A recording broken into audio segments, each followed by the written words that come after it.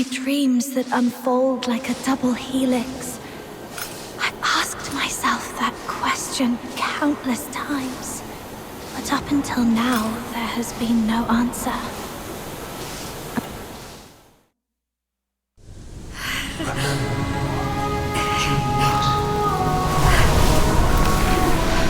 Your power, the power. If you wish to save all this.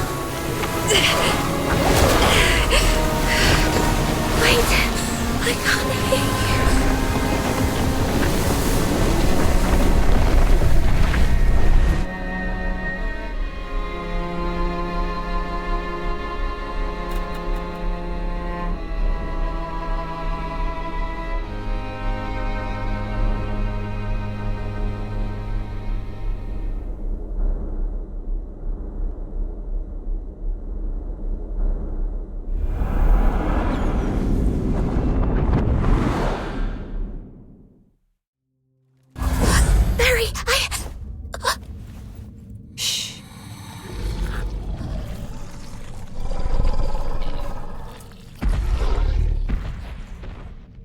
Are you all right?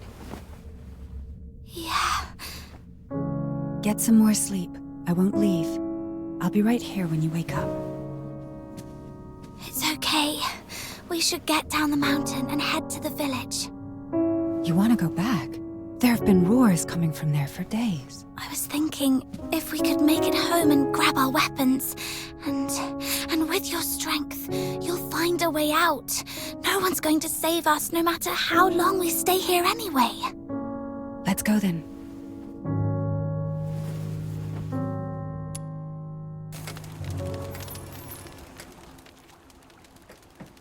Take it easy.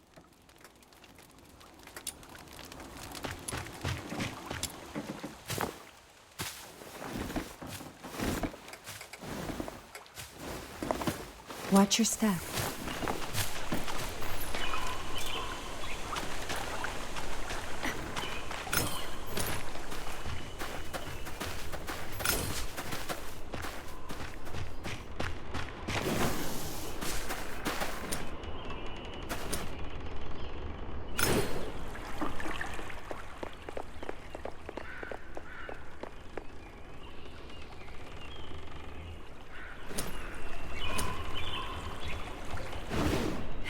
You're not fully recovered.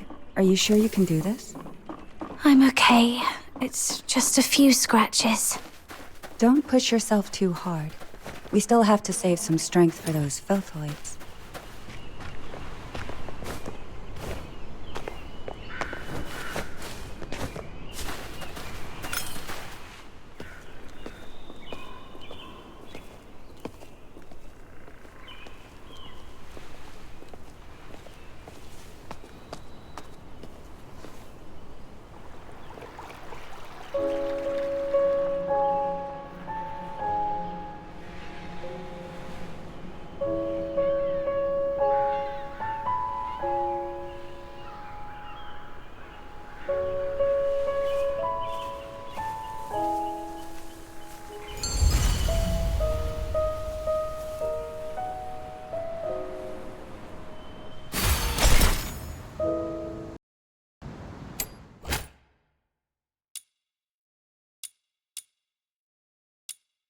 The village is in dead silence.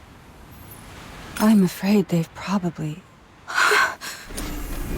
they've probably scarpered off by boat. We should hurry home and get the weapons, and then get to the wharf. It's still dangerous here. We're unarmed right now. We have to avoid those filthoids as much as possible. Almost. We're unarmed right now. We have to avoid those filthoids as much as possible.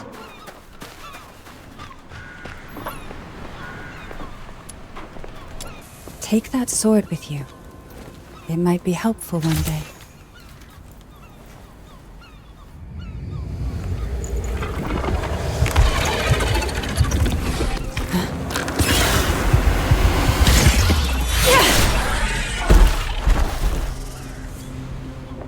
Keep yourself safe. I'll take care of these filthoids.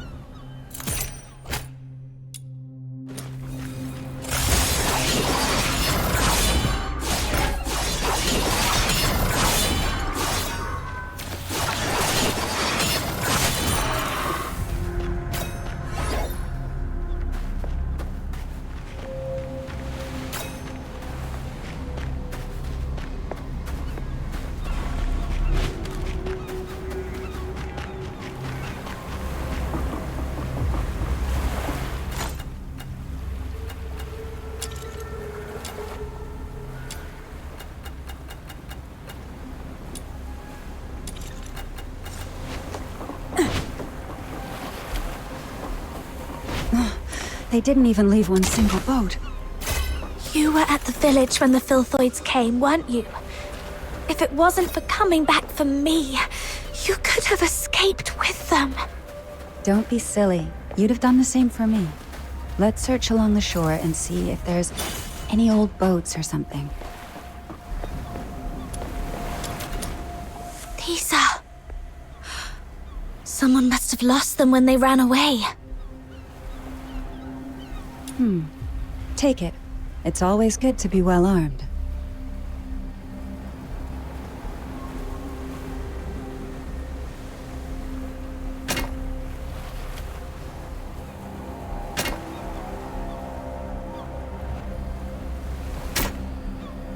No chance we're leaving by sea.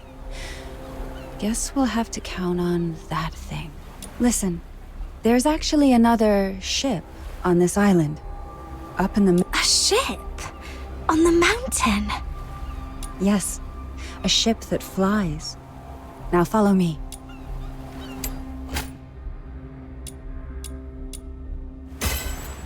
More Filthoids are coming. Stay close. If necessary, give out the secret signal. We made them up earlier so as not to alert the Filthoids up the mountain, remember? Yes. Alright, a quick check. 2 taps on the right shoulder mean... Watch your back. And 2 taps on the chest? Come closer. And scraping on the nose? Everything's okay now. Good. And the last one. 3 quick blinks. I've forgotten. Remember, 3 quick blinks mean... I'm not interested in that signal. And I won't remember it anyway.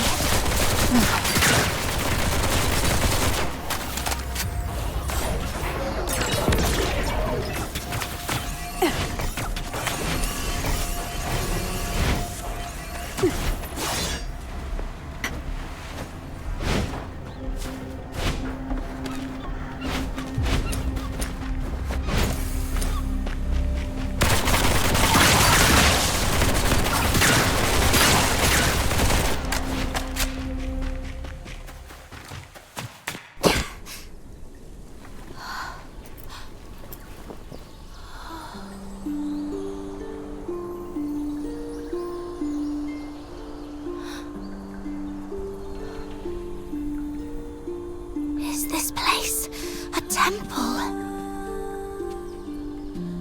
Yes. Someone once left that flying ship here. And...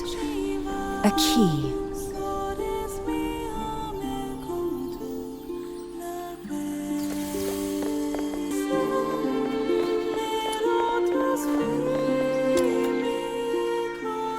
Listen. Thrust your sword right in there. Like this?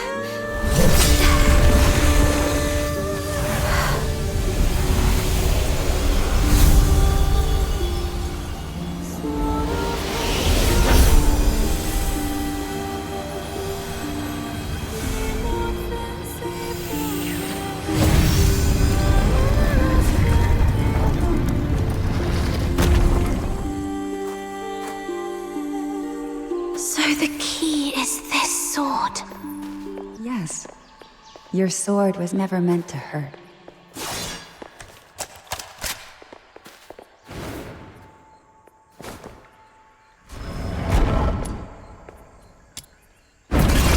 Let's head towards the top of the mountain.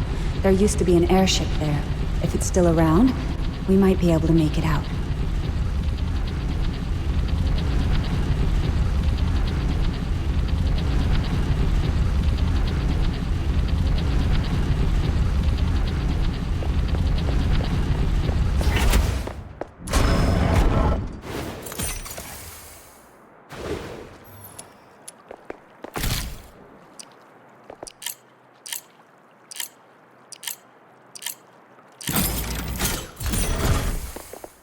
Are these Filthoids dead? It seems someone had a fight with them just before we arrived. Could it be one of the villagers? No, we were the first to open that door. Anyway, thanks to that person, we don't have to deal with these filthoids ourselves. Whoever it was, they're not to be underestimated. We must be vigilant. It seems someone used to live here. This was your home. Am I right, Berry?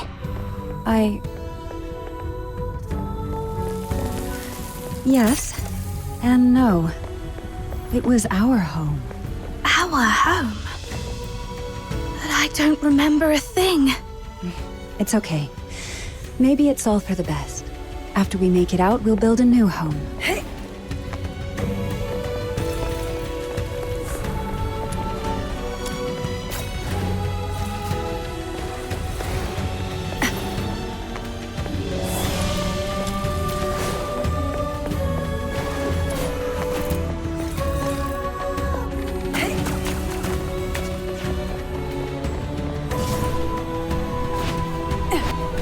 The ship is at the mountaintop. After a short break, we'll push on.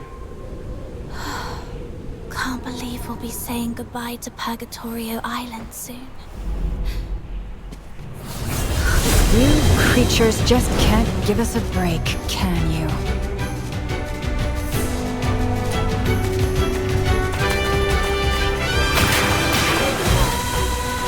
Surrender.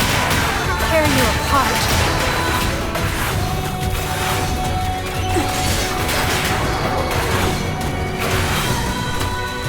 Tear you apart. Surrender.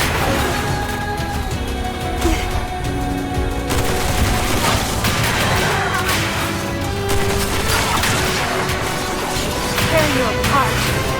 Surrender.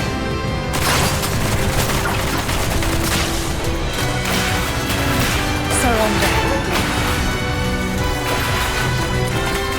Tear you apart.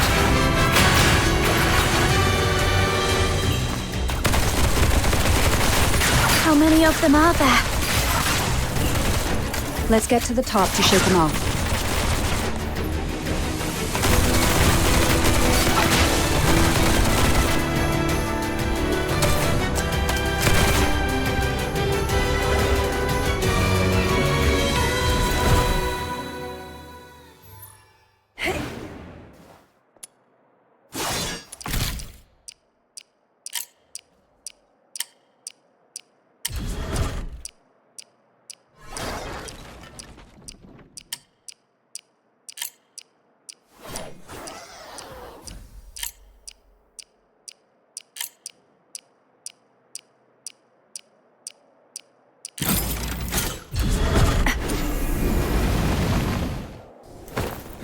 We've been searching for years. When will the chief give up this pointless hunt? Who's there? Lay down your arms! You're surrounded by the 13th Legion. How come? What happened, Berry? The Legion. Surrender. They found their way here. Anyway, we gotta break out first. They must be up to something.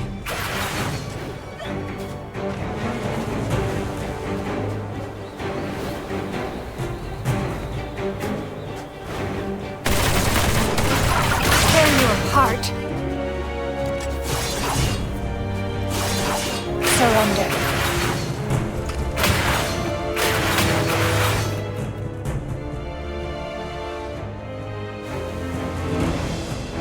Is this your idea of accurate intel, Randy? You gave me your word. The soldiers did their best with the filthoids. These are indeed unforeseen circumstances, but we did find something valuable on this island today. Alchemical tool she has used, and an airship with a Legion serial number on it. You realize we're looking for number 0, not this useless junk, right? We've been searching for over a decade, but our maritime unit intercepted several of the village's vessels. They might be able to dig up some... Were those gunshots? Randy. Yes, Mom.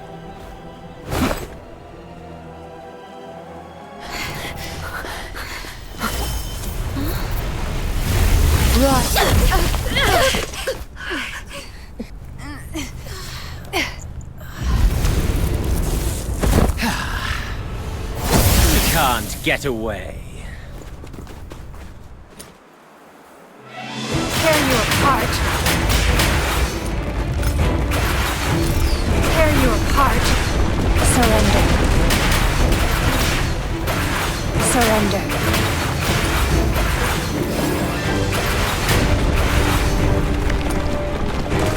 Tear you apart.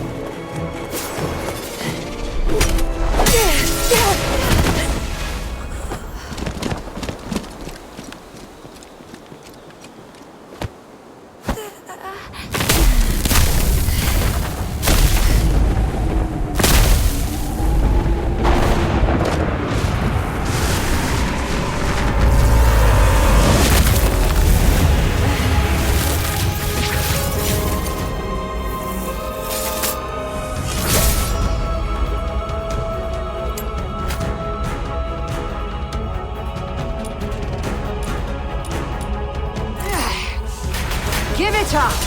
It's over!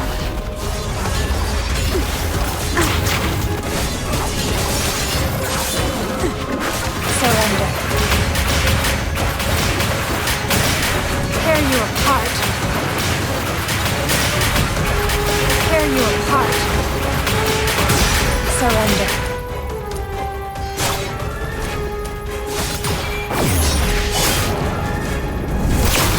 Not bad, I must say.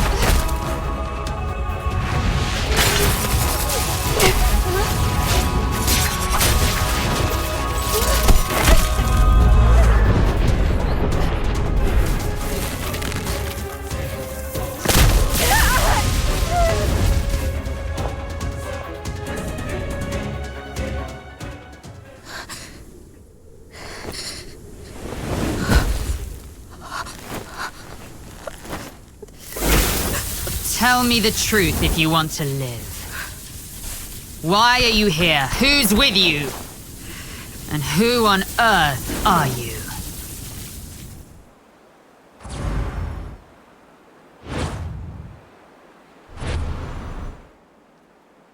That's how it happened.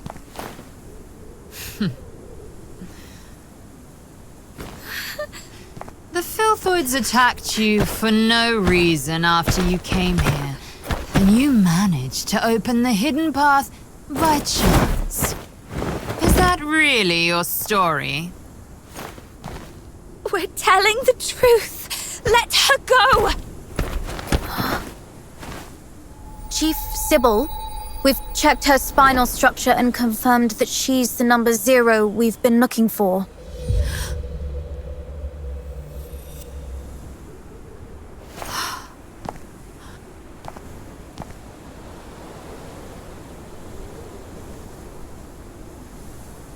Fortune has finally smiled upon me. Take her back. As for her,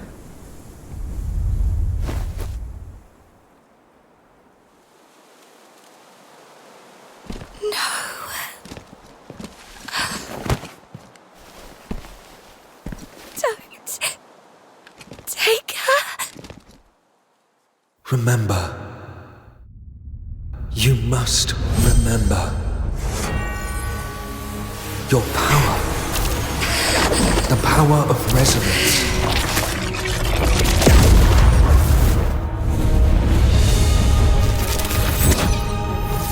If you wish to save all this,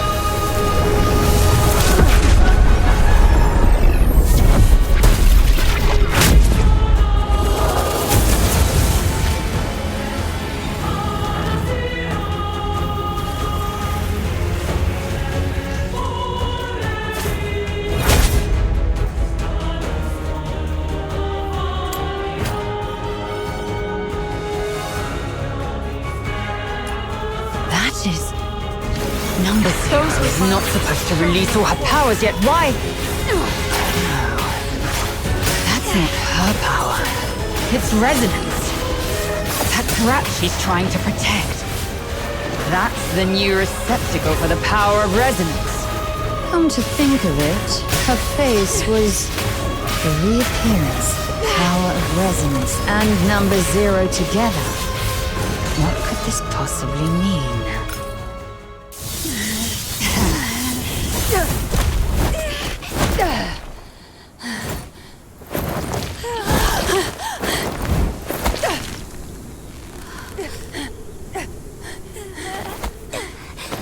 Hang in there.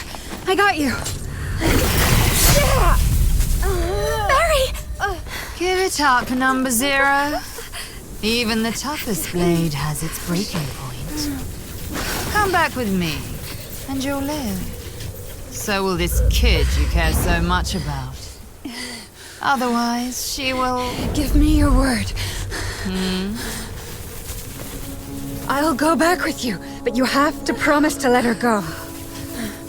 Give me your word, or you can take 2 corpses back. Perhaps I wasn't clear. This is not a negotiation. It's an order. Barry.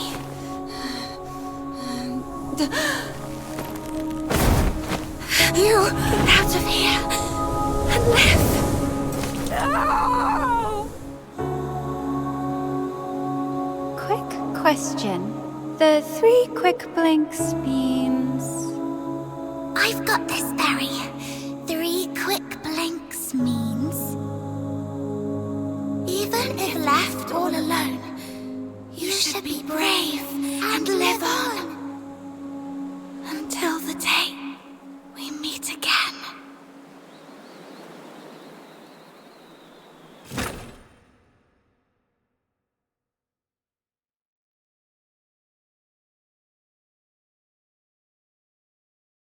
you're back. My other half. My reflection. And my echo. You heard my voice. And retrieved the power that belongs to you. The resonance. This power didn't change anything. I fell into the sea, and I'll never wake up again. It's all over. No, I can see it.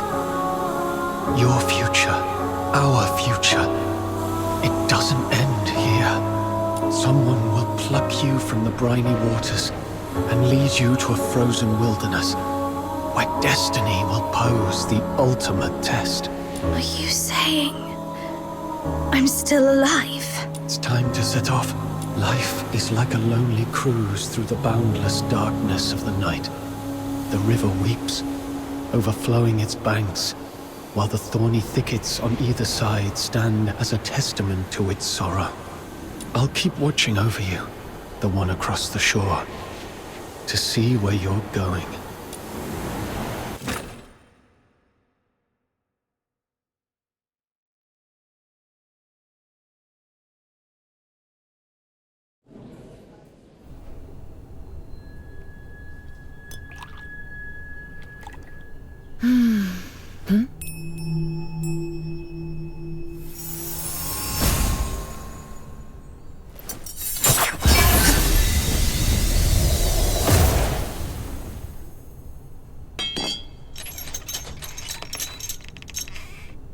This is my first time in the Cassitis province.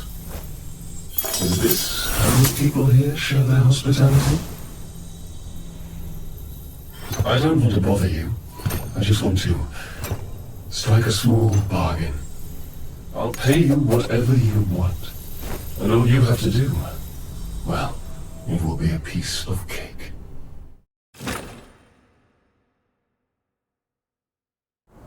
Hello? Hello? Can you hear me? Camilla! Look! She has woken up! Alive and not incapacitated. No broken bones, then. Who are you? How do you know my name? Berry, where are we? No. We were... I must find Berry. If it weren't for me, she would have managed to escape from those soldiers. Maybe... Hey! Are you even listening? Camilla and Snow have come all this way to save you! You better come with us to the city right now, or else you'll soon become a snack for some wandering filthoids! To... the city? Got a fright, huh? No worries, you'll be safe in a jiffy! Ice Lake is the largest city in northern Hyperborea! Hyperborea? I'm in the Hyperborean Empire. Well, yeah. What's the big deal? Do you know this woman called Sybil? Others refer to her as the Chief, and she's supposed to be in this country. I need to find her. Sybil is a common name, but there's only one that's linked with the title Chief. You want to find her? How did you lose your mind to the blizzard? I thought Charons are supposed to be resistant to cold temperatures. I'm serious. She might have taken something that's very important to me. So I must find her and get to the bottom of it. Espionage, assassination, defiance. With what you've just said, the Imperial soldiers could arrest you for these 3 reasons alone. If you really want to find the Chief, I'd advise you not to rush into it. And for the last time, if you don't want to end up as filthoid fodder, come with us.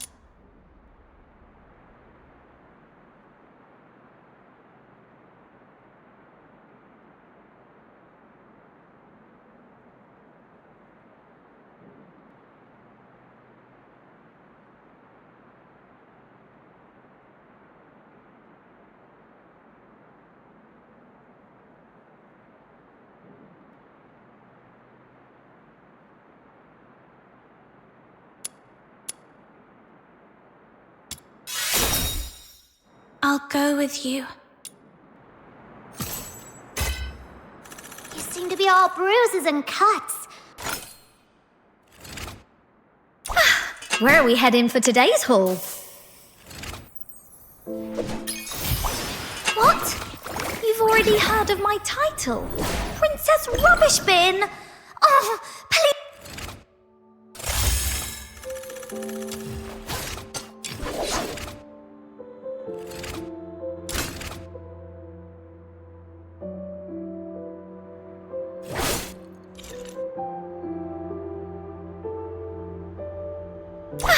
Where? I shall offer what humble aid I can. Samuel, here. Where are we heading for today's haul?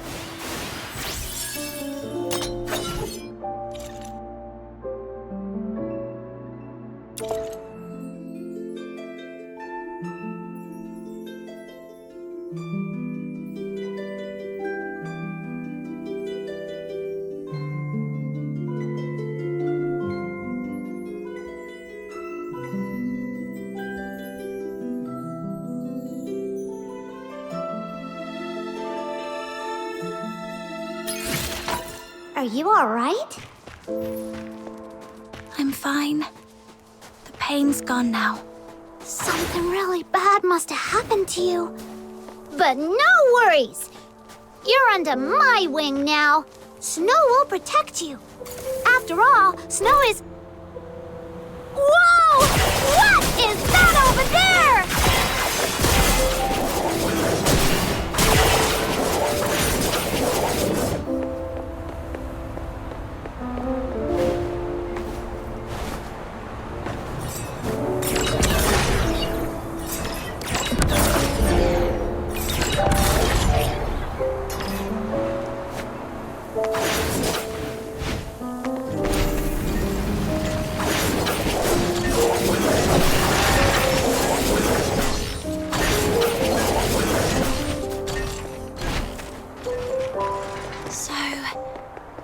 a city.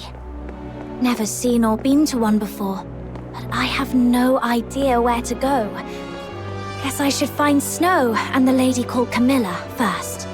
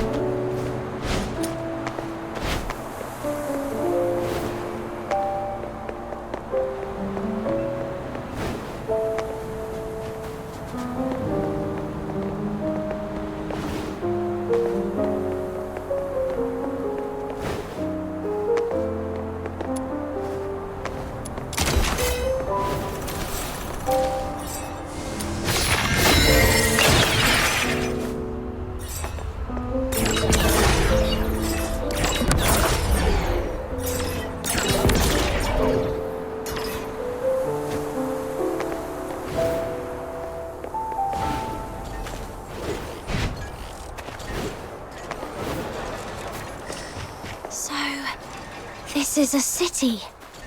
Never seen or been to one before, but I have no idea where to go. Guess I should find Snow and the lady called Camilla first. Seems like someone's had a bit of a mishap, and it's even attracted some filthoids. Those nasty monsters. Phew! Thank goodness we took them down.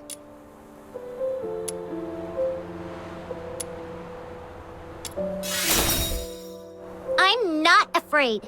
I was just worried about that poor driver. Anyway, I have another question. Do you know how far it is from this largest city in northern Hyperborea to Purgatorio Island? It's a small island. Should be to... The south of Hyperborea. Under a huge heaven tree, right? Ugh, it's far, far away. Over 1,500 kilometers from here. What? Did you come from there?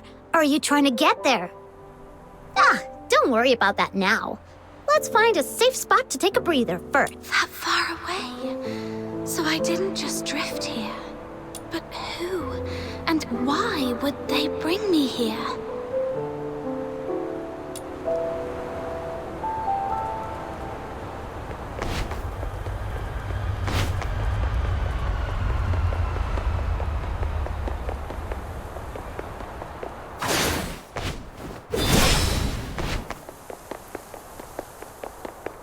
The city gate is just up ahead. Follow behind. Stop right there. Not another check. Don't even remember Camilla and Snow, huh? Looks like your eyes and your brain aren't working. Not you, Luno. I was talking to... Oi, One Eye. In such a hurry to visit the Security Bureau for tea, eh? You're not from here, are you?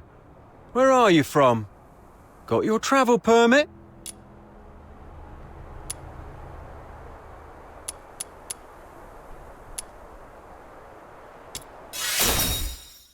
What?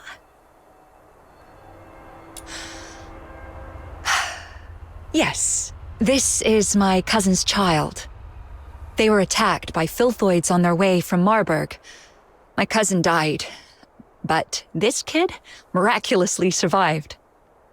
I'll reapply for the travel permit soon, but the child is quite shaken. Please, have mercy on this poor thing. Let her in for a warm meal.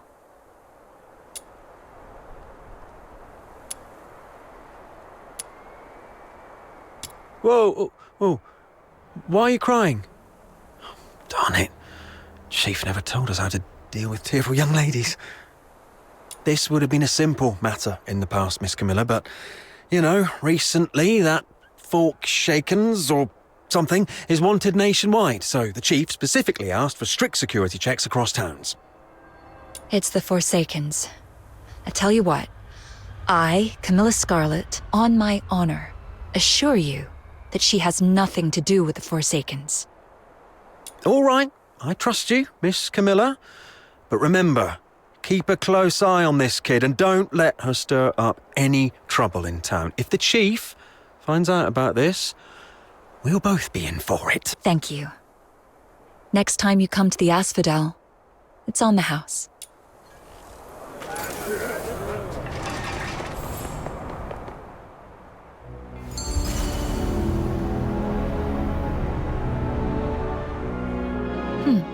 An excellent performance, I must say.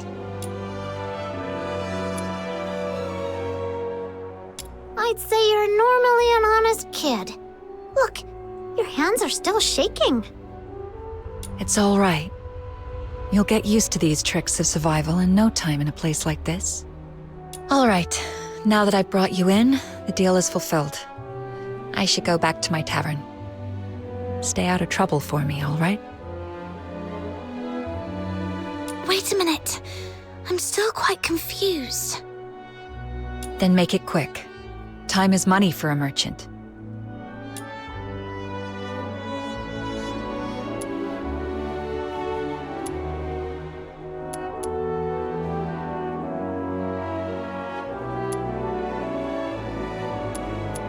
Snow just told you, didn't she? It's leagues away. If you're planning to head back there, the southbound train comes with a hefty fare, not to mention the travel expenses. You'd need at least a few thousand silver coins. Even if you'd rather beg your way across the Hyperborean plains, you'd still need to somehow deal with the inspections in every town you pass. Next time, you might not be so lucky. For all you know, you might well find yourself languishing in prison. Right, going all the way back is no picnic. I must first get some money and, as that soldier mentioned, a travel permit.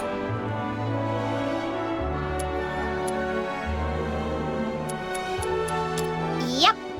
Just yesterday, in the pitch-black windy evening, a fiend cloaked in white light infiltrated Camilla's tavern and threatened her. Well, a hooded man in a white cloak struck a deal with Camilla to find you and bring you into town. Do you remember what this man... He was covered head to toe. Quite a mysterious figure. You don't know him either. I have no clue. How curious. Some enigmatic benefactor from nowhere is willing to spend a fortune to save a stranger, but doesn't want to reveal his identity or intention.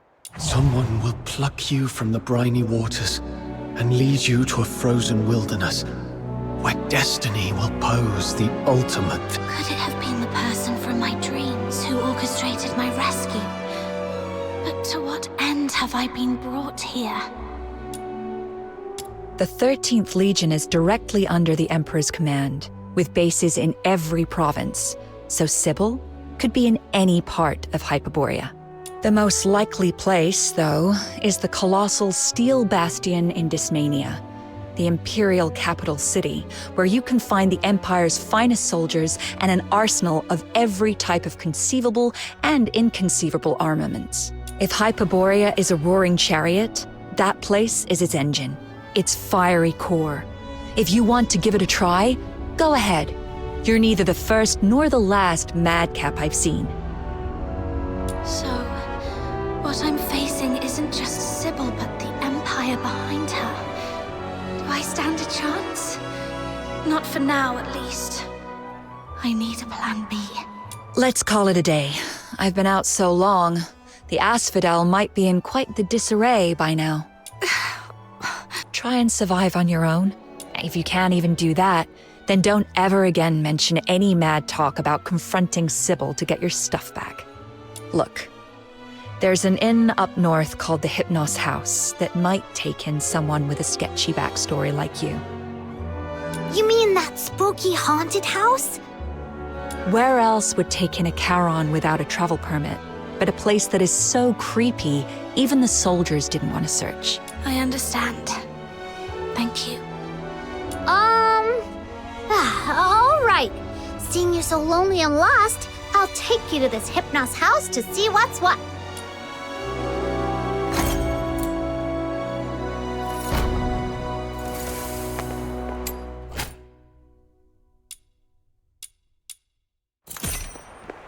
What exactly did you mean by haunted house? I heard about it from the guests at the Asphodel. There's always someone complaining.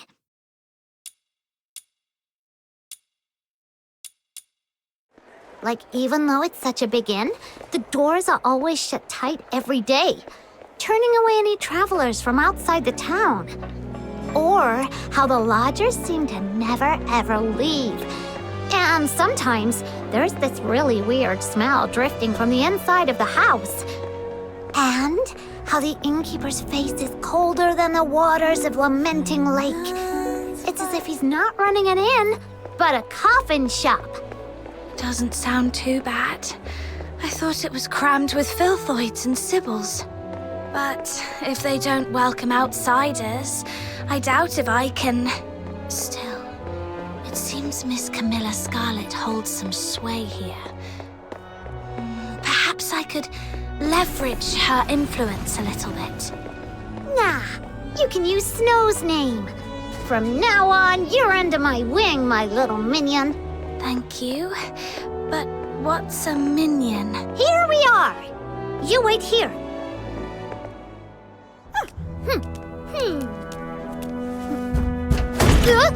Who is it? I am the Pure White Redeemer. Demon King of Light! Listen well, this person...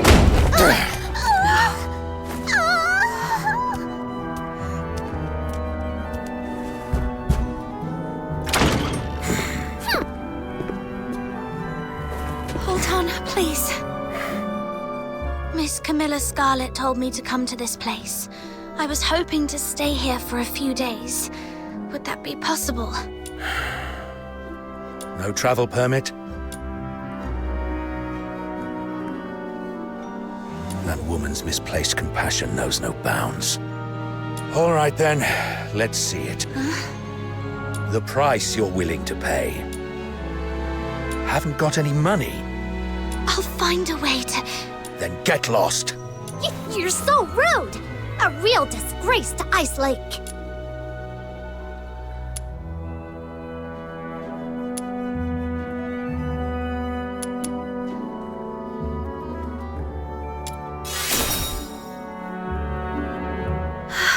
Let's leave, Snow. Mr. Henrik, I'm back! I just tidied up the house again, and it's all set. Be careful. Are you a new lodger? Just a penniless outsider looking for a place to stay. I was about to kick her out. An outsider? But if you kick her out, won't she be homeless? That's none of your concern. But the house is still unsold anyway. Lending it to her for one night wouldn't hurt, right? She can pay you back when she can. That way we get a little extra cash for basically nothing. If you keep being so cold to everyone, you'll never find a buyer for that place. Fine. Have it your way then. But just for one night. Come morning, you must go wherever you're supposed to. Understood. The house is to the south. Follow me.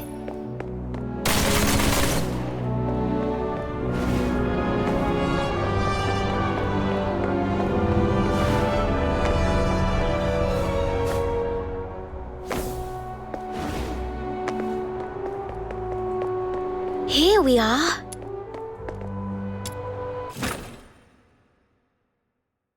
This room has just been cleaned up. You can stay here tonight. Cool! Don't be upset. Mr. Henrik isn't really that greedy. It's just we've been quite strapped for cash lately. Otherwise, he wouldn't consider selling his old house to make ends meet. It's been neglected for years, but after a good clean, it's not half bad, right? At least it keeps out the chill. Oh, I haven't introduced myself. I'm Psyche, a lodger at the Hypnos house. And sometimes I help Mr. Henrik out. That's quite an uncommon name in this city. Mr. Henrik mentioned you're not a local. Where are you from? Your outfit is a new sight for me. A small island, far, far to the south. The south? I know it. It's a place with 4 seasons, including spring. And an island. You must have seen the ocean.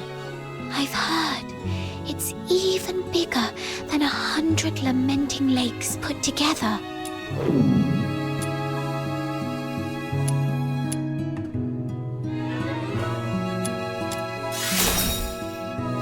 Of course not. We Luno folks aren't as fragile as you. We don't get hungry so easily. Are you hungry? I'll get you something to eat. Be right back.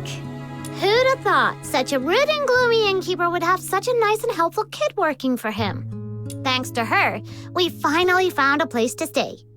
Let's rest a bit. I'm quite tired too.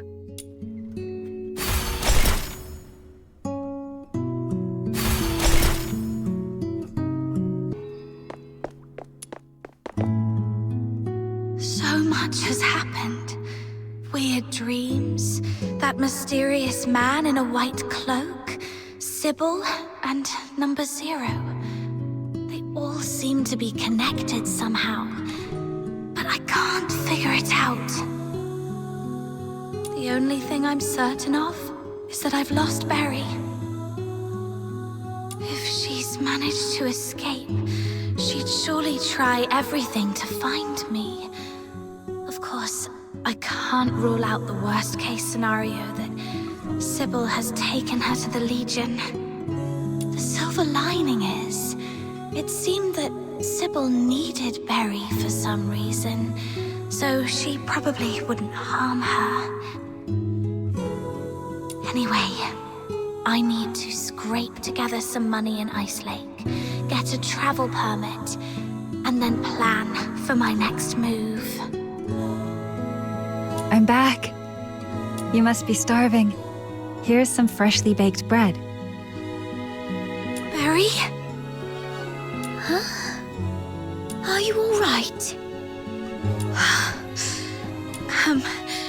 I'm fine. Just so hungry that I accidentally bit my tongue. It hurts, so... Then you'd better eat some bread and wash it down with warm milk. That'll make you feel better. Thank you, Psyche. Are you sad? Huh? Why? I can feel it. Even though you're trying to put on a smile, you're not happy. I'm a bit curious about what you've been through, but Mr. Henrik told me not to pry into our guests' pasts. Anyway, you can take a good rest here and think about what to do next. Thank you. Psyche, I need to ask you something. I need some money. Is there any place in the city where an outsider might find work without too many questions asked about their past? Let me see. Most people here work in the factories. But they all ask to see a travel permit. Well, there's perhaps one place you could try. Miss Camilla Scarlet's Tavern, the Asphodel. You can take up commissions with handsome rewards there, but those commissions are often quite dangerous.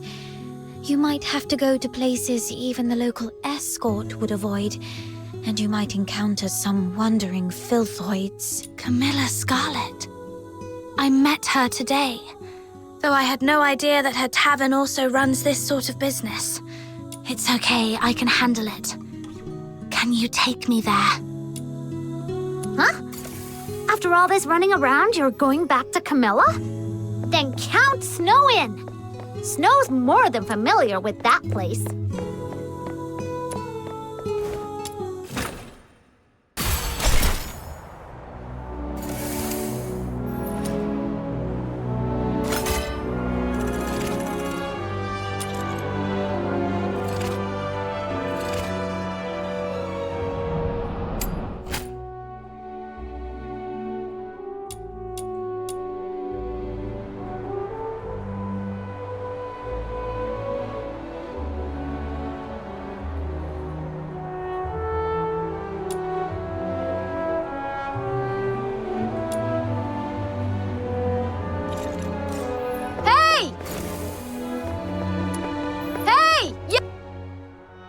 Who is it? A girl who looks just like Snow. Who are you calling girl? The younger generation nowadays is so disrespectful. You should watch what you say! Although all Lunarians look young, she's actually as old as your great-great-grandmother.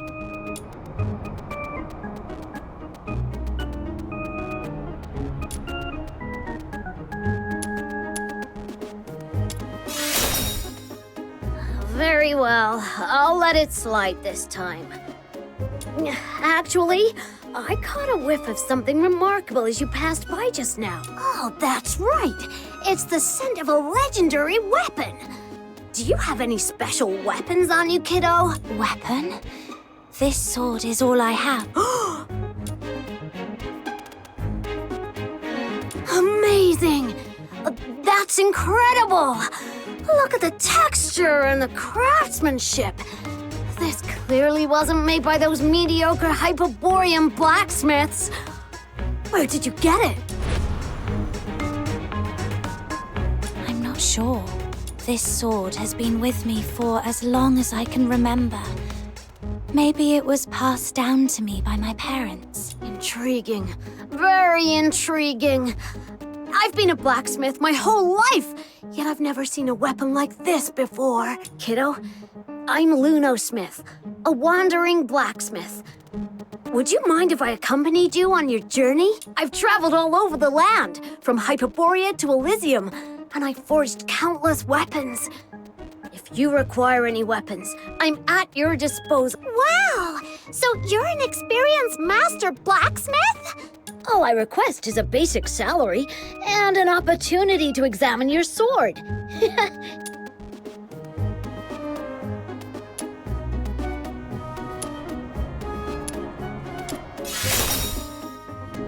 Look, I can see skepticism written on your face. You can trust me. You must know the saying, Lunos never harm. Everyone in Atlasia knows that. Yes, exactly.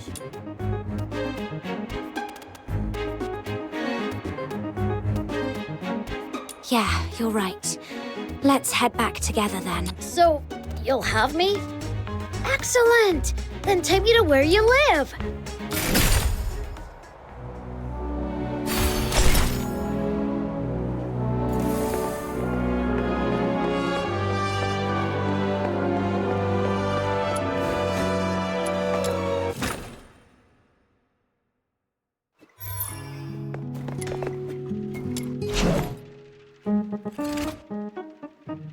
Got any foraging plans, kiddo? Hee hee! My hammer is eager to unleash its might.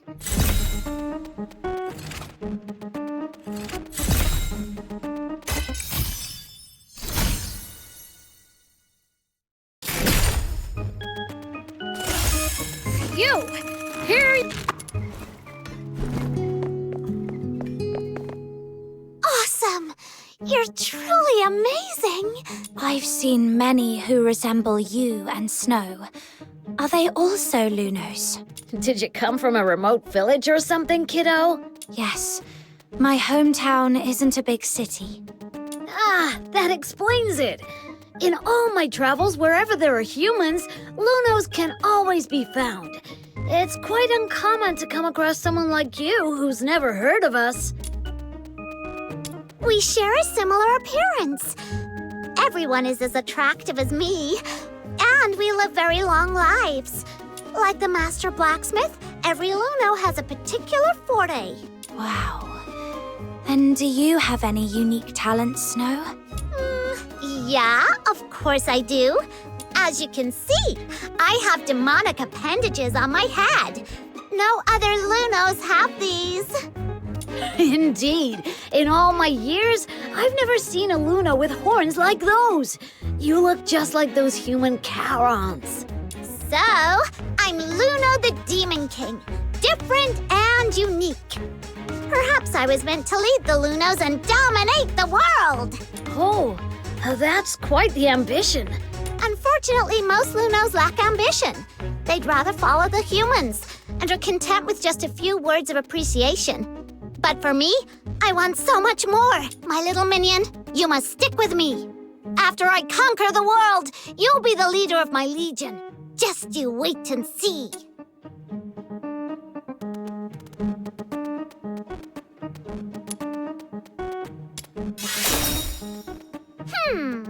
How about 20 letters of praise written by this Demon King?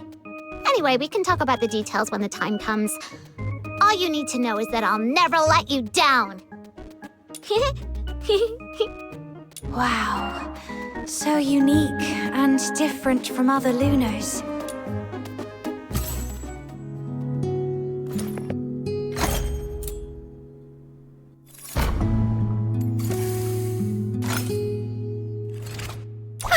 Where are we heading for today's haul?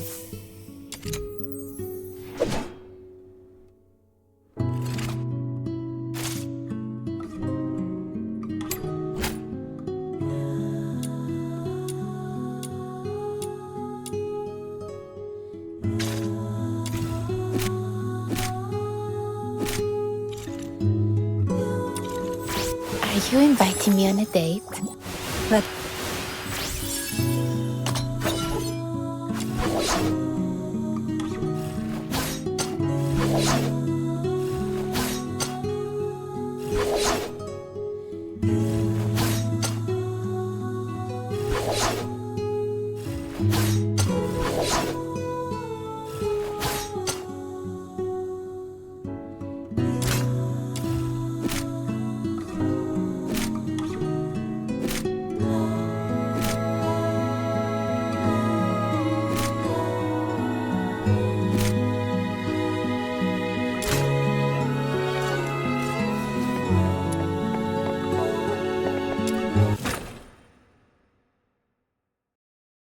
The Asphodel is just to the south.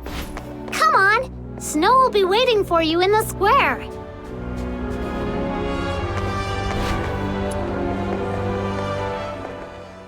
Your travel permit. Are you deaf? Show me your travel permit. Sorry, sir. I'm a bit slow at this age.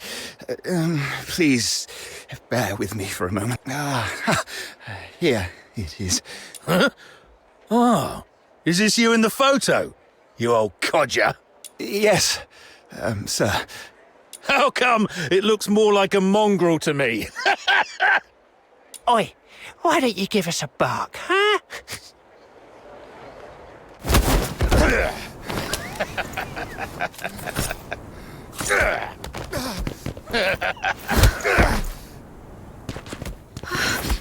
No!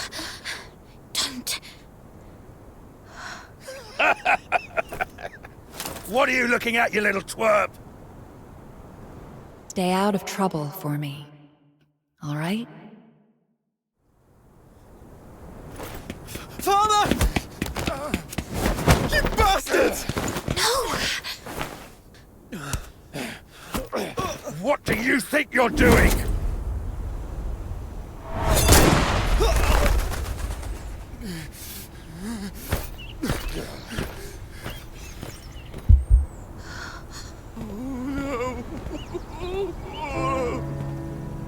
Let's leave. There's something important you should know. If you're from somewhere afar, remember, whatever you do, never anger the Solarians. The Solarians? You mean the ones without horns? What's so special about them? Or is it that we are the special ones? Yes. Here in Hyperborea, we, the Charons, with our unique appearance, are different from the Solars. They even call us Demon's Children. Ugh! Speaking of which, Snow is super mad! Whenever those humans talk about stuff like demons, children, and magic, they always give such dirty looks. Just like when Camilla sees a drunken brawl in the Asphodel. But it's actually the demon's children who are being bullied by them. Thank you, Snow. But the fact remains, we are unwelcome here. So be extra careful when dealing with Solars. That soldier back there, even after committing such a brutal act, the only consequence he will face is merely a demotion labeled as an accidental mistake. We've seen stuff like this many, many times, until everyone gets so used to it. Such things are commonplace in this place. They are just as ordinary as the fact that Charons aren't allowed to enter the inner city of Ice Lake or leave the Empire. As ordinary as flowers withering, lakes freezing over, and snow melting in the hearth. This makes returning to Purgatorio Island even more challenging. Why is it like this? The Solars of Hyperborea believe the Charons who wield magic are evil sorcerers, the greatest threat to their peaceful lives. But you can't always just suck it. Why not use your magic on them and boom! Make them cry like babies. Oh, seriously, that makes me so mad.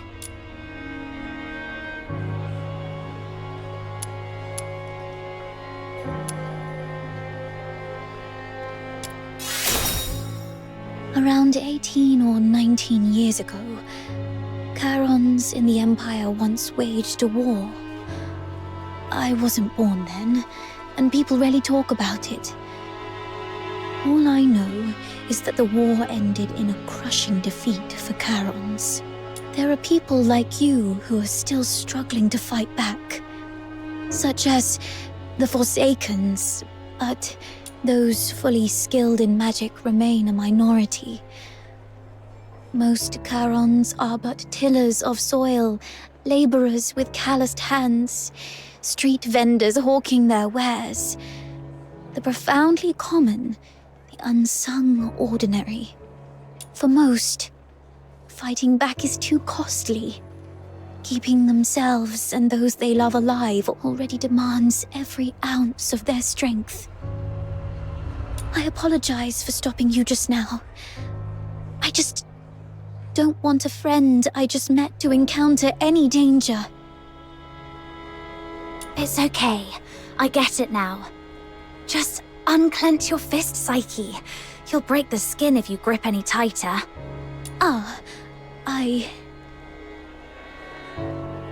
Don't worry. I'll act rationally. After all, Miss Camilla vouched for me so I could get into the city. I can't get her into trouble, at least. Right. The Asphodel is just up ahead. Let's go. Annie?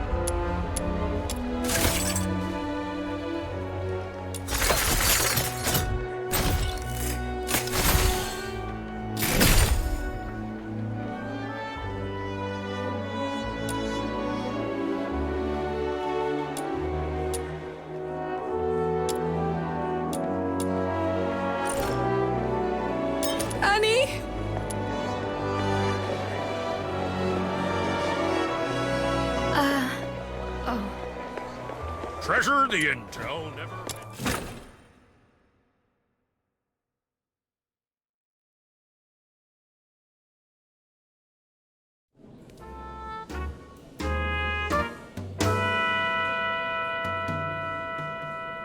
And then, out of nowhere, he ambushed me and pinched the cash I'd just gotten. Oh, that rotter doesn't even spare us scavengers. That money was for several families' upkeep in the slums. Without that bag of coins, all the young and old will have to tighten their belts even more next month. I have no idea where the thief has run off to. I need someone to help me nab him. Shouldn't this be something for the Security Bureau to handle? Well, by the time the Security Bureau bothers with us Charons, the ice in Lamentin Lake would have melted away. Please, Miss Camilla, the kindest and most beautiful lady in Ice Lake, could you maybe ask some of the fox hunters here to lend a hand? Just one tiny favor.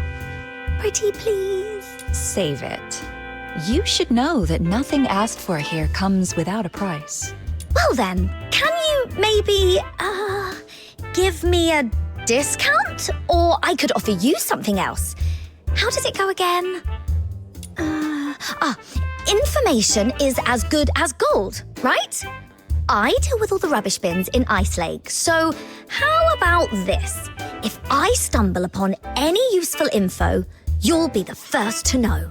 It's you. And you're the little girl from the phrase. Psyche, isn't it? Yes, Miss Camilla. I'm staying at the Hypnos house for now. I see. I'm here with a friend. She is looking for a job and wants to become a fox hunter. Then you came to the right place. There's a commission for fox hunters right now. Not now, Margie. Okay. Already made friends. You're quite a charmer, aren't you? As for fox hunters, let's get one thing straight. This isn't child's play nor an easy gig.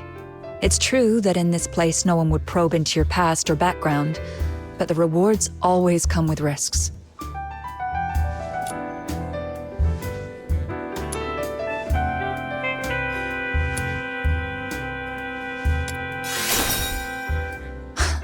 You don't look tough, though your courage is admirable.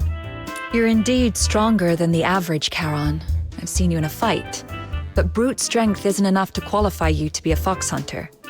You need to prove that you're capable of dealing with all possible contingencies and a very mixed group of clients. It just so happens that a chance for that came in just now. Oh, right. Snow heard that someone swiped this lady's money.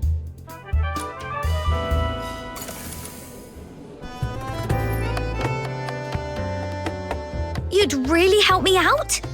Oh, thank you. That scoundrel headed west.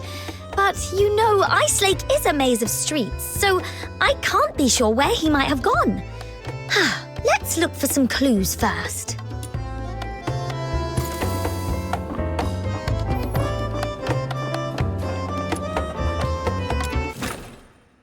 Let's start by searching to the west.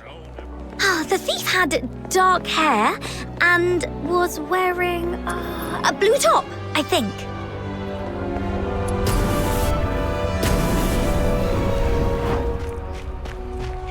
Oh, look! It's Mr. Baddie from the slums. Hello, Mr. Baddie. Out for a walk? Oh, it's our little princess rubbish bin. How's today's haul? I see you've got two little psychics to help you. I'm not a sidekick. I'm the Demon King. Okay, so you are the Demon King of Rubbish Bin, then? Nuh-uh. It's the Demon King of Light. Let's not get hung up on titles for now. Mr. Baddie, did you happen to see a Charon man in a blue shirt with dark hair just now?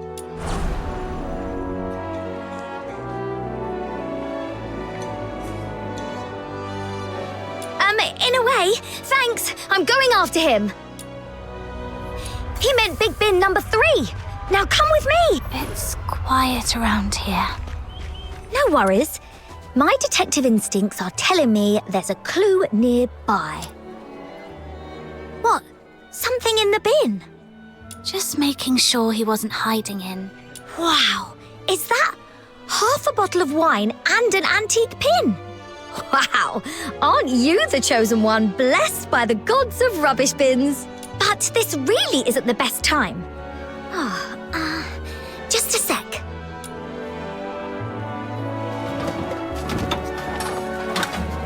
There. All set. I'll come back for these later. Finders keepers. Oh, I'll share this wine with you once we've caught the thief. I think I'll pass. Thanks.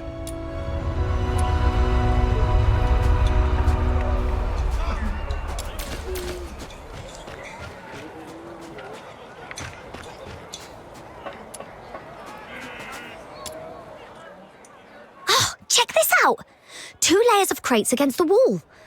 The bottom one is skewed, and there are messy footprints all over it. Ha! It's busted. According to the statement of Margie the witness, she just straightened these crates when she did her shopping at Big Bin number 3 this morning. Thus Margie, the reticent detective, deduces that desperate thief must have stacked these crates to climb the wall. He's likely hiding on the rooftop right now. Ha! Smart thinking. Let's get up there and check it out. So, reticent detective, that's your title, Margie? Sounds cool. A bit short, though. Could use more punch. Makes sense. Any suggestions, Demon King? That old man back there called you Princess Rubbish Bin. That's a good one. Reticent detective, Princess Rubbish Bin. Has a nice ring to it, doesn't it? Oh, no way! Can we please drop that nickname? It's embarrassing.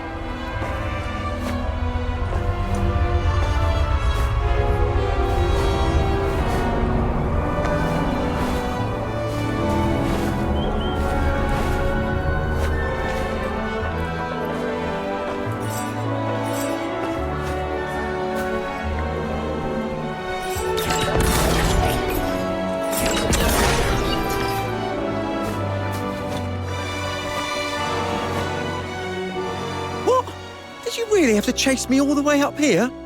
You said you were going to share the money with the poor anyway. So why can't I get a piece of it? If you're hard up, I can help you. But you can't just grab money off people. That'll earn you a whack on the head with my shovel.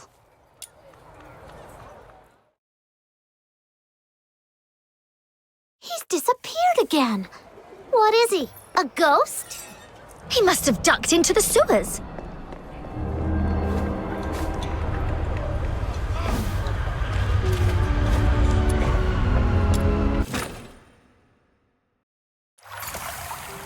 Oh, it's surprisingly roomy down here.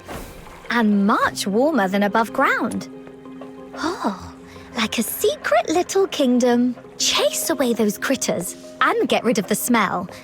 Then you could pitch a tent and practically live here. Right! Woo! You should live here. It's rent-free. Let's turf these critters out.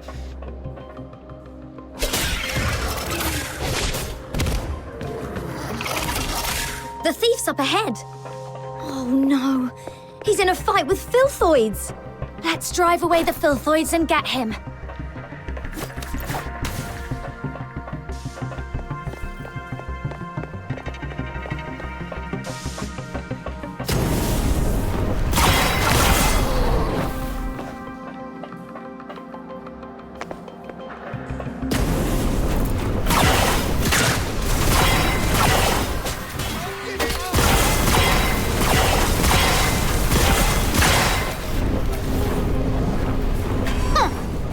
fast now, are ya? Come on! Let's pin him down!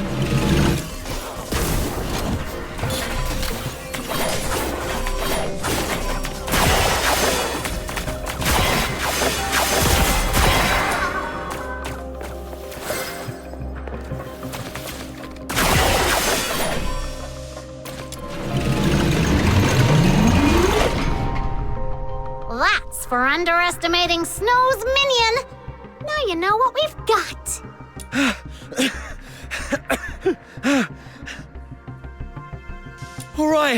All right, here's your money back.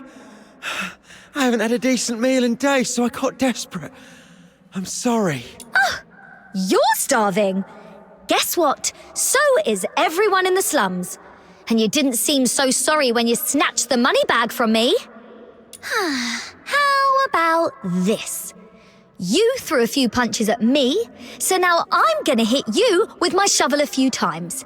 Then we can call it even, and you can leave. Okay. Watch out, Margie. He's got something in his hand.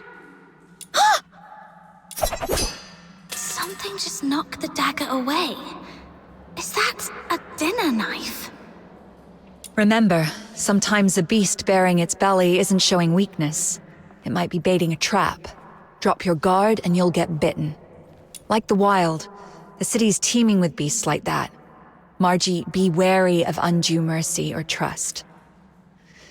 You too. I'll remember that.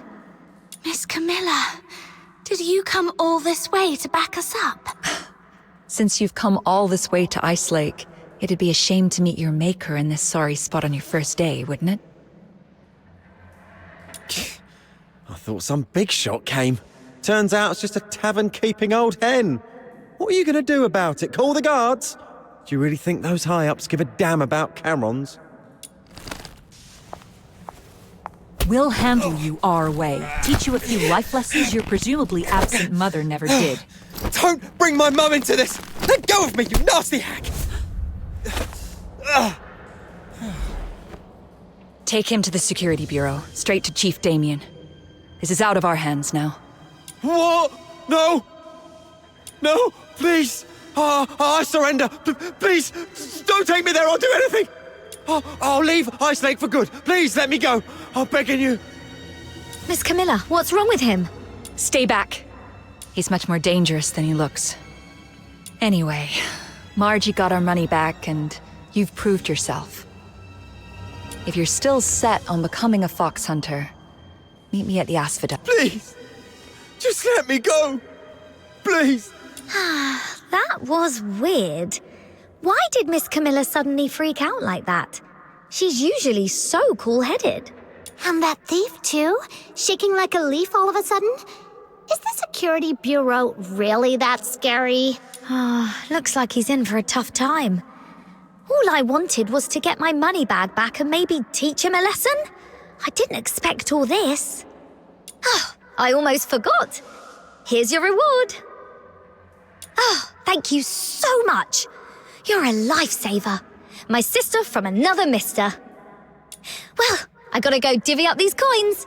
I usually do my shopping all over Ice Lake. If you need me, just drop my name in the slums and they'll help you find me. Over here! All the commissions for fox hunters are listed on this board.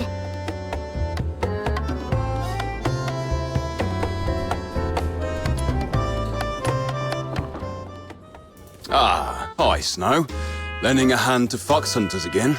What is it this time? Nabbed a few hundred bandits? Thwarted a dozen dastardly schemes? Today I'm keeping it low-key. Just nabbed a petty thief. Just one? That sounds almost believable. I've got to see this. I've never fibbed before. Come here, my little minion. This is Mr. Wells, the most hardworking fox hunter around here. Hello, Mr. Wells. So it was you. Looking all neat and tidy. Who'd have thought you had it in you?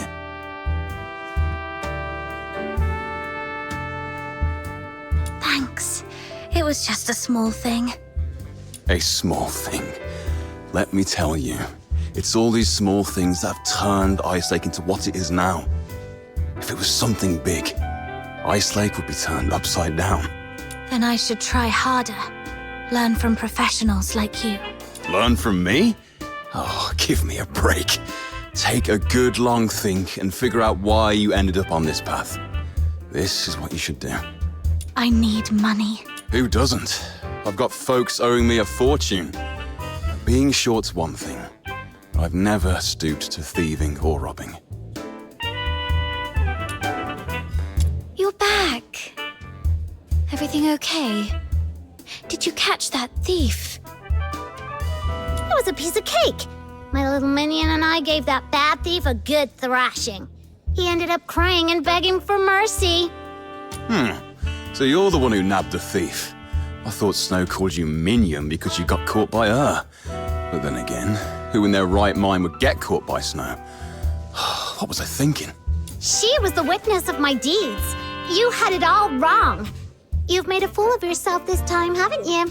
Serves you... Sorry for what I've just said. Care for a drink? Just let Camilla know. It's on me. Consider it an apology. I'll take a 20% cut. You keep 80%, as usual.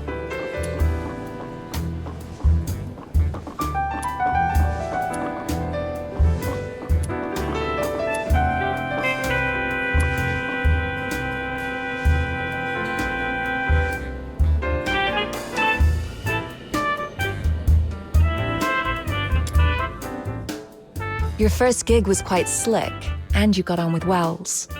Your career as a fox hunter is off to a good start. Here, a hot drink to warm you up. I was gonna treat you to one, but since Wells is offered, we'll put it on his tab. Right. I did mistake this last for a thief. It's the least I can do. Oh, and I can also catch her up on our line of work. To be honest, it's been pretty tough lately. Any commission worth a jot has to be fought for. I just had a gander at today's jobs, and they're all thankless. Except for that hot potato. A right bother of a job. Finding some daft stone. It's no point in telling you. Even us old hands don't dare touch it. Let alone a newbie like you.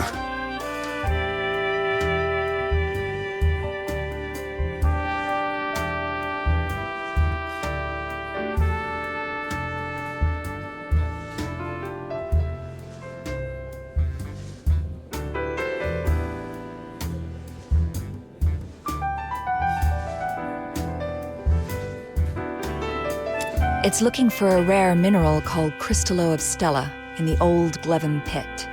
The client is Henrik Ethelred. Yes, the very same. Glevin pit is now a den for filthoids. A few fox hunters tried their luck, hoping to find some foxine scraps there, but not a soul came back.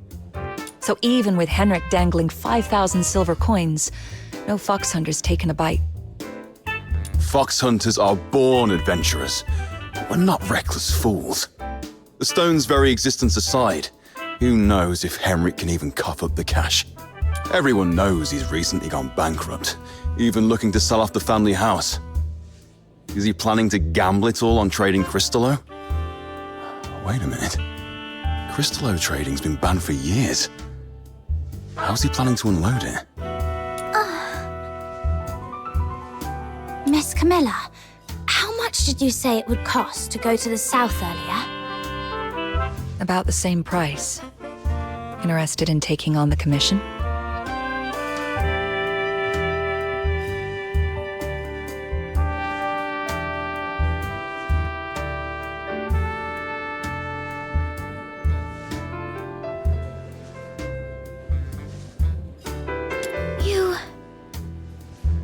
You serious?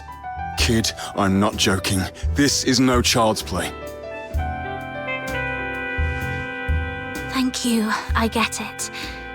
But, Miss Camilla, you once told me, if I can't even handle this, how will I ever find my lost treasure?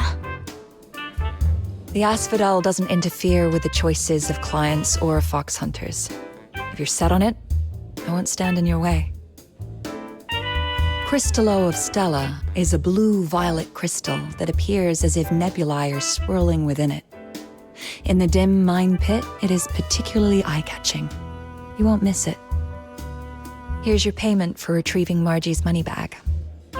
Take this with you as well. Make it back in one piece.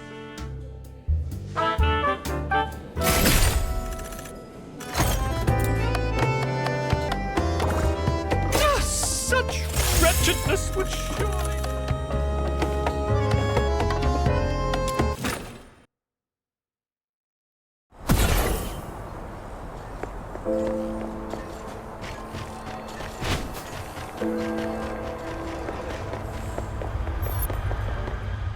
Hold on, please. Psyche, what are you doing here? I thought I'd help show you the way. I mean, to Glevum Pit. Snow knows the way. But it's nice to have some company, especially when we're heading out of town. Yeah, outsiders can easily lose their way out there. I saw you accepted Mr. our request, so I thought I should help out.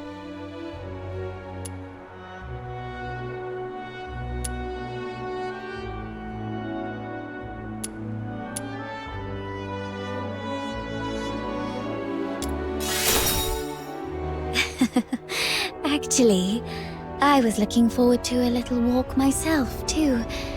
Shall we get going?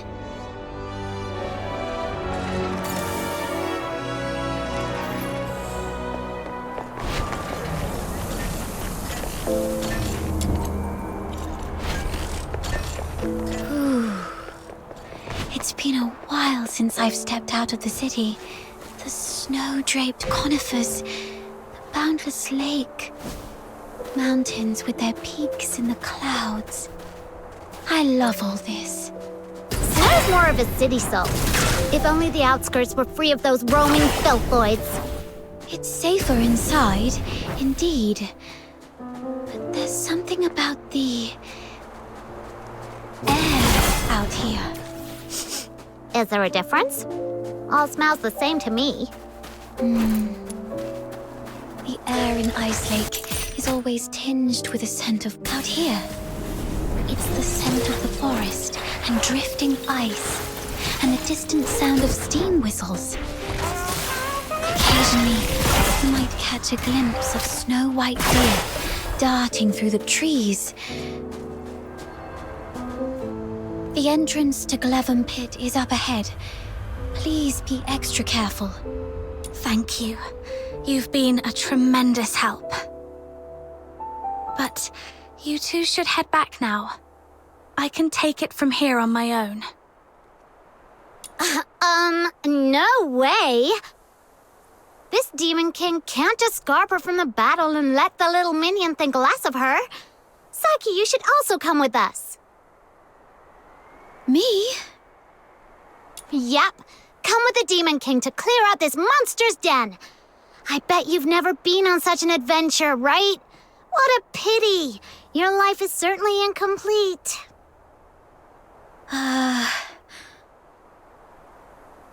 All right. I'm in.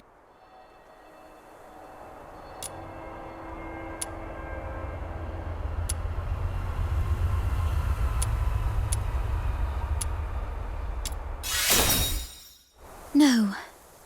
A life without adventure is certainly incomplete. I think she's right.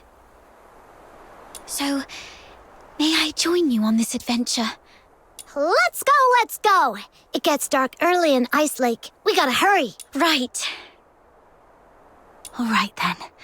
Be careful, both of you.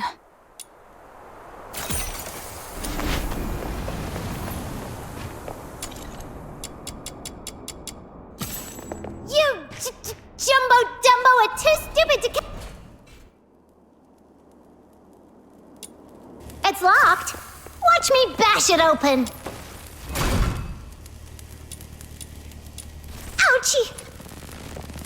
door this thick is probably impervious to brute force. Then let's look around to see if there's another way in. Snow, does your head hurt? Let me help you. There. A little puff to ease the pain. Oh, you're so nice. When this Demon King conquers this place, I'll appoint you the gentle green-cloaked mage, the wise master of foxing, the inaugural Grand Duke of Clevum Pit. I was the Duke of the Sewers.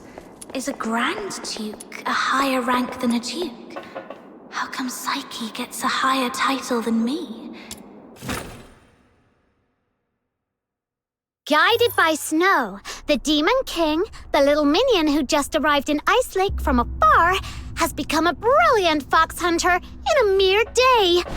A new chapter in the legend of this Demon King. Fox Hunter is a cool name. Do they all hunt something called fox?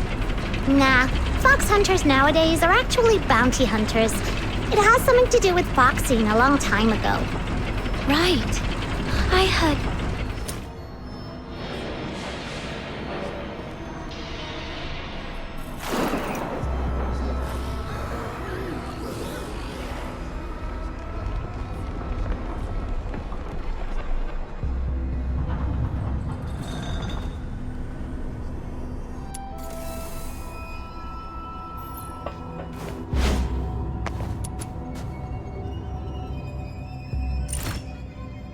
Look over there, little minion. There are several powder kegs.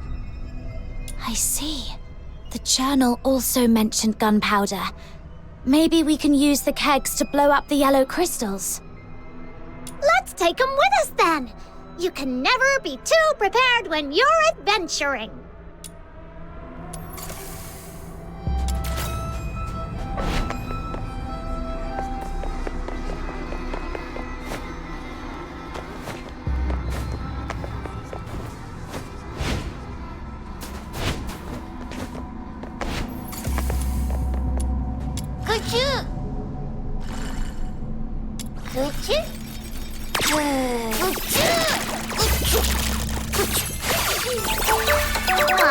Those nasty yellow crystal spikes block our way. The powder kegs we just found can be of great help now. Might as well stay away and shoot to detonate them.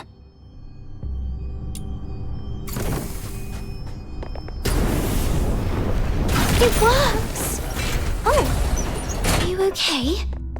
Why are you squatting on the ground, Demon King? Are you hurt? Huh? I'm fine. It was just a... Look! A giant crystal in the middle is glowing. Could it be that the Crystallo of Stellar we're looking for is inside?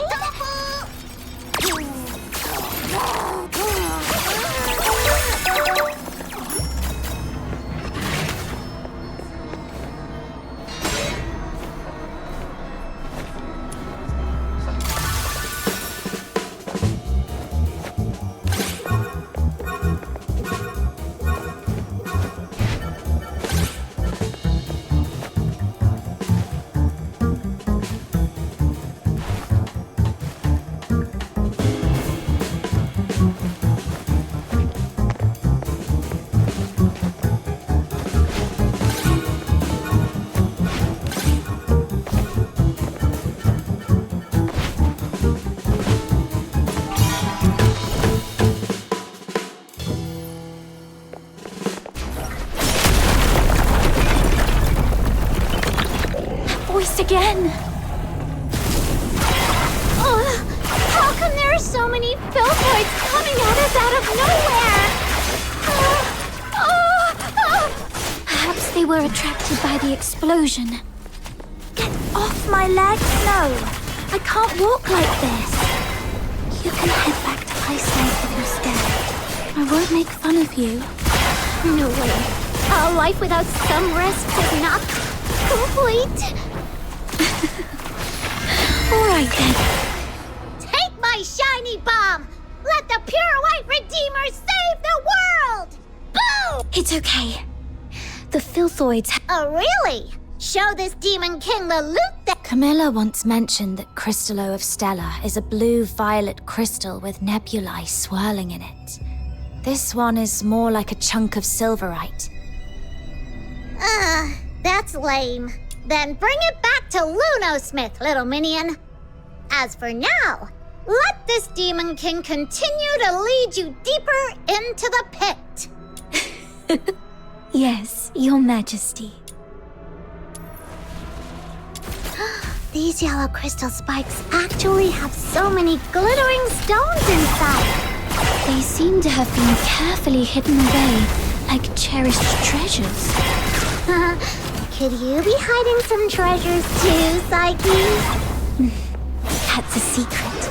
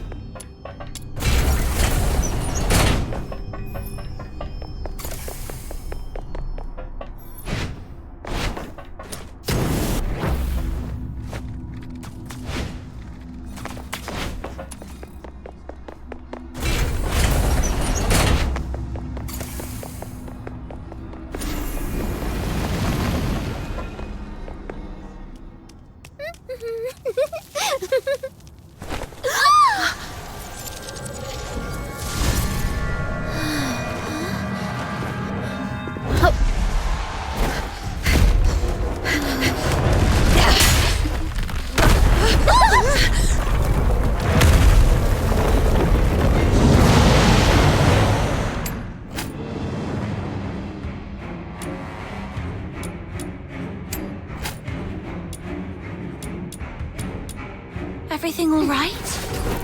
I won't surrender. I suddenly couldn't see clearly back there and ended up starting that monster. I'm so sorry.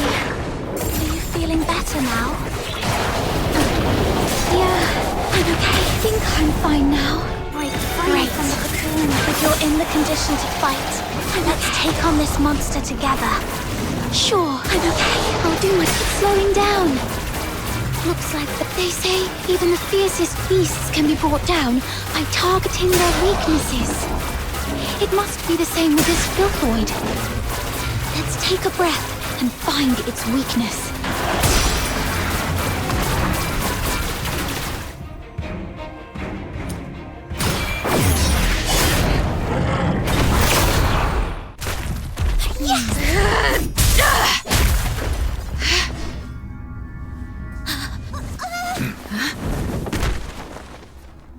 Crystallo of Stella. Look at its beauty. No wonder everyone wants a piece of it. What a commotion I just heard. So it was you guys that took out that giant thing? Impressive! Outsider! How come the Crystallo is in your hands? It was my little minion who first... It was just lying there with no one's name tag on it, wasn't it? Come on. In our line of work, there's no such thing as dibs. And you're new here, right? Someone has to teach you this lesson, and that someone just happened to be me today. Consider this Crystallo as tuition, shall we? Please give it back. That Crystallo is important to her, and to all of us.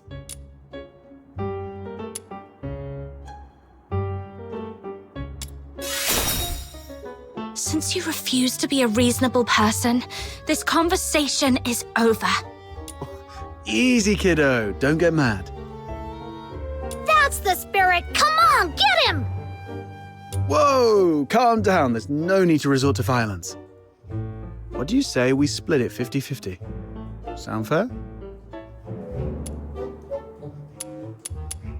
Got a bit of a temper, have we? Perhaps you could talk some sense into your friend, young lady. Sure, but I'm not really familiar with the way you fox hunters handle things. No worries. You're a polite girl. I forgive you. We're sorry for not knowing the rules. So, as an apology, Mr. Outsider, we'll let you make the first strike. What? Hold on. Even if it's 2-on-1, there's no guarantee you can beat me, am I right? Wait a sec, I'm telling you I'm really strong. No fox hunter around Ice Lake can best me. Ever heard of Chief Sybil? I'm a match for her.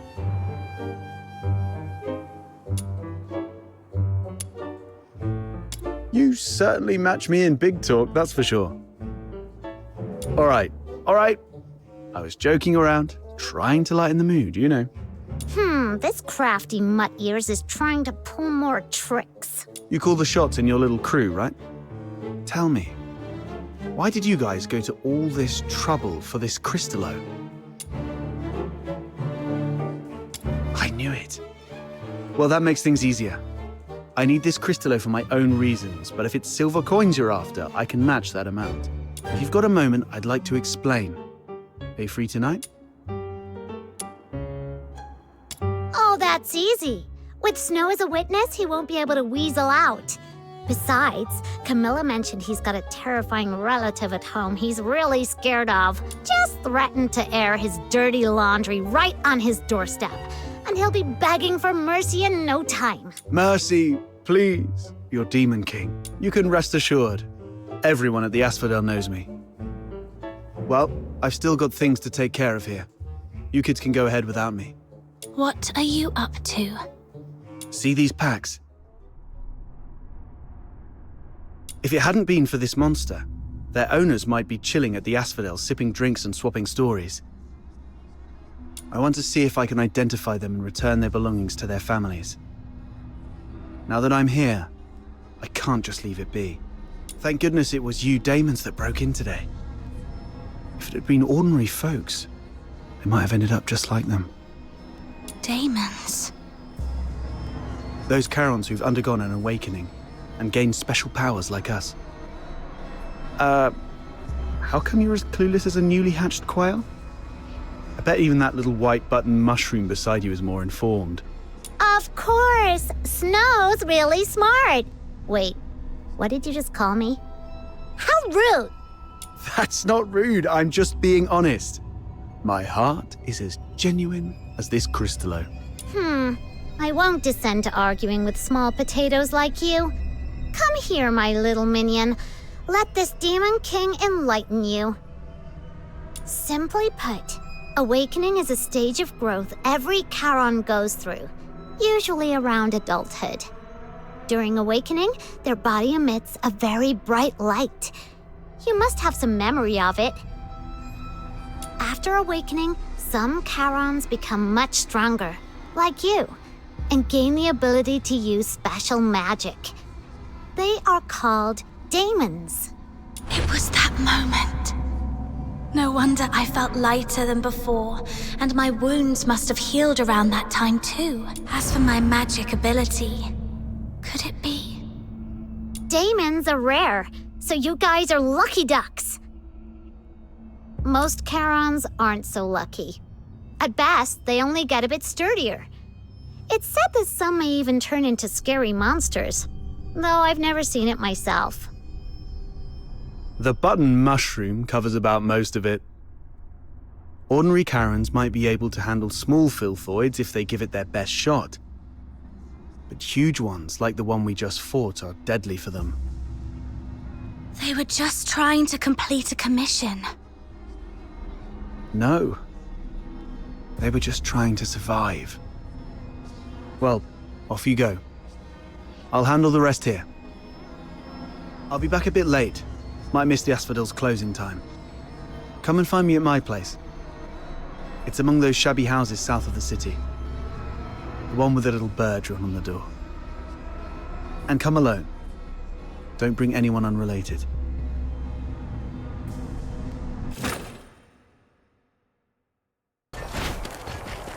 Isn't that Henrik over there? What's he doing here? Psyche, come here.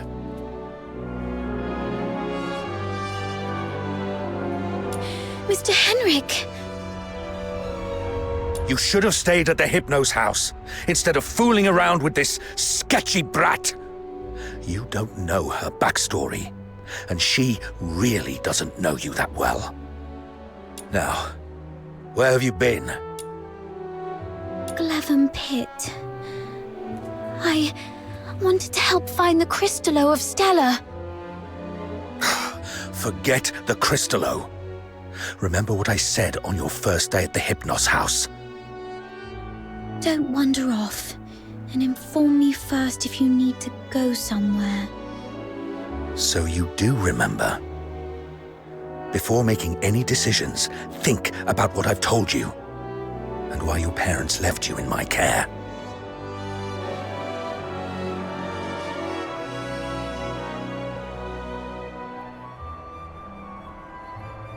If anything happens that messes things up, or if people start asking questions, you know what's at stake. I'm so sorry, Mr. Henrik. You're a good kid. Just don't let this ever happen again. As for you,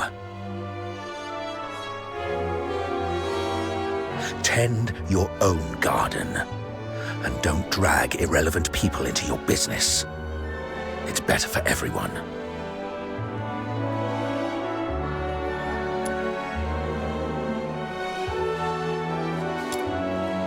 Let's talk about something else then. For example, are you this polite and friendly to everyone?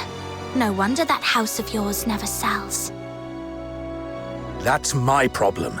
For you, the thing to worry about should be where to crash after tonight. By morning, I expect you to move out. Let's go home, Psyche.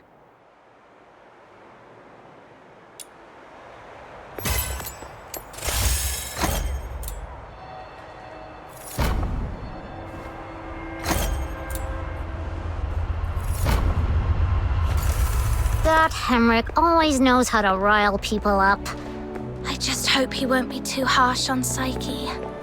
As for whether this is my last night in that house, I need to talk to Outsider. You two are gonna have that secret little talk without me, huh? That Outsider is such a pest. Like I care. Off you go. I'm gonna go chill out at the Asphodel.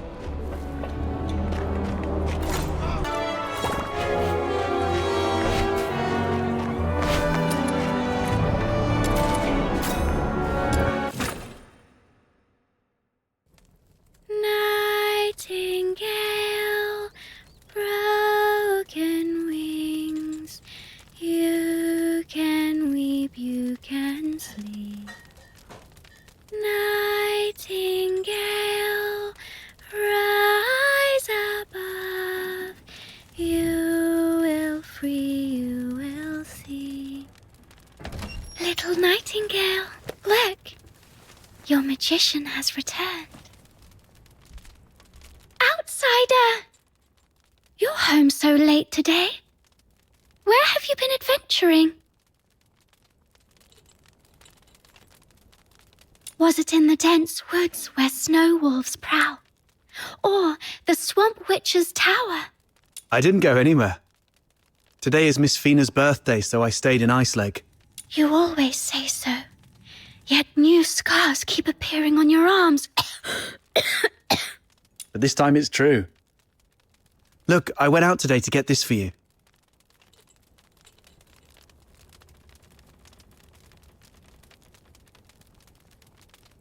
Is this a cake? But there aren't any cake shops in the neighborhood. I have my ways. You know, I am a magician of extraordinary wisdom. Moreover, I have something else to show you. Close your eyes and count down from 5 to 1.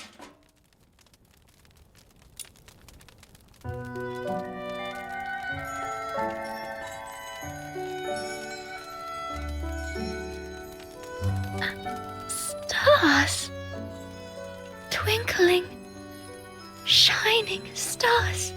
You read the story I wrote, didn't you? The nightingale yearned for the sky, but it was ever so dark. If only I could see the stars once, she wished silently, even but for a fleeting moment. Night nights in Ice Lake are always so misty. So you conjured up a starry sky.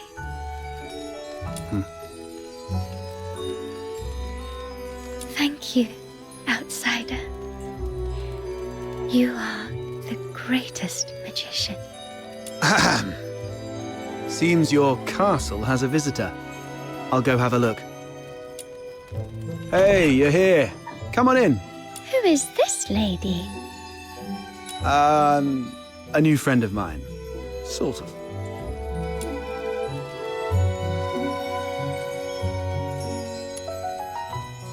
Don't listen to that little button mushroom. She's so full of it. Terrifying relative?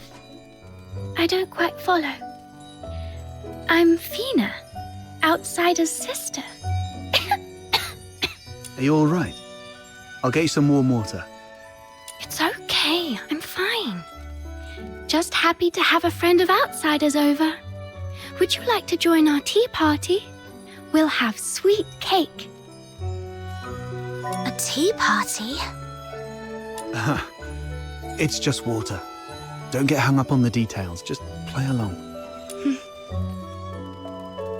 What's wrong, miss? Nothing. It's just that the cake is quite sweet, which reminds me of my family. She used to season food with lots of sugar. The island we grew up on had plenty of fish and salt, but sugar was a rarity. So when we were little, we never really got to have any. She's only a few years older than me, but from a young age, she began working as a helper for the neighboring fishermen. One time, that fisherman somehow got his hands on some imperial supplies, including 2 jars of sugar, and she traded half a month's wages for 1 small jar. It was the first time she got hold of any sugar, and she didn't know how to use it. Simply knowing that it was something valuable and delicious, she poured it all into the fish stew. By the time we grew up and started earning more, sugar wasn't such a luxury anymore. But whenever she cooked, she'd still add a lot of sugar out of habit. Goodness, that sounds horrible. I can almost smell that fishy, sickly, sweet odor. She owes you an apology. Or at the very least, she owes the sugar and the fish an apology. No, outsider. You're missing the point of the story. I believe that lady who always used a lot of sugar was also a great magician. So, in our guest's eyes, everything related to her was wonderful, even the unbearably sweet meals. Okay, whatever Fina says. So where is that girl now? Perhaps you can bring her some cake. Let her know what normal sweets taste like. We got separated and lost each other yesterday. Or maybe longer ago. I'm not sure. Then you must find her. Because families like flowers and trees, snow and wind, they should be together no matter what. You have to find her. Yes, I will. I will find her.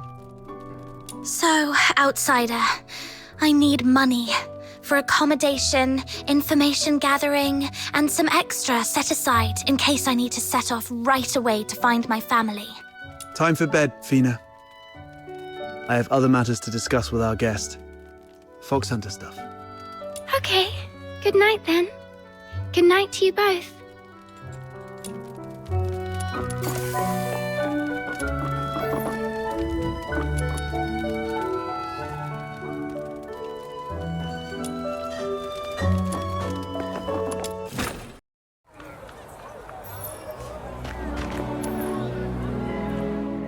Time to get down to business. I mean, about what happened at the pit today. Sorry that I took your Crystallo. I had to do that so we could talk in private here.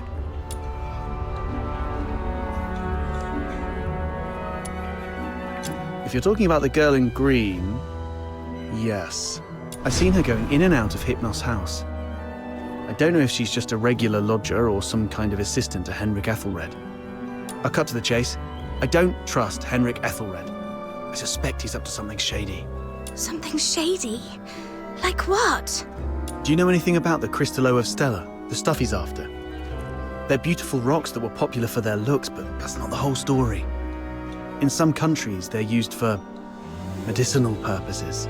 There was once a serious case of medical negligence involving Crystallo of Stella in Flagson province, throwing half the city into chaos. That's when they slapped a ban on Crystallo trading. That's not the half of it. How many folks on the streets of Islake can truly claim clean hands? What really gets me are the rumors about Hypnos House. People in the neighborhood say that Henrik and his lodgers are a weird bunch. They keep to themselves, and though they call it an inn, Henrik's the one picking who stays. Some have peeked inside. The lodgers there are all young people under 20. Stranger still, you see them go in but never out. No one knows where those young lodgers end up. Yes, I've heard some haunted house rumors as well. Makes you wonder. But speaking of which, how did you get onto this? There's this fox hunter boy I used to work with named Hunt. He went missing a month ago, last seen by the scrap picker girl, right outside the Hypnos house. A couple of days ago, I went over there and ended up in a blazing row with Henrik. Even with it, he just stood there, sneering. You know quite well what would happen to a Charon harming a Solar. I know you have a sister. Better stay out of it for her sake. Damn it, I really want to throw him into the Lamenting Lake. Anyway, I must find out what happened to Hunt and what Henrik is really up to. It's not just for Hunt. I do this mostly for Fina. I don't want to see anyone I care about living in fear anymore. In that case, I'm worried about someone too. I mean Psyche, the girl in green you mentioned. If anything happens that messes things up, or if people start asking questions, you know what's at stake. Whatever's going on with Henrik, that's not my business. But if he's really up to something, I'm worried Psyche might get hurt. Good. We have a common cause then. I was going to get the Crystallo from the pit, then use it as an excuse to apologize to Henrik and take a look inside the inn.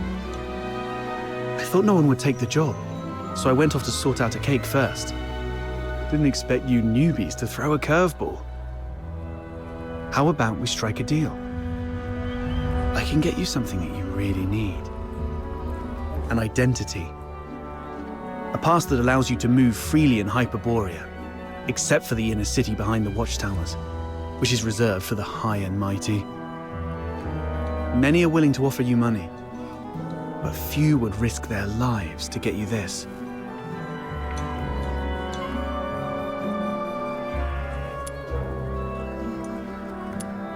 Just a guess. So you really don't have a travel permit, huh? Lucky you ran into me. Without one, you'd be in a world of trouble in Hyperborea. Unless you choose to hide in a shadowy corner all day. He's fishing for information.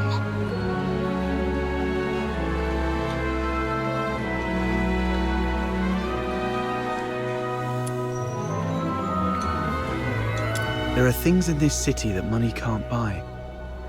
Especially those that could land you in hot water. What you need is the invisible thread of connections between people. Without a travel permit, it's indeed difficult to get around in Hyperborea. So, what's the catch? Give you the Crystallo? No, you can have it. And you can trade it with Henrik for silver coins if you want. You're not one of the locals, so he might not be on his guard as much.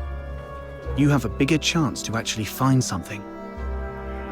Trade a little snooping for a travel permit? I think I can handle that. It sounds easy, but you should be careful. Meet me here at 12 tomorrow with anything you've found.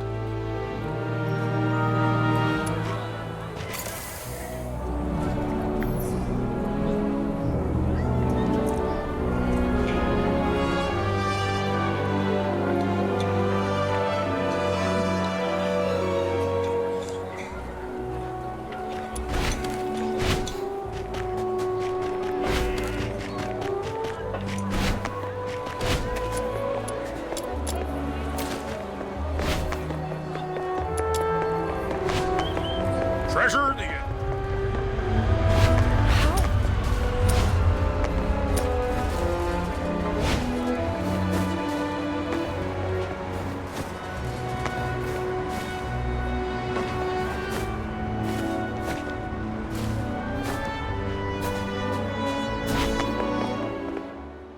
Perry, so much has happened today.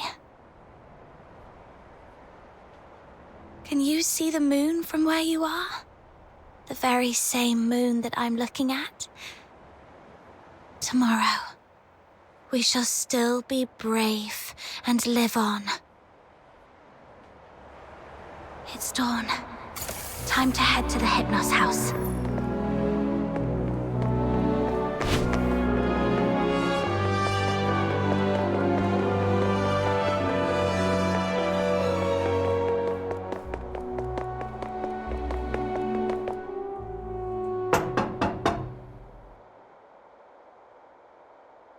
It's me.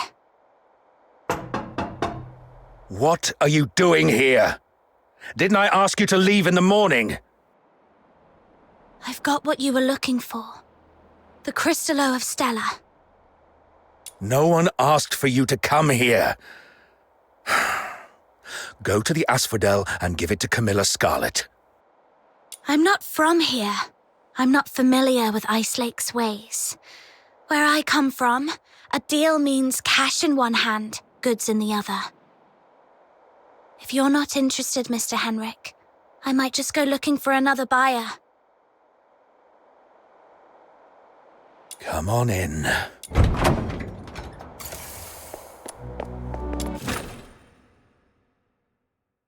Got the Crystallo with you?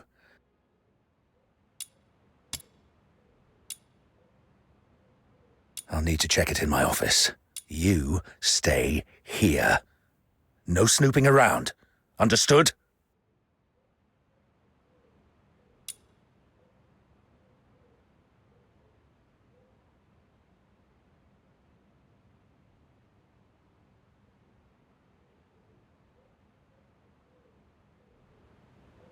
See?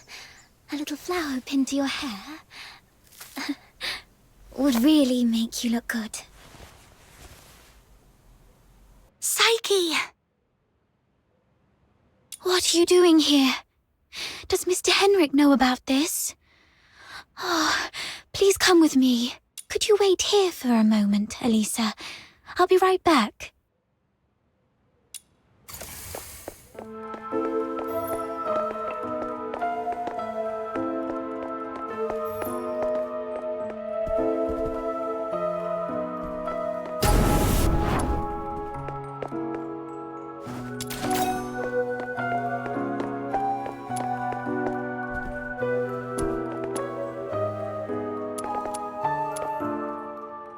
Mr. Henrik doesn't allow outsiders to come in, and you two got off on the wrong foot back then. If he sees you... You're here for the lodging stuff, aren't you? Don't worry. Just hide here for a bit. I'll talk to Mr. Henrik again. He'll surely let you stay for a few more days.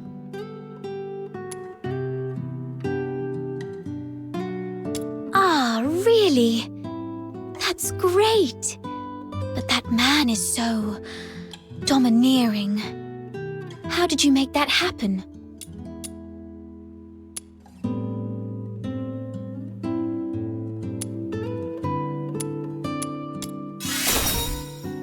Really? I wouldn't have pegged Mr. Outsider as someone so sensitive. He's a bit different than his brash exterior suggests. Anyway.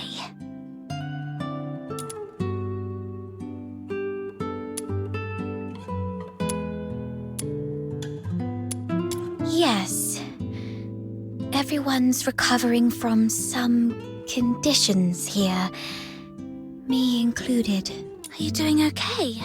You didn't tell me you were sick. It's just a minor ailment. I was even strong enough to explore the pit with you, remember? Don't worry about me. I'm glad you're okay. So, all the lodgers at the Hypno's house suffer from some kind of illness.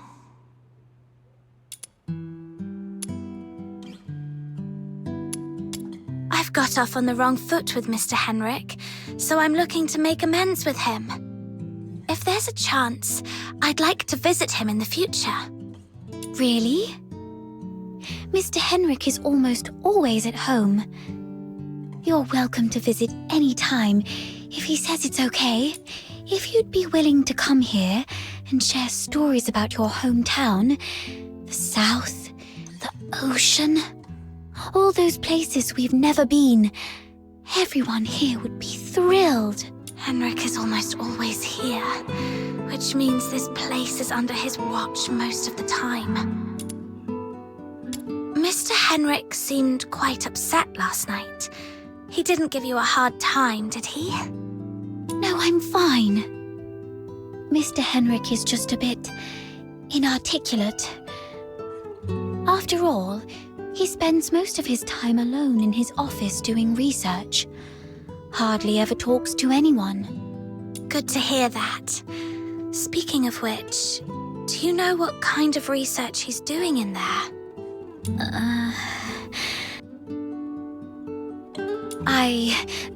I don't know. Sorry. That's all right. I was just curious. Psyche is withholding something. Must be on Henrik's demand. Better not push her. Mr. Henrik should be out any minute now. I better go downstairs. You're leaving already? Here, take these cakes with you. They'll keep you going when you're hungry. Oh, just a moment. And take this too. Mum always said that carrying a flower brings good luck. Time to collect some intel downstairs.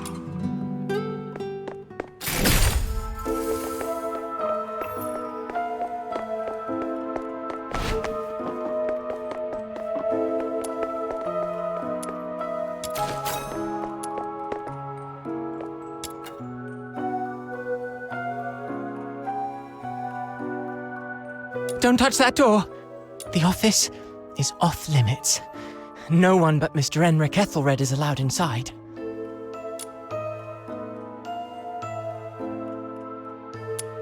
Cleaning, dusting, every day, every shelf, every door. Everything gets wiped down.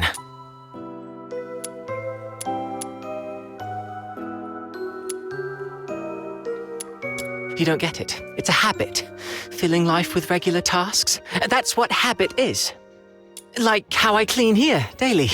Or how Psyche waters her flowers twice a day. Habit fills the void inside.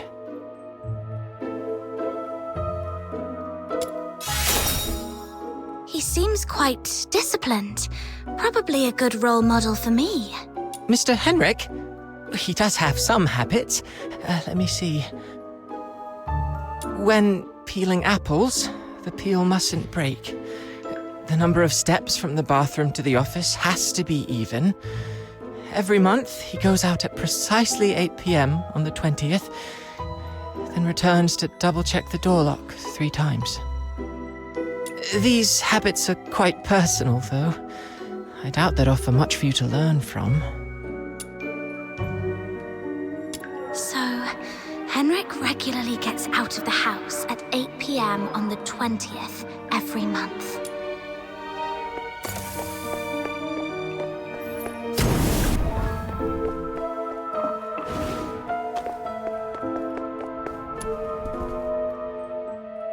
Why?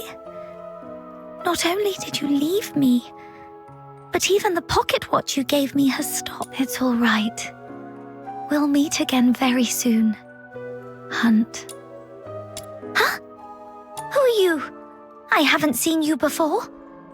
Are you from the outside? Were you eavesdropping?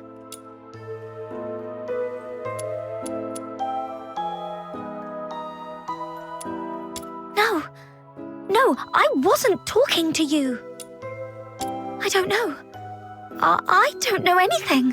Please, stay away from me, or I'll scream!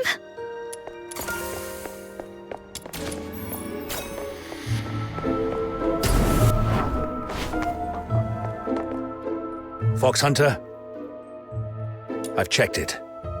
The Crystallo is authentic, and its purity matches the small sample I had before. Good job.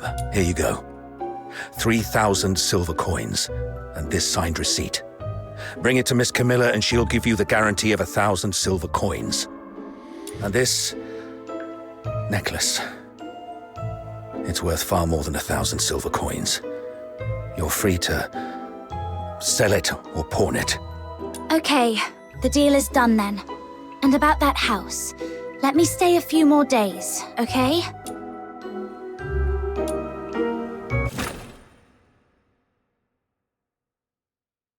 Though I couldn't get into the office, never miss the thrill. I've managed to gather some useful intel. Time to see Outsider.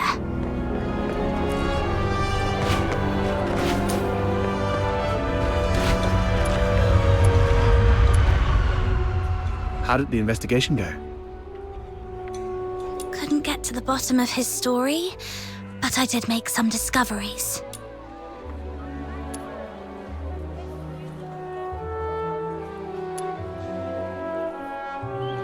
So, it's actually a sanatorium. What's there to hide about that? I mean, it's true that Charons lead hard lives, but seeking medical help isn't forbidden. Right. I also learned that someone there knew your missing friend, Hunt. Was he ill? Hunt was quite healthy before he disappeared. So, what illnesses do those lodgers have? No idea. They refuse to talk. Or more likely, Henrik forbids them to. Is Henrik targeting the sick? That's even more disturbing. I'm gonna have to add extra locks and remind Fina to lock the door all the time. Anyway, what exactly happened to Hunt?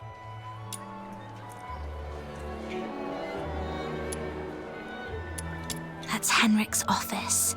The lodgers say it's off limits. Nobody but Henrik himself can get in. The door is securely locked and watched. Plus, Henrik himself is in there. I didn't want to be hasty. Smart decision. If Henrik lost it, who knows what might happen. But the locked door isn't the only entrance to that room. When I left, I scoped out the house. It appears the room connects to the chimney on the roof. That's impressive. I'm glad I found you to team up with. So, we just need to find a time when Henrik isn't around.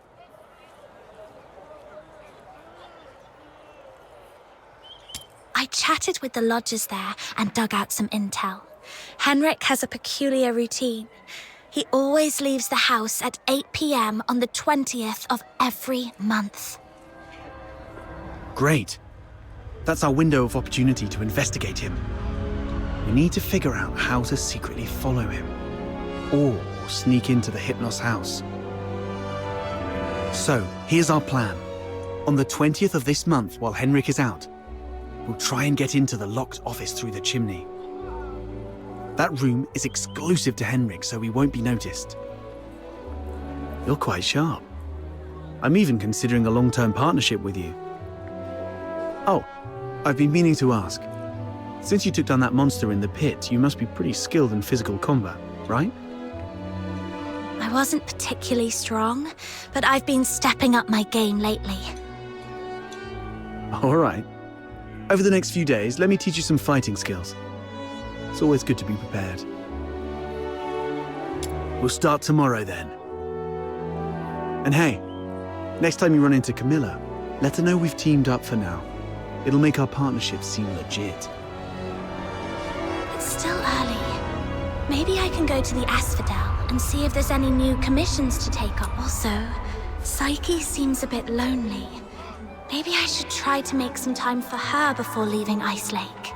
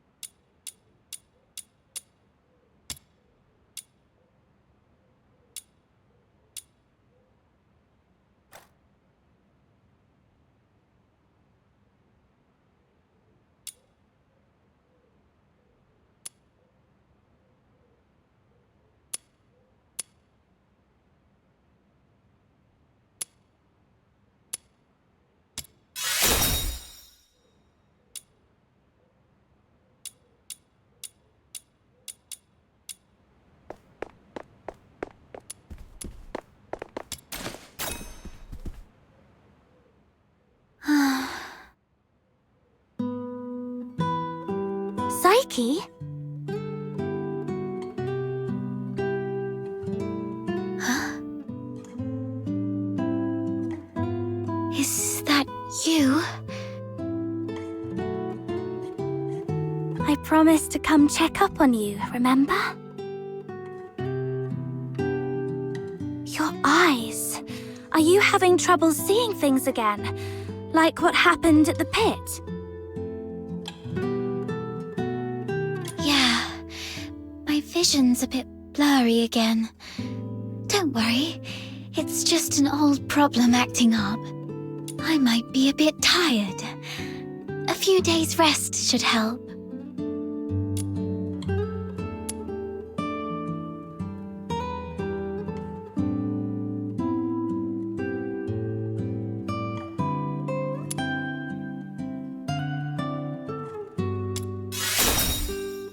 Why were you sighing to yourself here all alone? Could you do me a favor? The potted plant here. Can you describe for me how well the flowers are blooming?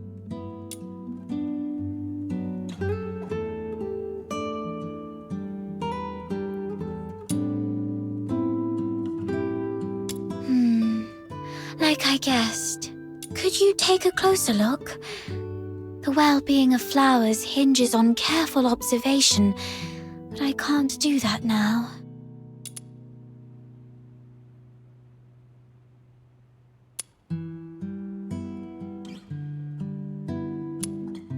The petals have soft stripes that radiate from the center outward, somewhat resembling the veins of the leaves. However, they seem not to be very plump. The stripes deliver nutrients and function just like the veins of the leaves. Although the flowers usually steal our attention, they're not that different when compared to leaves. Both parts of the plant are doing their best to respire and grow. Let me see. If they look shriveled, they may be low on nutrients. The petals don't have smooth edges. Instead, there are plenty of irregular gaps running along the margins. Right. Try touching the petals softly. I love running my fingers along the edges of petals. Every petal feels different, as if they have their own story to tell. But these petals seem to have lost their shine. The edges are dark and curled, as though they've been burned. I believe the flowers are thirsting for some water. The flowers are bright yellow, a very vibrant hue. I love yellow flowers. They remind me of the sun and warm my heart. I think I understand the issue now. Thank you. Is this kind of flower hard to care for? No, it's quite resilient actually. It can even thrive in places with long winters, like Ice Lake. As long as it is well trimmed, fertilized, and given the proper humidity and temperature, it can bloom beautifully for weeks on end. But I didn't do it well. I'm far from being as good a florist as my parents.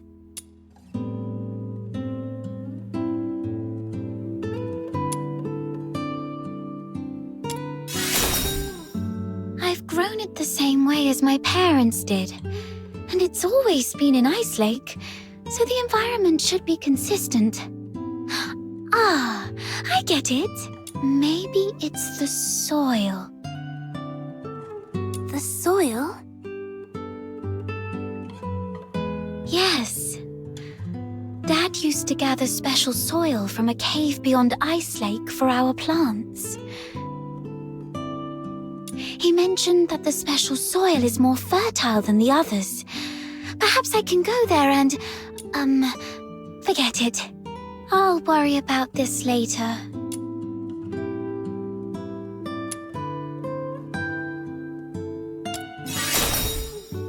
Don't worry. I can collect some for you. You don't have to do that. Just coming here and talking with me is already... It's okay. I'll have to leave town for the commissions anyway. Gathering soil isn't that hard.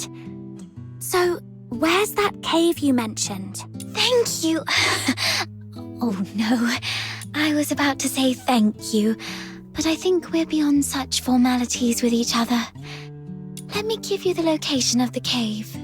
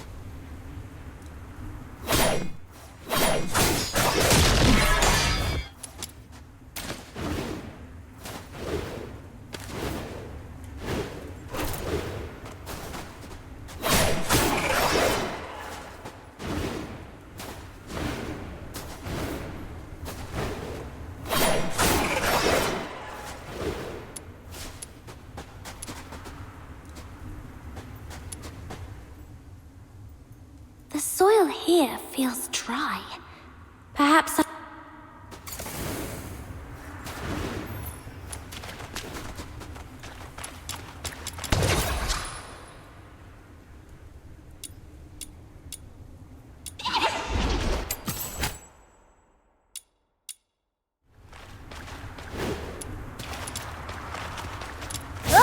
Not you again! Have a nice day! Bye! Ow! I've mucked it all up! You'll get yours next time, just you wait! Oh.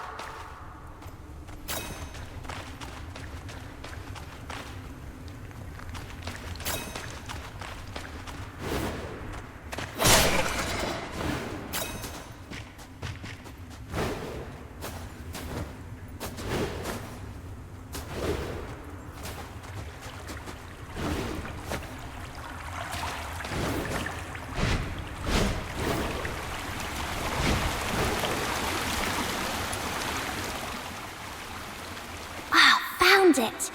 The soil is soft and the wetness feels right. I should collect more. Okay, this should be enough.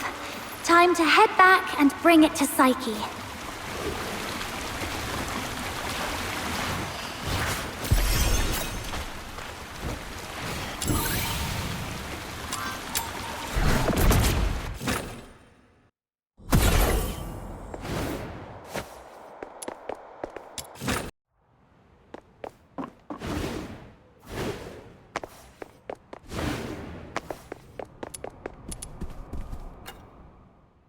Psyche, here's the soil from that cave.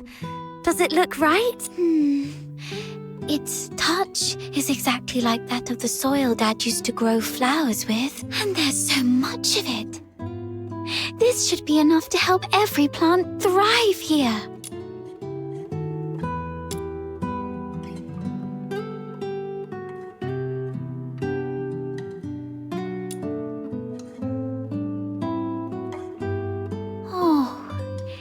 It's that flower I gave you. And you've been carrying it around all... Of course! It's a precious gift. You love these flowers, don't you?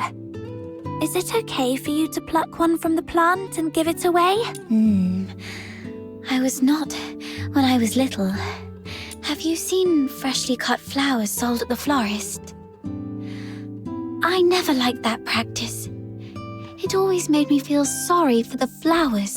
Flowers, stems, and leaves all belong to the same plant.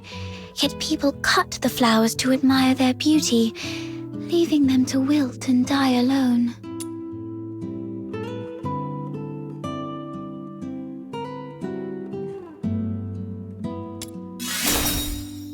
You said when you were little. Does that mean you feel differently now? Not entirely, but can I ask you something first? What do you think about flowers that are plucked from their plants?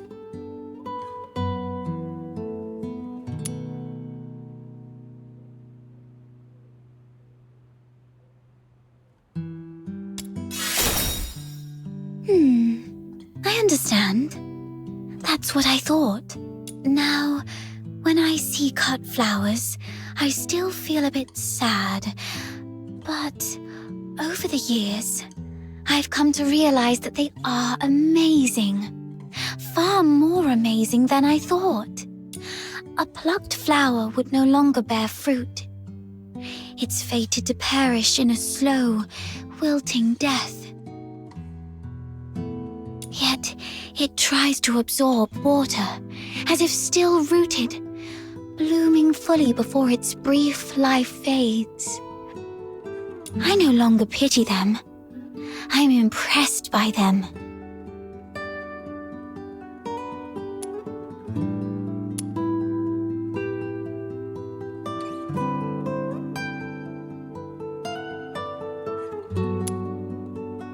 You feel the same, right? Oh, just listen to how somber and heavy our conversation has become.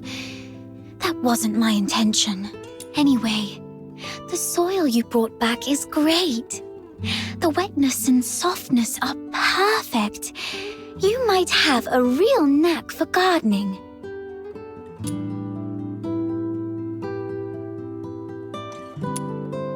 Certainly. I'd be delighted to share all the gardening secrets I know, if time allows. Okay, it's settled then.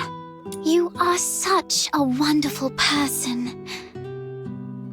Apart from my parents, nobody else has ever taken my casual remarks so seriously, or done so much for a simple plot. Please, take this as a token of my appreciation. It's not much, but I hope you'll accept it. Do come back and admire these flowers when they bloom once more.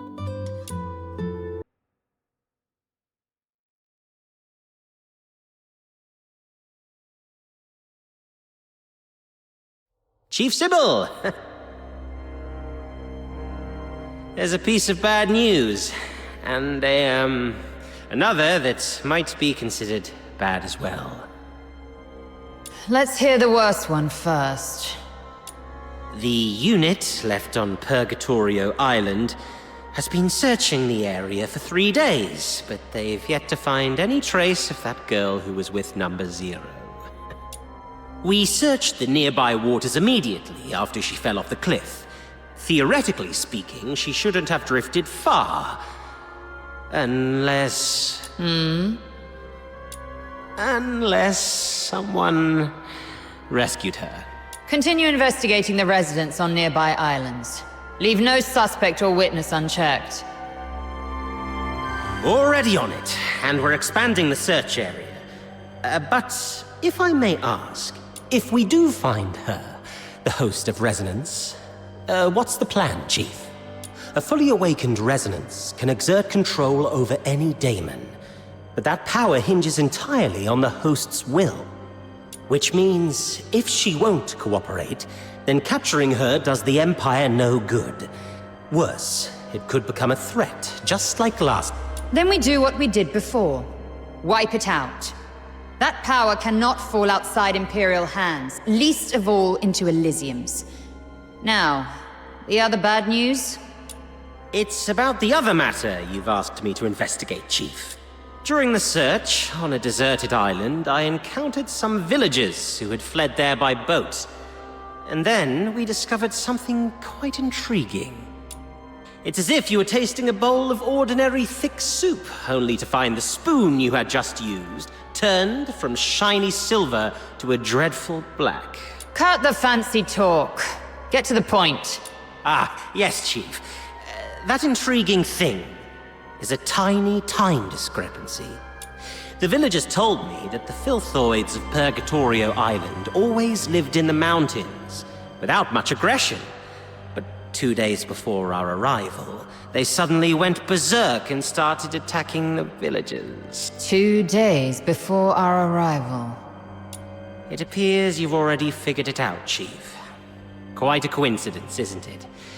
Due to a last-minute change of plan, we arrived 2 days later than initially scheduled. The only force capable of manipulating filthoids is the Forsakens. Whoever it is, the 13th Legion has been compromised by unwelcome elements.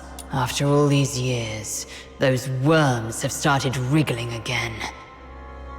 It's time for a thorough extermination.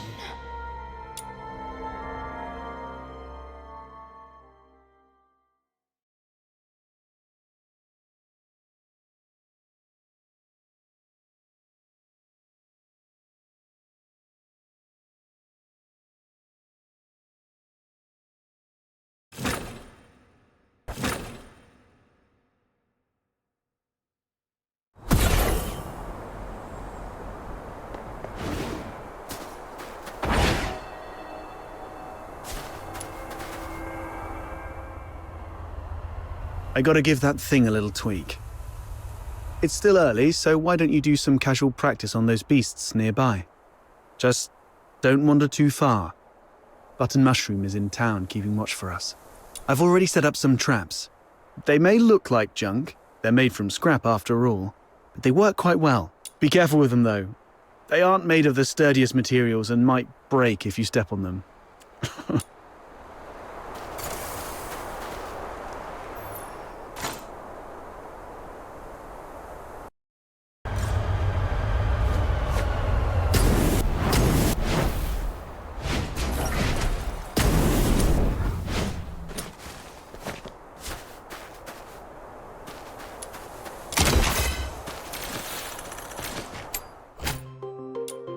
These things on the ground must be outsiders' traps. This is really something. I didn't know Outsider had such a knack for this.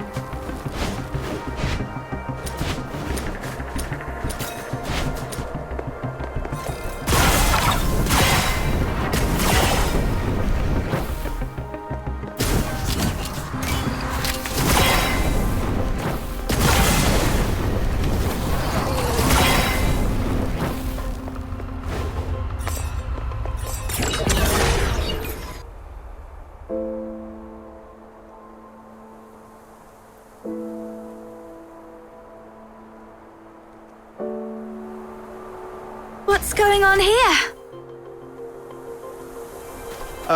Well, I made a bit of noise while tweaking that thing and these little critters just came at me. Come on, my friend. Help me out here.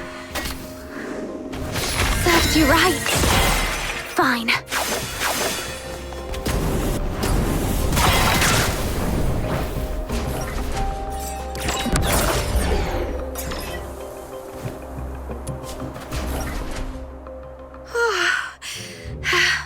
Not bad. You've improved a lot these past few days. Still, for example, with larger beasts and filthoids, they're fast, but clumsy. So you can stand in front of something solid like a wall or a tree and provoke it to charge at you. Then, dodge its charge to let it knock itself out.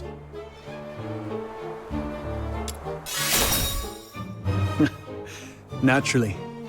It's a trick I picked up growing up tough. It's the same with these enemies. An enraged person isn't much different from a beast. All right. Those random critters weren't much of a challenge for you. Now let's find you a worthy opponent. What's this? Is it your voice? A piece of scrap metal I picked up from the scavenger girl. It's tougher than it looks, and those filthoids can't easily smash it. I've stuck a loudspeaker inside to lure them. Ah, look, here they come.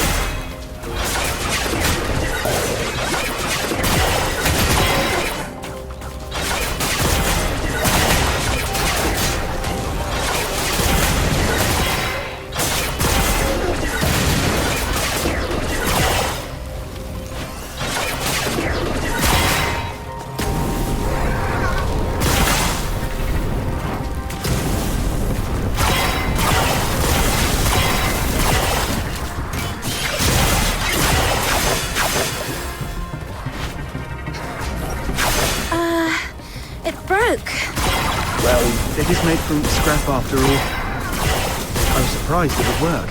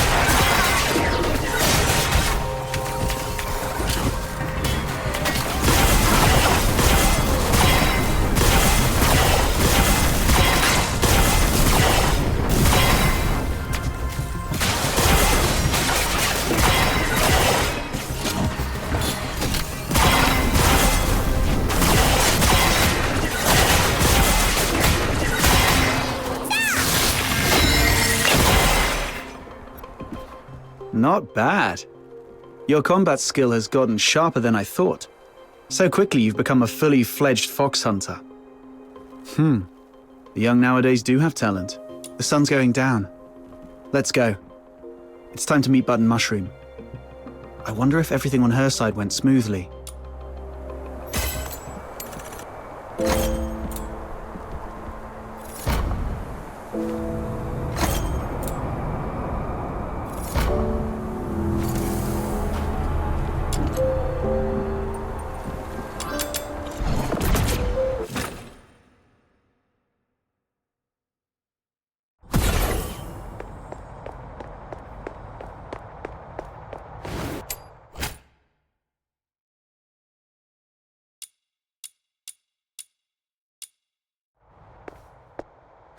Finally! You're such a pest outsider, making me stand watch here. This Demon King's great talents are meant for leading hunts, not keeping tabs on that gloomy man. That's because you have a special gift for acting by stealth, Your Majesty. Look at us, all big and clumsy. We'd be spotted by Henrik in no time. Smart of you to have recognized my greatness. Wait! That's just a roundabout way of calling me short! No, not at all. You're the tallest and mightiest. The towering ice lake gates were practically built for you. Shh, he's coming out.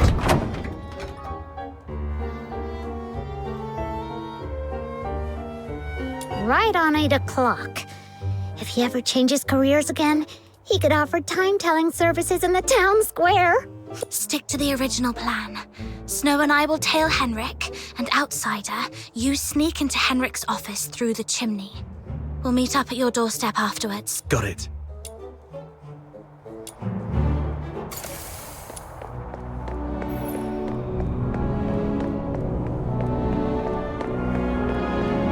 Little minion, hurry up! Shh! Keep it down, or he will notice us.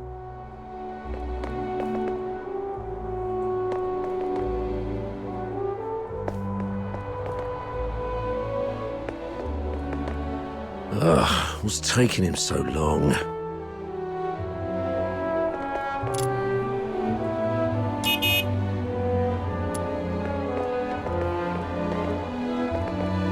He stopped.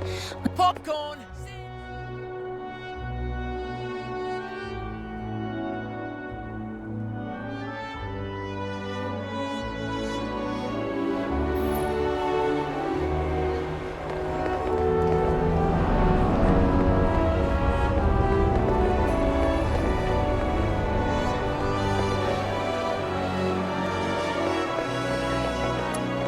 Oh, I've got an idea. We hide inside this big guy and follow him without making a sound. Then tell me how you're planning to sneak inside without the soldiers noticing. Oh, look! Henrik's leaving!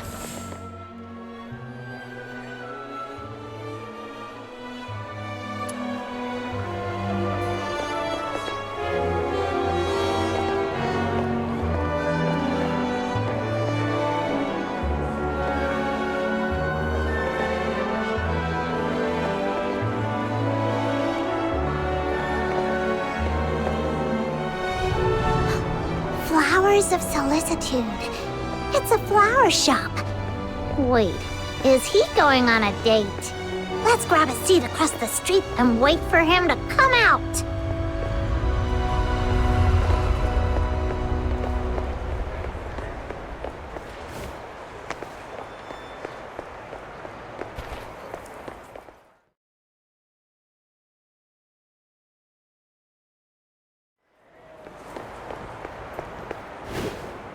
My name is...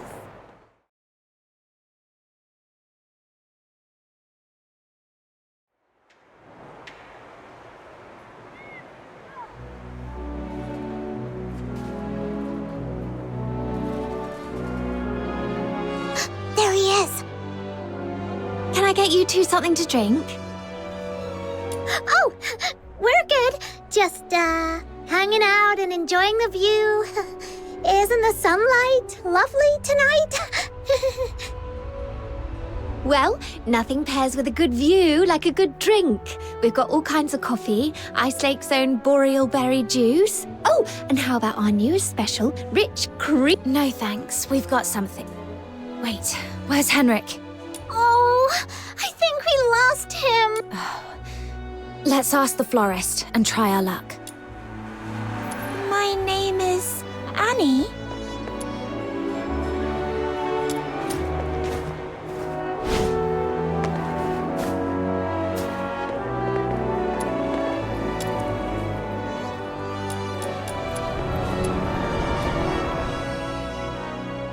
Hello, we found this silver coin.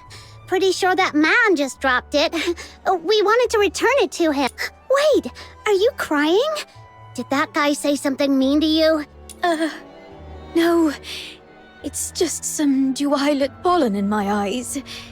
Thank you for asking. If you mean the gentleman in white, I believe he's by the pond, northeast of here.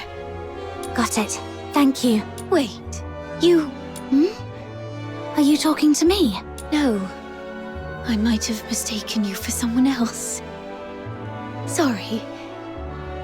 Here, please take the... You are giving me this? For free? That's right. Your eyes sparkle like rubies, perfectly matching this flower. I hope you have a lovely day. Thank you. Then I'll gladly accept it. Whoa, a gift from a stranger? My little minion is way too charming.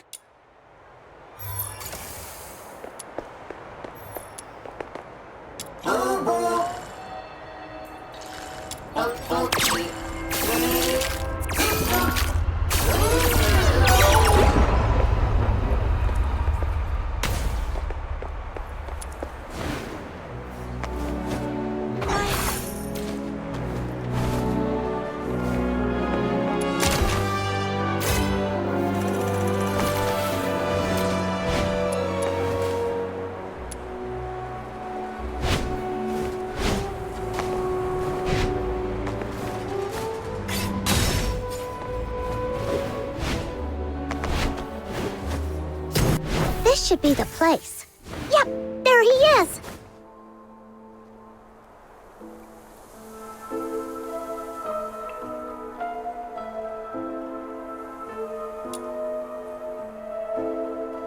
Did you see that?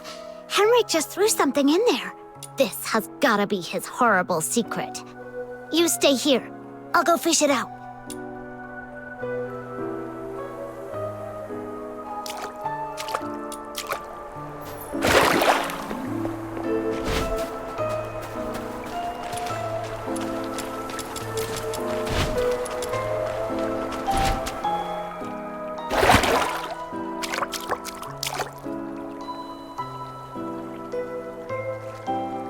Now comes the most exciting. Through great trials and hardships, the Demon King and her minion finally retrieved a precious treasure from the deep water. Huh?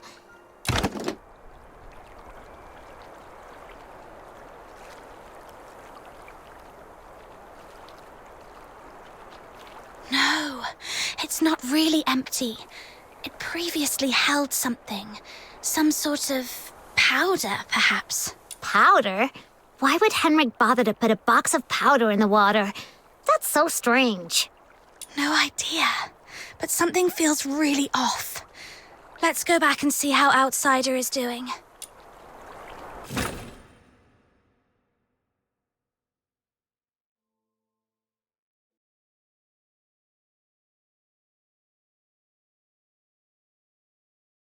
I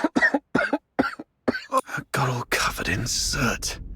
Fina's going to make a fuss about it when I get home. Anyway, finally made it in.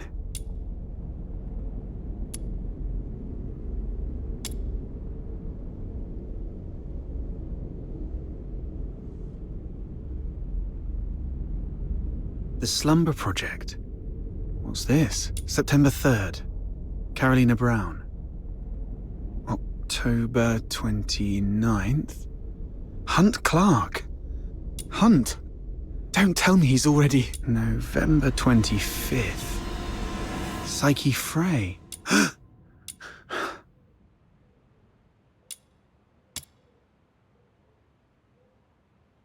A furnace this big? No way it's for cooking. And it doesn't look like a heater either. So what was it burning? Could it be... Mr. Henrik, you're back. Here's a cup of hot water for you to warm up a bit. Drat. Henrik's back.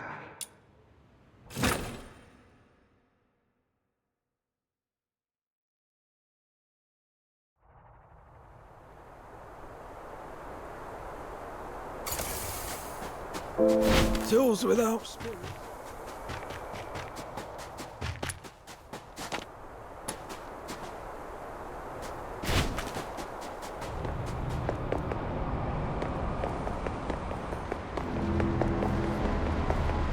I hope it will bring some comfort to her.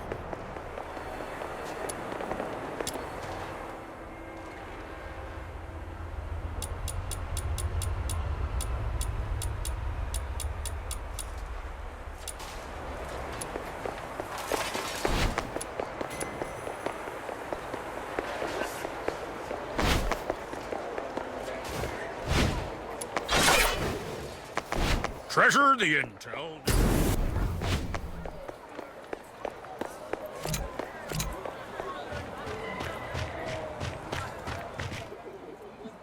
Are you saying Psyche is in danger?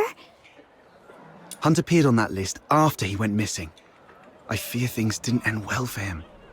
And I'm worried your friend Psyche might be next. Henrik came back at a bad time. If I had just a few more minutes. It's my fault. I wasted too much time with that chimney. Damn it. I knew he was up to no good. What do we do now? Psyche is a good girl. We have to find a way to save her. I'm going to the Hypnos house right now. Don't rush into it. We still have 5 days, so let's go back and get prepared first. No, it's always better to act sooner rather than later to save someone. I can't just...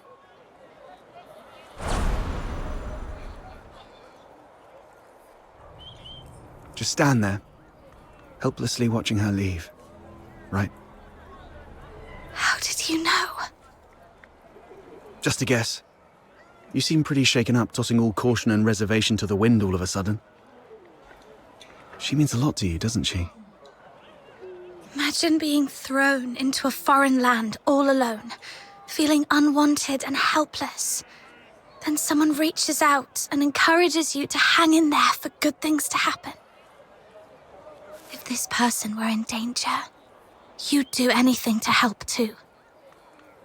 Maybe you're right. The bitterness of failure after trying beats the endless regret of, why wasn't I braver back then? But remember, being brave doesn't mean acting recklessly. Being brave is saying, I'm aware of all the possible endings of this path, and I accept them all. Then I tread this path with no regrets, and nothing will change my mind. Thank you. I've calmed down. I'll make some preparations. But tomorrow, I still need to go see Psyche. Don't worry, I've eased things with Henrik. I'll just pretend I don't know anything. Okay. We'll also need a plan after we rescue those lodgers. You're not familiar with Ice Lake, so I'll handle that.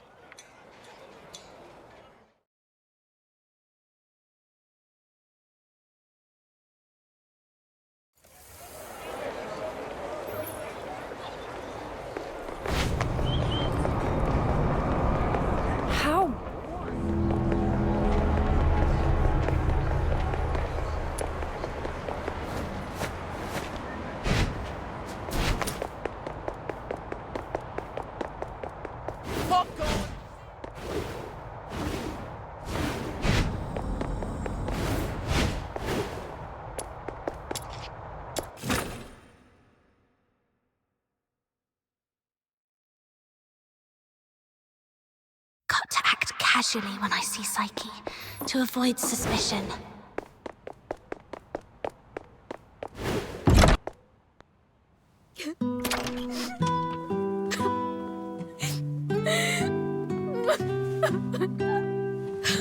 Psyche, are you crying? Sorry, What happened?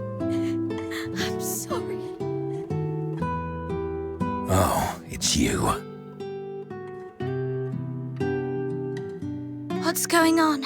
What happened to Psyche? She's sick and needs treatment. And she needs some time to rest. It's nothing serious, but please leave her alone for the next few days. Psyche, would you like to go out for a walk with me? Let's go outside for some fresh air. Don't be afraid. I want to go to the Lamenting Lake. Sure, I'll go with you. Mr. Henrik, may I go out for a walk? Don't worry, it won't take long. I promise to come back shortly. Go ahead. But remember what I've told you. Otherwise, you know what will happen. I understand.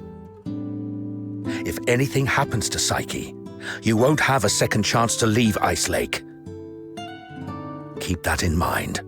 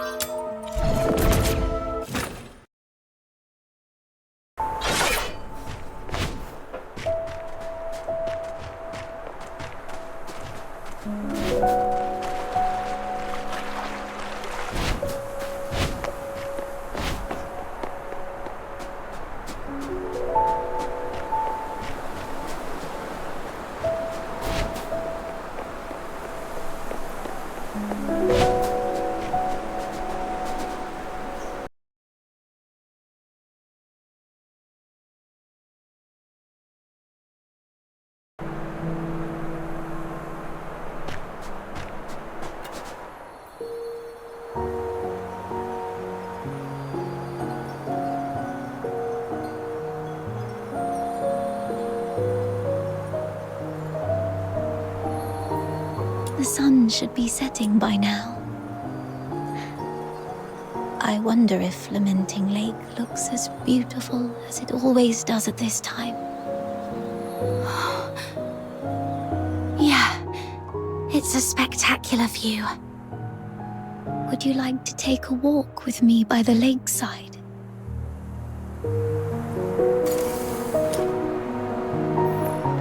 Be careful. The snow's a bit thick here. Could you go first, then? I'll follow in your footsteps. Where does this river lead? I'm not sure. Maybe to the ocean? No. That can't be right. I remember reading that ocean water is salty.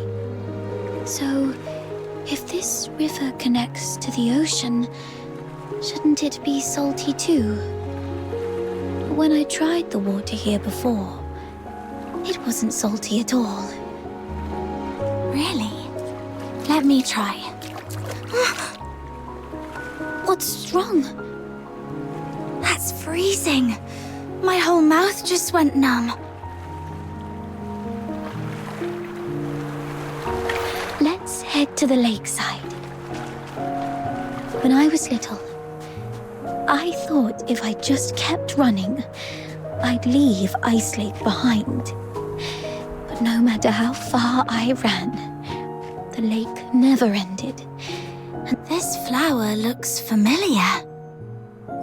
Really? Let me feel it. Ah, it's a star frost. Though the petals are smaller and the scent fainter, it's the same kind as the pot of flowers in my room. Would you like to pick it as a keepsake? No. Just knowing it's here is enough for me.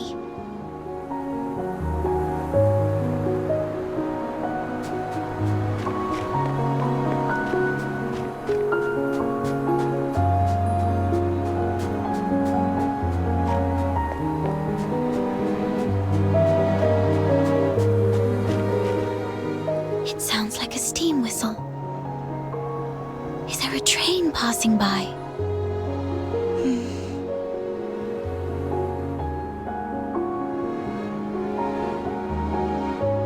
That's nice. Do the passengers have lights on? Are the windows looking pretty and warm, like tiny flames in a fireplace? Psyche, when did your eyesight start to fade? When was it?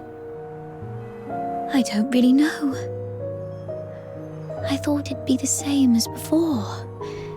Just blurry for a while, and then it would go away. But now it just... Let's not talk about that. There's a place I'd like to visit. Could you come with me? It's by the Lamenting Lake, near an old tree stump. My dad once took me there when I was little. Here we are.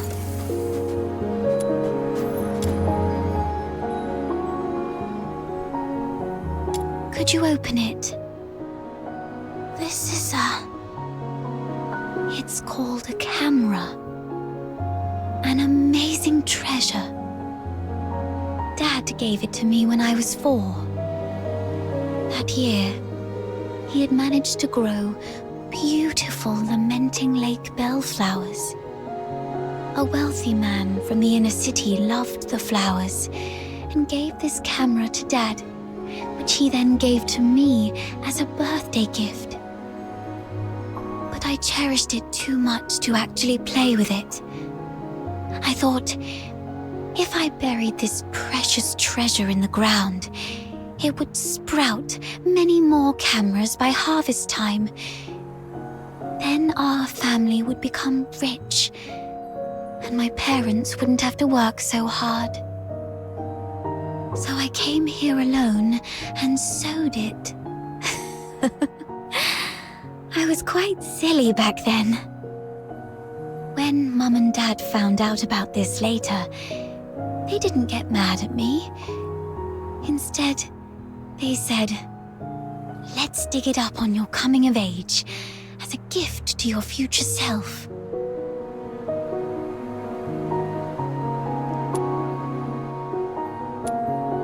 Thank you for keeping me company these past days, but I don't have anything valuable to give you. Please, take this camera as a gift from me.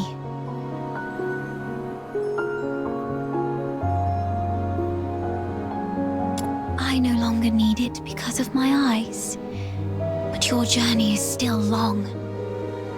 Please see the world for me with your eyes. Since we're already here, how about a little stroll around the lake?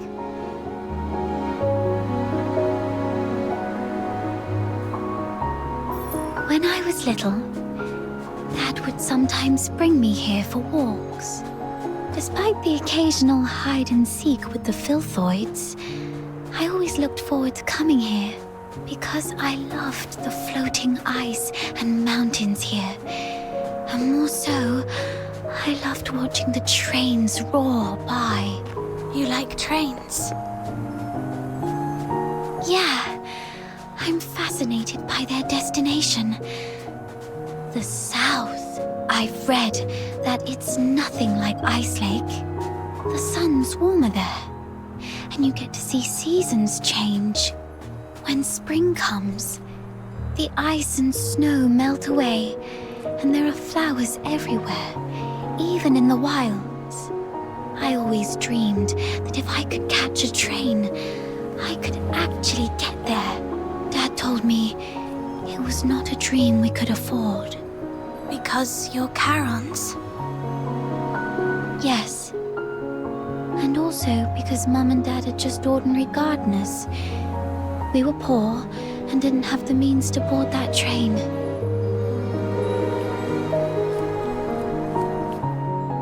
So, the day you showed up at the door of the Hypnos house, I was thrilled. I'd never met anyone outside Ice Lake. I've always secretly wondered what your homeland is like. Have you seen the ocean with your own eyes? Is it as large as 100 lakes put together? If only I could also see it for myself. Look at me, almost 18 and still daydreaming like a child. Listen, Psyche, it can be more than just a dream. Besides Berry, you were the first one to be so kind to me. I've always wanted to do something for you. There's no one else here, so tell me, have you been under threat? You can trust me, no matter how scary the enemy may be. I'll protect you. I'm a stranger here. I can take you away, just like the day we went to the pit together. Once I find Berry, we can go to my hometown in the south, build little houses by the sea and grow flowers around our homes. When spring comes and the flowers bloom, your eyes will heal. Every day the sun will shine so brightly that you might even find yourself missing Ice Lake's snow. Oh, it might be a slight damper on your dream, But are you scared of bugs? The ones in the south are bigger and noisier. Thank you. I'm not under threat. It's just that I just can't leave Ice Lake, no matter what. What do you mean? Sorry, I can't tell you. Let's just say it's my little secret to keep. Could you take another photo of me? And make sure Ice Lake's in the frame. I don't like this city. I hate the ever-present smell of blood in the air, the towering walls, the guards' heavy boots, and the endless whimpers that fill every alleyway. But it's still where I grew up. My one and only home. So, I'd like to take a picture with it.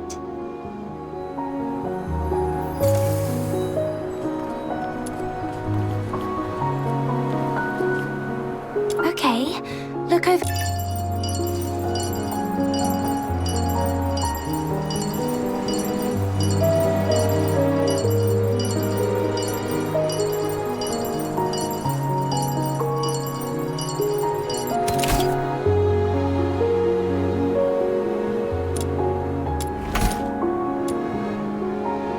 Say cheese.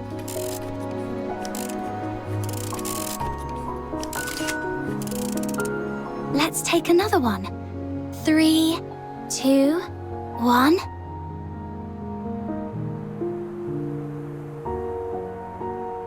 Psyche!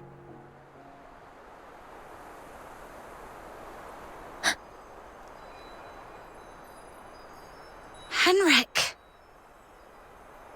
It's not safe outside the city. You've been out too long. Sorry. I'll head back now. Psyche, keep in mind what I said. If you decide to trust me, meet me by the signpost south of the Hypnos house at 2 a.m. Goodbye.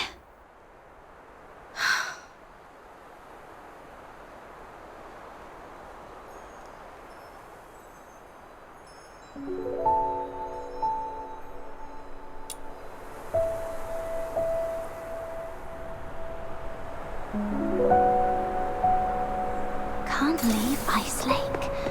What is that guy over there? Looks familiar. Have I met him before?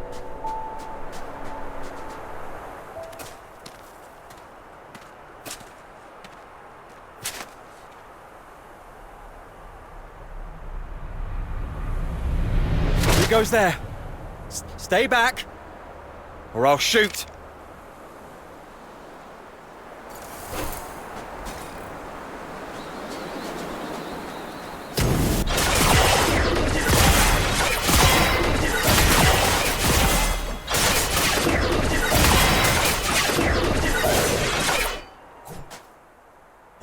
All right, I surrender.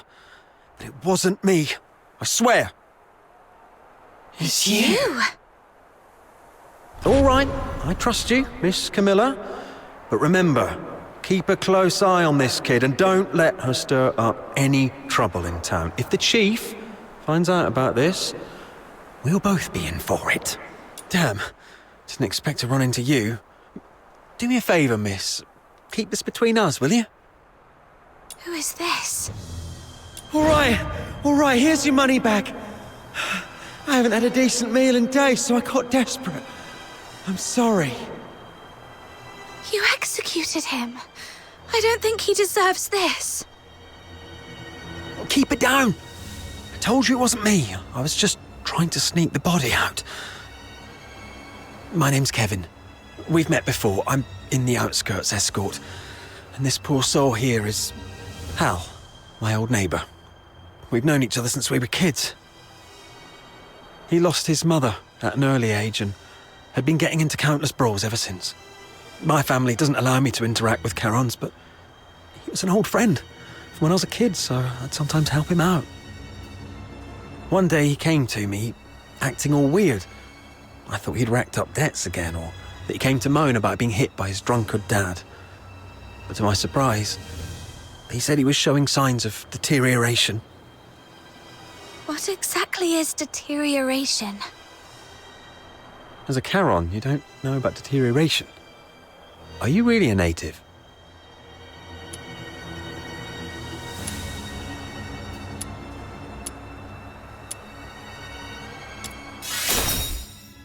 Oh, right. Camilla did mention something about that. Makes sense then. So, deterioration is a peculiar disease that only Charons might suffer from. Once you've got it, there's no cure. You folks usually awaken some kind of power around your teens, but not everyone's that lucky. There are always a few poor wretches who somehow get it wrong and turn into filthoids, but way stronger than the regular filthoids out there. A whole escort might not even be able to take one down. If a deteriorator appears in the city, the entire neighborhood is doomed. Now you get why most Solars hate Charons, right? They say it's the evil magic running through their veins that brings all this disaster. And the deteriorators, they're seen as the worst of the worst among all Charons. Honestly, I'm not entirely sold on this, but how come such a rare thing had to happen to Hal? About 2 weeks ago, he came to me all in a flap. But what could I do? Harboring a deteriorator is as serious a crime as sheltering a member of the Forsakens. One slip and you're done for. All I could do was give him some food and tell him to sort himself out.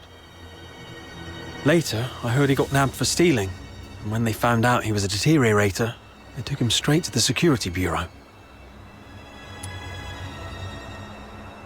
Like I said, there's no cure for deteriorators, so what else could happen? They get handed over to the escort, and then, well, you know. He pretty much had it coming, but still, we were friends for a few years. I couldn't bear the thought of him lying in a cold morgue, so I sneaked him out. I was going to bury him by Lamenting Lake, right next to his mother. Hold on, I'm curious. What symptoms would appear between the onset of deterioration and its full development? I wouldn't know. But I have heard that some would turn extremely violent, and some poor souls would gradually lose their senses, like going blind or deaf or something, perhaps. This is all just hearsay, though. If you're curious about it, best ask a doctor. But it seems to me you've awakened already successfully. Why do you care? Oh, I got a little dizzy and didn't see the step. Thank you. I suddenly couldn't see clearly back there and ended up startling that monster. I'm so sorry. Psyche, when did your eyesight start to fade? When was it?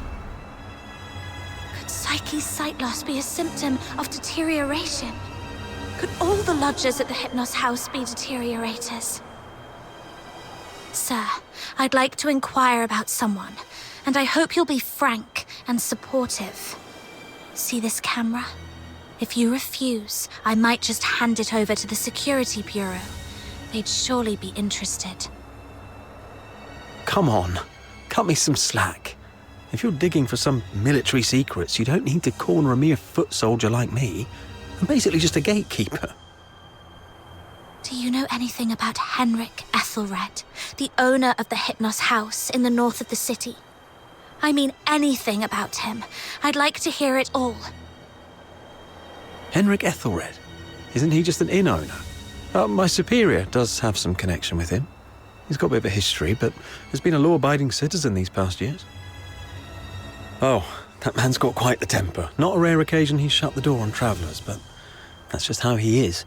Even back in his proper job days, he wasn't a nice guy either. Though at least back then, he had his family to keep him in check.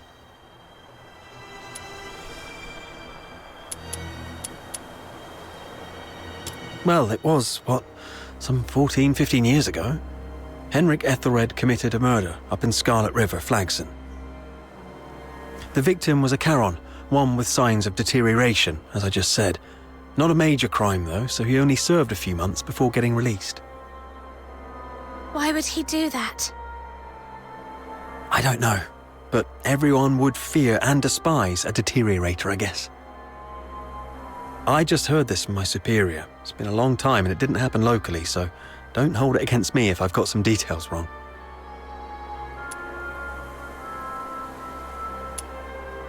He had a wife and a daughter. They were just an ordinary family of 3. But then his wife passed away quite early, and he raised his daughter on his own. As for his daughter, what's her name? Heidi, Haley, I don't quite remember. Anyway, she went on a trip to Scarlet River with Henrik, but never returned with him. He never talks about his daughter.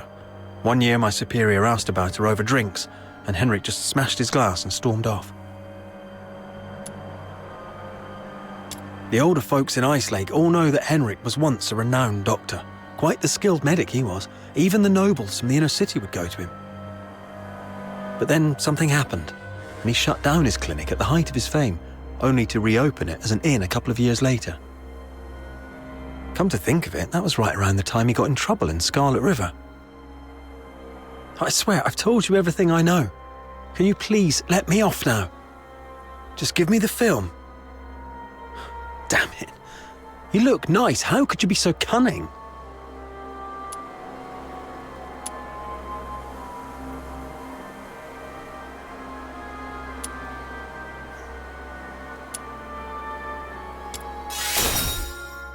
Well, take care, sir.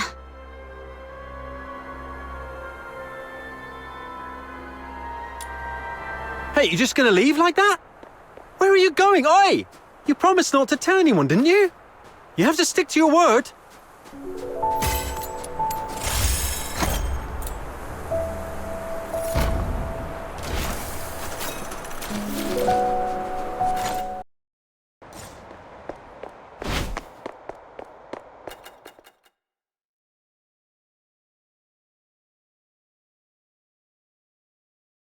It is all set. I've squared things with a friend from the inner city.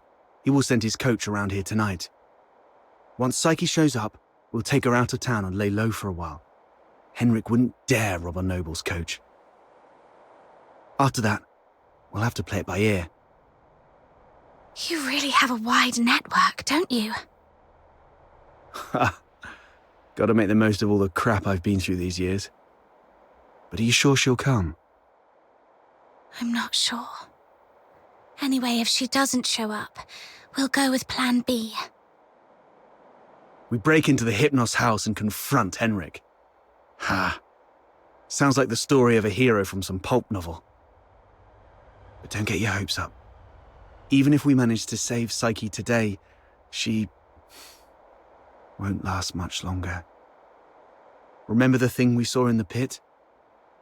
That's her inevitable fate. One thing at a time. Right. Speaking of which, aren't the deteriorators usually handled by the escort? What on earth has Henrik gone through to end up doing things like this? I might have figured out why. Henrik used to be a doctor, but he shut down his practice for some reason. He had a daughter, but she went missing in Scarlet River, and Henrik murdered a deteriorator in Scarlet River. Right. More importantly, these 3 events happened in the same year, so they must be connected. And the lodgers at the Hypnos house are likely all deteriorators. I see what you're getting at. Henrik's daughter was likely killed in Scarlet River, possibly by a deteriorator, sparking Henrik's deep-seated hatred towards them, which hasn't faded even after so many years. So, he somehow managed to control some of the deteriorators and administer his own brand of justice. That's your conclusion, right? Yes. But regardless of what he's gone through, or what the deteriorators would eventually become, we must...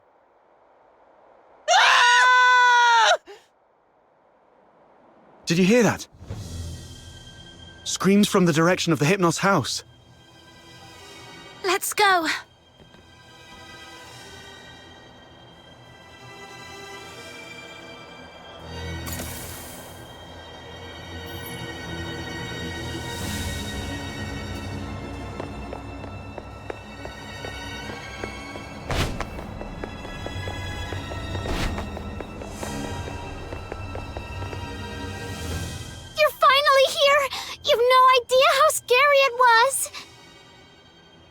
Was that you shrieking just now?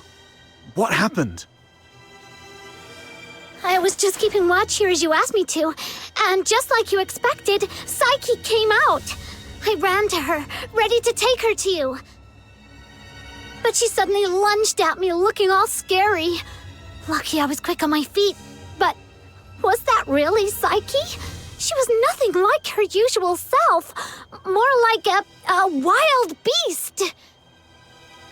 Oh no, the deterioration started.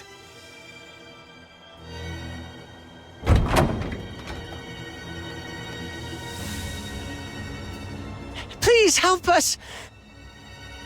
Mr. Henrik is in really bad shape. What? Please help us.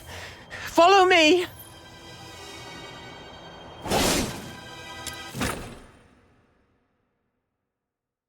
Over here! Mr. Henrik's in his office.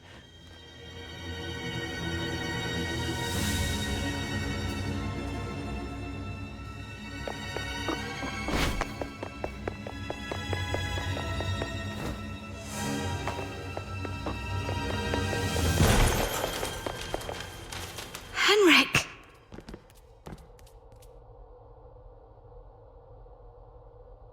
He's still breathing.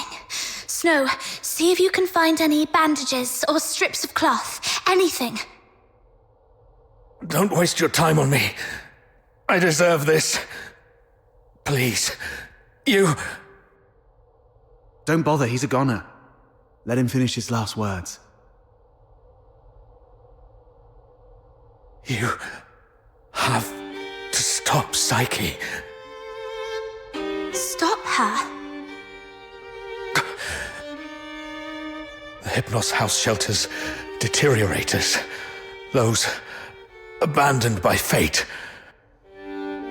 Their destined end was supposed to be a cold bullet. Right. In Hyperborea, any Charon showing signs of deterioration will be taken away immediately to prevent them from turning into filthoids. Wait. Are you saying... Their families didn't have the heart to see, so they hoped that I could help end their misery in a decent, gentle way. Just like how I sent away Haley.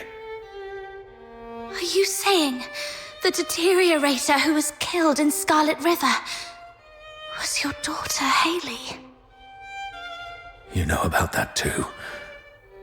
That was merely the last desperate struggle of a father in despair.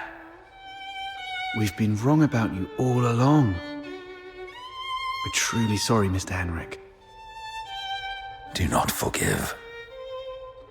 I brought them to sleep. This is my unforgivable sin.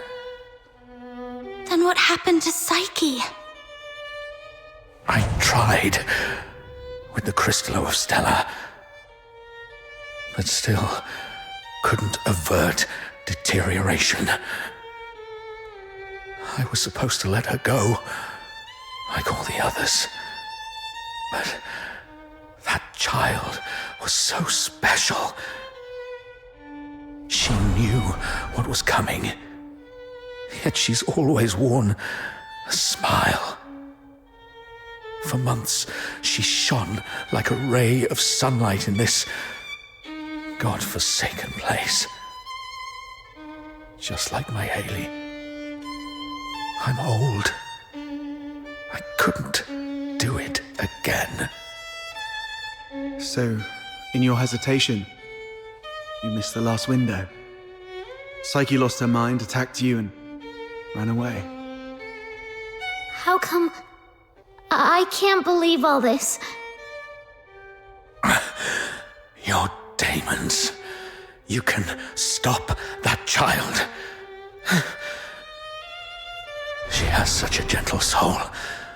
Hurting others is the last thing she'd want. Please. Save Psyche. save my Haley.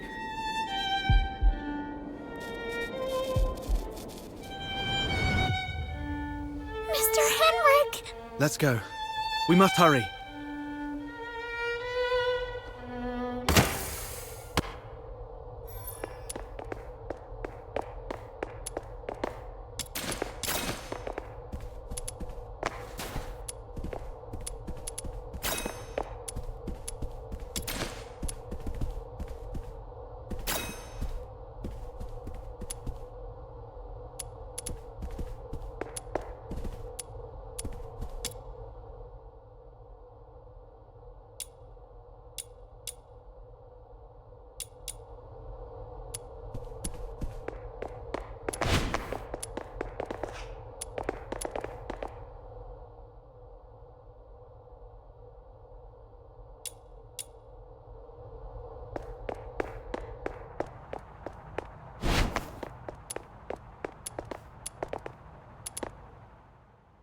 Stopping a deteriorator won't be an easy task.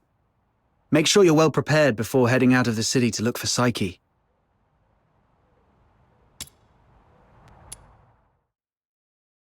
Are you off to find Psyche? Please take this with you. Psyche often gave us flowers. Even though some of us can barely smell or see them clearly anymore, she kept doing it, saying flowers bring good luck. But by the time I wanted to return her kindness, it was already too late. Please bring this flower to her. It's her favorite. And let her know that everyone at the Hypnos house is waiting for her. I will. I'm going to do everything I can to save her. Or at the very least, stop her from doing something she'd regret.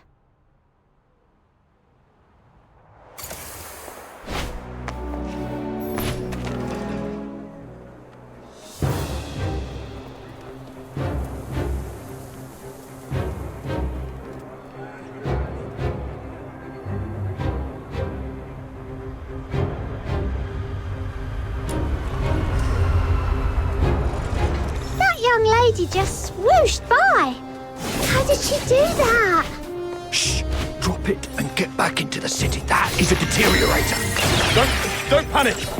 Butterflies? How come there are These filthoids are half dead, probably defeated by Psyche. So if we trace them all the way back, we might be able to find Psyche.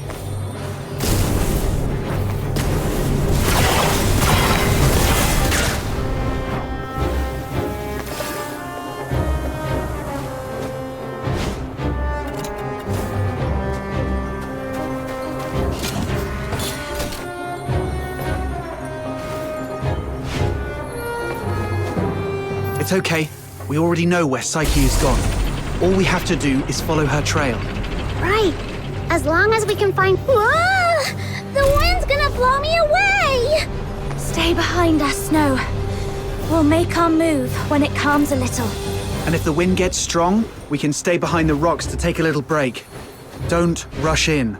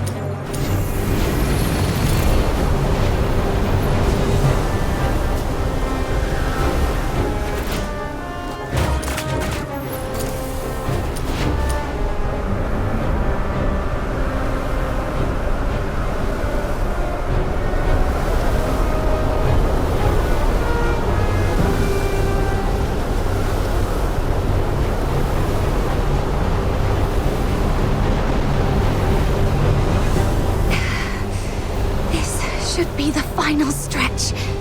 Psyche, wait for me.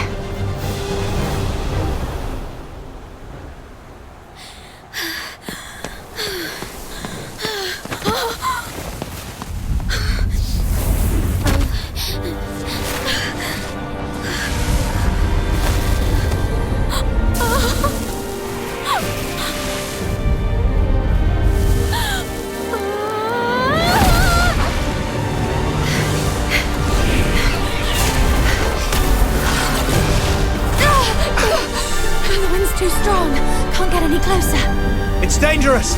Stay back here! Damn it, we're doomed if this keeps up. She's lost her mind! Be ready to fight!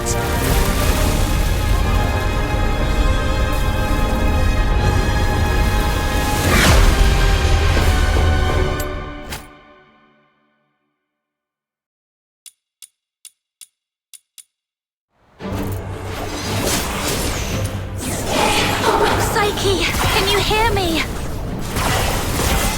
Talk to me, Psyche. You said it yourself. There's so much you want to do.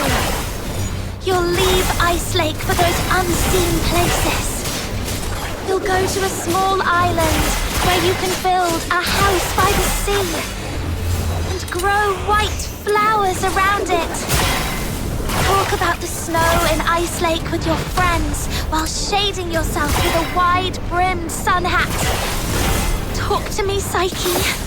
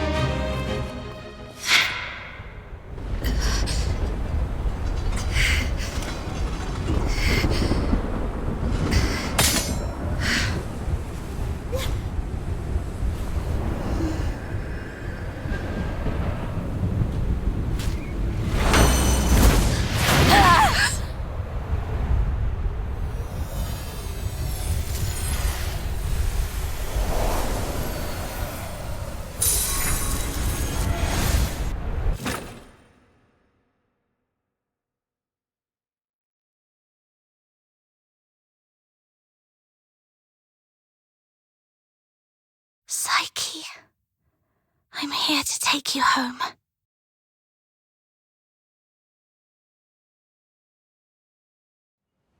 Is this my home?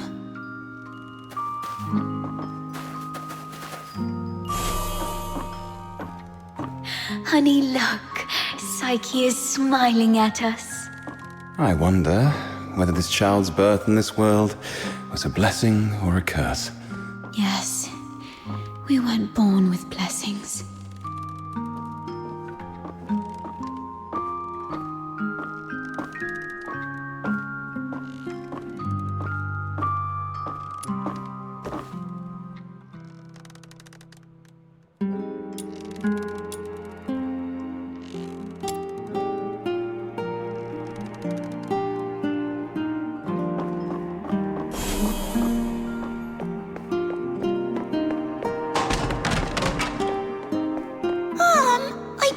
Psyche I'd bring her home today to play with blocks. Who says you can play with her? How many times have I told you to stay away from these unclean people? Do you want to get killed by dark magic? Ugh, now these blocks are all dirty. Throw them away, now.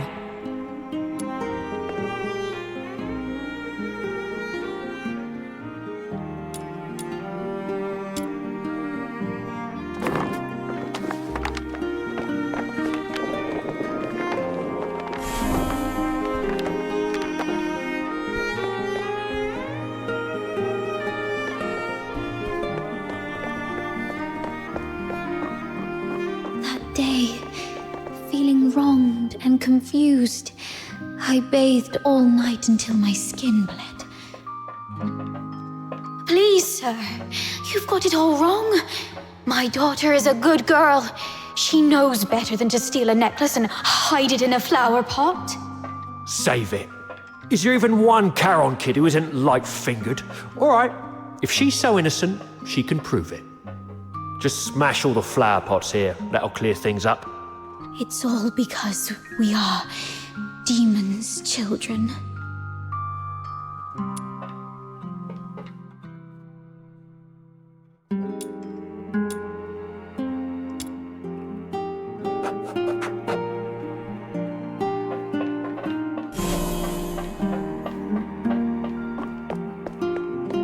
Oh, why? She's such a kind child. And we've always been decent, law-abiding people. Why did this happen to us? At this point, there's nothing left but to turn to Dr. Henrik Ethelred. It's the last thing we can do for her. Mom, Dad, I'm sorry.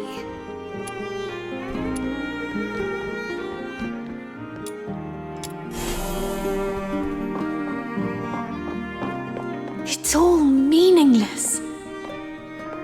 You bring these things to me every day, but what difference do they make? Psyche, you should know what it means to be sent here. Yes, I'm aware. But are we just living for some kind of meaning?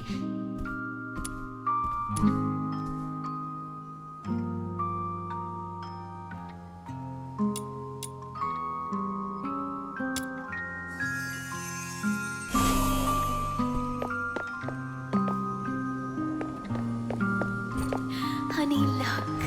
Psyche is smiling at us. I wonder whether this child's birth in this world was a blessing.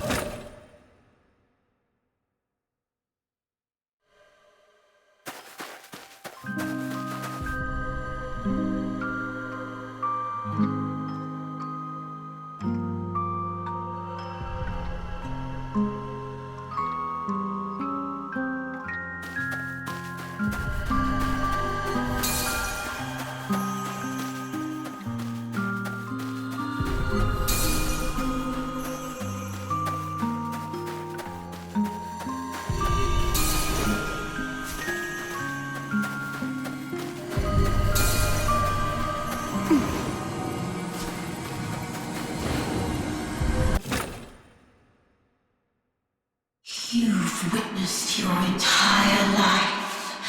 A cursed beginning and a meaningless end.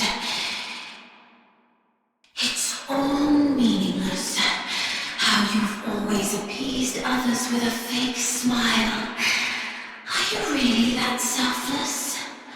No. You're just cowardly, begging for their pity, and for them to remember you as before you turned into a monster. It's all meaningless. Their fleeting pity and memories will soon wither and decay with time, leaving you rotting in the ground, utterly forgotten. What are you thinking? What are you furious about? I see. You crave to vanquish me. You still harbor the naive thought that by eliminating me, your life will return to those amusingly peaceful and tranquil days. Well, you're wrong. Deterioration is irreversible. Once I die, you'll vanish along with me. Just embrace me and yield to the primal urges of this flesh.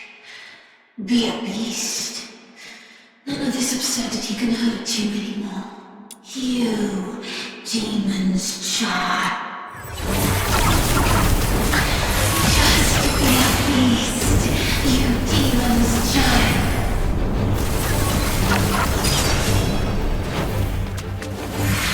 Just be a beast, you demon's child.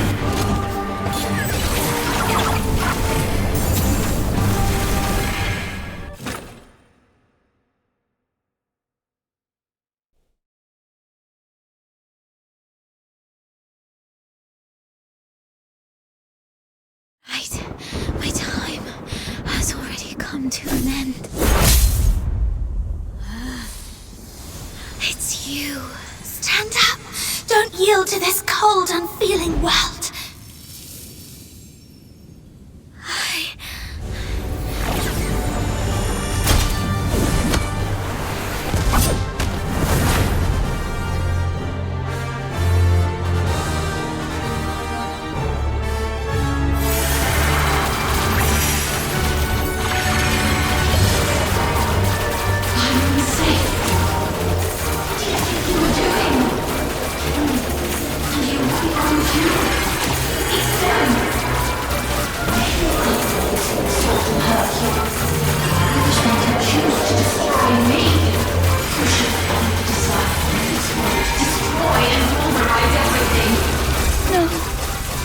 This is not right.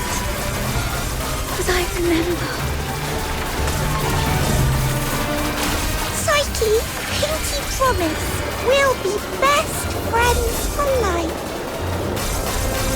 I'll remember that you lived in this world. We'll wait your return.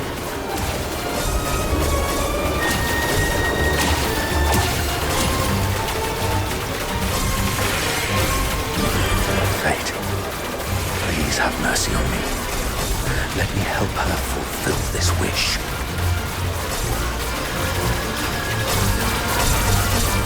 Take this flower with you.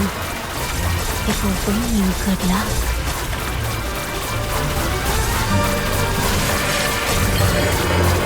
You'll go to a small island where you can build a house by the sea and grow white flowers around it. Psyche, I'm here to take you home.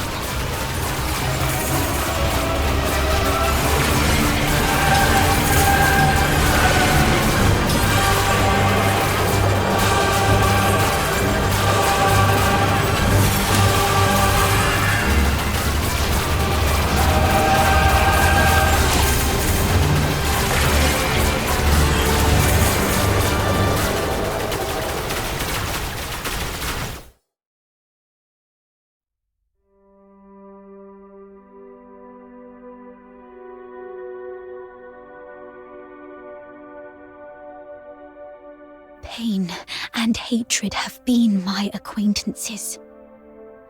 They've wearied and aggrieved me. Yet, I find joy in having existed in this world. This is my choice.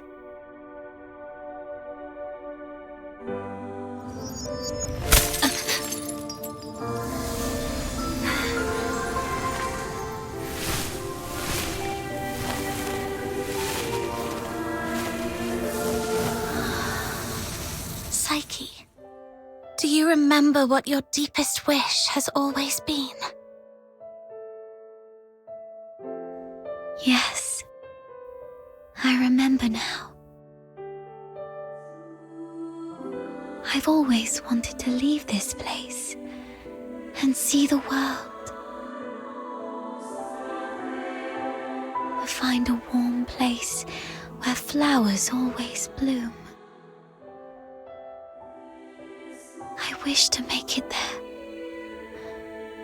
I will make it there.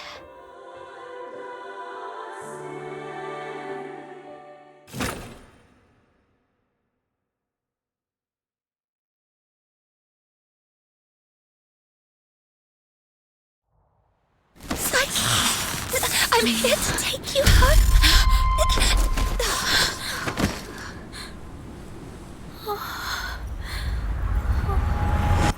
I've still ended up hurting you all. I'm so sorry. It's okay. Let's go home together. They wanted me to tell you. They're all waiting for you. Home. But it's already too late. Outsider, aren't you a know-it-all? Didn't you say your brain was 1,000,000 times smarter than mine? Do something now!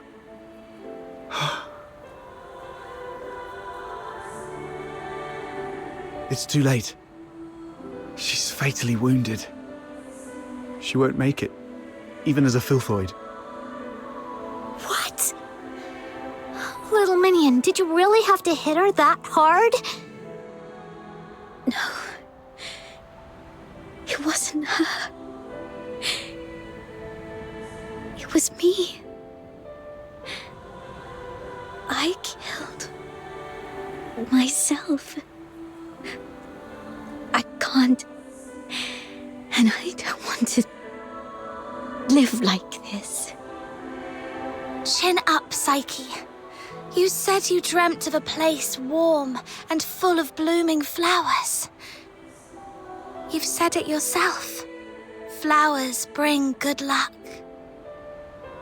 Yes. It must be a beautiful place. No, don't just take my word for it. You have to see it for yourself.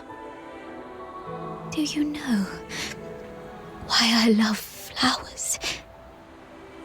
'Cause their seeds, carried by the gentle wind, travel to distant lands, over city walls and mountains.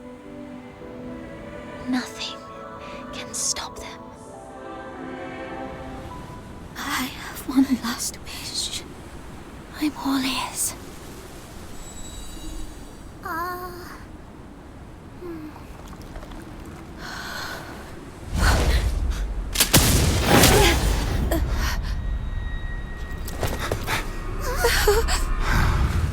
Target missed. Unable to confirm status of target or hostage from this range. Prepare for direct engagement.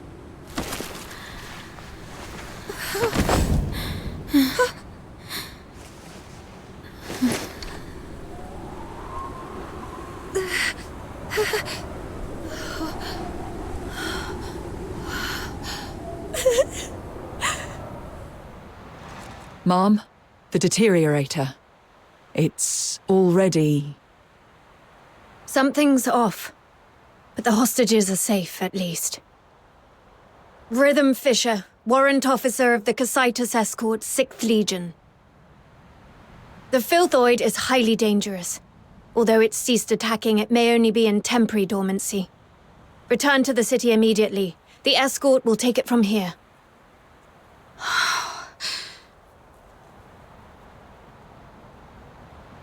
No need, ma'am. We took care of it before you got here. No point wasting more bullets. Took care of it? I see. That would explain why the target was more stable than a typical filthoid. Although... was it just the two of you? You look like fox hunters from your outfits, am I right? Precisely. That's not it. Mum, during my earlier scouting, though from a distance, I saw these Charons using magic. They might be accomplices of the Deteriorator. These low-life beings, all wicked sorcerers, they should all be...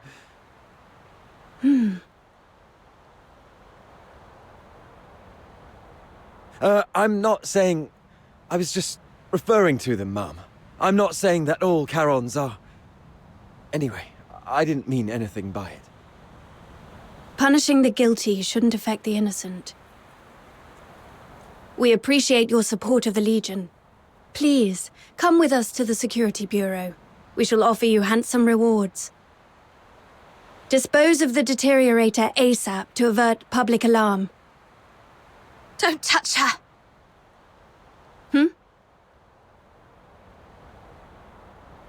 She was trying to keep away from the crowds. That's why she ran towards the outskirts so desperately. Even in her last moments, she was still trying to do something for others. What do you mean by dispose of? How could you even? What did you say? Are you all right? Should I arrange a military medic for you? Not at all, Mom. My friend is just a bit shaken up. We'll be fine after a few warm drinks at the Asphodel. We'll talk about the reward another time. Got another commission to attend to.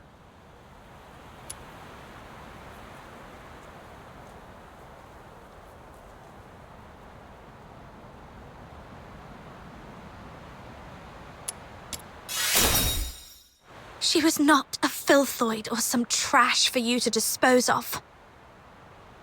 Her name was Psyche. She was a citizen of Ice Lake. Tonight, she protected everyone in the city from deterioration. I will make sure she receives a proper send-off. Stay away from us. What are you talking about? You're defending a filthoid? Ma'am, this one-eyed brat is highly suspicious. Might need a thorough interrogation. That's unnecessary. In Charon tradition, we don't bury the deceased. Instead, we set them adrift on water, believing it carries their souls to the eternal misty sea. Let's move on. I'll explain the situation to the higher-ups.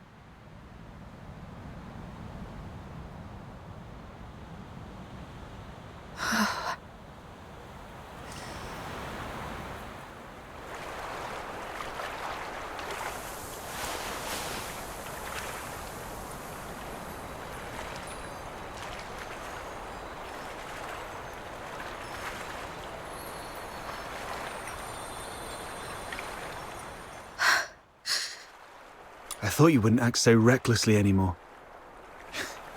Yet you remain true to yourself, which isn't bad. This is you. We've just said goodbye to a brave young lady. I can't let you risk yourself as well. Thanks for covering for me back there.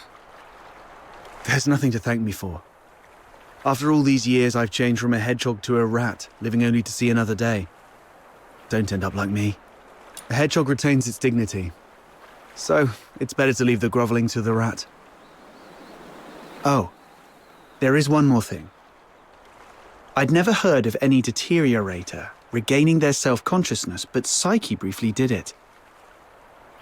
With her last bit of sobriety, she shattered that filthy beast with her own hands, telling everyone that she would not surrender. Did you make that happen? The magic you were using, it was resonance, wasn't it? How did you... Relax. I'm not going to press you about your past. But remember what I'm going to say. This power of yours will spell disaster for you in the Empire. I remember the last person who had this kind of power plunged the whole Empire into bloodshed and chaos, and their end was utterly miserable. They ended up swinging from the gallows in the square of Dysmania. So, just use your power with utmost caution. All right, just let it out. You'll feel better after a good cry. The wind here is so strong, I can't hear a thing. Even if I hear some noise, it's just the sparrows chirping. I've seen this kind of thing countless times, but I tell myself, we've only got one night for tears.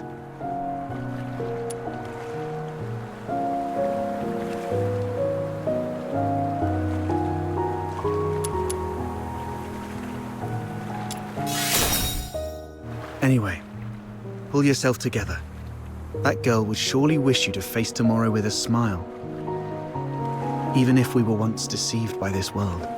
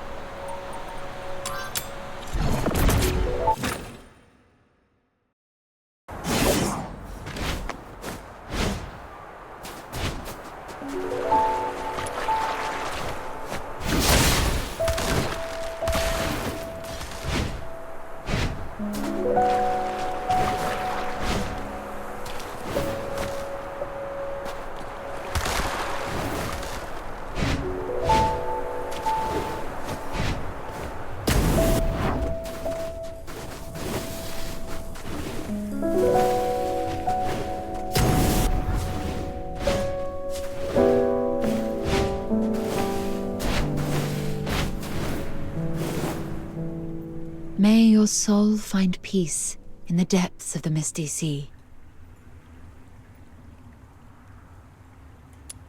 You have come, child. Please, wait while I complete this final rite.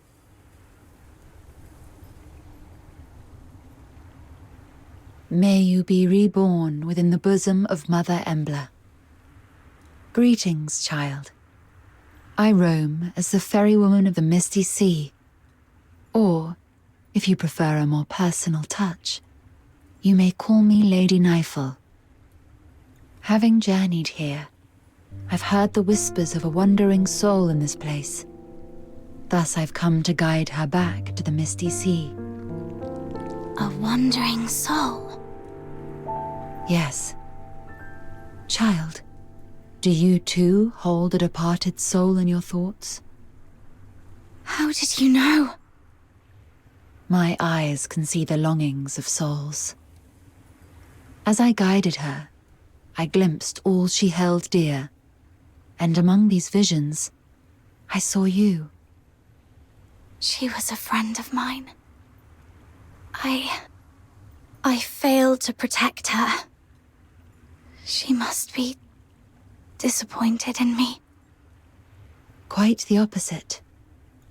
Many souls I've witnessed depart with intense grievances and bitterness, their cries thick as the fog along the riverbanks. But her voice was very gentle. It bore no sorrow, anger, nor resentment, only expressions of gratitude and blessings.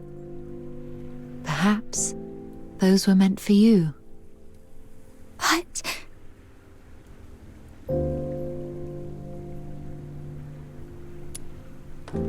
Child, I have lived long and bid farewell to countless souls, and I've heard such words time and again. Just as plants succumb to wildfires and bugs perish in storms, impermanence is a part of life. Sooner or later, death touches us all. Rather than cursing fate's indifference and cruelty, or lamenting our frailty, we can choose to cherish the memories we hold dear. After all, if death is the inevitable, then every moment alive is a miracle that defies the odds, isn't it? I believe that the gentle soul who journeyed to the misty sea would also wish that when you recall your time together, you'd find yourself smiling, not crying with grief.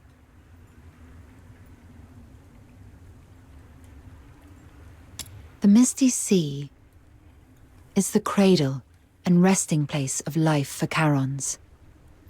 Souls of the deceased return there, and the living emerge from it. Life flowing in endless cycles. If that's the case...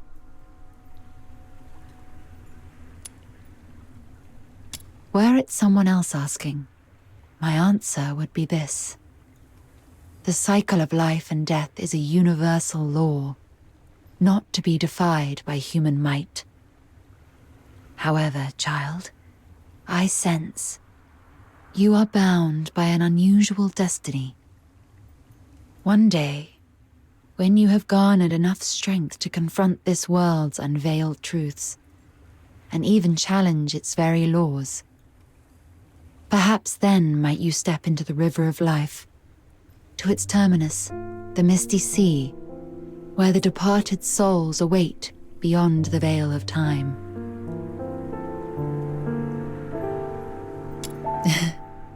I am merely an observer by the riverbank. The answer to this question must be discovered by yourself.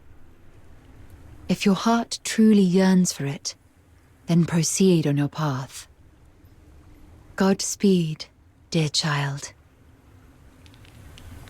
The misty sea, departed souls, the world's truths and its laws.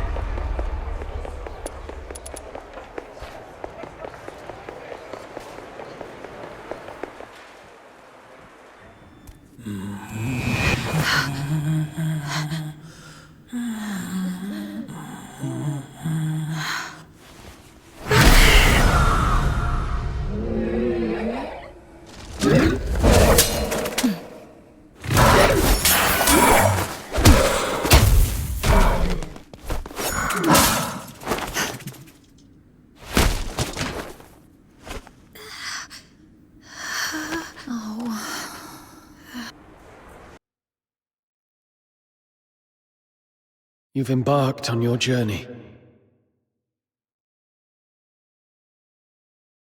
Perhaps you've explored new places and have met new friends. You seem sad. Yes. I had a sad dream. Well, I'm not sure if it was a dream. I feel like I've lost something important. Trying hard to hold on to something, yet it slips away like sand through our fingers. Time and life. It's all like this. To be born is to be destroyed. To meet is to part ways. The only thing that ever lasts in this world is oblivion.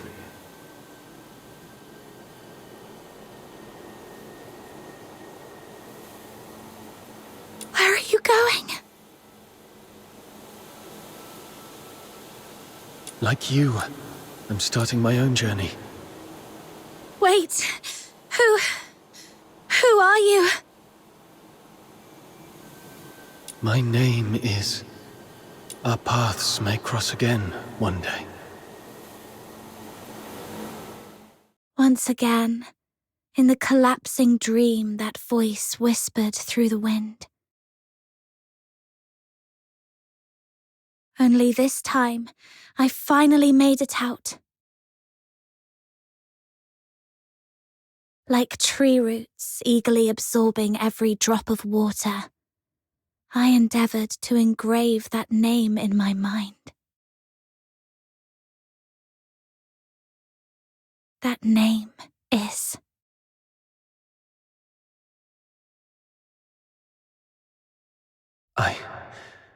I'm having this dream again. That giant beast blocked your path, its grip tightening around your throat. Your body shakes as you suffocate, sharp pains triggering the deepest desire within your soul. That voice again. Kill it. Listen to its death throes. Bathe in its blood and embrace the sweet release of death.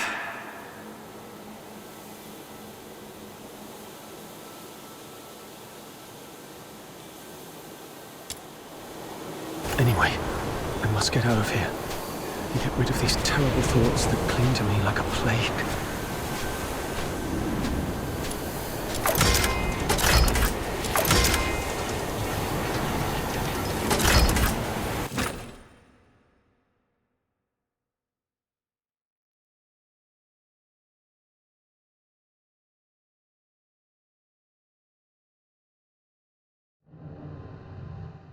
Wake up, or you'll die!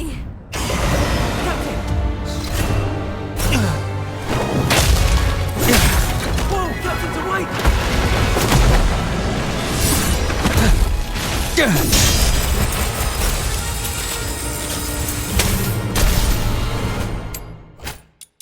Captain, you're finally back with us. That filthoid is on its last breath. Keep it up and finish it.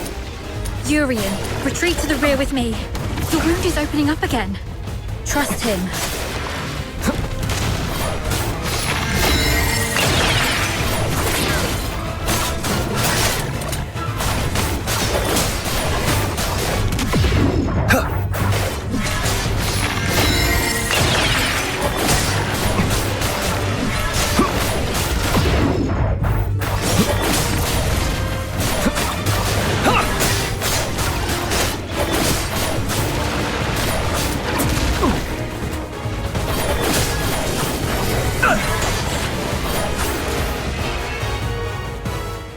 It's done.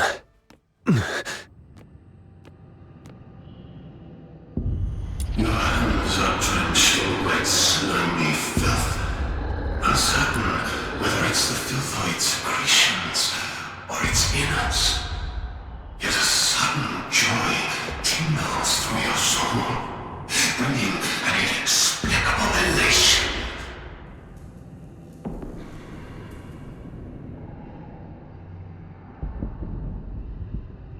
Do not resist, because I am what you actually are. I am your instinct for death. One day, you shall follow my lead and obey the ancient will.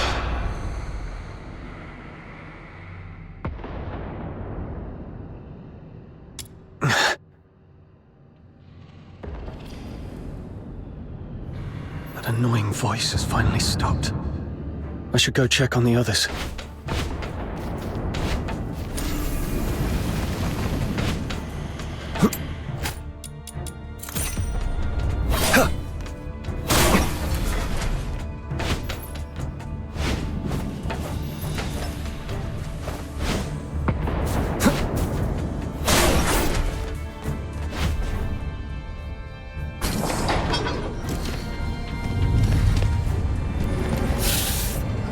Dr. Daphne, we've completed our mission, right?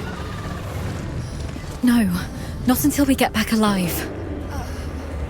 It's all right, Daphne. Calm down. Everything's going to be okay. Calm down. You're back. Are you injured? I'm all right. Good to hear that. When you got tangled up by that filthoid, I thought I'd never... I'm just glad to see you're okay. There are so few of us left, and those who survived are heavily wounded. If you have the time, would you stay and talk to the wounded?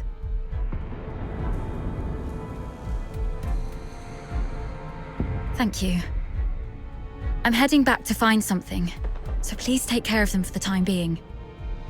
The soldiers look up to you. Your encouragement will make them feel better.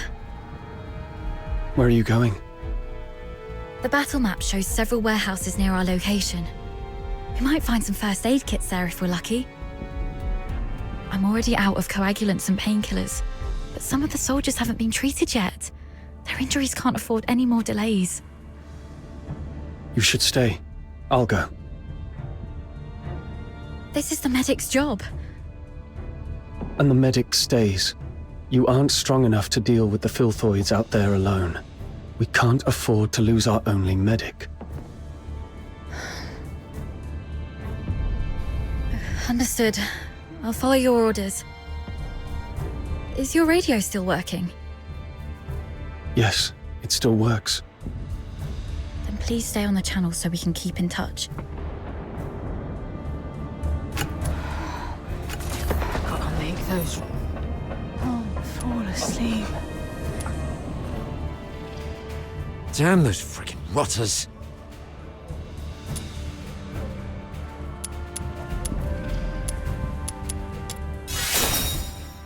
Captain, I'm fine. I can still move. Those despicable cowards are using filthoids as their weapon. The Forsakens are monsters, just like their filthoid pets. And those blasted airheads giving us the orders are just as bad. The mission brief mentioned nothing about the filthoid hordes down here. Oh, sorry about that. I shouldn't have vented my frustration in front of you, Captain. It's all right. Letting out emotions is better than being unable to speak at all. You always know how to soothe people, Captain. And thank goodness we have you. We thought we were goners. It's just that we're too green. If only Commander Avar were here. As a veteran, he must have a way to get us out. Sir Avar. Still no word from him. Damn those filthoids. Damn the Forsaken.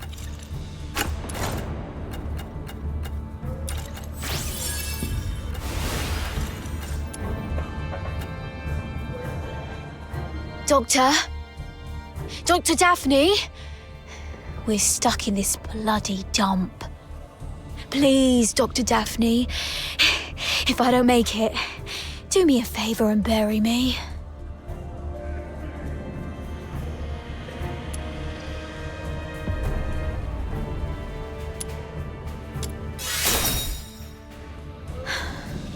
Sorry, Captain. I'll zip it. With no painkillers left, I can only grumble a little to help distract me from the pain. Dr. Daphne and you covered our retreat just then. How is she? She's all right. She told me to come check on all of you. Good to hear that. A highborn lady like her could have stayed at the academy. But no, she chose to serve with the 13th Legion. What was she thinking? Eternal glory and loyalty to our Emperor.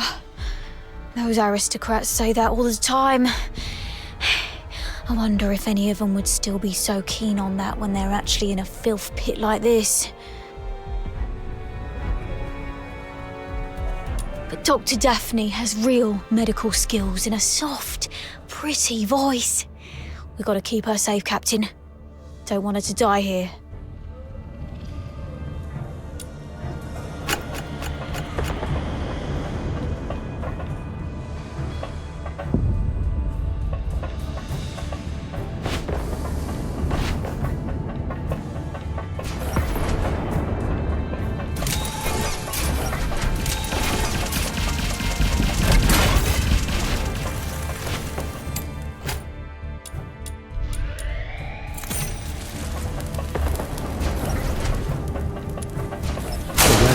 does have a few military supply crates. Great. But before you search, make sure the crate is safe to be approached. I got it. The medicine appears to be in good condition. That's great. Thank you. Be careful on your way back. The boys are probably lurking around this place.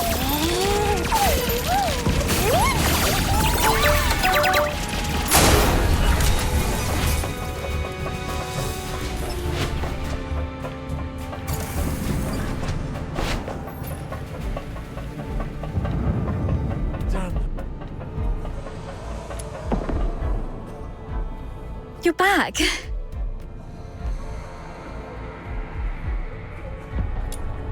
Great. This will help stabilize the wounded.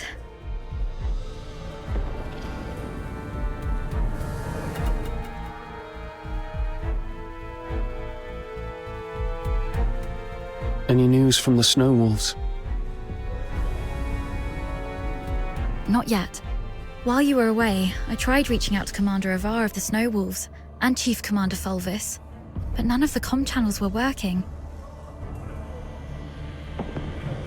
Keep trying. And meanwhile, let's see if we can find a safer place for the wounded. Actually, I have a plan. What is it? Take a look at this map.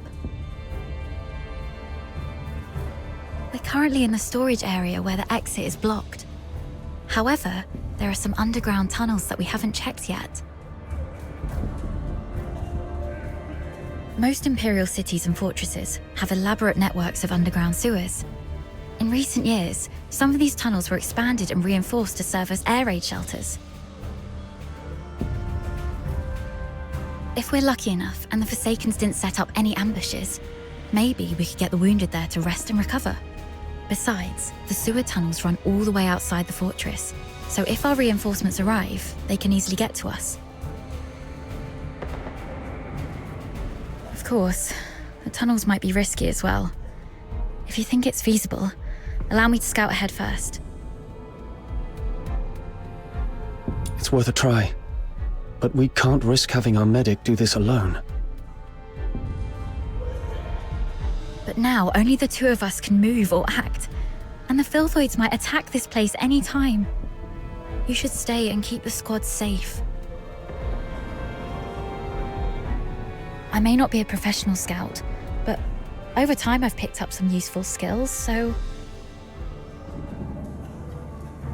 All right. Be careful down there. Make sure to sidestep any confrontation with the enemies. Understood. I'll stay on the radio while you keep contacting the others. And if I lose contact for more than half an hour, please, lead the squad to find another way. Don't be scared, Daphne. Everyone's survival depends on you. Don't be scared.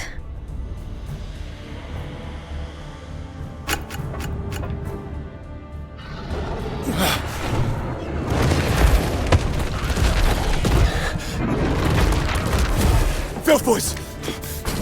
Daphne, protect the wounded. Yes, Captain.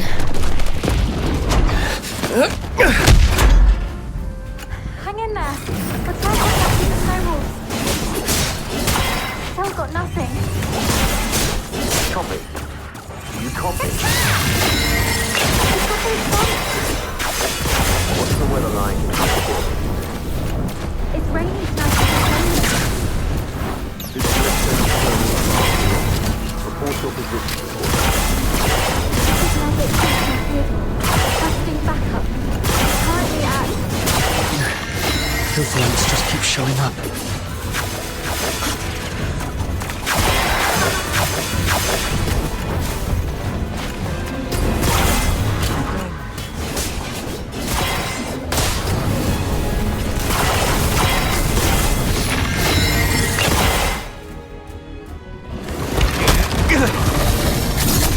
Hang in there, kid.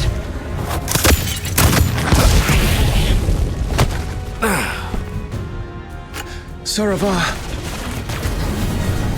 Focus on the fight. I've got your six.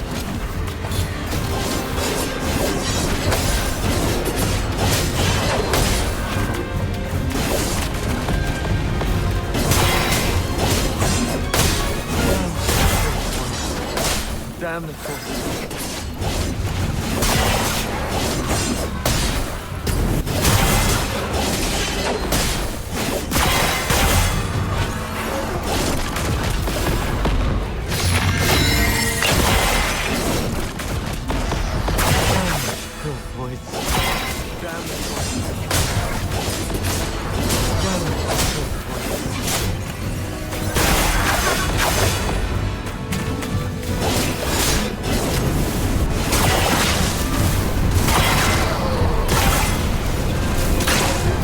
Take out that Forsaken guy first. The Filthoids are following his lead.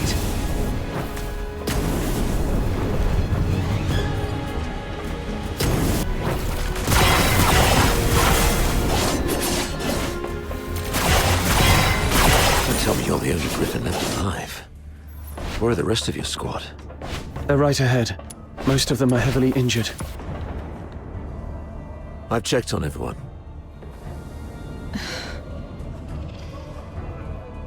Why the grief? You still have your arms and legs, so stand up straight and pull yourself together. I know what you've been through. I've seen many of our fallen soldiers along the way. But you are soldiers. Save your condolences for when you're home and safe. So, are you two okay? We're doing fine. Just carrying out the orders from higher-ups and almost got killed. Thanks for asking, sir.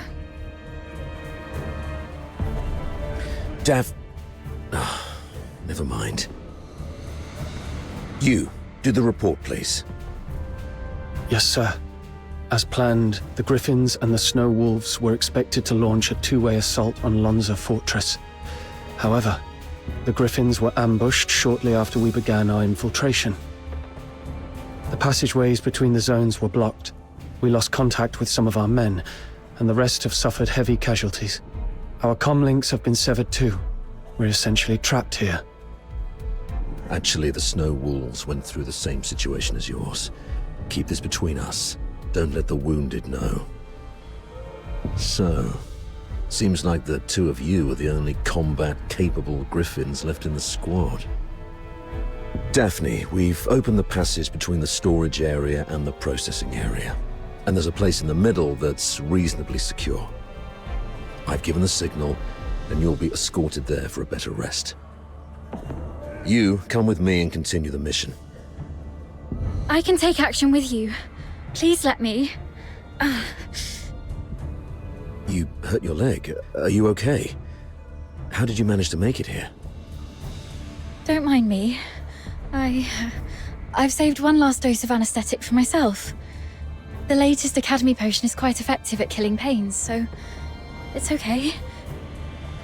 Medic Daphne, what is Article 12 of the Hyperborean Legionary Code of Conduct? Now is not the time for rules. I can still... Medic Daphne, answer your superior officer. The chain of command must be respected during all military operations. Daphne Theodore, medic of the 13th Legion of the Hyperborean Empire. Yes, sir. Hold all actions and stand by. After joining up with the Snow Wolves, proceed with the wounded Griffins to the processing area for rest and await further orders. Is that clear? Sir, yes, sir. Okay. You, follow me and proceed with the mission. Yes, sir.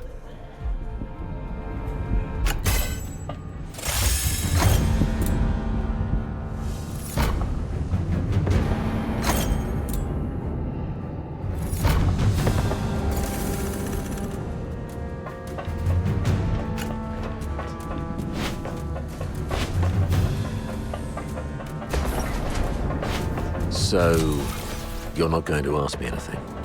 You just said, soldiers must obey.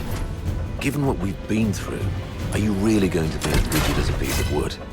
You also said that one must fully concentrate when engaging in combat.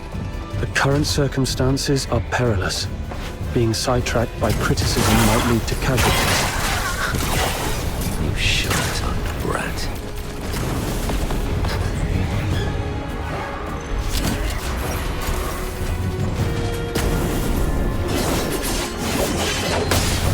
cargo lift. Could be a good chance to resupply. But I better stay alert. Could be an ambush. Let's sort through the situation. Our battle plan involved Colonel Fulvis and his numerically superior squad, the Narwhals, launching a diversionary attack on the bridge leading to Lonza Fortress to distract the Forsakens. Meanwhile, the Snow Wolves and the Griffins would parachute right on top of the fortress. Our two squads would infiltrate the fortress via the engine room and the arsenal, then launch a direct strike and seize the central control room. However, the Forsakens predicted our moves. Yes. Either they have intercepted our communications, or there is a spy working for the Forsakens in the Legion. Regardless of how our plans got out, the Forsakens were undoubtedly well prepared. They used the fortress's defense systems to ambush us, and even lured a bunch of filthoids here. We planned for an infiltration strike, so none of us were equipped with heavy weapons for large beasts. The only option was to throw our lives at it. Given that Lonza Fortress was designed by Imperial engineers, you might know how to disable its defense systems, right? You literally slept through your cryptography courses, didn't you? I cannot believe you're still sore about that, sir. Never mind. Acing those courses wouldn't be much help in this case anyway. The Forsakens have modified the mechanisms in the fortress. We don't have time to go through each hard point and crack every code. But disabling the systems first would be the right call. So we should reach the engine room next. Cutting their power will shut down the systems, giving us the time to rescue our trapped soldiers. That's our main objective in the next move. Operating the devices there requires 2 people. Thank God I took you with me. Hold on, we're getting a call. Hello? Does anyone copy? What's the weather like in Hyperborea today? It's raining tonight in Dismania. Commander Avar, is that you? I'm Vic. Avar listening. Give me a report. After we split our forces, Monica and I took the path along the outer perimeter. We're about to reach the engine room. Engine room? Are you trying to... I'm calling you specifically to give you an update, sir. We'll make an attempt to shut down the power unit. The engine room is probably full of traps. Cease your actions and stay where you are. The captain and I will get to your place in about 15 minutes. Please, let us try, sir. Every moment we delay puts our comrades in greater danger. You... And one more thing. Since the captain is with you, may I ask how the Griffins are doing? My brother Simon is in her squad. We have yet to secure his body. What? He means Simon's got some injuries, but the medic has taken care of him in a temporary shelter. There's no need to worry about him. Understood. Thank you, sir. Your way with words. Take my advice. Never try to comfort anyone, okay? Loud and clear, sir. Vic, Monica, hang in there. We're coming.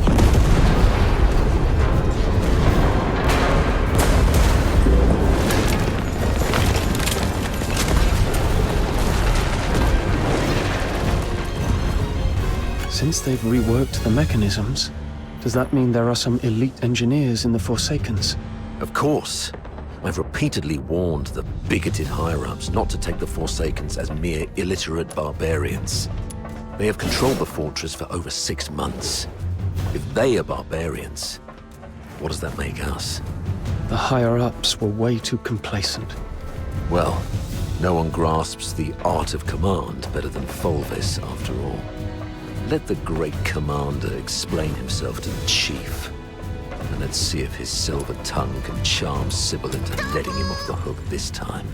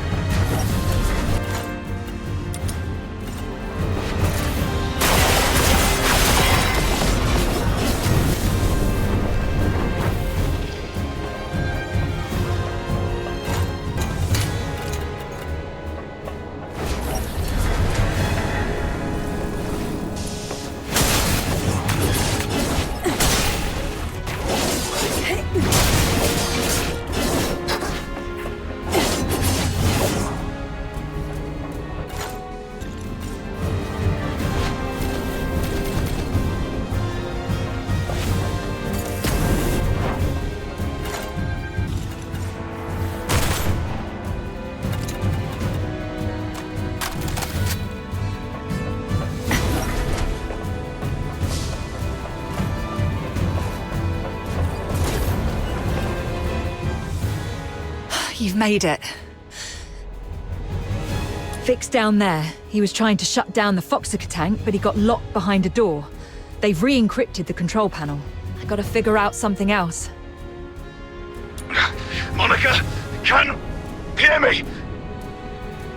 The engine room! Run! Oh!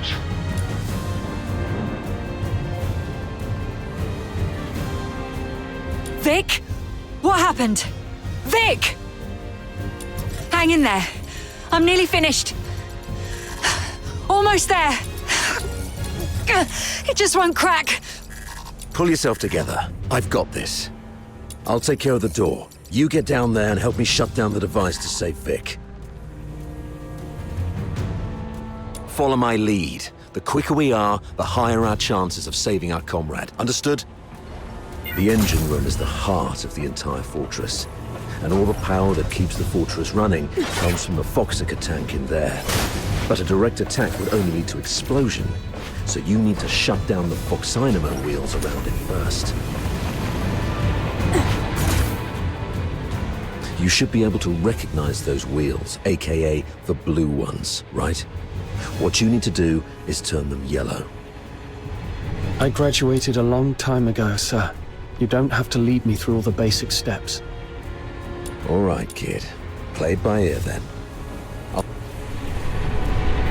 Following the kid will shut down this one first. All right, that's one down. Time to find the rest.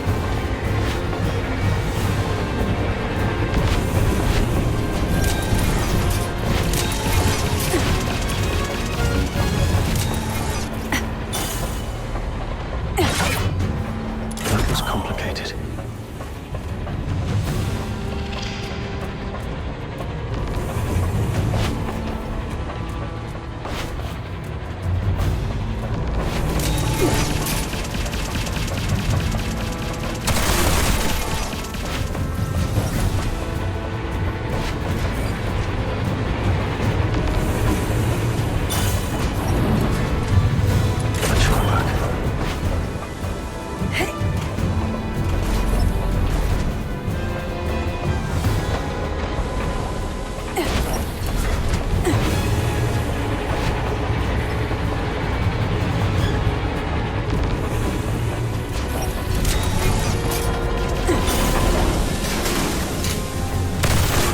Dynamo wheel was such a weird place. It was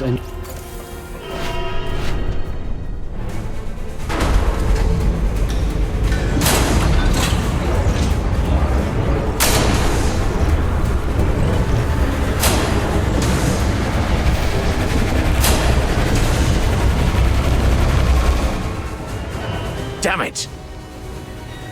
Warning. Foxica tank overload risk detected.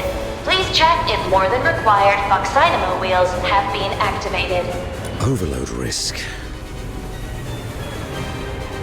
Listen, I need you to go to the lower floor of the engine room, activate all the backup Foxynamo wheels, then evacuate immediately. Since we can't shut them down our way, we can let them do it in a self-destruct. You mean exploding the Foxica tank by overloading it? Got it.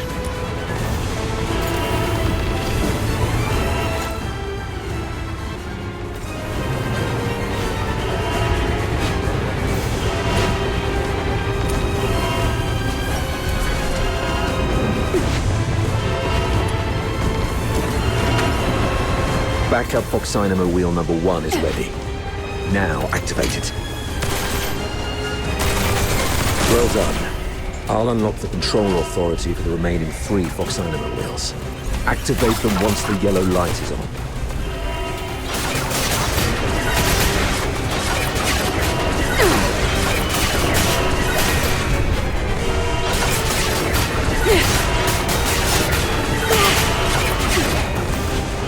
May you rest in peace.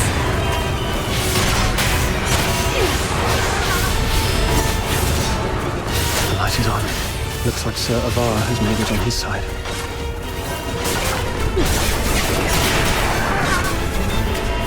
Farewell.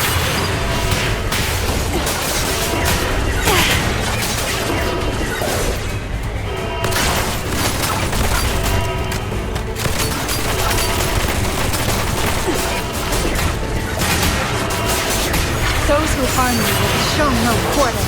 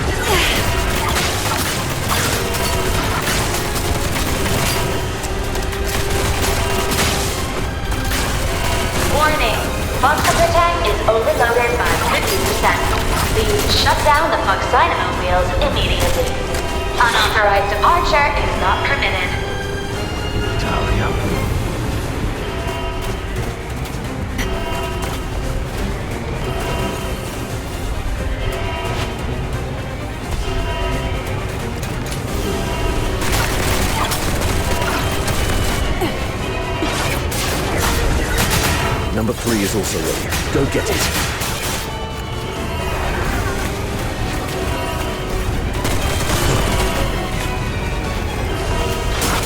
Quick and clean. Well done, kid.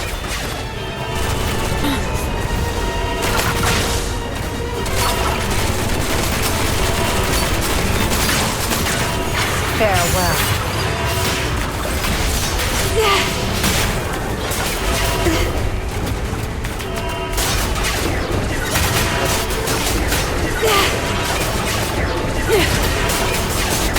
The control authority is unlocked. This is the last one.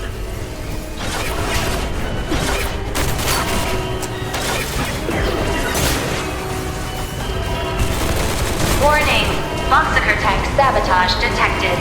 Anyone held responsible should confess your crime. Run! Get behind the safety door. Warning.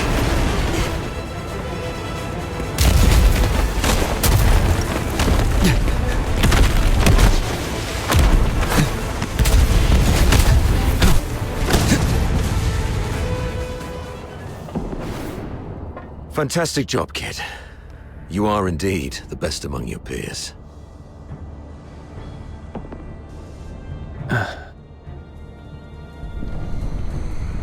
Okay. Most of the defensive weapons within the fortress have been disabled. The rest of our squad should have an easier time. So, can you continue? Let's go if you can. We've got other comrades to rescue. Hold on. New communication coming in.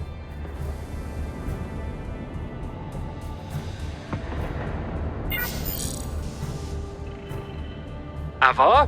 Where are you?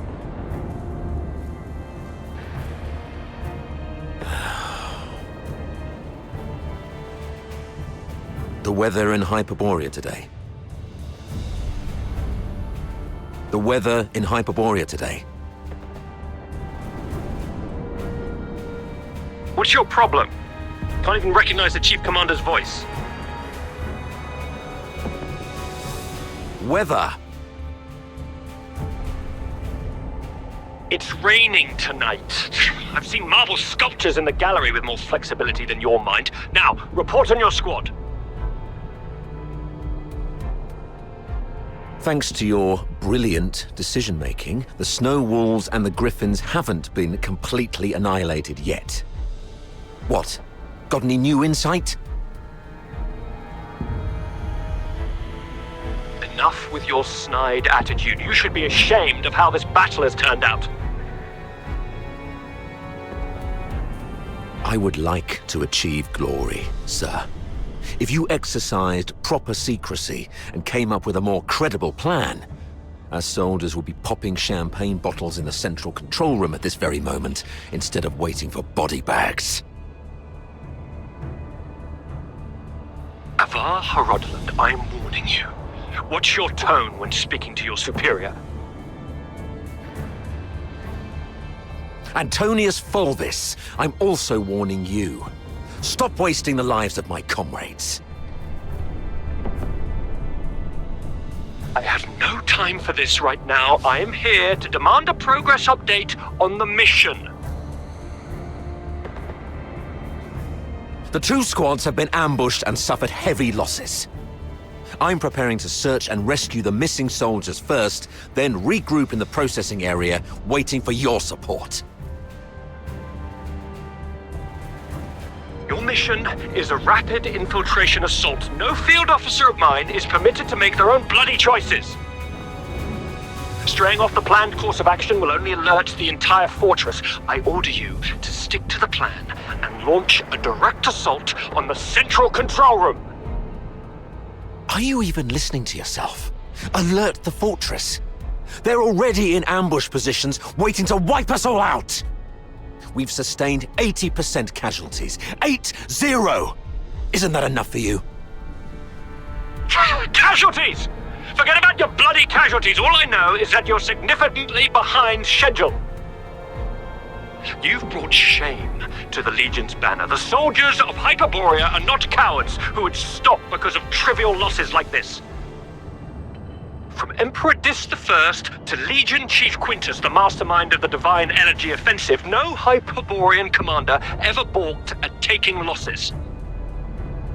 I gave you the elites of the 13th Legion. You should have more than enough resources to take this puny fort.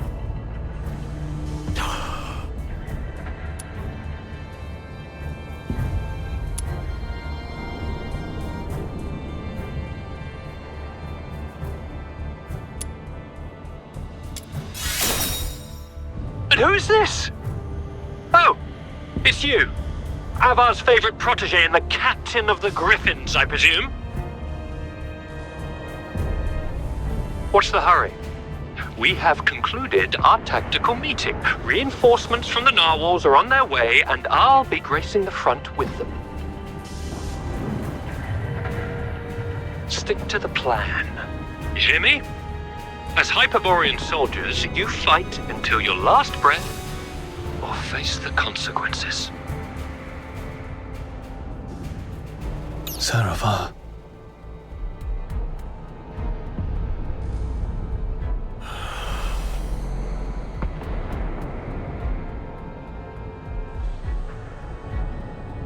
Captain!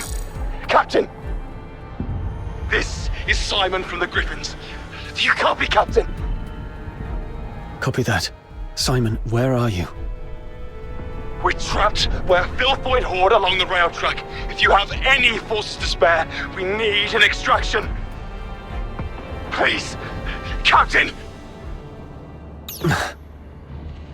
I also picked up a signal from another squad reporting their position, right after Fulvis ended his call. What are you gonna do?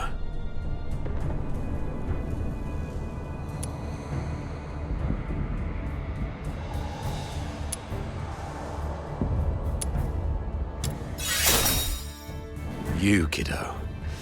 I knew I was right about you. Fulvis is nothing but an arrogant and greedy bastard. His senatorial lineage is the only reason he's up there barking orders at you. He sees soldiers as mere numbers in his reports, treating them as fodder for medals to pin on his uniform, not as living, breathing humans. Besides, battlefields are ever-changing. What true insight can he gain from just staring at a map? Go rescue your comrades. In case Fulvis seeks someone to blame later, consider this a direct order from me. Yes, sir. Monica and I will be on our way to rescue another team of soldiers trapped near Turret 4. We disabled most offensive weapons within the fortress. The turret's auto-defenses should be offline now. We might be able to seize the turret first. And once we do that, we can blow apart the defense system around the central area with the Foxica cannon. It's settled then. Meet me at turret 4 once you've finished everything on your side. It's like destroying the fox.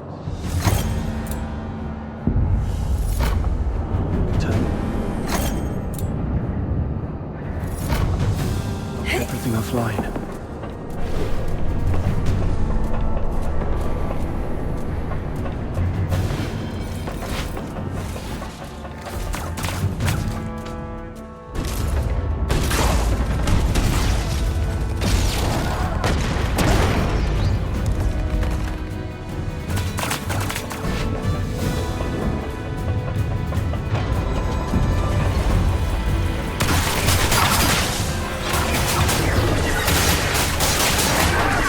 Let's quickly get this over with and go home.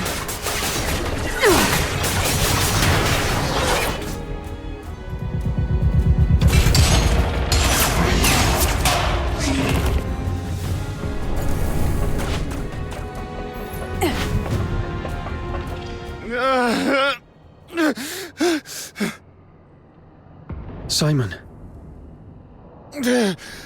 Captain. Oh, thank God. You're here. Quick. The rail trucks. Everyone is trapped by the filthoids there. Go save them. And be careful out there, Captain. Ma.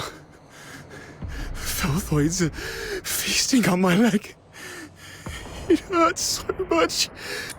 Ma. It hurts. Hang in there, Simon. Simon, are you still...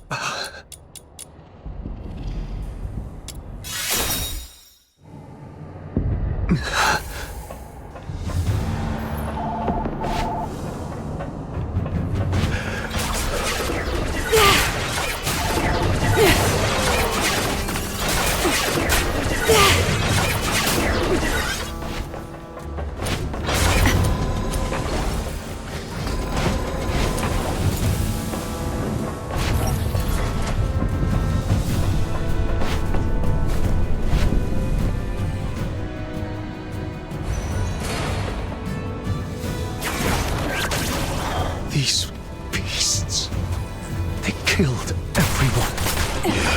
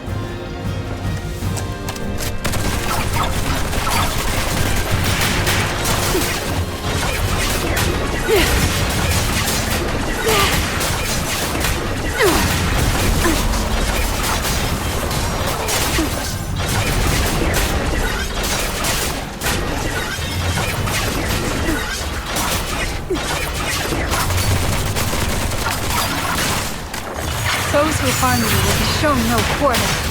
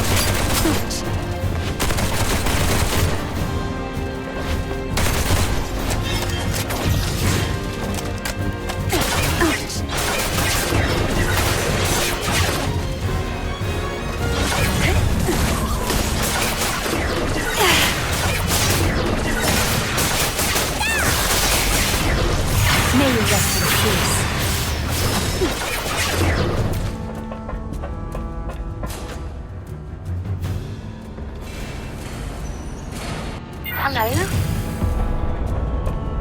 Do you copy? I'm Daphne Theodore, the medic of Squad Griffins. Is that you? Why aren't you saying anything? Are you hurt? Where are you? I'll seek permission and come for you right away. Hang in there. The captain's on the way. Let's quickly get this over with and go home.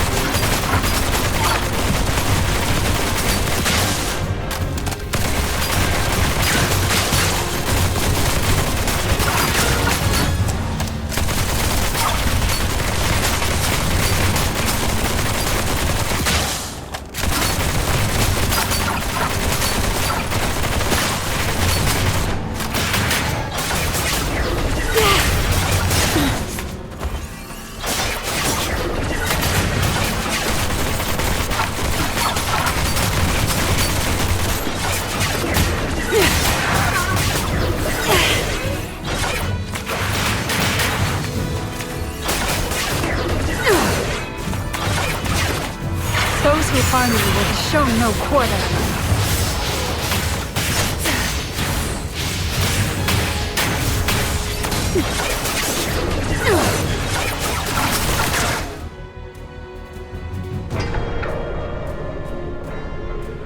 Captain!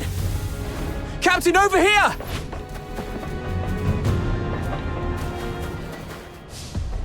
Oh, Captain. My dear Captain. You finally came for us. Something's gone wrong with our comm channels and we couldn't get in touch with anyone. Simon's gone out looking for help. I was just trying to get everyone to keep it together. Told them how good you are and how you're gonna come flying in and get everyone out of this mess. Captain, did you come alone? Did you see? He's dead. He's the smartest among us. How come? Now is not the time to dwell on Simon. We need to focus on this battle and surviving. You're right. He didn't risk his life going out there to look for help so that we could end up here like crybabies. Get going once you're ready. I ran into Commander Avar on my way here. We plan to join them at Turret 4. Turret 4? Are you sure about that, Captain?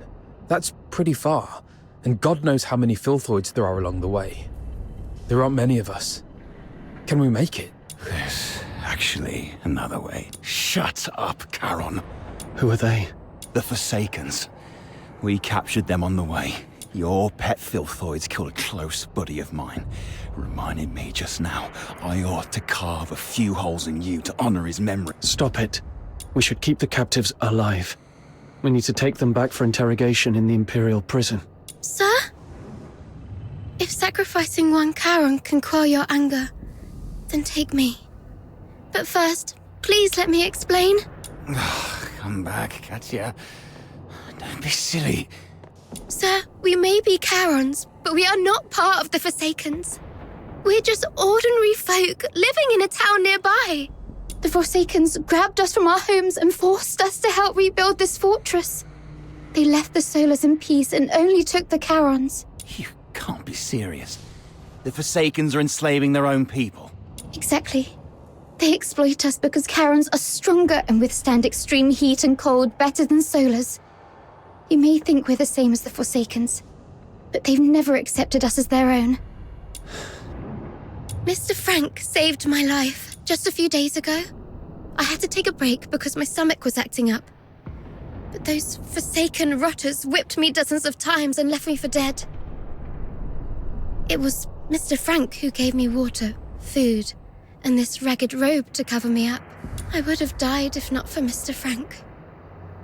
So if you must shoot him, could you please shoot me instead? He just wants to help. Because none of us can forgive what the Forsakens did to us. The sewer tunnels are like a maze. You'd easily get lost without help. The Forsakens always get Mr. Frank to fix the sewer valves, so he knows the place like the back of his hand. Let him live and he'll get you where you need to go. All right. Marco, lower your gun. Holster it. That's an order. Leon, frisk him. Yes, sir. Just a few days ago, I had to take a break because my stomach was acting up. But those Forsaken rotters whipped me dozens of times and left me for dead.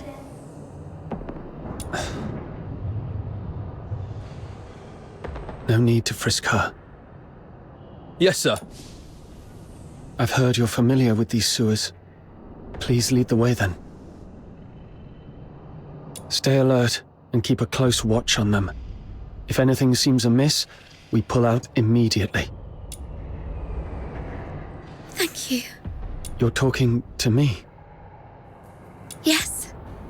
You didn't let your man frisk me, and I really appreciate it.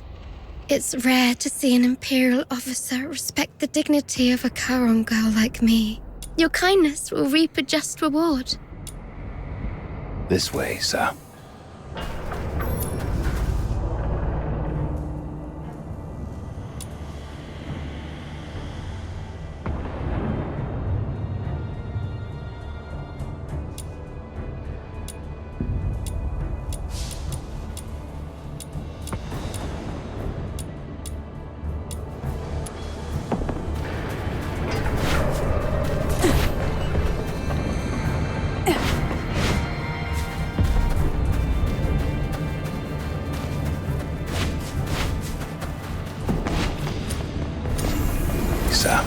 You can get into the sewer tunnels from here.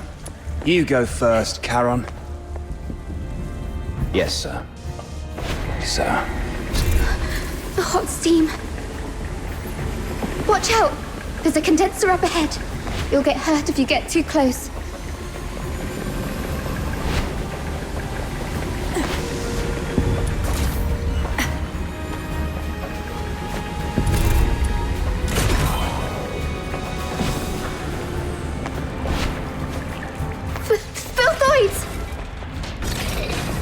The unarmed, retreat behind me.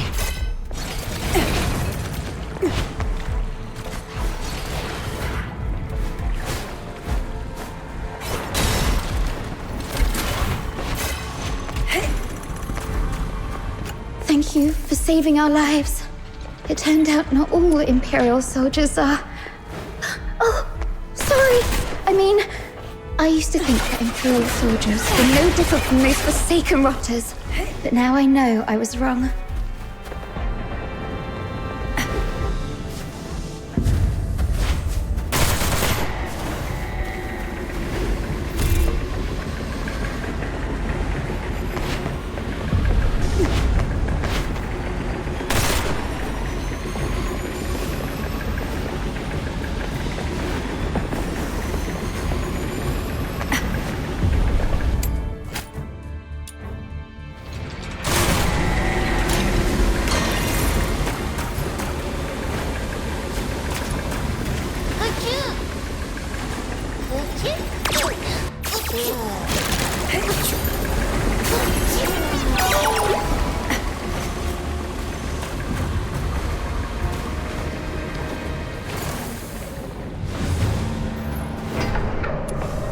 Over there is Saravar.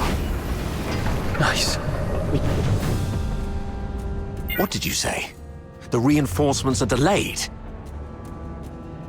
The Forsaken sabotaged the narwhals at the bridge. Now we're stuck here. You expect me to storm the central control room with just 2 battered squads? You can't be serious, Volvis. They've got the hazering messengers in there. Messenger, messenger. The Legion doesn't feed you daemons out of kindness. This is what you're for. And you've got him with you. That one's just as strong as any daemon. The central control room is right ahead. It's less than 50 yards away from the turret you're at. 50 yards further, and we can dedicate the victory to His Majesty.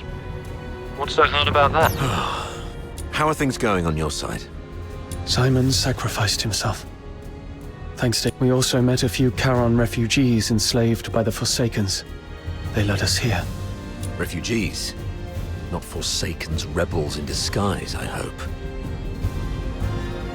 That's why I asked the soldiers to keep an eye on them. If they are indeed civilians, they'd be safer with us. If they turn out to be from the Forsakens, we'll detain them and bring them back to the capital. In that case, the ambushing Forsakens may think twice about attacking for fear of harming their fellows. You made a smart decision. As for this side, our reinforcements met a problem on the way here and can't make it. I heard. Look on the bright side. The mission is almost done. Knock out everything that gets in the way. Breach the central control room. Insert the key, reclaim access, and then mission accomplished. That's... The trouble is, though, we can't open the door to the central control room from the outside. That's why you're adjusting this cannon now. Exactly. But the power to the entire fortress has been cut off. We need to get this thing there. Sir, we found some Foxer canisters at a nearby warehouse and got them connected to the remaining Foxynamo wheels as you instructed. Excellent. That should be enough to move this cannon near the central control room. Let's get the Foxynamo wheels up and running. It should bring this sector back online. These cables should lead me to the Foxynamo wheels.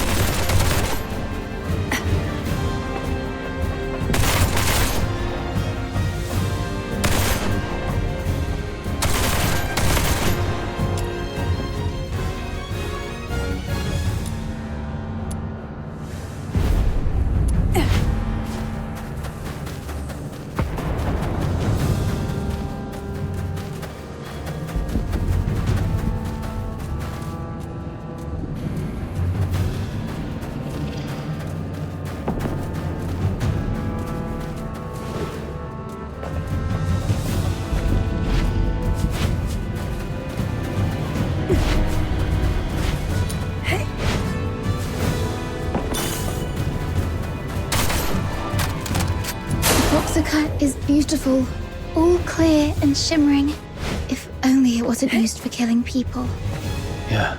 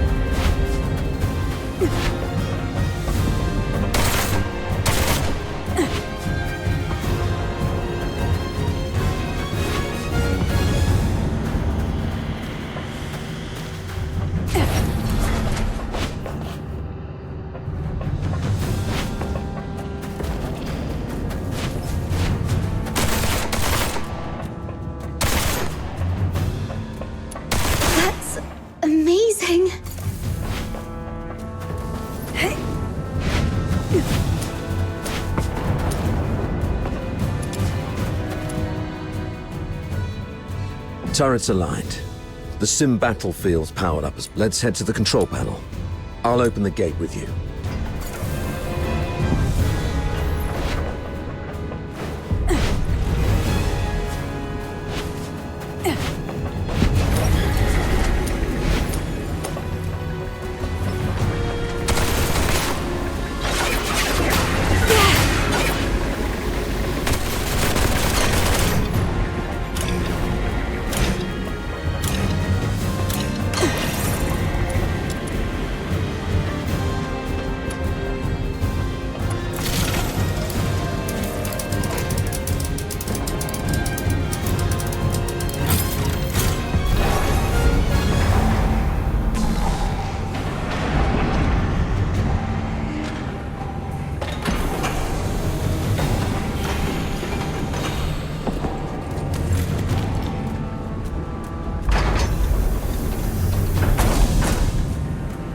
They refer to this place as a simulated battlefield, saying that the theme this time is the defense of Ice Lake City.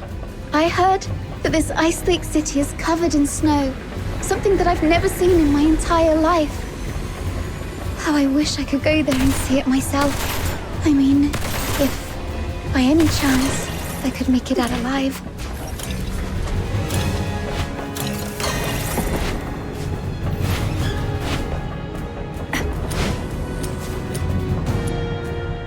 Well done. Now, let's move the cannon to an optimal spot to bombard the...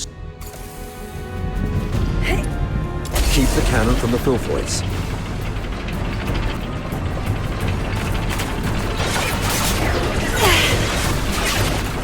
Let's quickly get this over with and go home.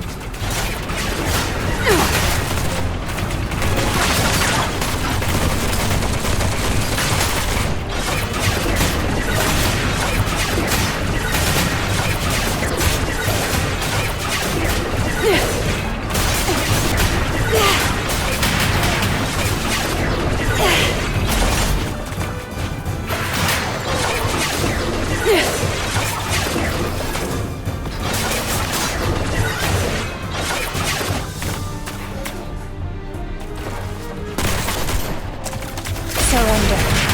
Tear you apart.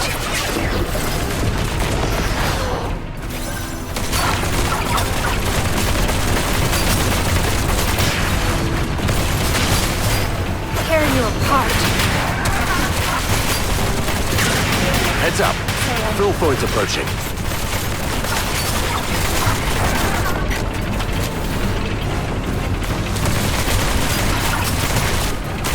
Another way. Defend the turret.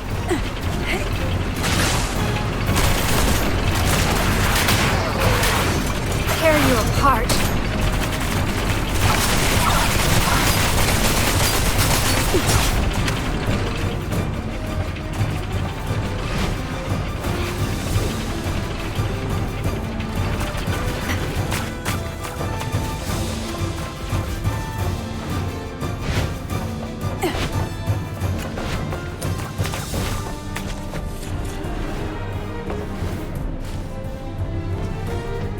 Locked and loaded.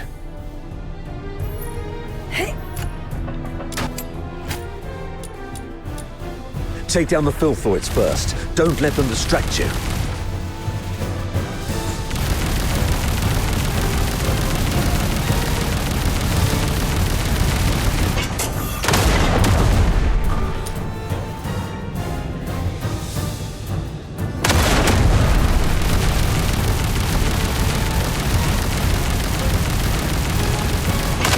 Nice shot.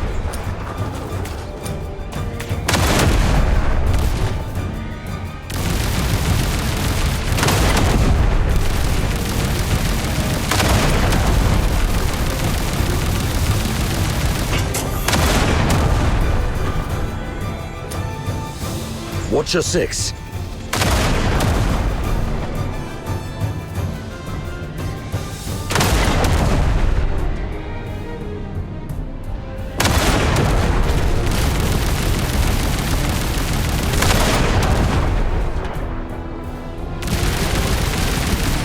Stay alert. They're coming from all sides.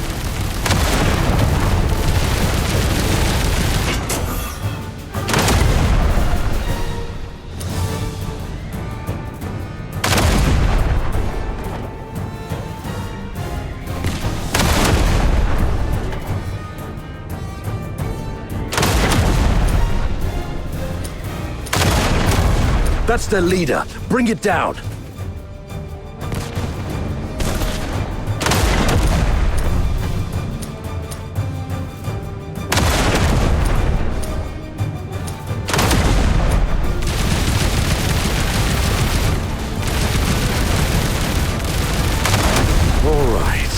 All cleared out.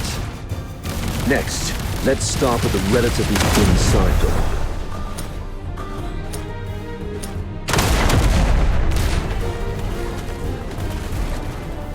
I'll be an old man by the time you break. Keep it up. Use the high explosive shells.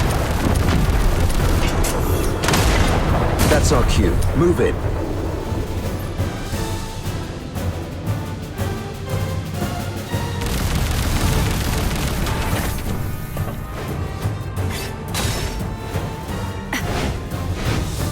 Captain and I are taking the lead. Everyone else, fall in behind us.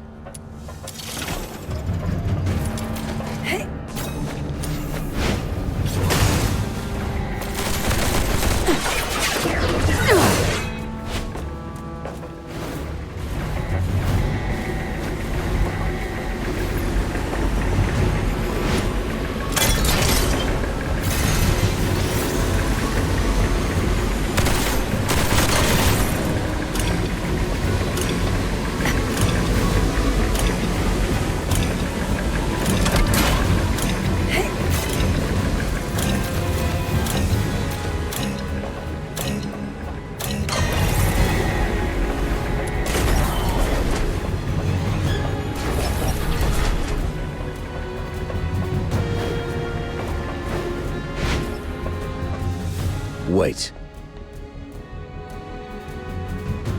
We cannot afford any mistakes in our mission moving forward. We have to rule out all the potential risks. This girl and the old man, they should stop here. Why?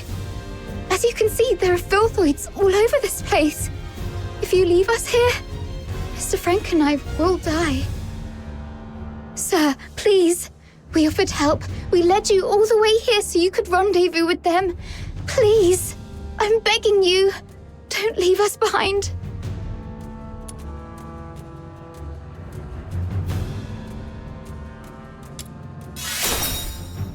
Maybe you're overthinking it, sir. If they were enemies, misleading us in the sewer tunnels would be a better idea. But they didn't do that. What if they're up to something else? Don't you think that they are too familiar with everything in this fortress so far? The central control room is the core of Lonza Fortress. Even the Forsakens wouldn't let their enslaved labor in such an essential place. You're not supposed to know the routes so well. That's because... If you're so interested in acting, little girl, I suggest you find a job in the Grand Theatre in the capital. We're running out of time. Let's go. Leon, stay here and keep an eye on them. Hey, what's wrong? Why are you squatting down? Don't you play the victim here? I won't buy it. Get up and go. Easy, sir. I'm just doing some preparation. Now I'm ready.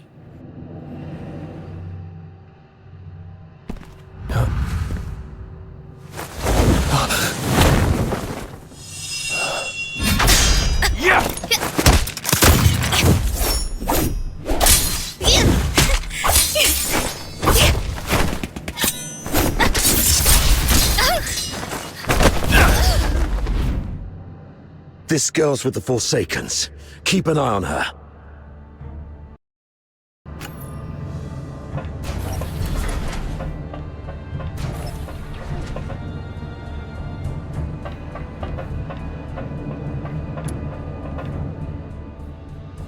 You're injured. Are you all right? Just a scratch. It'll heal soon. That little girl was just bluffing. Even a stray cat would have put up a better fight. Where did it go? I thought I had it right here. Lost something important? Just a mere photo. Why don't you go interrogate that girl? She seems to be after you.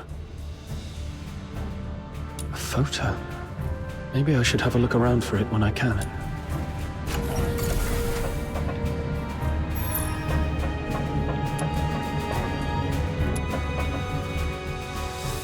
You crazy girl! What are you laughing at?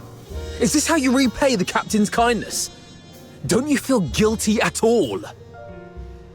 Guilty? Huh. Have you had too many alchemical concoctions from your academy that damaged your brain? Oh, wait. I do feel guilty about one thing. To manipulate that stupid captain of yours. I lied about the Forsakens and blamed them for what the Empire did to us. I'm so sorry to the Forsakens. You... Oh, look what the cat dragged in. Hello, dear sir. I'll take it from here. So what are you doing here? Come to show off the benevolence of a Hyperborean officer? Or perhaps you pity this poor girl who's been led astray, trying to save me from my sins? Oh, I get it. You want to join the Forsakens, right? Need a reference?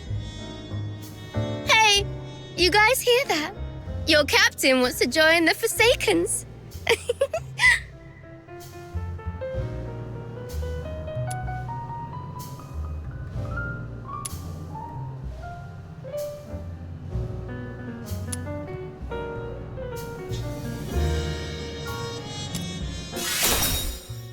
Because you're always so on guard. I couldn't find a chance, even while we were alone. I had to bide my time patiently. Even offered to help a couple of times to lower your guard. And it's more fun this way. Betrayal by a trusted friend is far more memorable than a stab from a stranger, isn't it? You... Oh, you look like an angry bull. I'm so sorry, sir. I forgot you like it better when I talk like this. Cut the act and answer my question. Sure, ask away. I'll answer whenever I feel like it. I deserve to know why you stabbed us in the back after I helped you. Is it out of plain hatred for the Hyperborean Legion, or an assassination attempt targeting me specifically? If this is your question, sure, I can answer that. Given that you've been naive enough to fall for my trick. The Forsaken simply want all Hyperborean dogs to die here, and preferably at the hands of the killing machines they created. I hope you enjoyed our fiery gift. As for me, well, I personally came for you. I heard that you, the top graduate of the Imperial Military College, who is also known as the Pale Reaper, were coming to Lonza Fortress. How could I not come have a good look at the Pale Reaper myself? You've heard about me. Have we met before? That's for you to guess. My sources said that our great Mr. Pale Reaper only has a few years' worth of memories. You know nothing of your past. You don't even know where you came from.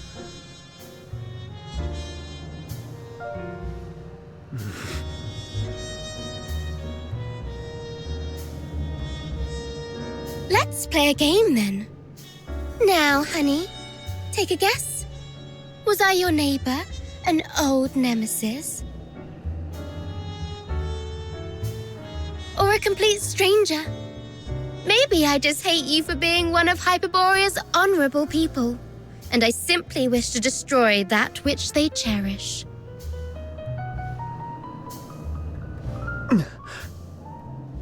Your head hurts, right? The jabbering of this mad girl is worming through your skull like a leech sucking at your brains. See, you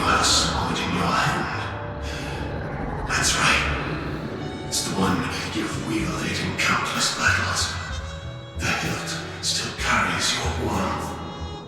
You're familiar with the slick feeling and the subtle tug of resistance when its blade slices through flesh.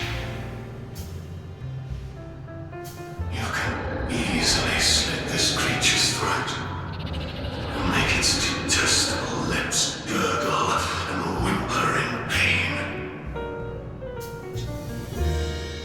It's that voice again. Why now?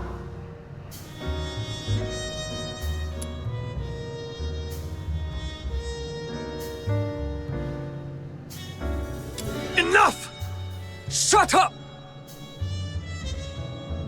Okay. Looks like somebody needs anger management here. Leon, keep a close watch on her. Bring her back in one piece and make sure she doesn't harm herself. Use Frank as leverage if necessary. Yes, sir. Wait. Remember what I said back on our way to the turret? Your kindness will reap a just reward. Lend me your ear. I've got a secret that's just for you. Rest assured, you've just frisked me. I am really out of weapons. It may be extremely important to you. You sure you don't want to hear it? Someone in your legion wants you dead. What did you say? Secrets are meant to be whispered once. Take care, sir.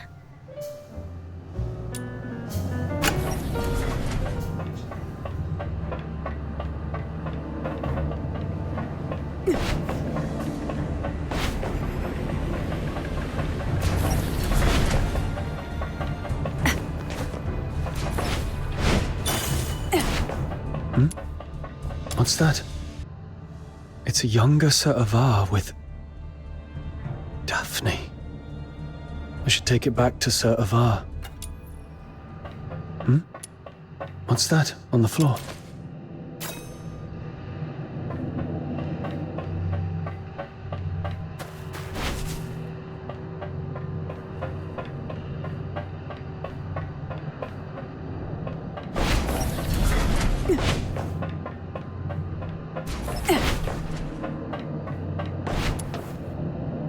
Sir, I found this. Oh, you found it. Thanks for bringing it back. So, is Daphne your... Oh, she's just my neighbor's little girl. I suppose it's time for the truth. You're right. Daphne is my daughter. This is the last photo we took together before she and her mother left. Daphne took the last name Theodore from her mother.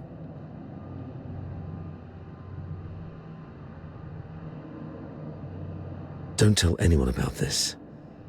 We divorced specifically to keep people from knowing that Daphne is my daughter. Back then, the chief alchemist thought the world of Daphne. She believed Daphne had what it took to become the Empire's finest. She'd long since stopped taking apprentices, but for Daphne, she made an exception. Because of Daphne's talent? She's talented, but it's more than that. The Spathatoy is never short on talent. The chief alchemist said Daphne has a unique gift that sets her apart. I never quite understood what she meant, but it's clear Daphne has a bright future ahead of her. And having a Charon for a father shouldn't be what holds her back.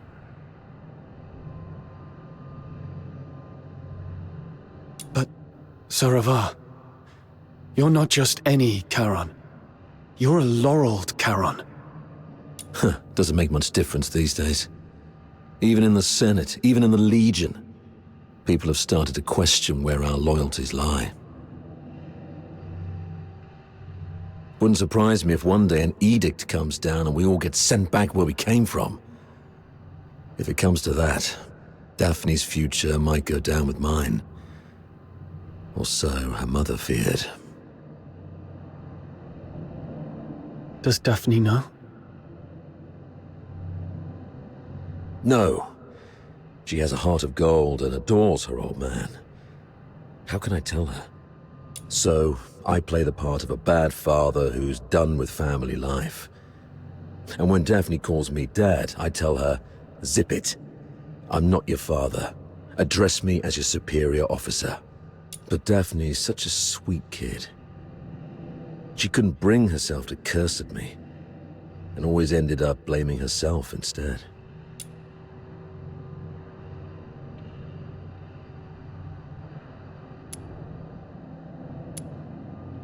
I knew about that already. She volunteered for the Lonza Fortress op, even went straight to Fulvis with the paperwork without telling either of us. That girl had her mind made up from the start.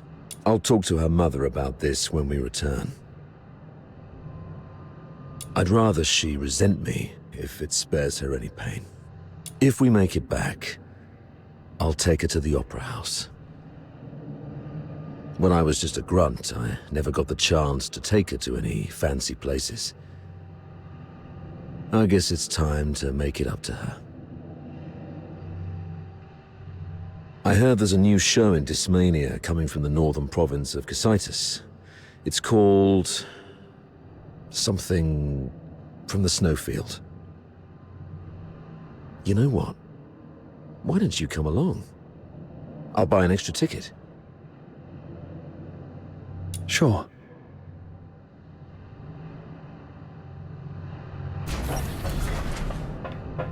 I doubt Fulvis will bring reinforcements anytime soon. The central control room is just ahead. Should we push forward? The messenger of the Forsakens might be inside. I'm not sure how many assassins like her are waiting for us.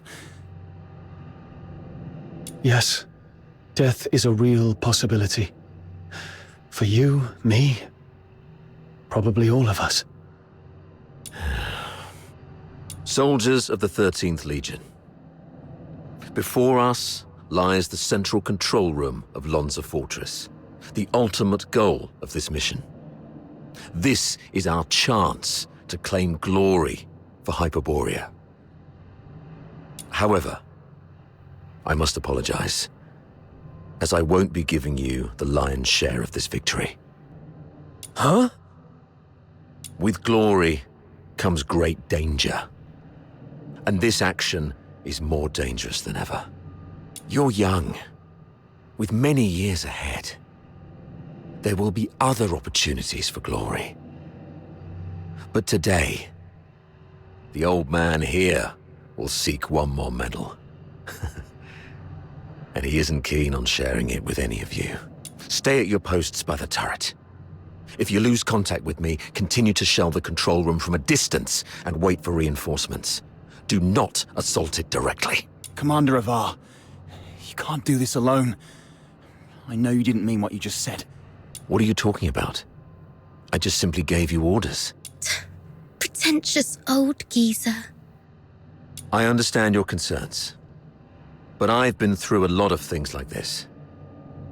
I was once like you, young and tearful, thinking my commanding officer had a death wish. But he always returned safely. So I'm telling you that there's no need to worry. Think of your mother, probably by the fireplace knitting a sweater, waiting for you to come home. Commander Avar, you've always looked out for me, and you've just saved my life. Even if my mother were here, she would say, "Follow your officer, do not fear death." You're a Hyperborean warrior, and you're supposed to defend the Empire with your life. It's not about fearing death. I just don't want any lives lost in vain. It won't be in vain. Every step we take pushes the front line forward. And since we don't know what lies before us, It means that survival is also a possibility. I'm a Griffin, and I stand with the captain. Yeah, I heard that loud and clear this time. I stand with the captain. Well, since we have the captain, maybe he does have what it takes to lead us to victory. All right. Prepare yourselves. We set off together. You've even learned how to take over your commander's speech.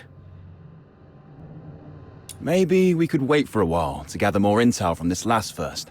Oh, are you going to interrogate me? No. I've seen how crafty this girl is. Her intel will only mess with our judgment. Here's the plan. We split into 2 groups. He and I will scout ahead. The rest prepare and initiate the assault upon our signal. If we call it off, retreat to turret 4. Leon, you stay back and guard the captives. Yes, sir! Let's move and see what surprises the Forsakens have prepared for us.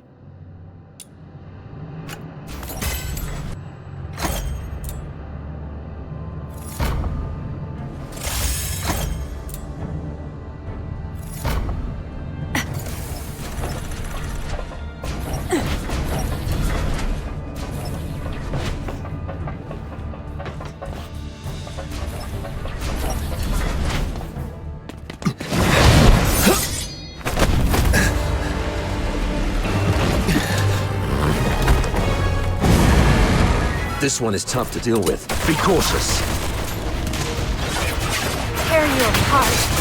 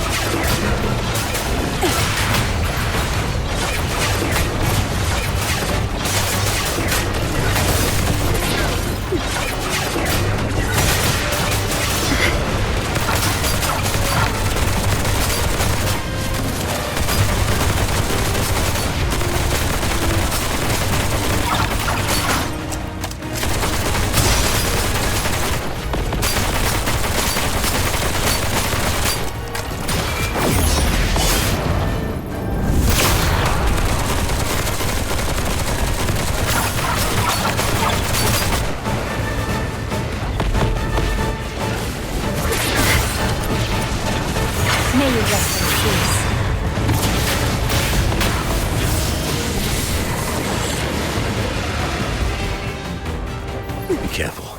There may be more enemies inside.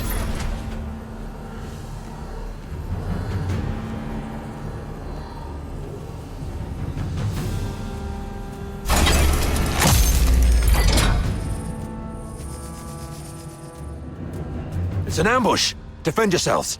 Wait. The defense system here is off. The central control room is empty. Has the messenger left already? Something's off here. The original blueprints of the fortress showed this room should have the strongest defense system, including a self-destruct mechanism. But they've only locked the door, and there's no sign of any defense systems engaging. What do you make of this?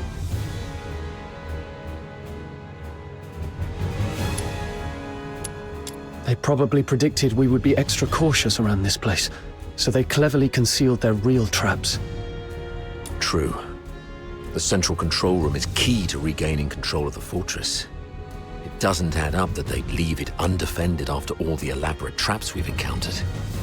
I'm about to access the fortress's control panel with my key. If all goes well, that should complete our mission. Understood. I'll take a look around for anything suspicious.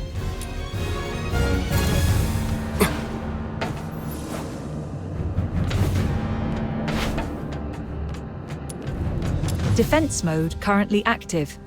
Please switch to safe mode to proceed.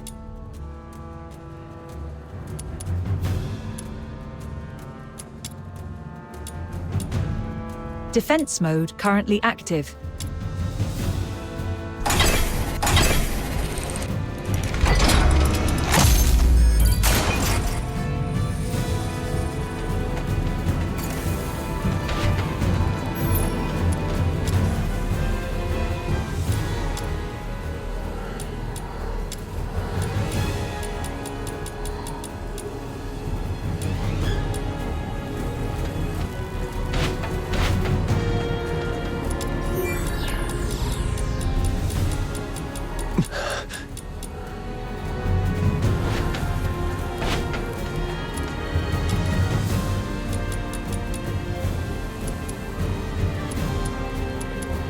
The 13th Legion will attack in 2 days.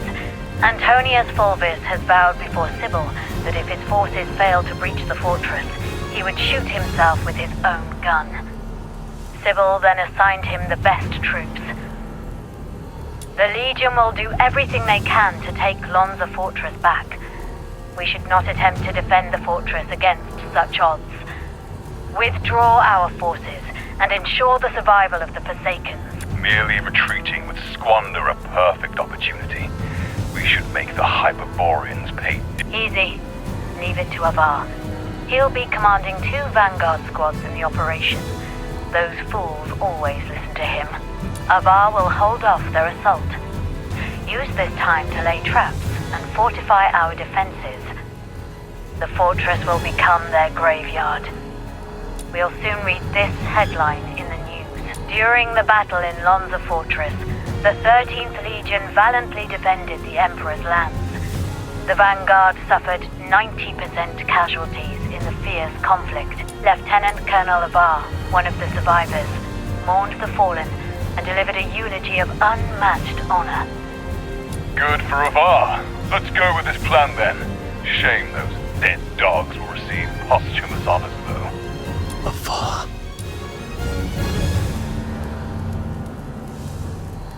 Authority override. Successful.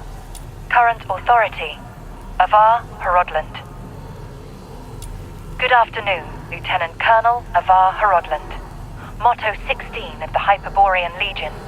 When you have the enemy within range, beware that you are also within theirs. Oh, finally. Of all the battles I've fought, none have been as nerve-wracking as this.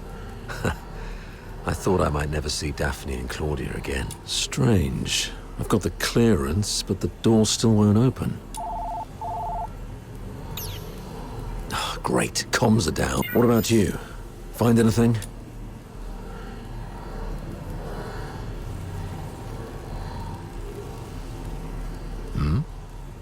You look like you've seen a ghost. What's wrong? Someone in your legion wants you dead. A girl, Katya, told me this. The recording. The signed document, Katya's words. And this man in front of me. My mentor on hand-to-hand combat and battle tactics. My superior who always looks out for me. What should I believe?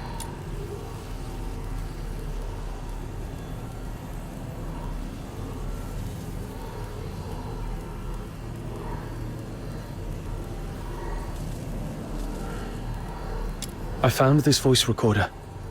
And this document. Is that so? Well then. We need to have a serious discussion about this.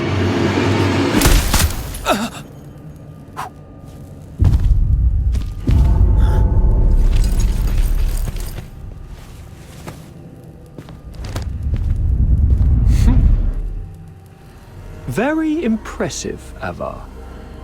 Didn't think you'd make it this far. Fulvis, you scheming bastard. You fabricated all this evidence, didn't you? I didn't know you old lion aristocrats would stoop to such nasty tricks. I'm nothing like those stubborn old fools. I'm a pragmatist and would do anything that works. Isn't this your favorite protege? You did this. I was just setting the stage for a deal with you. I don't think we need a third party. Off you go, Falsey. It's all right. The entire fortress is in our hands. This old man dares not make a move. Yes, sir. I shall wait outside the door.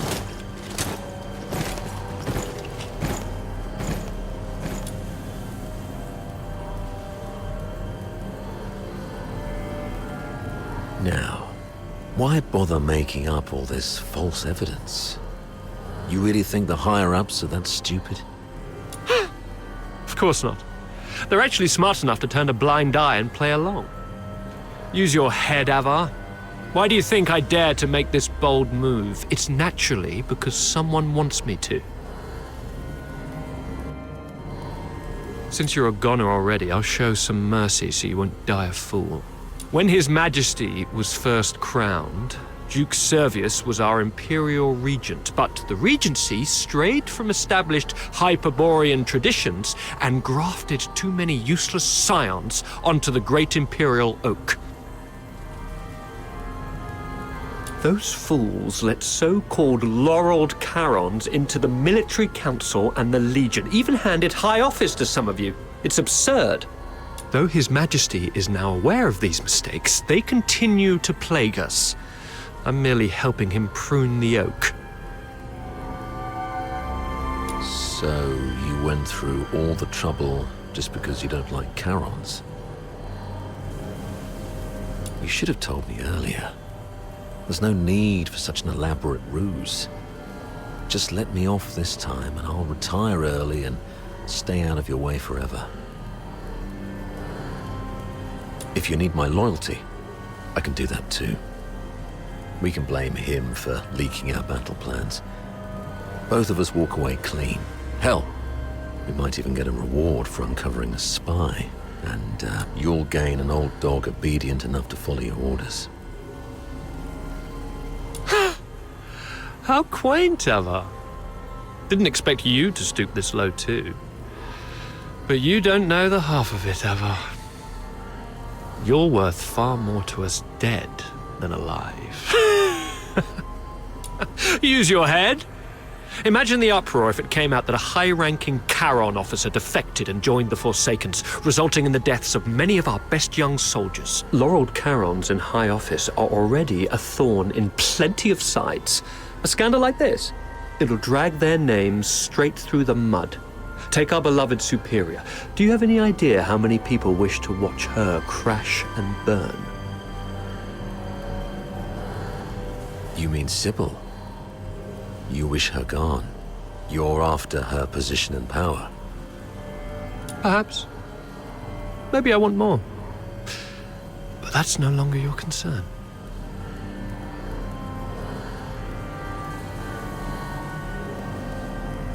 Wait. We should talk about one more thing. About Number 0.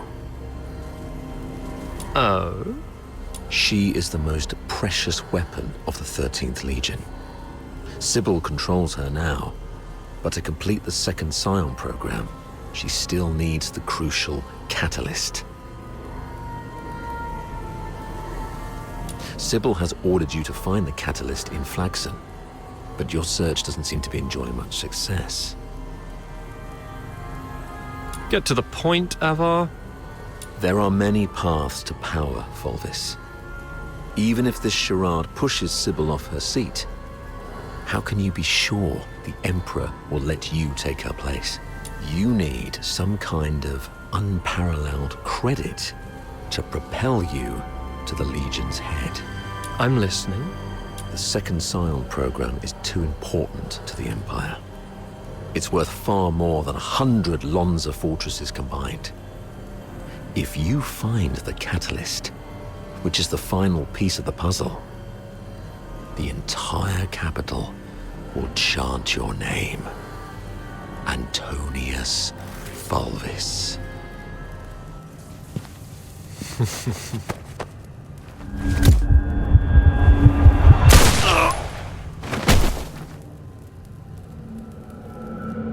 Remember, Ava, never trust a pragmatist. Stay behind, Fulci.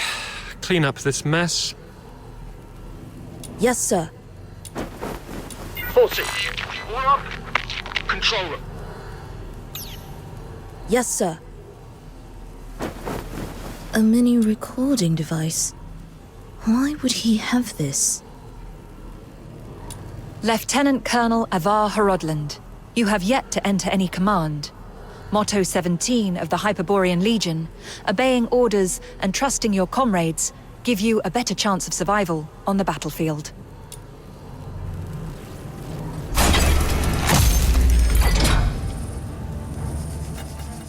Do not indulge in the eternal void. Wake up. Before blood flows like swollen rivers, this is far from over. They're going to burn this place down. How are the others holding up?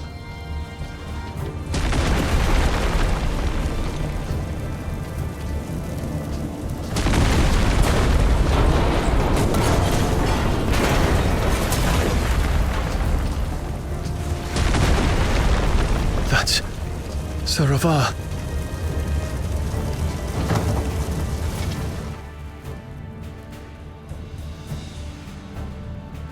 What's this?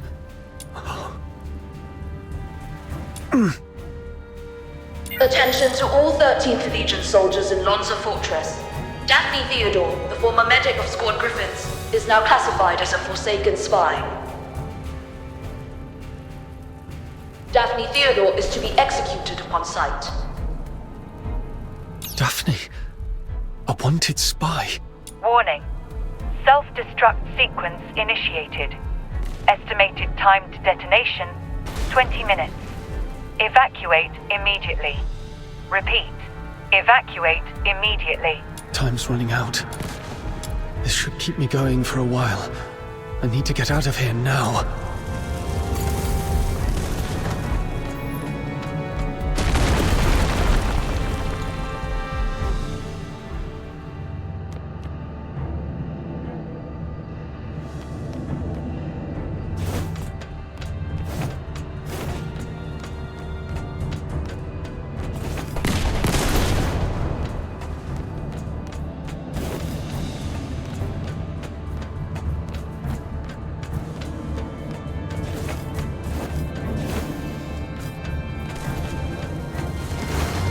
Freeze!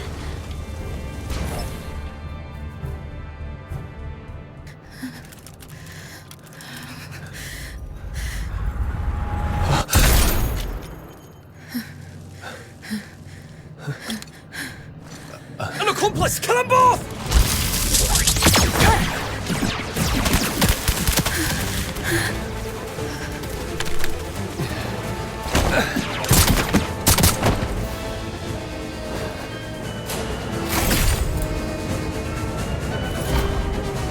This time, we'll make it back safely.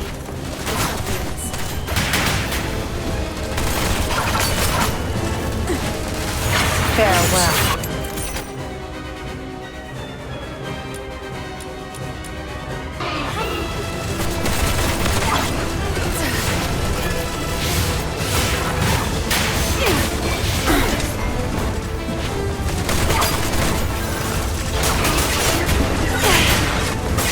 Surrender.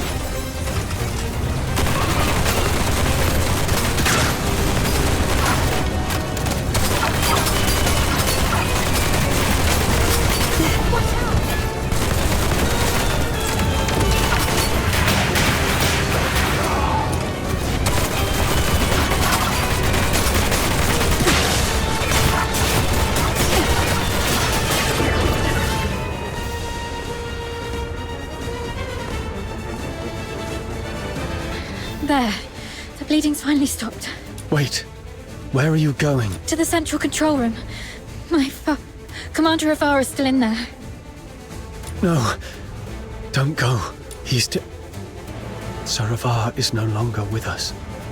I have to check on him myself. Maybe he's just heavily wounded. As a medic, I can probably... Get back here.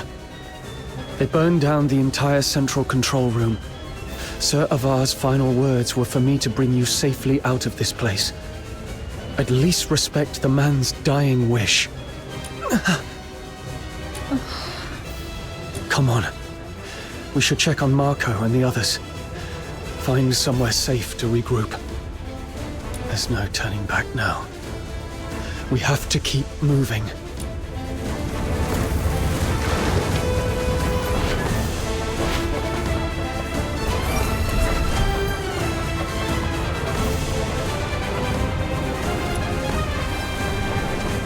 Leon, Marco, and Monica.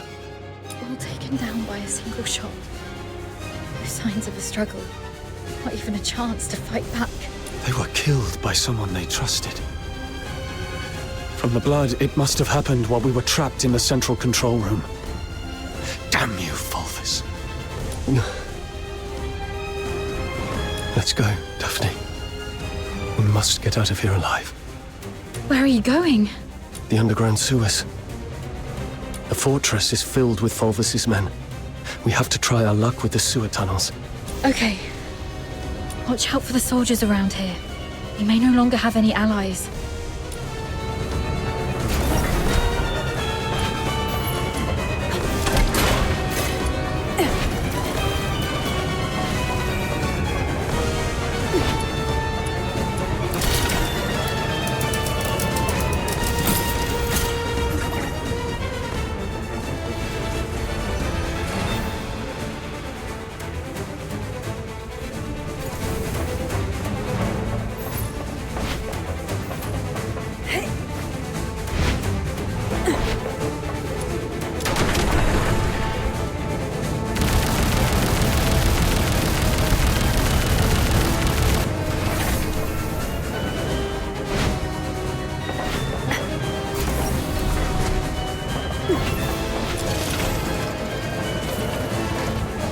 Warning.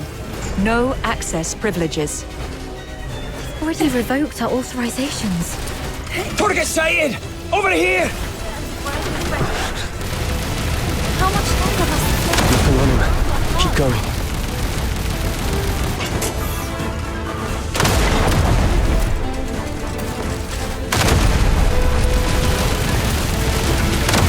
Ouch. Still no luck.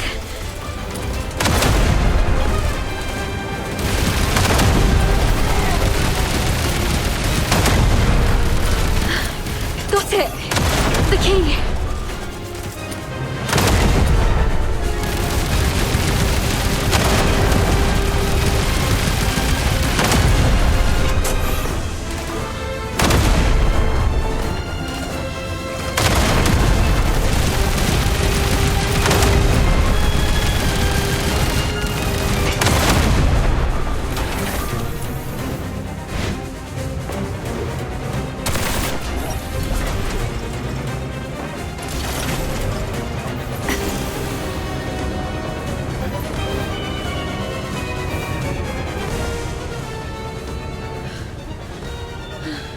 To be honest, my head's spinning.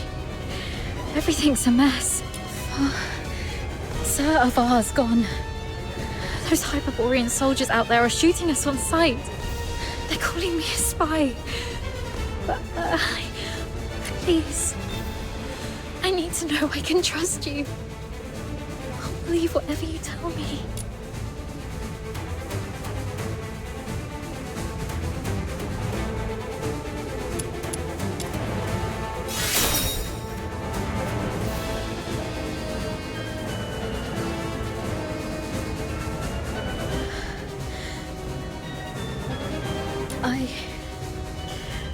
I pull myself together now. Sorry. You're so heavily injured. Yeah, I was there acting like a crying baby. I still have some of the medication you found. Let me help you with your injuries. Let's rest here until the medicine takes effect. I'll explain everything that happened outside. One of them got away. Yes, ma'am. A female medic named Daphne Theodore. The Vanguard squads fought back fiercely, allowing her to escape. The narwhals are entering the fortress. but no one else must know that we cleaned up the vanguards. The situation may turn for the worse if Daphne contacts them for help. The situation is delicate. Chief Sybil is en route to Lonza Fortress after hearing the battle has turned. Luckily, Avar is already up. As for Daphne, what do you want us to do with her? Relay Commander Fulvis's order. Lock down the fortress, find and eliminate Daphne Theodore. As for the charges, claim she conspired with the Forsakens, infiltrated the Legion as a spy, and compromised the fortress assault. Yes, Mom. And after that, I checked on our squad mates while making my way to the central control room.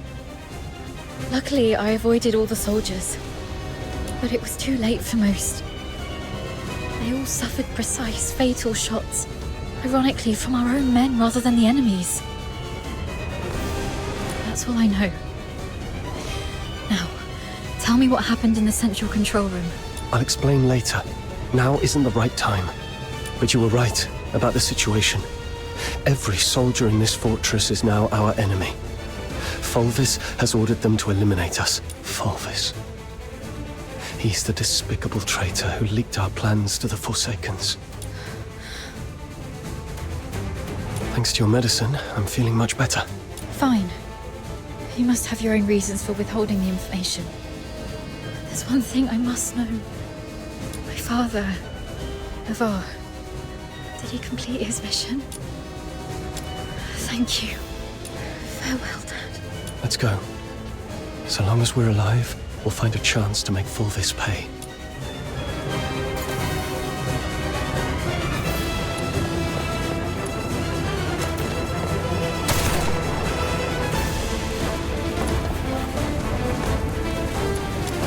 Daphne Theodore and an unknown accomplice are currently hiding in the sewers near Reservoir 1. Initiate the flooding to force them out.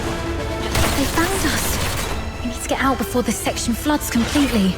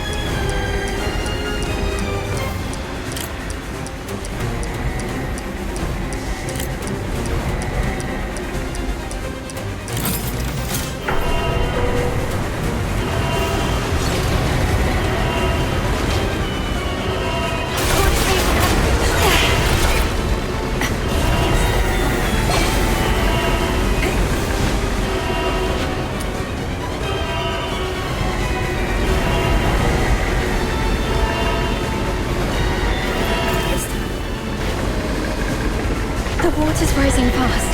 We need to get out before this place floods.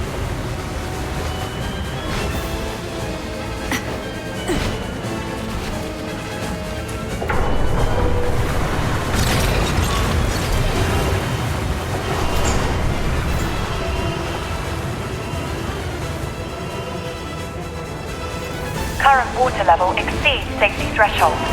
Safety gate will remain closed. Reduce water level to reopen. They're controlling the inlets.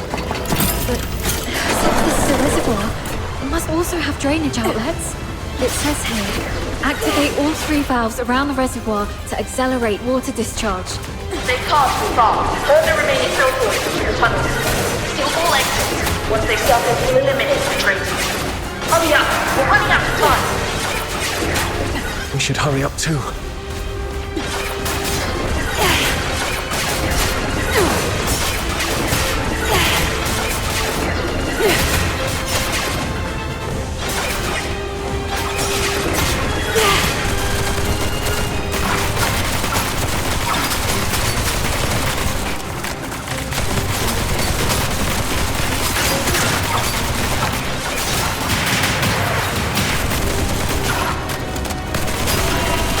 Surrender.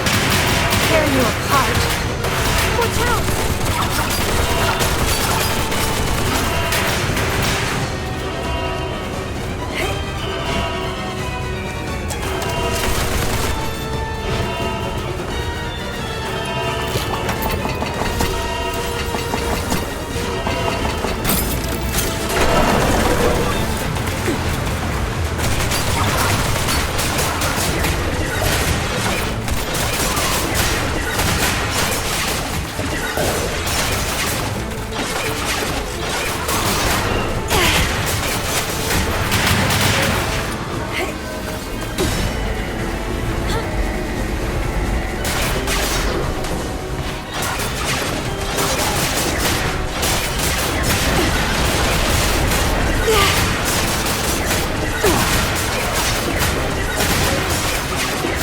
Just one more valve.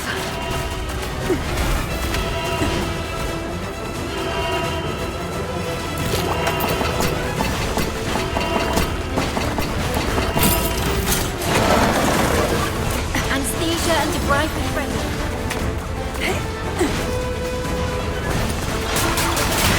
Tear you apart. Surrender.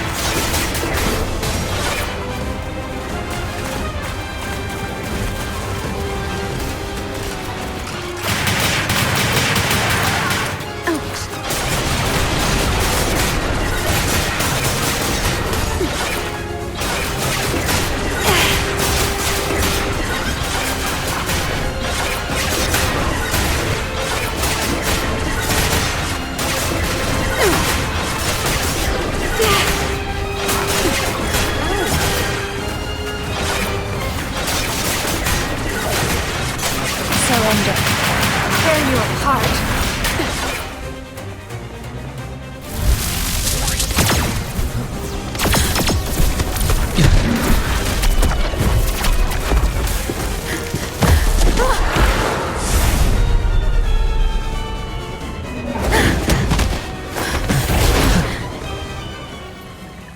We should be safe for now.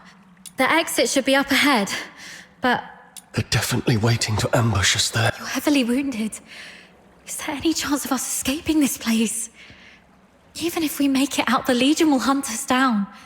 We'll be fugitives forever, constantly dodging assassins.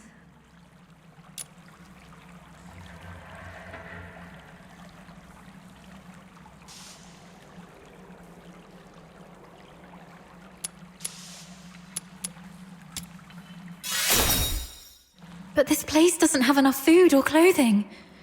Please, let us figure something out.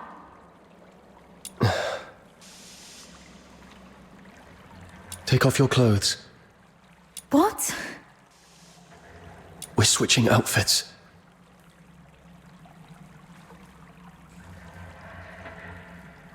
They think I died in the central control room, and they have no idea who your accomplice is. You are the only target they can identify.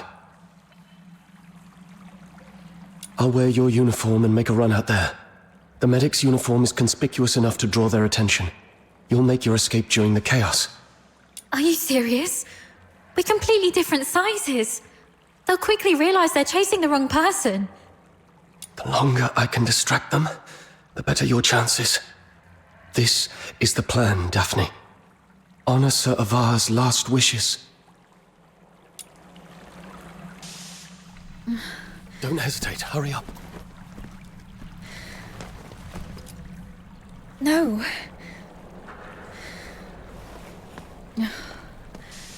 Thank you for respecting my father's wish, but could you at least hear my wish?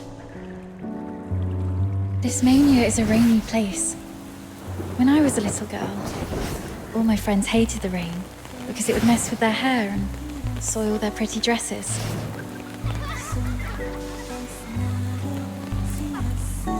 But I didn't hate the rain because it never reached my shoulders. In my eyes, the rain was just little ripples sprouting around my boots and droplets dripping off the brolly. But as I grew older, I realized that rain wasn't that nice. It used to look nice, only because my dad was there to bear it for me.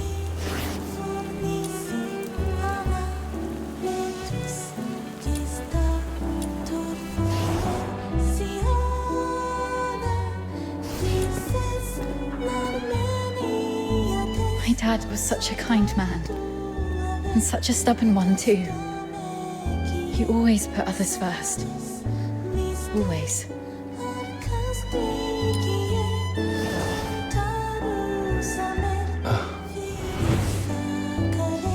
Before I was born, he joined the Legion and fought hard to prove himself worthy of my mum.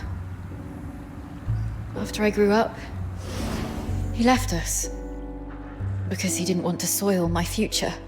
In public, he'd scowl and forbid me to call him Dad. But deep in the night, he'd drunkenly shout mine and my mother's name, crying. He was always bearing the weight of everything on his own.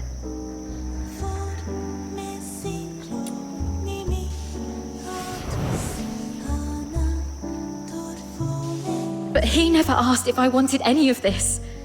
Just like you never asked if I wanted to live knowing you sacrificed yourself for me. Neither of you know what I actually wanted. I never wished for a hero who'd shield me from the rain. My wish is that if there's only room for one under the brolly, I'll brave the rain with you all.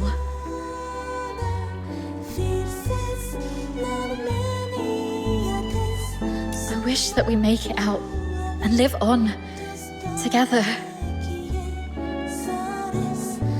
Daphne. Let's think together. There has to be another way. Fulvis wants us silenced. That's our situation. He's labelled us as spies so that our fellow soldiers would kill us for him. We're the only ones left from the Griffins and Snowwolves.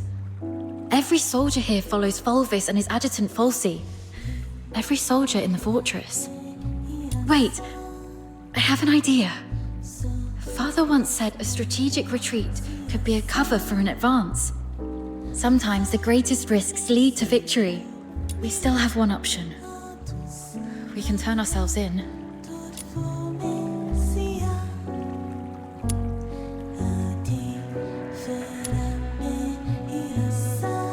No, not to Fulvis. To someone else. Remember what Falsey said in the broadcast? Seal all exits. Once they surface, we'll eliminate the traitors. Hurry up, we're running out of time. Lonza Fortress is currently under Fulvis's full control. We're little more than rats in a cage. Then why is Falsey in such a hurry? Do you remember what I overheard earlier from one of the soldiers? Chief Sybil is en route to Lonza Fortress after hearing the battle has turned. So you want to seek protection from Sybil? Correct. But Fulvis has already condemned us, and even fabricated evidence. Wait. I get why you want to turn ourselves in. Chief Sybil is also a graduate of the Academy. From what I know of her, she wouldn't tolerate betrayal from anyone, not even those she holds dear. Which is also why Sybil would carefully review any acts of treason.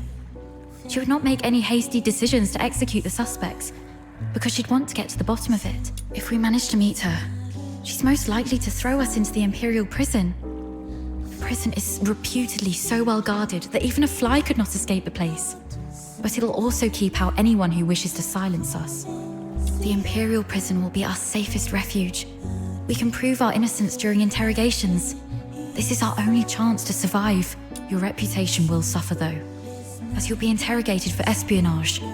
But once we endure the questioning, we'll be able to clear our names and bring the real traitors to justice. Being questioned for espionage. Any chance that word gets out beyond the Legion? Perhaps the royal family will hear of this. The army has always been the focus of Emperor Julius. Moreover, His Majesty personally founded the 13th Legion. I believe it will reach his ears. Then perhaps that person can help us. All right, let's go with your plan and find Sybil. Time's against us. Let's move.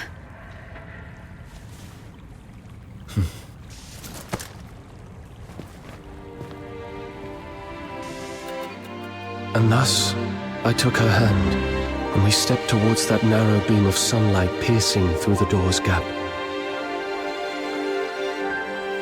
It felt as though we were stepping into a shimmering grave of our own making.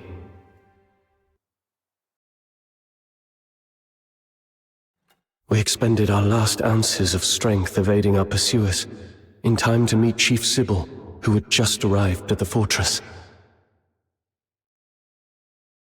And just as Daphne had predicted, we were escorted to this very place.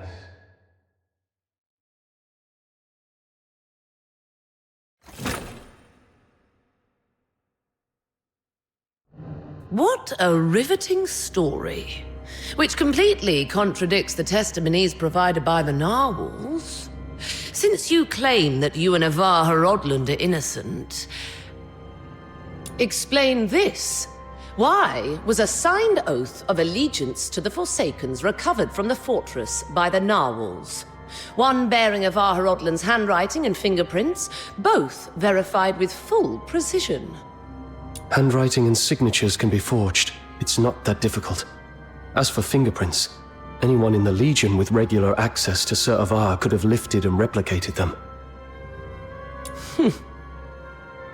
Autopsy reports show multiple casualties caused by the fortress's own defense systems, and the encrypted logs from the central control room list only 2 active operators: Avar Horodland and you. How do you explain that? We accessed the defense systems to shut them down, not to activate them. As for the logs, if someone had stolen Sir Avar's access key, they could have erased or falsified entries under his name. Do you have any idea what you just said? I absolutely do. I'm formally accusing Antonius Fulvis of orchestrating the events at Lonza Fortress. Then are you aware of the consequences if your accusation against Colonel Fulvis are proven false? It's 10 years in prison for making false accusations. Incorrect. You'll be charged with treason, espionage, and making false accusations. And the highest penalty in the Empire awaits you. Being hung upside down with thorny vines and crucified on the heaven tree in the center of Dismania, until your very last breath is taken. I'm telling the truth. Since you have chosen to interrogate me and Daphne Theodore separately, you must be aware that our testimonies can perfectly corroborate each other. Despite suffering grievous wounds, you have endured intense interrogation without changing your testimonies. Admirable, I must say. Warden Hellfire, I've been waiting for this moment. To speak with you face to face, because I had to tell you the truth myself. Push the interrogation to the next level. Initiate the Inferno. Yes, Mum. The hypnotic agent is ready. Survive this, and I'll consider the veracity of your testimony. Fine.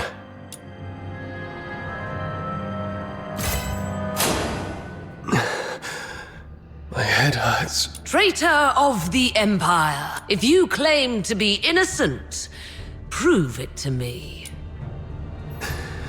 Where am I? Leon, you are still alive. As you can see, Mom, all our plans have been leaked. Commander Avar participated in the formulation of the Vanguard Squad's combat plan. He's a Charon. He was the one most likely to reveal our plans to the Forsakens. What did you just say?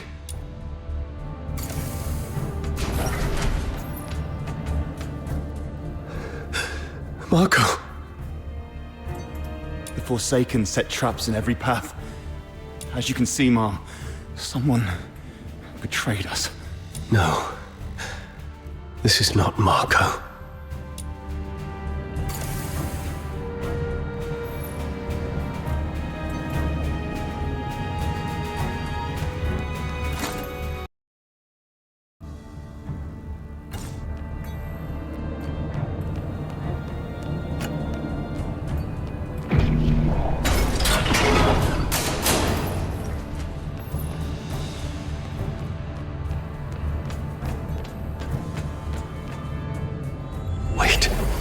The Warden said something about interrogation.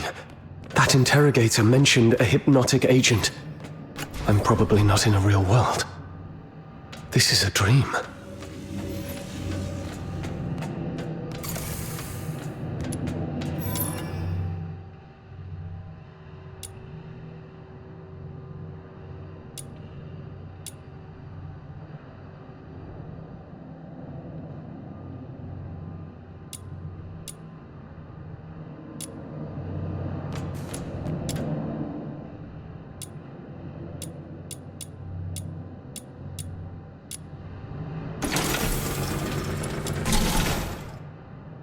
As you can see, Mom, I am Daphne Theodore, daughter of Avar Horodland.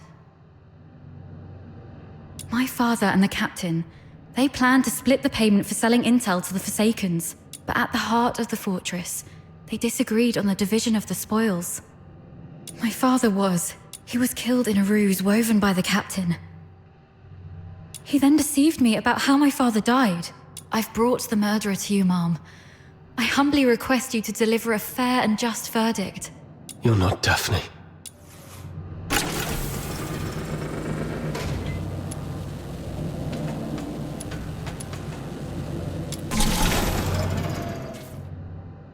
Sir Avar. As you can see, Ma'am, I am Avar Hrodland, commander of the Vanguard squads in this mission. I turned my back on the Hyperborean Empire. I betrayed the 13th Legion. I sold out the Griffins and the Snow Wolves. My accomplices include my daughter Daphne from my ex-wife Claudia Theodore, and my protege at the Imperial Military College, the Captain. So this is the charge Fulvis had prepared for me. Shut up! You're not him! Huh.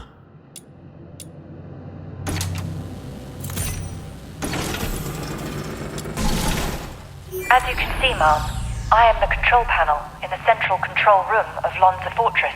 On the day the fortress fell, only Avar Hrodland, in the end, it was the captain who triggered the self-destruct sequence. But I was fitted with next-gen encrypted logging tech, the Aeola Pile's pride and joy. Even if you melt me down, the data remains. Ha ha. Motto 18 of the Hyperborean Legion. An unexpectedly easy victory often leads to an impending ambush. I can't believe you have to recite those mottos even in my dreams.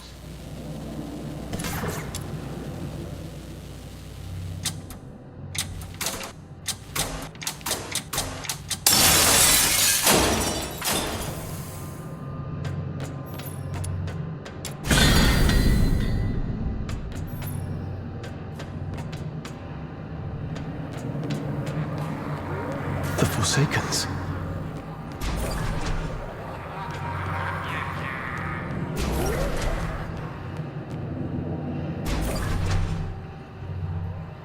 All verdicts are in the name of justice. All questions must be answered absent falsehood. I tolerate no fabrication, alteration, or concealment of the truth. First question. As an Imperial soldier, have you conspired with the Forsakens and betrayed your empire? Should you betray the justice of the empire, these filthoids shall tear you apart with their claws. This one's easy.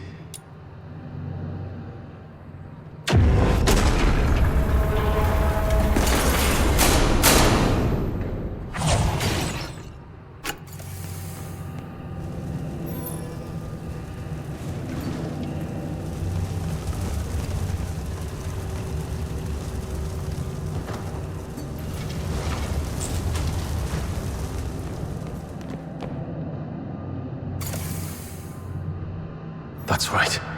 I won't confess to a lie.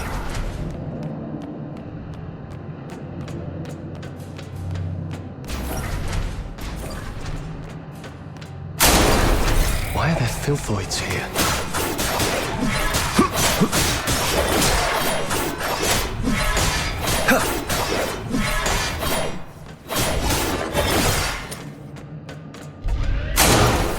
Stay calm. Those are the Vanguard troops.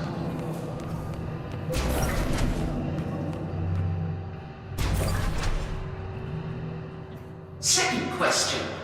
The Vanguard squads were annihilated at Lonza Fortress. Were you the architect of their doom? Should you betray the justice of your comrades, your own blade shall spill your blood. No hesitation. Make the choice.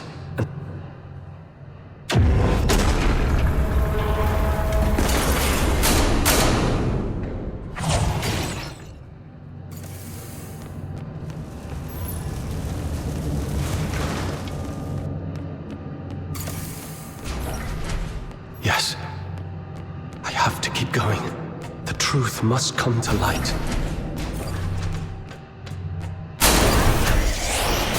You're not me. You're just a cheap imitation.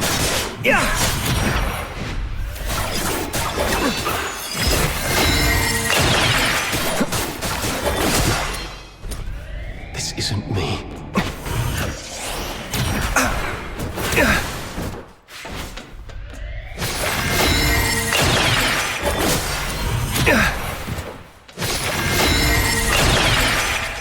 Get lost.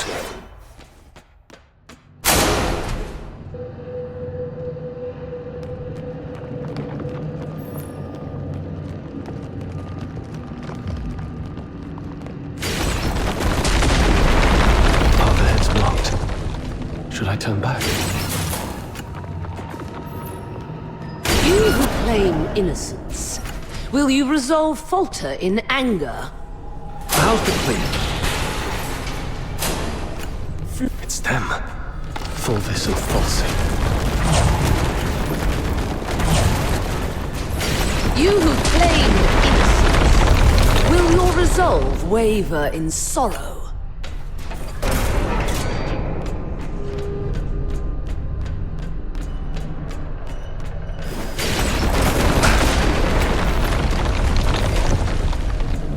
You, my cadet. Zaravar!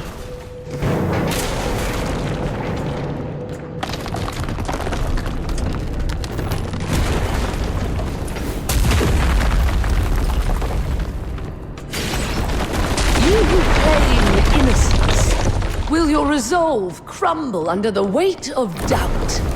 Allow me to show you the way, sir. Yes, the way to hell. That's enough, ma'am. Please stop. Come with me. I'll lead you out.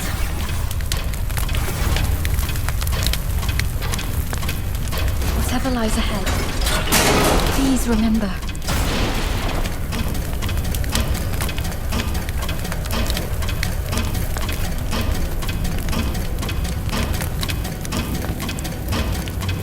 We will survive this together.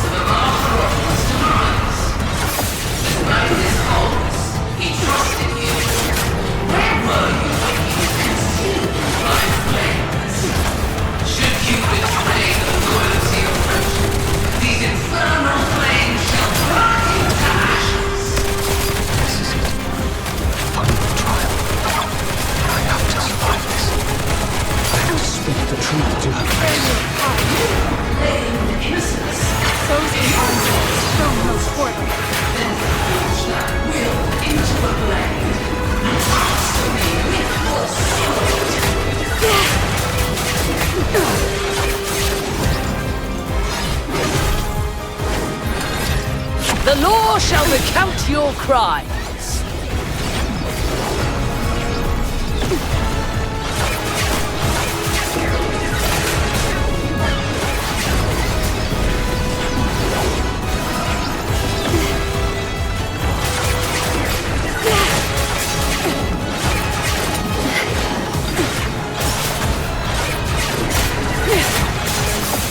No escape from the Inferno's grasp.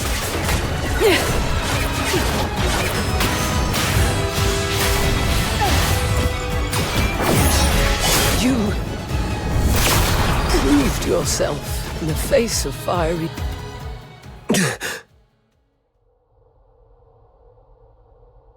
Why did you wake up? My questioning had just reached a pivotal point. It's all right, Mum. I remember what I told you in my dreams. But this is classified. I request a private conversation with you. I'll tell you exactly what happened that day.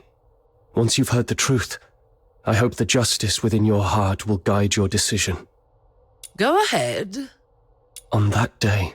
We need to have a serious discussion about this. I'll keep it short. We're out of time. If we still can't reach the outside, I shoot you with this gun, and you play dead. To make it convincing enough, the shot will have to hit. It will miss your vitals, but will really hurt. You must endure the pain silently. What are you going to do? We're trapped in here, completely cut off. Fulvis is already on the move. By now, he's probably seized the whole fortress. Only the dead stay silent forever. He'll kill me, no doubt. And you're in this too. You've seen the fake evidence. He won't let you walk away either. It's okay, I got you. If I kill you and feign allegiance to him, he might lower his guard. You'll slip under the radar. It's your only shot. No. Saravar, once that door opens, we're going out together. Think. After everything we've been through to get here, boxed in, outnumbered, what chance do we stand against Fulvis's personal guard? If we're surrounded, close to none. But so what? I'd rather die fighting than... Dying is easy. Living on, carrying the mission, that's the hard one. This is an order. You're the only one who can do this. As for me, I'm not done yet. I've still got a part to play. I'll try to negotiate with Fulvis, though I believe it's going to fail in the end, so don't get your hopes up. The negotiation is for a more important purpose, to collect evidence. Take this recording device. It'll provide the evidence needed to expose and destroy Fulvis. We can't let the cries of the wronged echo over Lonza Fortress forever. Saravar. Why the long face? Cheer up, kid. A true soldier laughs at adversity. I'm proud to have been your instructor. And I'm sorry for dragging you into this mess. You must survive. Bring the truth to Chief Sybil and His Majesty. Let the entire Empire know that every soldier here held true to their creed and duty. And everyone fought till their very last breath. All glory to our Emperor. That's exactly what happened in the central control room that day. Saravar fought valiantly, confronting a conspiracy far greater than any individual could withstand alone.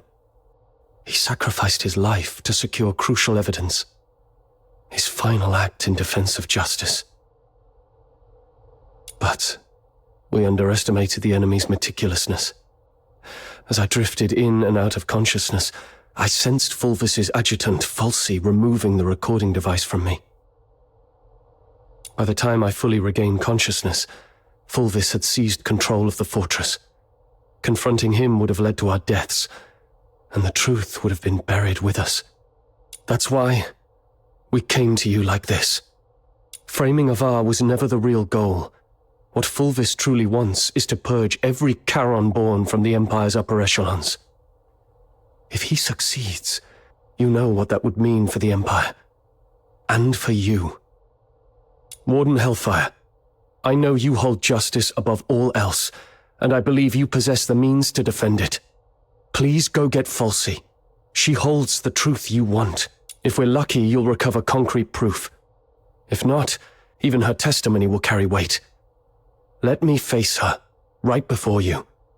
Let the truth speak for itself. Hyperborea functions like a vast machine, requiring every component to operate flawlessly. My role is to uphold the law and protect the justice defined by Hyperborea. If anyone attempts to manipulate me to subvert this law, they will face severe consequences. I will investigate Falsey.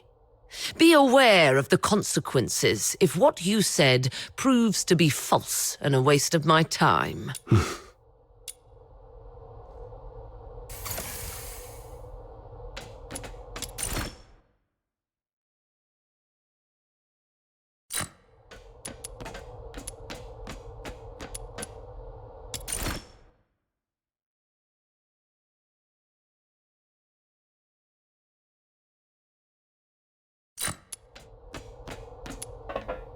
Warden Hellfire has instructed me to bring Miss Theodore here.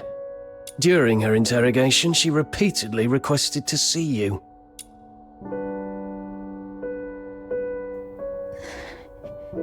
You weren't supposed to know that part. Well, I don't know what happened, but the interrogator seemed much more accommodating this afternoon. He even asked if I wanted anything. My testimony hasn't changed. Did you say something that swayed the warden? Or is this some sort of final kindness before our execution?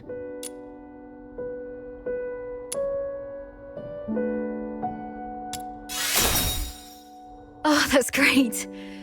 You've got a lot more injuries. They must hurt. I'll beg them to give me back my first aid kit. I'm fine. You should take care of your own injuries, though. If Warden Hellfire's investigation goes well, we'll be free soon. I hope so. And one more thing.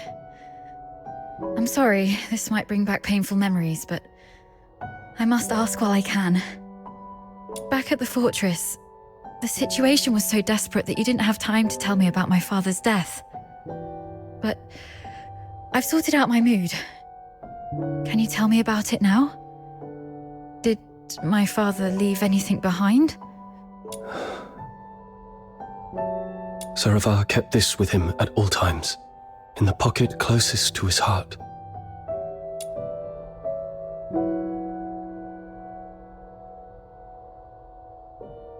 He wanted you to have this message. Find Daphne if possible. If she's alive, get her out of here. Get her out of here.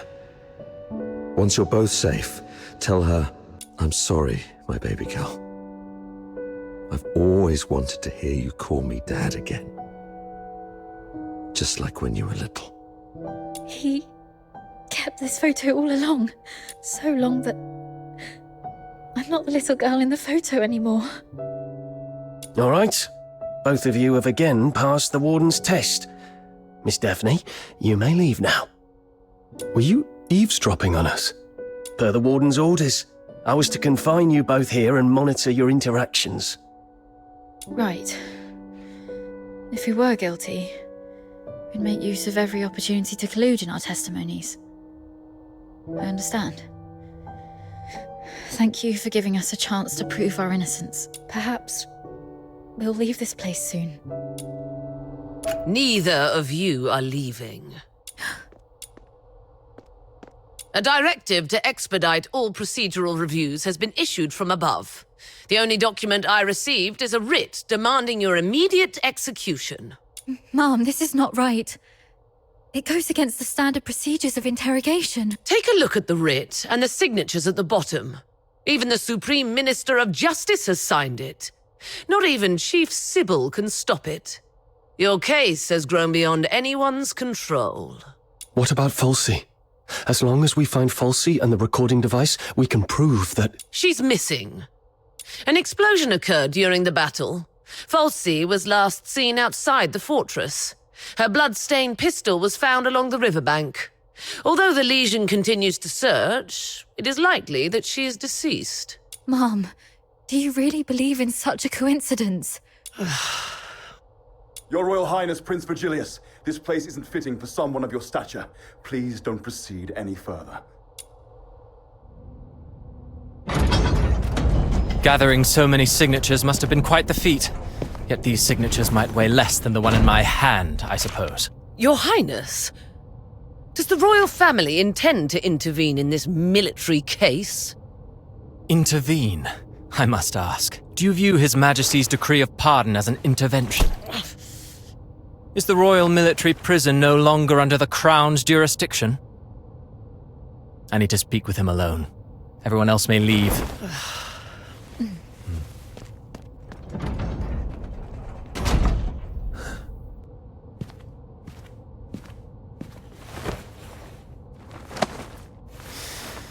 They're finally gone. Thank goodness. One moment later, and I might have had to talk to your headstone instead. By all that is holy, my friend, you've really landed yourself in some serious trouble. You know how hard it is to meet my brother, and how rarely I get involved with politicians. But fortune favors you today. I was summoned for a different matter and seized the opportunity to secure your pardon. Things have finally blown over. You're free at last. Where do you want to go? The art gallery? The opera house? Or just a simple stroll along Whisper River for fresh air? Thanks, but no thanks. You look pale. They did go rough on you. Why don't you come to my place? My personal physicians will tend to your wounds. A millennium has passed, and still, the prisons of Hyperborea cling to such crude, barbaric, and wholly inhumane forms of torture. Those sycophantic chroniclers call this the greatest and most prosperous of times. What a most exquisite farce. Let's not dwell on that. How's Daphne? I heard about your efforts to ensure her safety. Fear not. The pardon includes her as well. One more thing. Fulvis's adjutant, Fulci. I don't think her disappearance was what it seemed. She holds the key to the truth behind all this. If it's not too much to ask, could I trouble you to look into her whereabouts? Dead or alive? I need to know. Fulvis's missing adjutant. I see. I'll look into it. Thank you, and sorry. I don't have anything to repay your kindness at the moment. Repay me? How about serving as my bodyguard for 6 months? Bodyguard? I'll explain later, after you've had some proper rest. The stench of blood here is proving itself noisome. Let's leave this dismal place, once you're ready.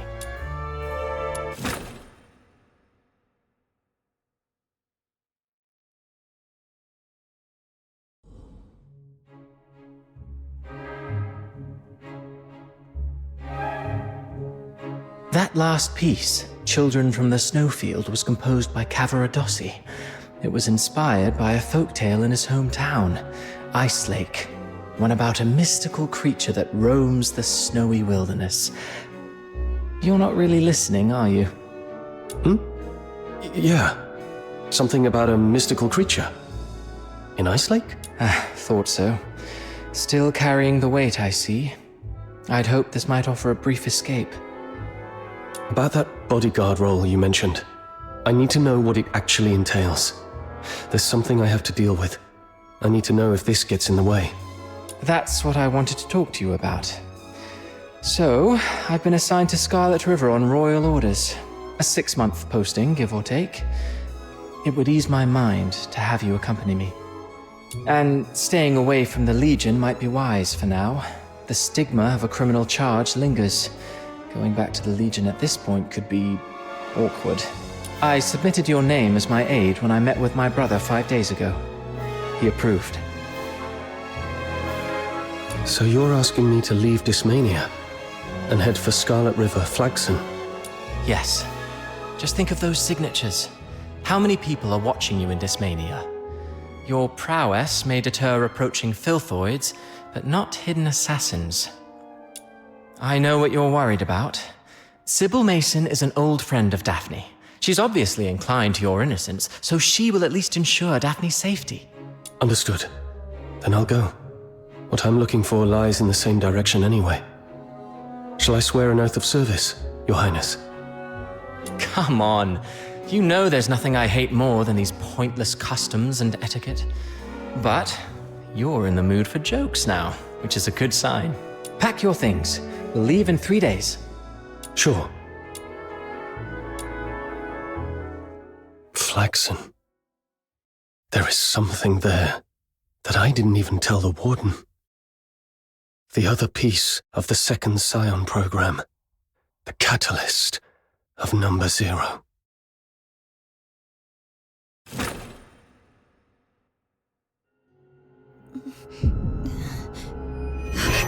Camilla. Swallow the medicine first. Camilla, why was I? You've been unconscious for 5 days. Lucky you. Another day and you might never have woken up. So, you've been... Thank you. No need to thank me. You're not who you used to be. Since the request involving the Crystallo of Stella, plenty of commissions have come in specifically for you. Just make sure you stay alive long enough to finish the gigs.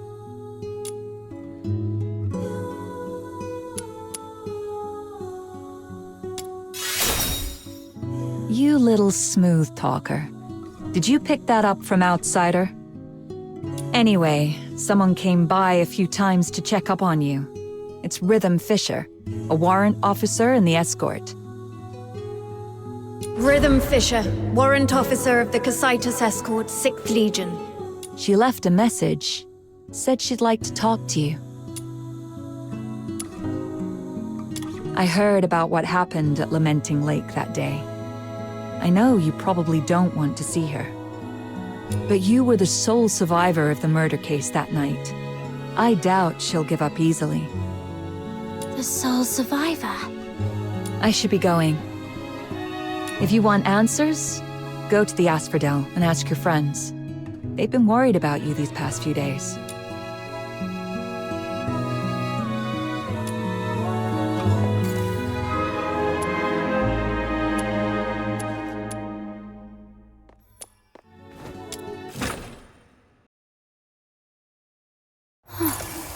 There are so many balloons around Ice Lake. Is it some kind of festival? But even with all these festive decorations, the lingering chill in the air is still pretty obvious. I should go check in with Snow and Outsider to find out what's happened while I was unconscious.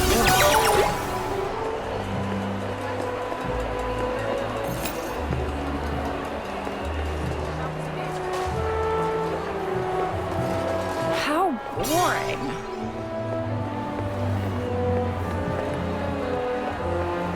Treasure the intel never...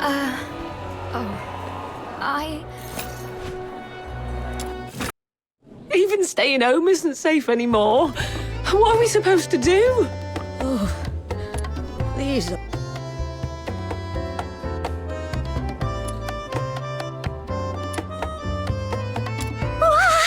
Little minion!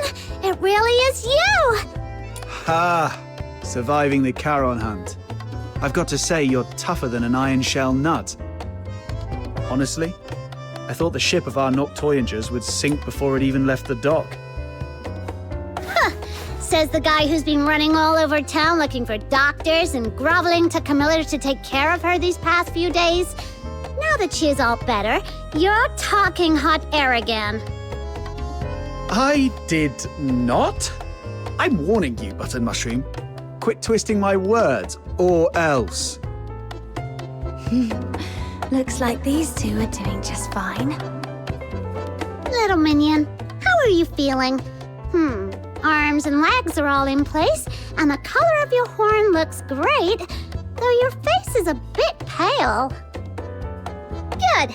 I knew the immortal White Knight, the reborn star of the Noctoyagers, the blessed Demon Earl, wouldn't leave their Demon King behind. Stay right here. I'll go grab some nutritious fruit for you.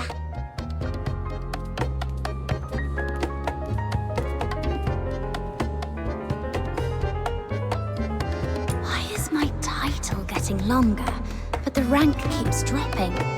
Oh, wait. I can't let Snow's silly titles distract me. What were you talking about earlier? Charon hunt? What's that? It's a trouble you can't run away from. Excuse me. Is she awake? Eek! Speak of the devil, here comes your trouble. A big one, with a name. Rhythm Fisher. Yep. She's been stopping by every day around this time to ask about your situation. Since you say every day, that means you've already dealt with her a bunch of times. She's all yours, Outsider. You've got this. Not so fast. I told you, this trouble is something you can't run away from. Charon Hunt is a string of serial murders in the outer city. As the sole survivor, there's no way the Legion won't want some information from you. It's only a matter of time. Honestly, she seems pretty reasonable for a Legion officer. If it was someone more heavy-handed, you'd be wishing it was her instead.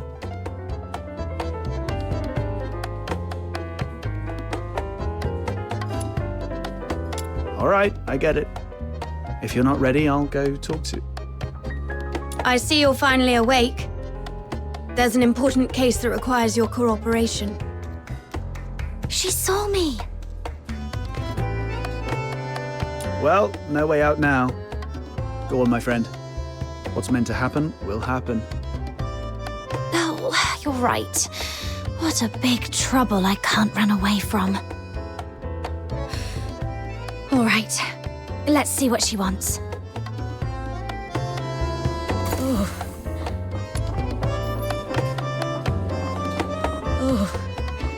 These old bones couldn't possibly... I'll take a 20% cut.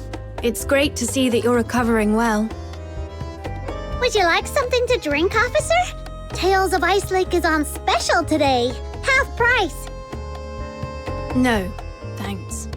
Imperial Military Code Article 142 prohibits soldiers from drinking while on duty. Besides, I don't drink anyway. Let's get straight to the point. I'm here to investigate the recent violent incidents in the outer city of Ice Lake known as the Charon Hunt. This is your first inquiry. I need to verify your identity according to standard procedure. Could you show me your travel permit? I was in such a rush when I left home that I forgot to bring it. Let me go grab it now. Your head must still be foggy from your injuries. You left your travel permit at my place a few days ago. I was just about to return it to you. Here you go, officer. Name?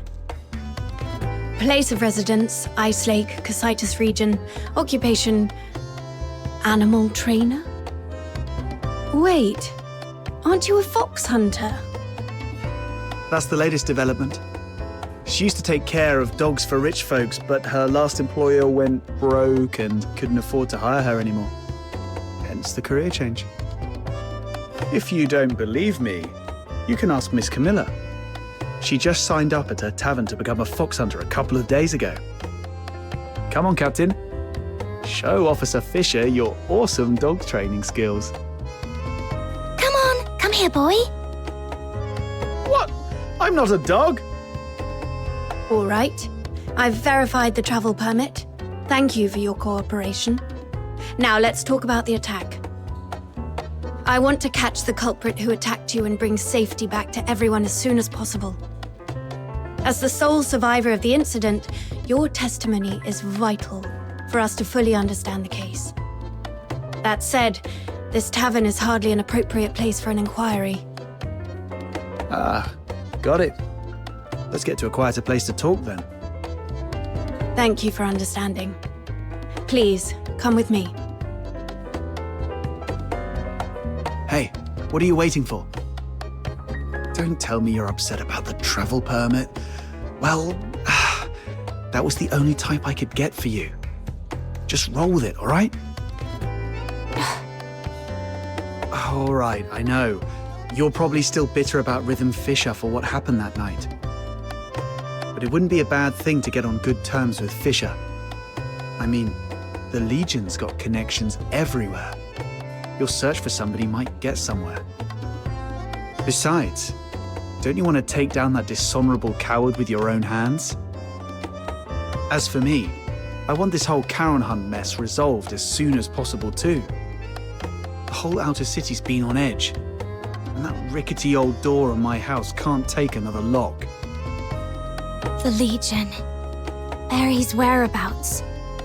The murders. And the one who attacked me. Fine. Let's do this. I'll take a 20% cut. You keep 80%. Such wretchedness!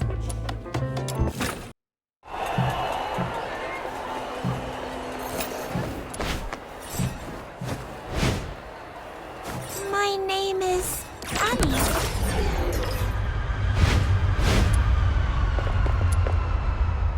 I thought it would be somewhere like an office.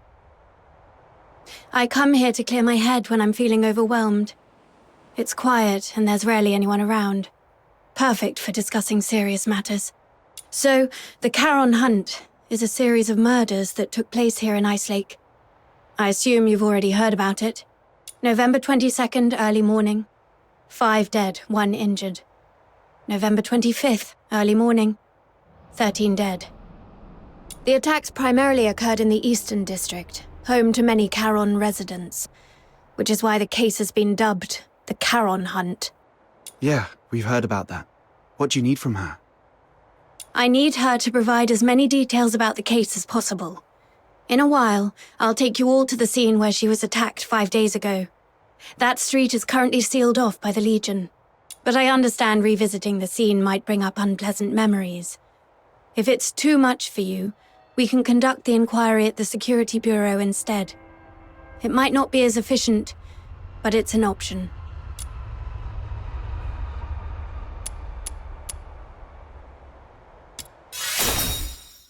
Apologies. I shouldn't have just assumed. Don't be fooled by how gentle my little minion looks. She's very tough on the inside. I can assist with your investigation. But we fox hunters don't take on jobs for free. What's your price? On top of the payment, I need you to promise me one thing. Help me when I need it in the future. All right, I promise you. I'll help however I can. Wait. Breaking military regulations is off the table. No murder, no theft. Oh, and absolutely no aiding the Forsakens. Whoa, nothing like that. Don't worry, officer. We're law-abiding folks. It's just that our captain got separated from her family and might need your help to look for them. Got separated from your family? I completely understand how you feel. I barely get to see my family all year round. Once the Charon Hunt case is resolved, I promise I'll do everything in my power to help you find your family. Why is she so fired up all of a sudden? I can't breathe. Let's just head to the crime scene first, officer. Captain, you're really something. Daring to bargain with a Legion officer. Didn't you say she was easy to deal with? Yeah, but we didn't expect you to go full-on negotiating. It's not like you know what she is thinking. What if she... I'm thinking about how to quickly reconstruct the perpetrator's profile. Shh, she heard us. Her hearing is way too sharp. You flatter me. Staying sharp at all times is essential for carrying out duties more effectively. I was not flattering. This is it. Does this street look familiar?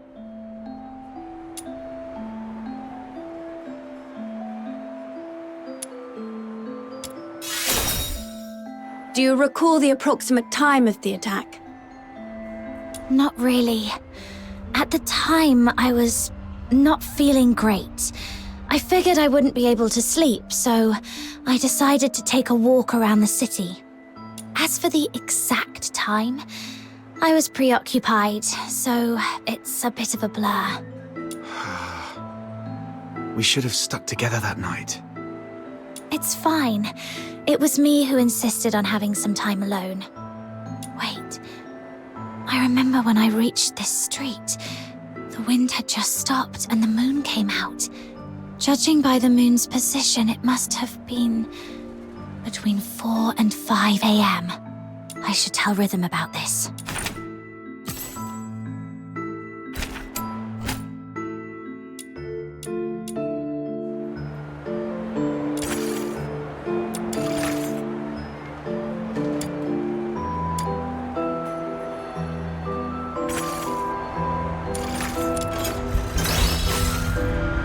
Between 4 and 5 a.m.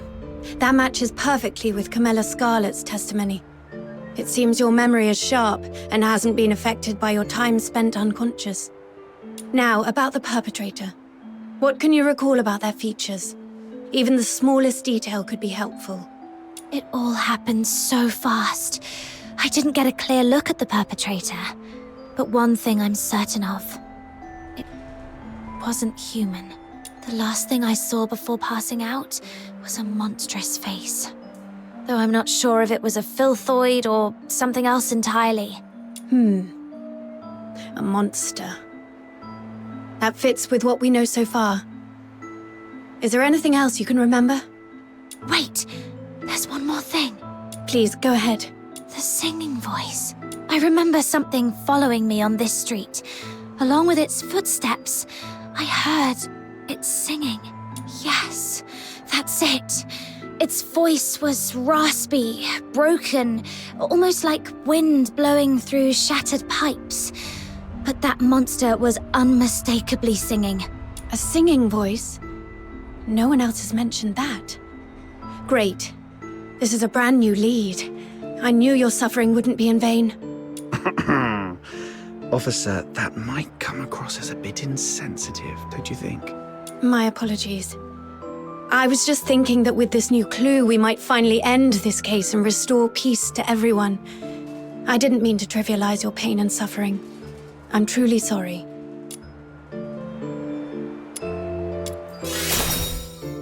How much do you need?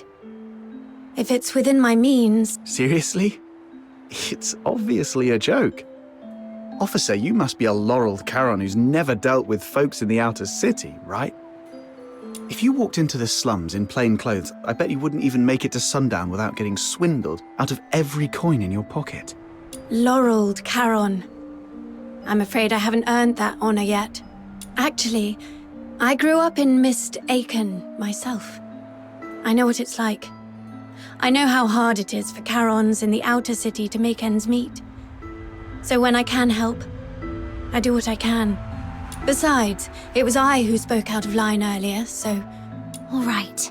Let's put everything else on hold until the Charon Hunt case is wrapped up. Since you went to all this trouble to bring me here, let's focus on the investigation and get it done.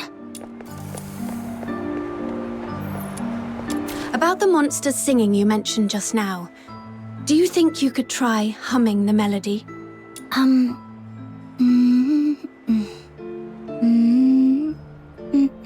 Oh, sorry, I couldn't do it. I can't get the tune right. I understand. Music isn't my strong suit either.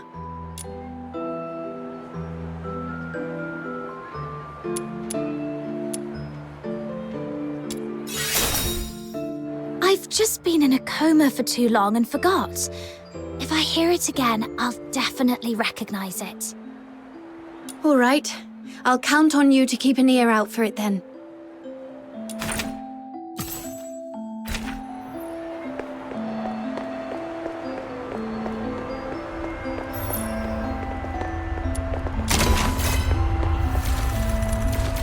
What's this?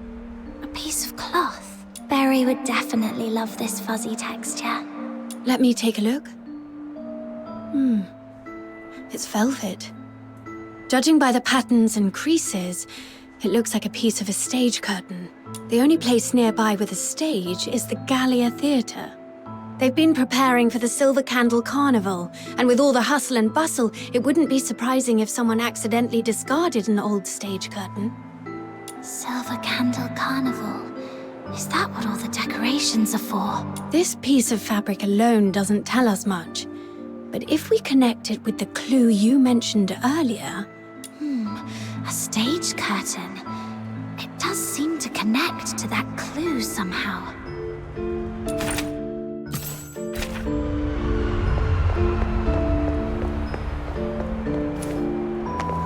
Hey, look!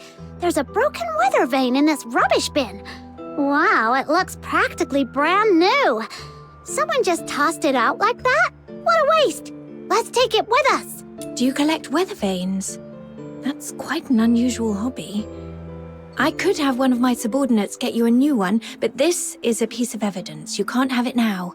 I was just saying it offhand. It's not like I actually have a thing for weather vanes or anything. Aw, someone actually took my word seriously for once. I'm so touched. Oh.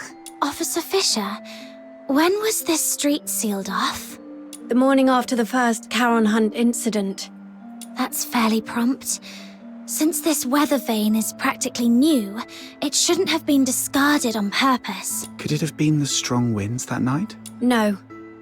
After the storm 5 days ago, the Security Bureau did receive numerous reports of property damage, but this weather vane wasn't blown off.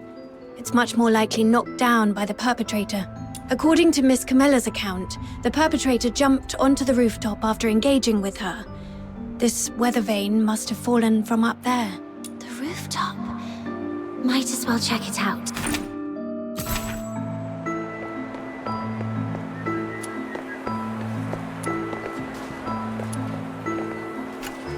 Is this blue snow? I've checked. It's a few drops of foxica. When it seeps into the snow, it spreads out like a flower. Beautiful, isn't it? Every time I see these little blue flowers, it feels like the day's exhaustion simply melts away. Look at this color. The purity seems pretty high. Could there have been a Foxica leak? That is possible. But just to be sure, I need to confirm something with her.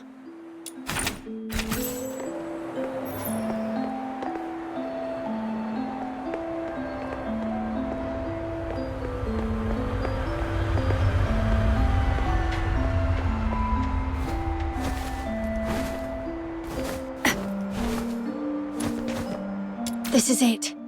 The break aligns perfectly. Judging by the bending on the base, apparently it was not blown off by the wind. It was struck with force. And based on the angle of bending, we can deduce the direction the perpetrator fled.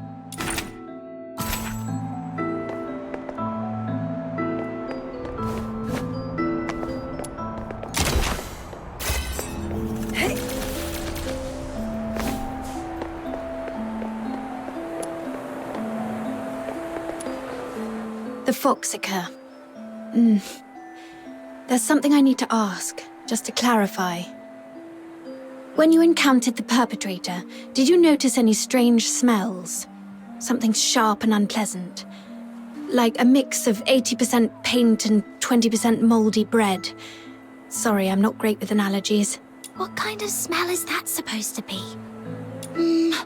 I'm not sure what you mean, but now that you mention it, I do remember being hit by a sharp, acrid smell when the perpetrator lunged at me. Oh, so you think this Foxica might have come from the perpetrator? Exactly. The Foxica produced by the Aeola pile is mixed with irritant gases. If you noticed a strong smell at the time, it likely means the perpetrator was covered in a large amount of Foxica, and these blue flowers must be traces of it dripping from its body. There are only a few places in Ice Lake where someone could come into contact with that much Foxica. Combine this with the other clues, and we should be able to narrow down the perpetrator's hideout.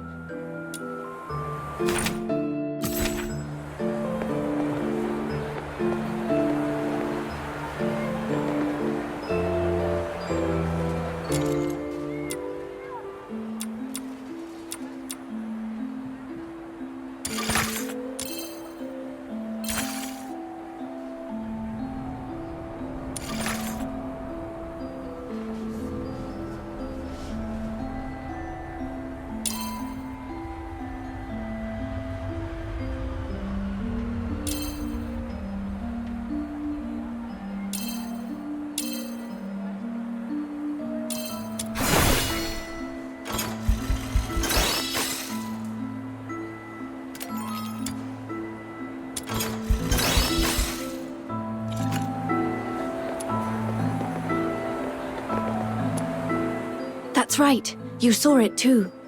The perpetrator fled southwest. If you already know that, why hasn't the escort gone over there to search? We're short on manpower, and our intel is incomplete. We've been systematically combing through the factories, residences, and schools in the southwest, but the sheer scale of the area has made progress slow. So far, there's been no major breakthrough. To be honest, it's just me and a few of my subordinates working on this case. And one of them was killed by that perpetrator. He was among the victims on November the 25th, when we found him. All his internal organs had been crushed, like dough flattened under a rolling pin. My condolences. Catching the perpetrator is the only way to honor him and deliver true justice and closure to all. But we haven't found that monster yet.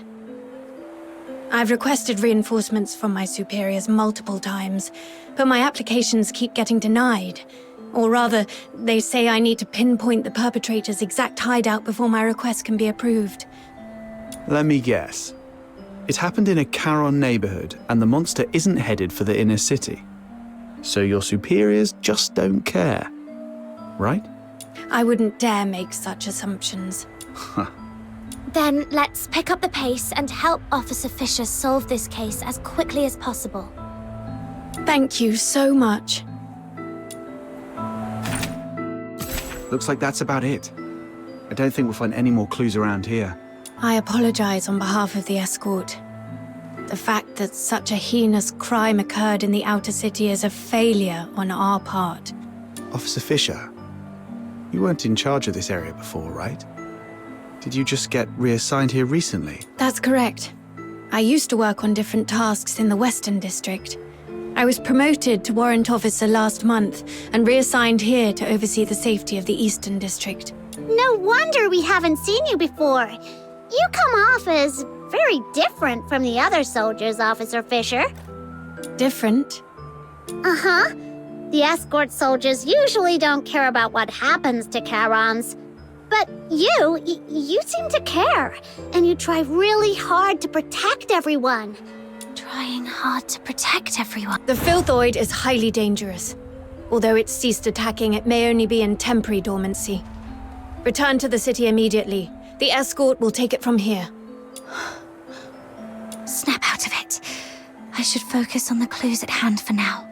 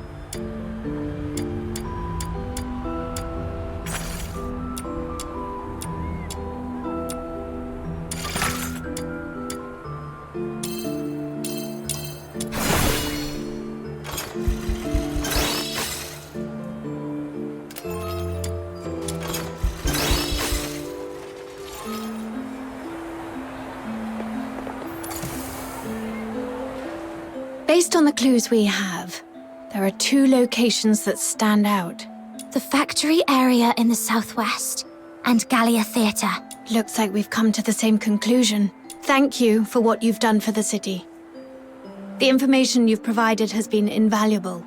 Without it, we wouldn't have been able to narrow things down so quickly. But there are 2 places, and we've got 1, 2, 3, 4 people. I'll take the factory area. It might be easier for a Legion officer to investigate that place than civilians, and I have some old acquaintances there. Don't tell me you used to work there. Yes, when I was little. I did odd jobs there for quite a long time. Ha! To think you climbed all the way here. It couldn't have been easy. Though, never mind. Let's get going too, Captain.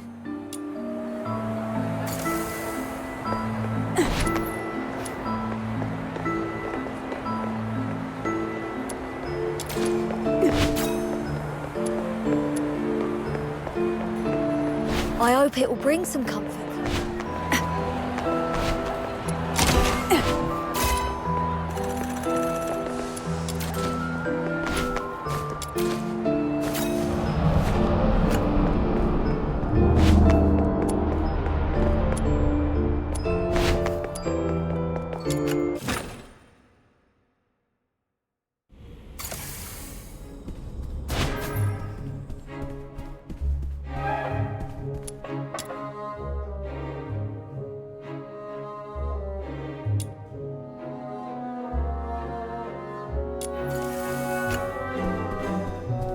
Hey, you folks over there, the show hasn't started yet.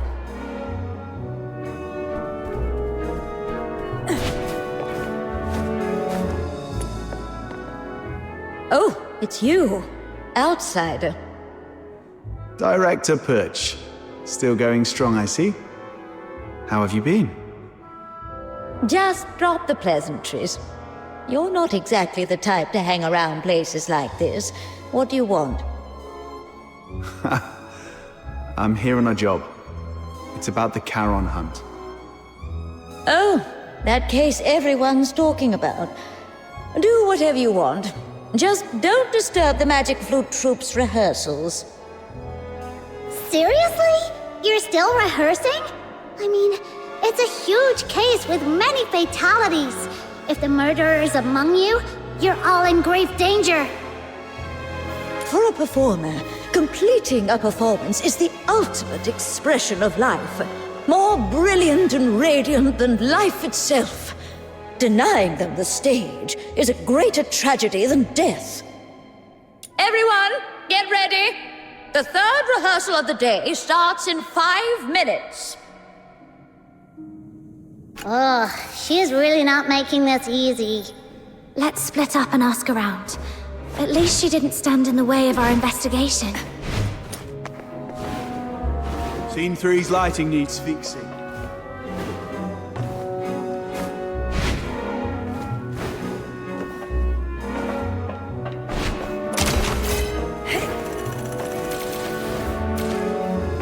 You were early. Where's Dennis? Curtains just days. Excuse me, may I ask? 15 flower crowns, check. 9 pairs of riding boots, check. All right, inventory's done. Now, who are you? What do you want? Can you tell if this piece of fabric is from the theatre? The stitching is a mess, and the pattern's just as bad. Gallia Theatre would never use something this shoddy. Who sent you? Are you some tabloid hack trying to smear our theatre? Whoa, calm down, we're not tabloid hacks. We found this at the Charon Hunt crime scene and just wanted to get some information. Now you're accusing us of being involved in a murder case. You filthy tabloid hack.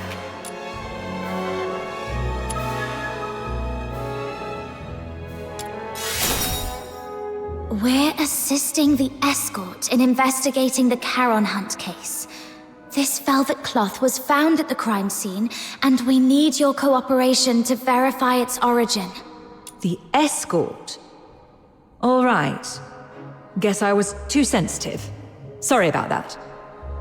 Ever since that incident 2 years ago, tabloid hacks have been spreading rumors about the troupe, calling us a fraud. It was so bad that the director fell ill and couldn't get out of bed for weeks. Anyway, this fabric is definitely not ours. The props inventory is right over there. Check it yourself if you don't believe me. Now, if you'll excuse me, I've got work to do. Hey, you little punks!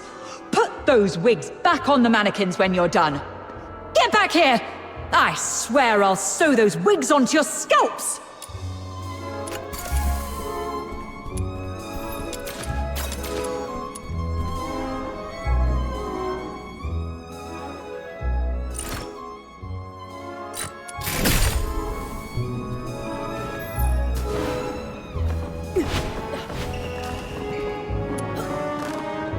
Your throat is too tense. Relax. Let your mouth open fully and let your breath carry your voice. Place the sound further back. Imagine projecting it to a single point at the back of your head. Sorry, Miss Violeta. I'll try again. Even after all this time on tour, this child still hasn't made much progress. I suppose not everyone can be like Parsifal, blessed with such a beautiful voice. Hey there! Your face looks so weird. Are you hiding something? This great demon king demands a thorough interrogation. Oh, come on, you can do this. This is the most important performance of the year. We've rehearsed so many times. Everything's gonna be fine. Yeah, it has to be fine. Hey, stop! This demon king is talking to you. Are you all right? Do you need to take a break? No time to rest. I have to keep up with rehearsals. You sure? You look like someone who just crawled out of a coffin. I'm just fine. Everyone's been living like this for over a month now. I just need to keep going. Keep going.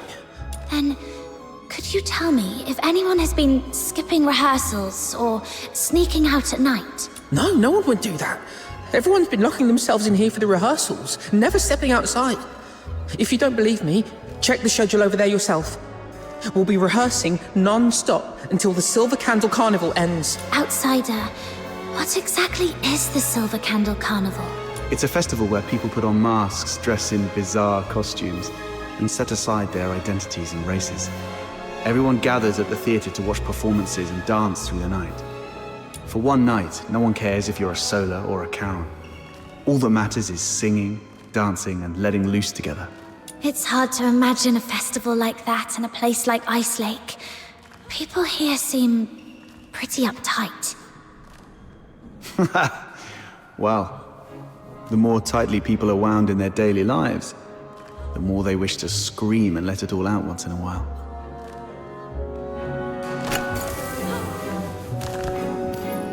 By candlelight?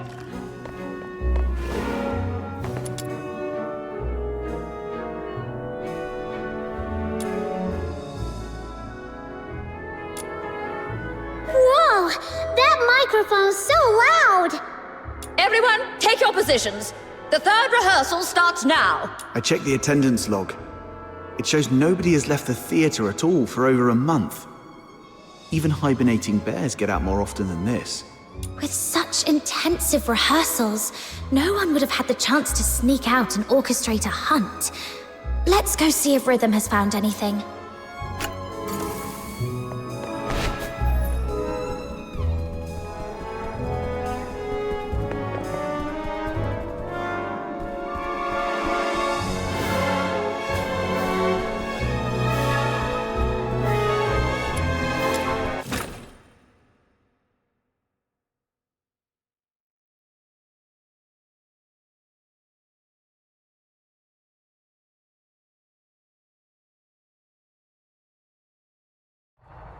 That was quick. Faster than most soldiers I've worked with.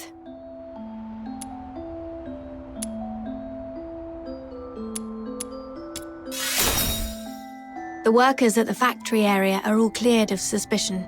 But I did find this at a motor plant. Isn't that Foxacre? Take a sniff. Ew! So fishy! It smells like frost spines. The asphodel just had a batch delivered a couple of days ago. I spent hours gutting and cleaning them. Huh. Button Mushroom, you must be a great ballerina. We should have had you perform back at the theatre. Ballerina? I don't know ballet. Why? Well, with all the time you spend on your toes bussing tables at the Asphodel, you've got the perfect foundation. Such a waste. Nah, I always stand on a crate. Wait, hey! That's mean! All right. No more messing around. So, officer, what's your take? Do you think the workers soaked frost spines in Foxacre? No, look closer. This isn't Foxacre. It's frost spine fish oil. They just happen to look similar in color. I questioned the workers. On the night of the incident 5 days ago, none of them heard anything unusual. They were so overworked that they barely got 4 hours of sleep and were completely out cold. However, something odd did happen. The next morning, a few workers found a harpoon in the plant. No one knew how it got there, but it was inscribed with the words, "Property of the Fisheries." I also found 2 canisters of fish oil stored in Foxacre containers in their warehouse. The workers didn't notice anything off because both liquids are pale blue. Are you saying that on the night of the incident, someone swapped 2 canisters of Foxacre with fish oil? Exactly. And based on the clues we've gathered so far, the suspect is most likely to be...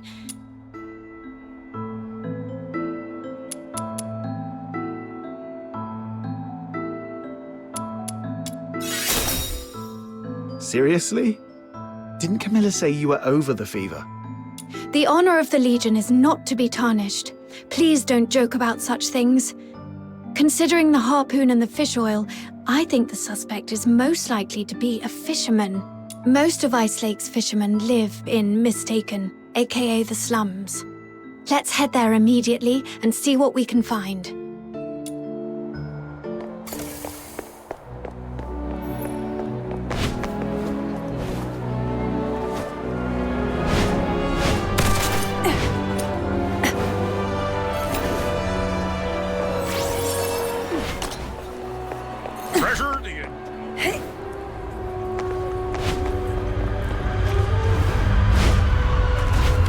This area is full of fishermen.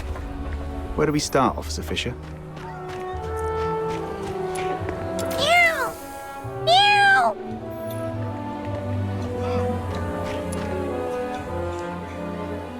Meow!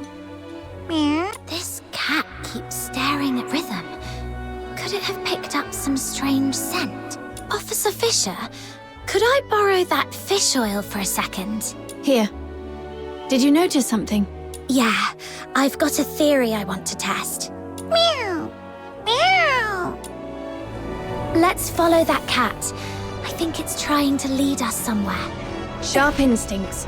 True to your roots as an animal. Aha! You scoundrel! How dare you hurt my... Speak. I haven't been catching much fish lately, so I stole a couple of Foxica canisters to sell. But does that really warrant this many people chasing after me? Officers, please, have mercy. Give me another chance, I beg you.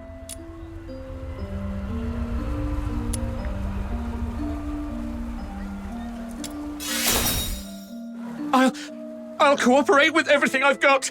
Please, don't shoot me. Have you met her before? Someone this sharp-looking and impressive? No way.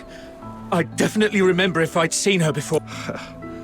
Quit sucking up and just talk straight. 5 days ago, around 4:30 a.m. Where were you, and what were you doing? I snuck into a motor plant during the shift change to, borrow 2 canisters of Foxica. Borrow? Sure. And what else did you do besides borrowing the Foxica? Nothing! That's all, I swear! Is that so? Officer Fisher, remind me, when was the last time that gun of yours made a fresh hole in someone? All right! I was scared they'd noticed the Foxica was missing, so I swapped it out with fish oil instead. That's really all I did! I swear, nothing else! So you know nothing about the Charon hunt? I've heard of it. It's that horrifying string of murders. Everyone in the outer city's freaking out about it. Wait, you don't think I'm behind it, do you? I couldn't pull off something like that even if I had 10 times the guts. Situation understood. Theft of Imperial property is punishable by 10 years in prison under the Hyperborean Criminal Code, Article 33. 10 years? Officers, please, have mercy, I'm begging you!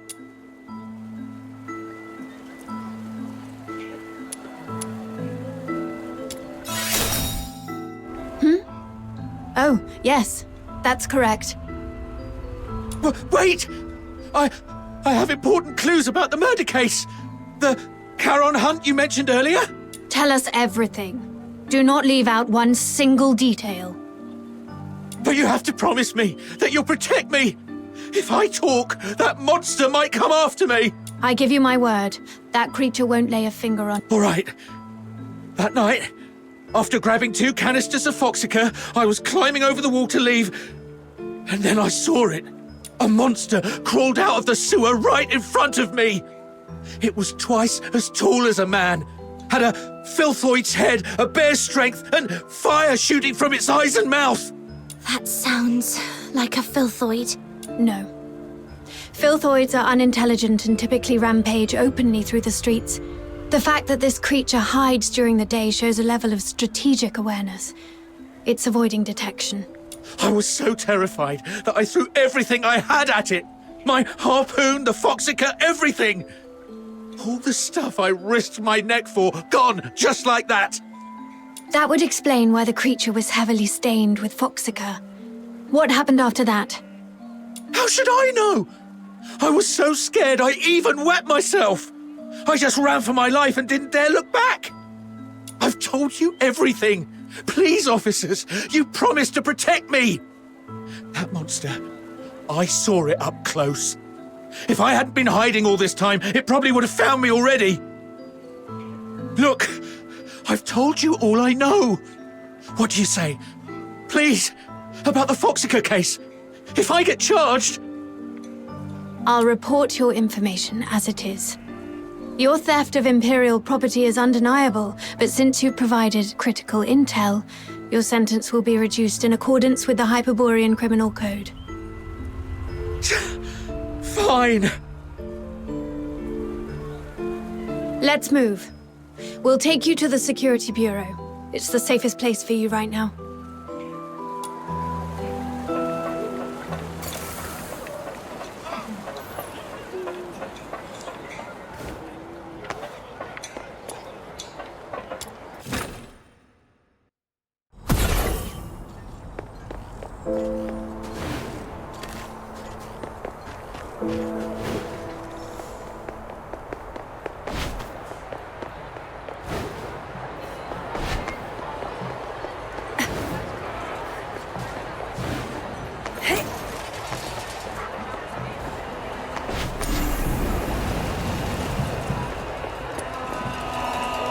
Now we know what the perp looks like and where it's hiding. What's the plan, Officer Fisher? I'll go into the sewers to find the suspect myself. My superiors have made it clear. They need the suspect's exact hideout. But the Ice Lake sewer system is a labyrinth. If I just tell them the suspect is hiding somewhere in the sewers, they still won't grant me backup. But if I locate the monster myself, or better yet, confront it, the escort won't have any excuses left. The grown-ups refuse to sow or plow, yet they expect a bountiful harvest come winter's end. What was that? That just slipped out. It's a line from the opera, Children from the Snowfield.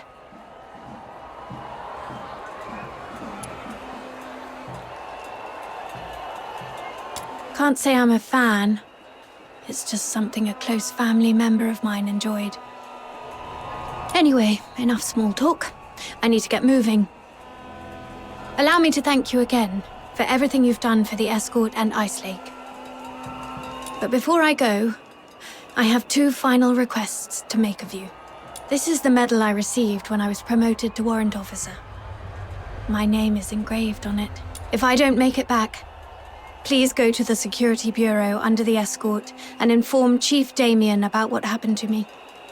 Tell him the investigation into the Charon hunt must continue, no matter what. And second, please have Chief Damien deliver this medal to the 6th Legion in the inner city. It's for a young man named Blues Fisher. Let him know he doesn't have to wait for his sister anymore. Tell him to stay strong and move on with his life. Oh, and there's one more thing. That's enough. There's no one more thing. In fact, we can't do the first 2 for you either. Because the Noctoyagers are going with you. No way we'd let you play the hero alone and hog all the glory. Right, Captain? It's getting dark, Officer Fisher. You don't want to drag this out and risk another victim tonight, do you? I see. Let's go then. Wait! Aren't you guys the least bit curious about what Officer Fisher's 3rd request was? Oh, I was going to give you the key to my secret base. All my savings are there. If I didn't make it back, you could go there yourselves and collect your payment. But since she insists, and after seeing what you're all capable of the first time we met, I trust we'll make it back together.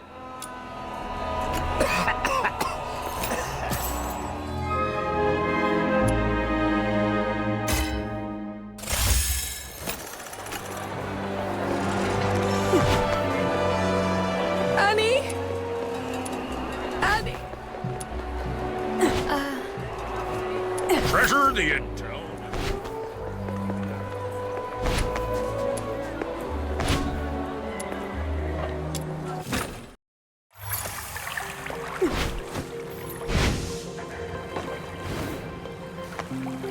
This way. Officer Fisher, you seem pretty familiar with this place. In recent years, the Empire has heavily invested in underground infrastructure across its cities, with the escorts assisting in its maintenance. Help me. Please. I don't want to die. Had to cry for help. I'll be right over. Whoa, slow down. What if it's a trap? Fine. Let's keep up with her before she does something. What's going on here? The door lock control panel isn't working. It's probably jammed because of clogged drainage pipes nearby. Let's turn on the emergency water valve and... Warning. Drainage process malfunction. Outflow at full capacity. Please clear the drainage pipes immediately. Those things are coming at us. My leg! I can't move. Just how much stuff is crammed in this tiny pipe? Let's quickly finish them and restart the control panel. The sewer defense system is also activated. It may help. There is a defense system in a place like this. Yes, most devices in the sewers are installed by the Eolipile Academy, but they just warned us not to pry. They rig the sewers with military equipment. What are they up to?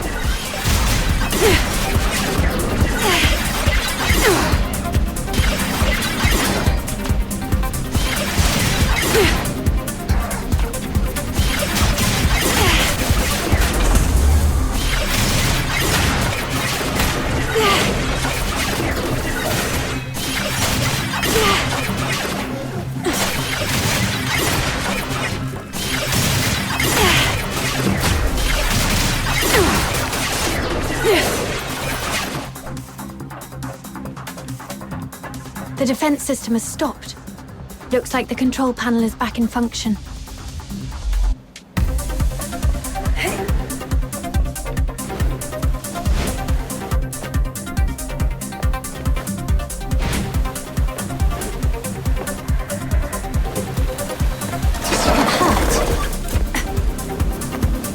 It's nothing, just a scratch.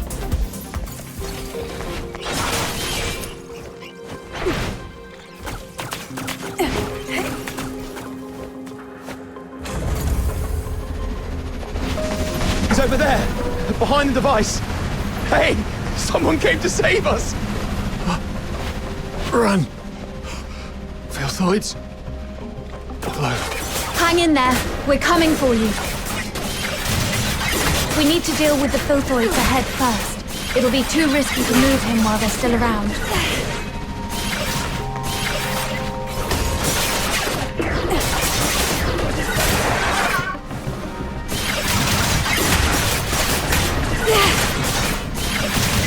Watch out! Officers! Here they come again. Can't even catch a breath with these pests.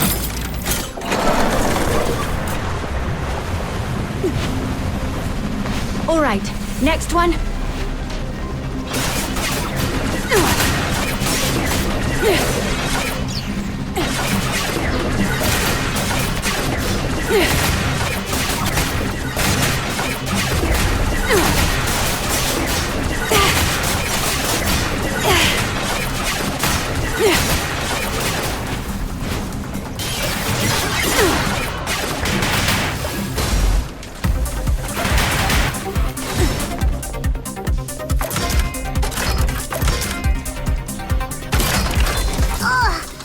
Water valve stuck like a rock!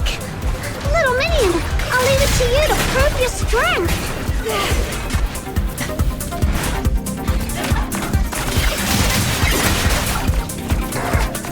May you rest in peace.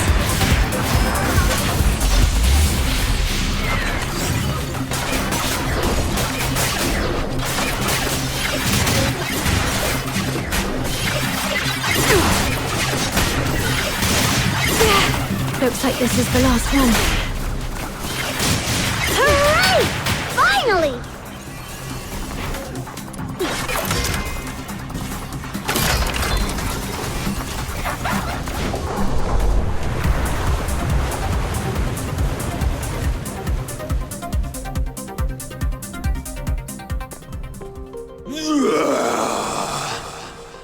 That sound, it's the monster. It's coming. Hey, you two!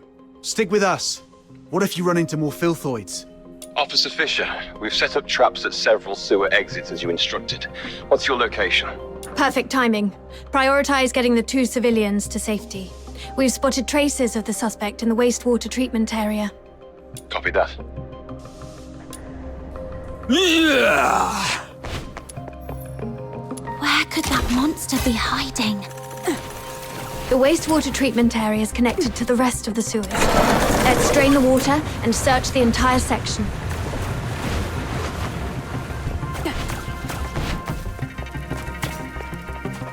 Mom, we're here to assist.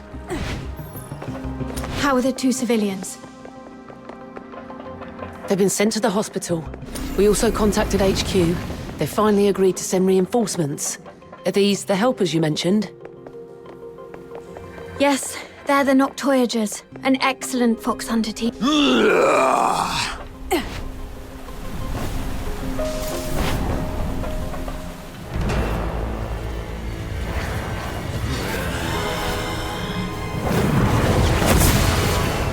The target is not a filthoid. Use containment tactics to subdue him. We need him alive. The victims deserve... It's too strong! Destroy! I'll cover the retreat of the wounded. Stay focused. Don't... Outsider! There's an opening on its left. I'm on it. We've got it pinned. Rhythm, now!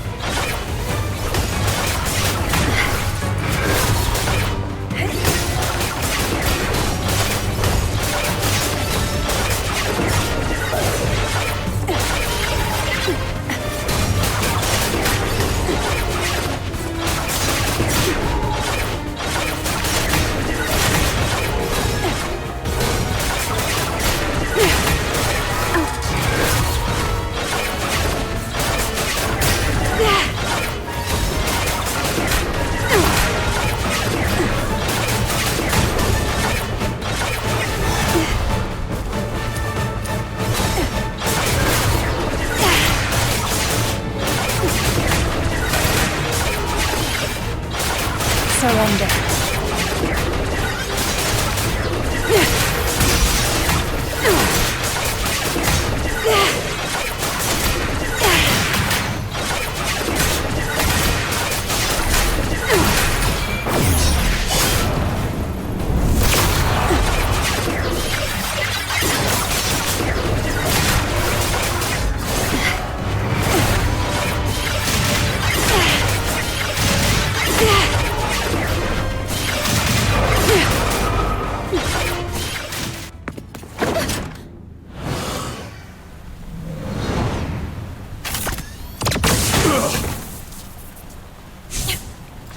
Retreat!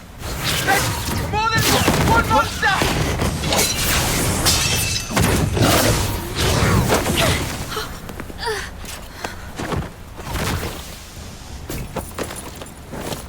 Stop them! Evacuate the wounded. Hurry, We can't! get them out They're broken first. through!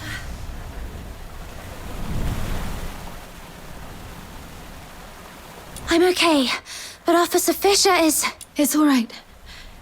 Protecting civilians is my duty. As long as you're all safe. Officer Fisher! Thank you so much for your help. Without you, the escort would have suffered far more casualties. Still, we truly appreciate it. I'll contact my squad mates and have them escort you out. Ugh, the comms are acting up again.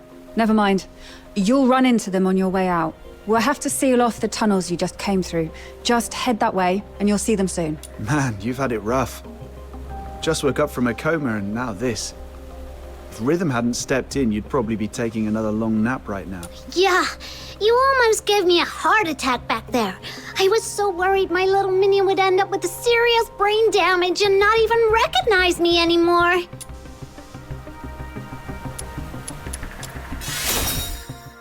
Just don't stay quiet if something's wrong, okay? Some injuries don't show until you're old. Then they hit you like a truck. Wow, outsider. You sound like a grandpa. All right. Since our work here's done, how about we head home and rest up? But Officer Fisher looked really bad back there. Shouldn't we check on her first? She's probably been taken to the Legion Hospital in the inner city. You know how that place is. There's no way they'll let us just waltz in. Oh, come on, let's at least try. We helped out a ton just now. Maybe the soldiers will help us get in. Let's give it a try. After all...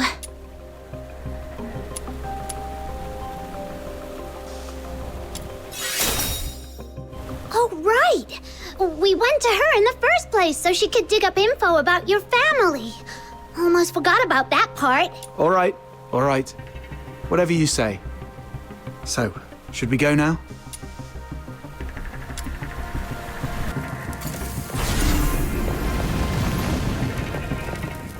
Huh?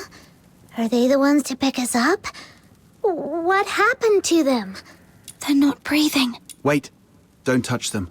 The wounds are small, and the blood's turned purple. It's poison. Cover your mouths and noses. This stuff could still be in the air. Poison? Those monsters are the worst! No. This is clearly different from the Charon Hunt's pattern. Could there be another party involved? Maybe. Either way, this is beyond what we signed up for. Button Mushroom, you go with Captain to check on Rhythm. I'll update the escort on this and catch up with you later. Got it. Let's go, little minion. Could it be them?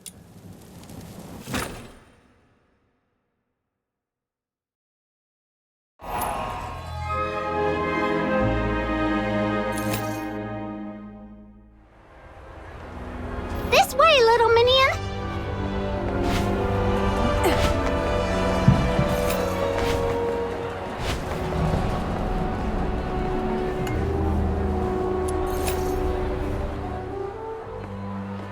Halt! This is the inner city. No Charons allowed without special clearance. Oh, it's you guys.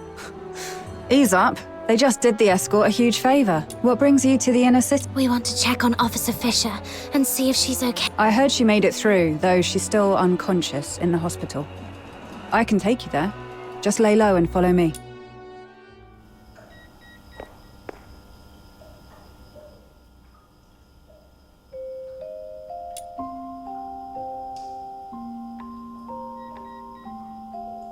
Doesn't look like she's doing too well.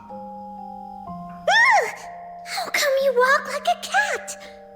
Not a single sound at all. There you are, outsider. Did you manage to report the situation with the poison to the inner city soldiers? Yeah. Took a while, but they finally got it. How's she holding up? They said she's stable, but it doesn't look like she'll wake up anytime soon. She will. Why? Don't tell me you're also a medical expert. Not at all. It's just that I read people. Look at her hands. Calloused, roughened. Those come from years of hard work. She's indeed a dedicated soldier. And those eyes of hers, always so stubborn and full of determination. People like that never know when to stop or take an easier way out. They always have to push until they hurt themselves badly. So she's not going to stay down for long. She'll drag herself back into the fight before the Charon Hunt case is resolved. For now, all we have to do is have a good rest and wait for her to wake up.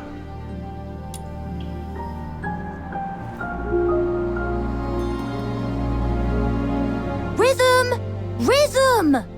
Please keep it down. I'm so sleepy. Seriously? You're napping in the middle of the day again? The test's tomorrow. Do you even remember where I left off?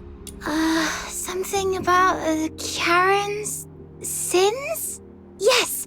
Oh, what was that again? Oh, figures you've been slacking off in class again. Working at night always leaves me too sleepy for school the next day. But hey, that's what I've got you for. My personal tutor. I had to work too, but you don't see me nodding off in class. We only get a few years of schooling.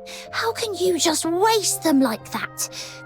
Anyway, the Charon's sins. It all started from the night of Lamenting Lake.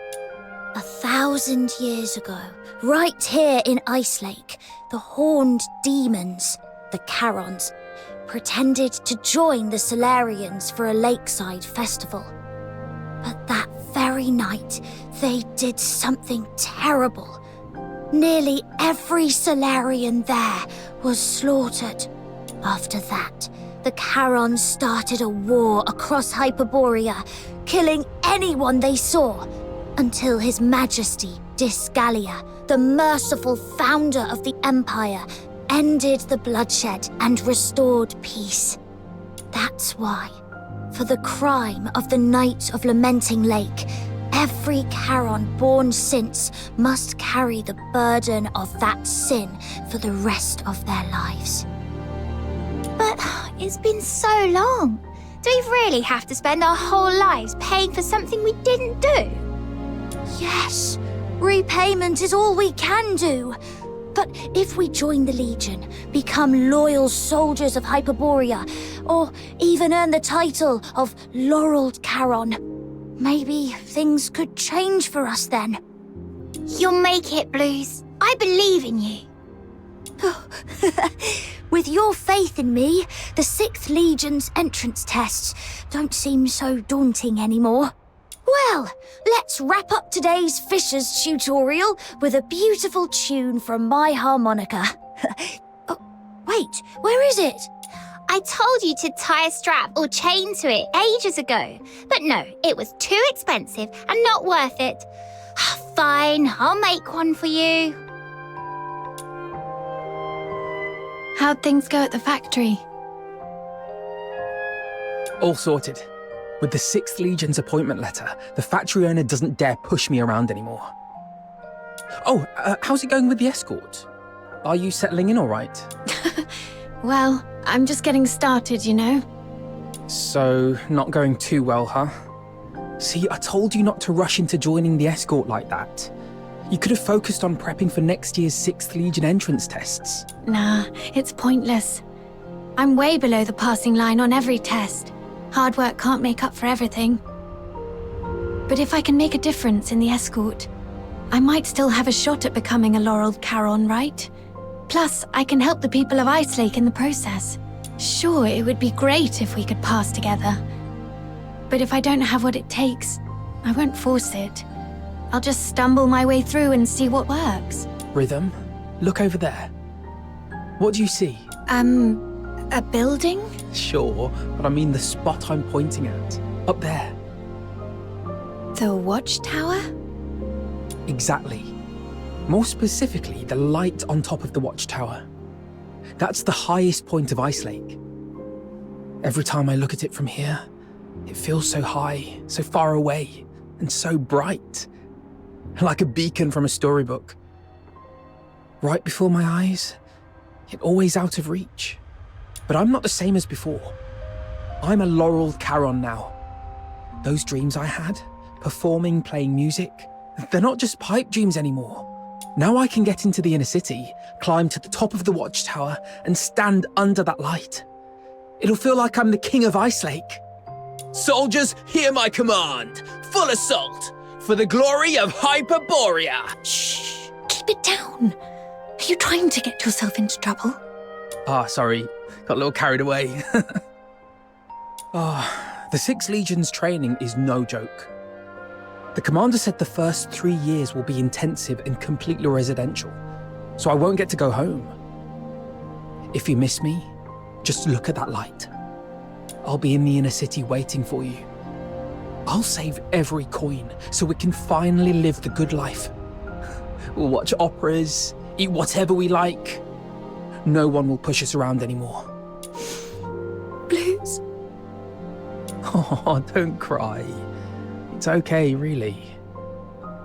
3 years will fly by before you know it. And hey, maybe you'll get lucky and become a laureled Charon next year. Then we'll climb to the top of the city walls together and show everyone in Ice Lake just how amazing we are.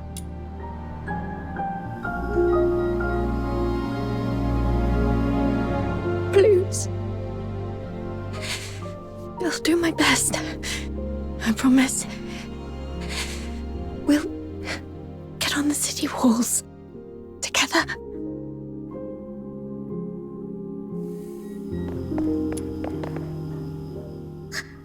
Officer Fisher, you're awake! Wait, are you crying? Did you have a bad dream? I think I dreamed of so many things from the past. Little Minion, Mud Ears! Quick, come here! Officer Fisher's awake! Mud Ears totally called it. Officer Fisher's just as tough as our captain.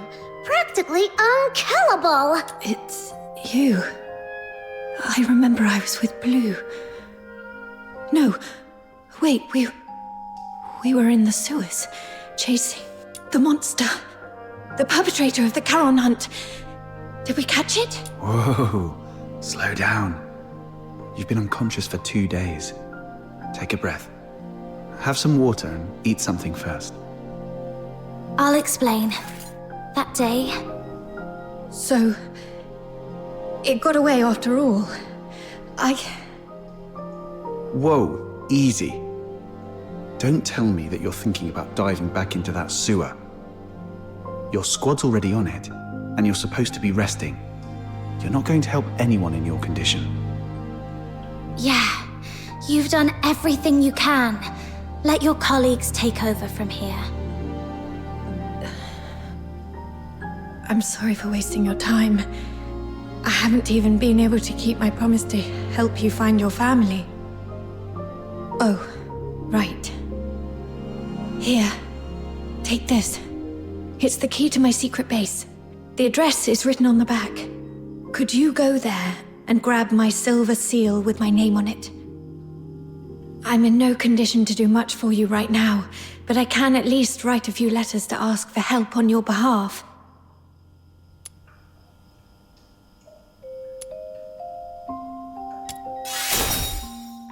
I made a promise. Besides, I truly hope you'll reunite with your family. All right. We shall gladly accept your help then. A soldier's secret base? I bet it's packed with cool stuff. This is so exciting! The address points to somewhere near the roadside freight station. She actually built her secret base in a place like that. People tend to pick the oddest spots for their hideaways. Some use cars, some find old pipes. A roadside freight station? Seems pretty normal to me. Please tell me I'm not the only one who used to crawl into random places as a kid.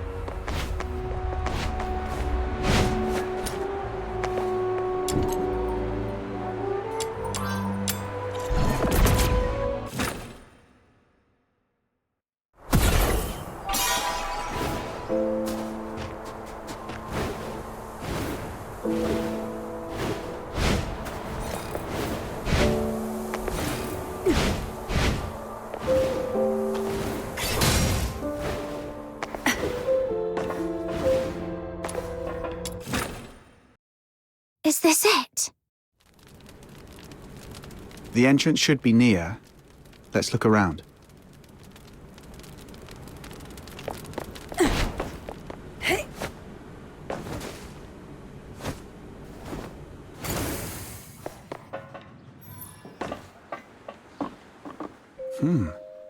Looks like this place used to be an old maintenance room. Oh, this place is kinda like my the Demon King's Grand Chamber. All right, let's split up and look for the Silver Seal.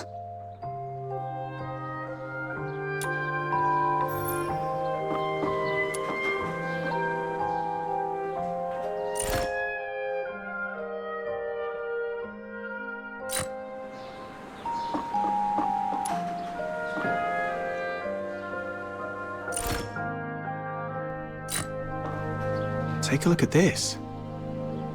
Why are there so many mining lamps and pickaxes in an abandoned maintenance room? Back when the Gleven pit was running dry, miners started swiping gear to sell elsewhere out of fear of losing their livelihood. This place must have been one of their stashes. Rhythm probably stumbled upon it later and turned it into a secret base. But that's not what I wanted to show you.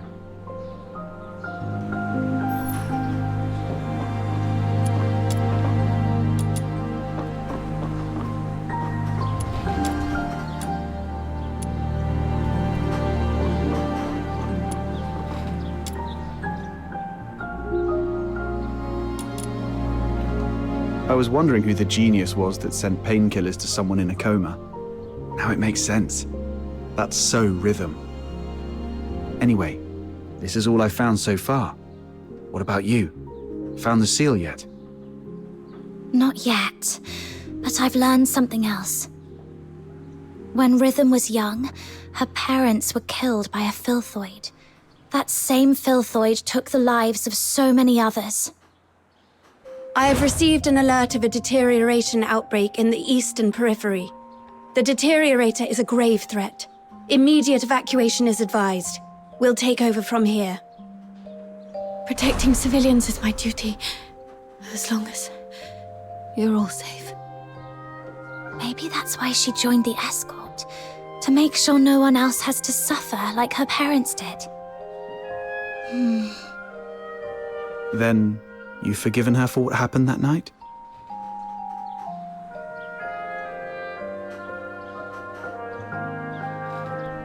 Or maybe, deep down, I never hated her to begin with. I just needed a vent to ease the pain inside. What I truly hate is the incurable deterioration and the gnawing helplessness back then. Nobody's at fault for what happened to Psyche. If anything is to be blamed, it's this broken world we live in. Yeah. It's getting late. Let's hurry up and find that seal.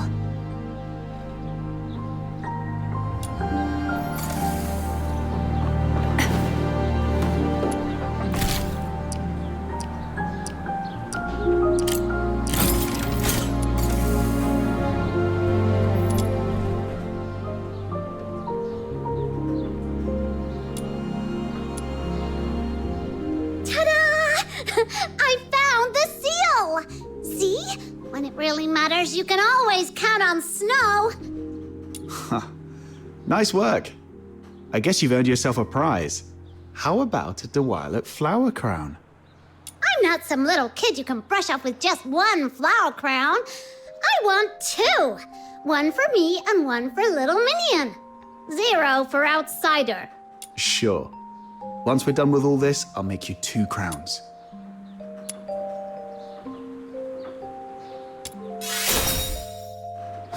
What gibberish are you spouting? Just get moving already.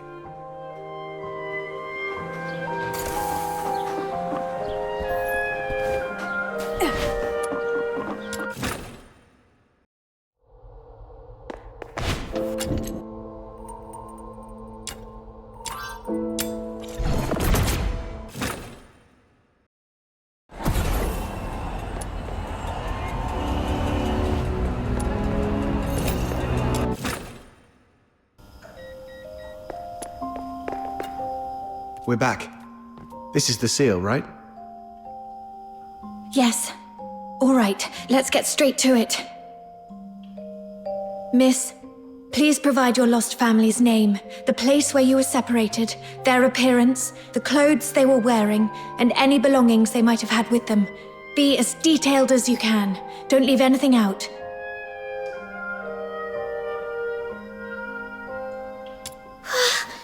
Sounds like Officer Fisher's going to arrest my little minion. Her name is Berenica, from a small southern island, and I think she may have joined the 13th Legion recently.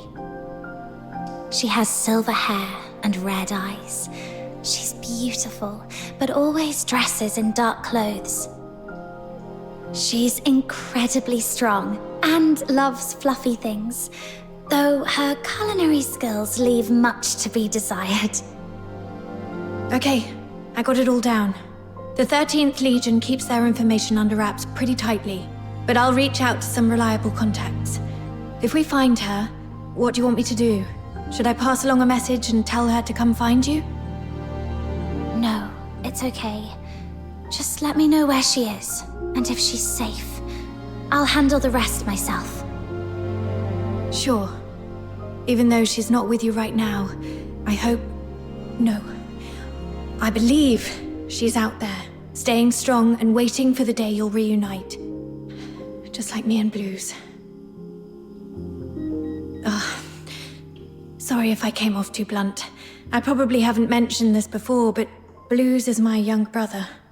He's currently serving as a laureled Charon candidate with the 6th Legion in the inner city. Laureled Charon?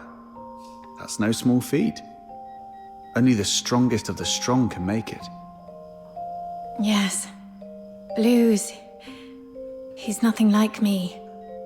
We were both fortunate enough to awaken as daemons, but even among daemons, the difference is stark.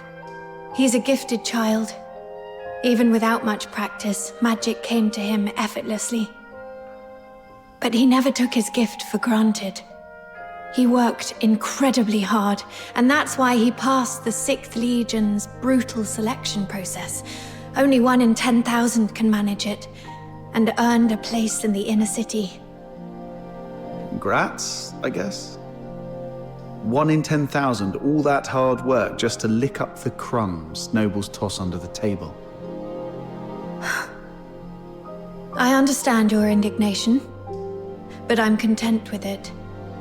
Blues achieving his dream is something we never thought possible when we were kids. Blues and I grew up under the weight of a double burden. The guilt of our Charon bloodline, and the sins of our parents.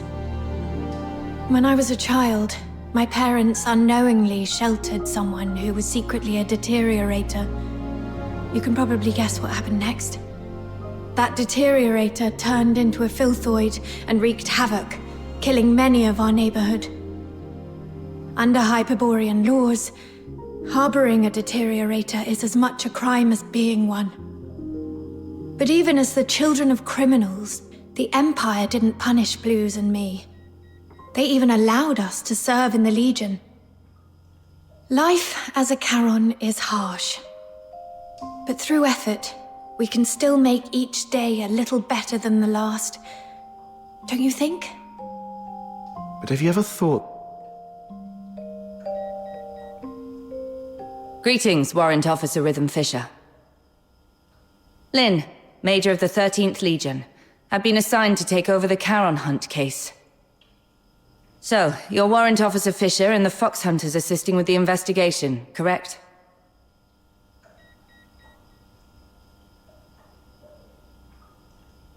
The 13th Legion. Stay calm. She doesn't seem surprised to see me. My cover should still be intact. If the 13th Legion is taking over, we'll get out of your way. You've done well on this case. You civilians shouldn't have been caught up in this. Thanks to the 6th Legion's bunch of good-for-nothings. I came to Ice Lake for only one thing, the Charon Hunt. Warrant Officer Fisher, I want the full report on this case in my hands within 2 hours. And Fox Hunters, since you're already in this deep, might as well keep assisting us if you can spare the effort. Certain matters are better left to the locals. They know the lay of the land, after all. Come find me when you're sorted. The pay's proper. It's all for the safety of Ice Lake.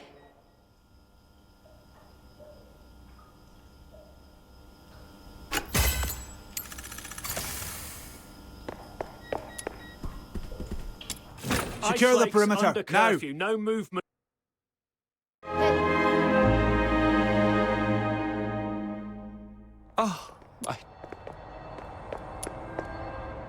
Good. Smart choice. Now, Fox Hunters, here's your first task. Take this list and head to the parking lot to find Clive for the weapons and ammo we'll need. Got it. I'll join you once I've finished preparing the investigation report and handed it over to Officer Lin. Huh. The streets are full of soldiers in the 13th Legion. What a grand scene. Why did Officer Lin head towards the inner city alone? 1-2. The Alchemy Academy, the Council Hall, and the let me 6th go. Legion's HQ are I all need there. to go to work. Could be anything. Logistics, politics, questioning. Or maybe just catching up with someone. None of it concerns us. One of my life rules is, the less you ask, the longer you live.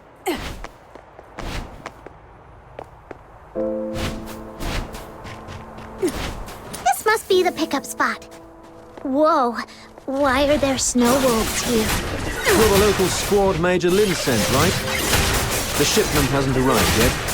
While we wait, help me clear out this area. Great. Another chore on the pile. Surrender. Tear you apart.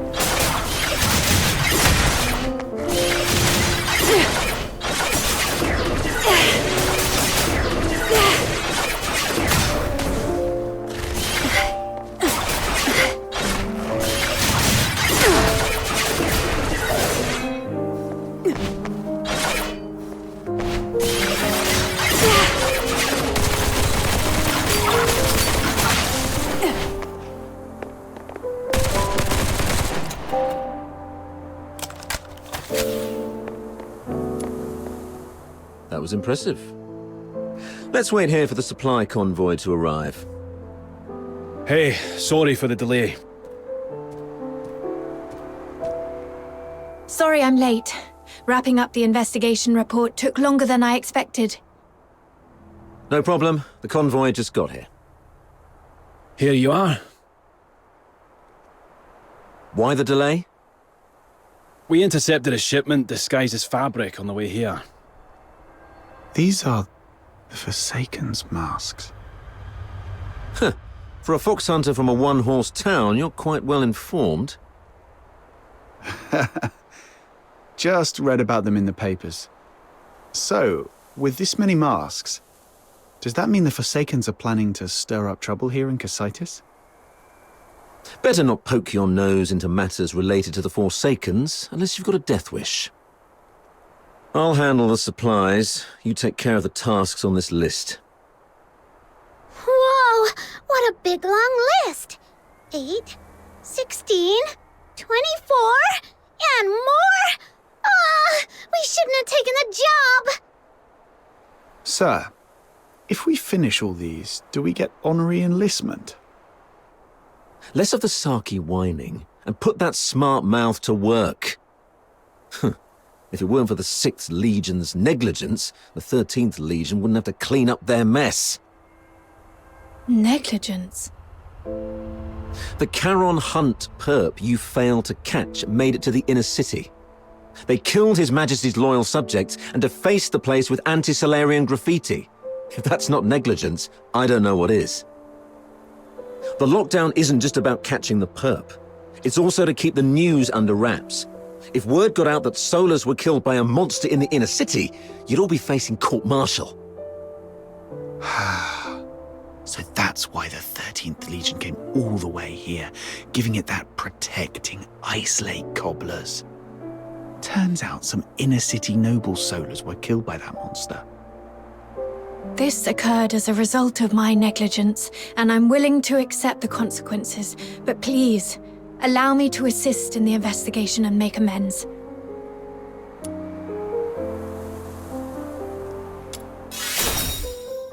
Save it.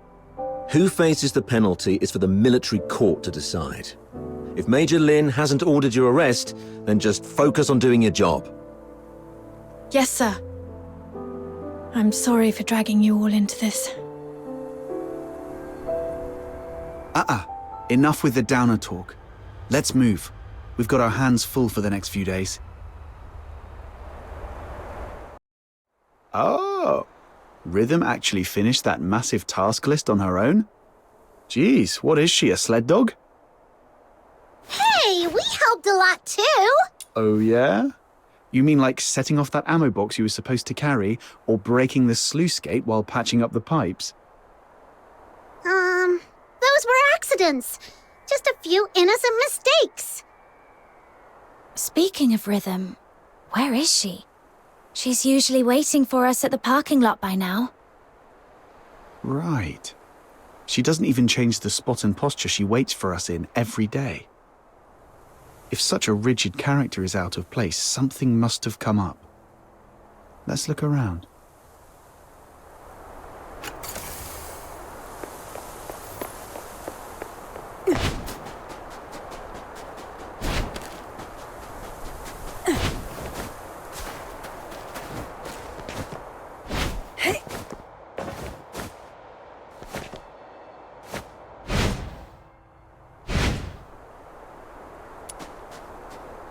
Whoa!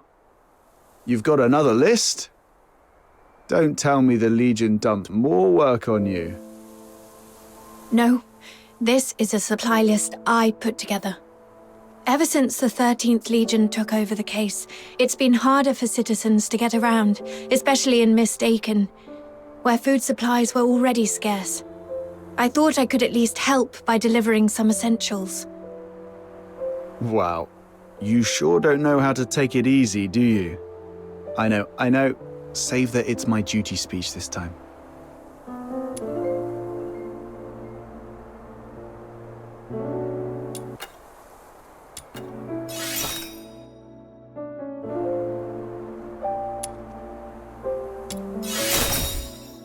If it's something you really need, I'll see what I can do. Don't mind my little minion. She was just kidding around. Let's see what else is still on your list. You're just looking for an excuse to goof around more, aren't you? Let me see. Looks like the last thing we need to deliver is fish for Mistaken. Whoa! Fishing? Count me in! Count me in!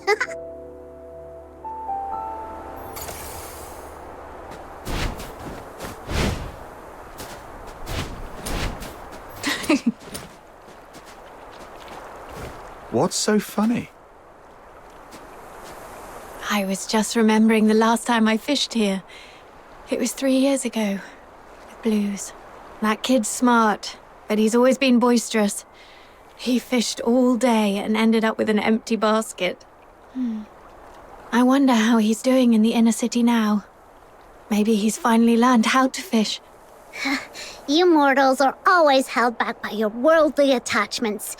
You should learn from me, the cool, detached Demon King. It's okay, Button Mushroom. We're all your family. If it makes you happy, I'll even call you Granny. Aw, why are you being so nice to me all of a sudden? Granny, I'm starving. Got a little pocket money for your poor, hungry grandkid. I knew it.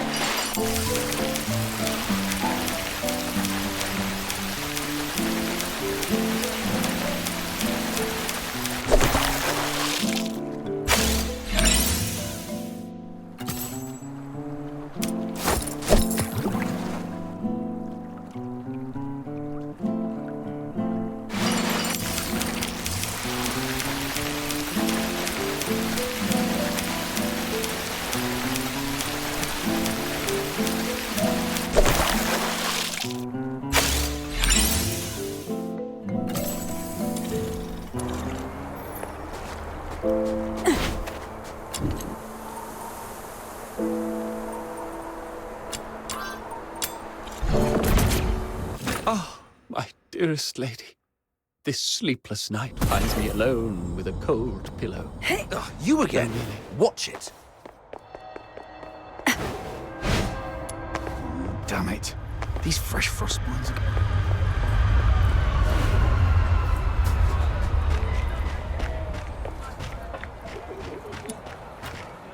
Wow, Officer Fisher. I can't believe you brought all this food. And even sooner than you promised. Let me see. Bread, beans, boreal berries, and fresh fish. Oh, thank you so much. We've been scavenging through empty rubbish bins these last few days. If it weren't for you, I don't know how we'd manage. You're a lifesaver. No need to thank me. It's just part of my duty. You should thank the Noctoyagers, though. They've been a big help. So that's why you're here. I knew it. My sister from another mister. Always has my back. But how did you guys manage to rub elbows with the Legion officers so fast? You've got to show me the ropes. All squads, attention. Assemble at sewer entrance number 8 immediately. Repeat, sewer entrance number 8. Assemble immediately. Is the 13th Legion making another move? Yes.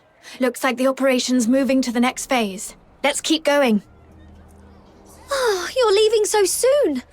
Well, when you're not busy, be sure to stop by again. I'll have tons of fun little trinkets ready for you next time.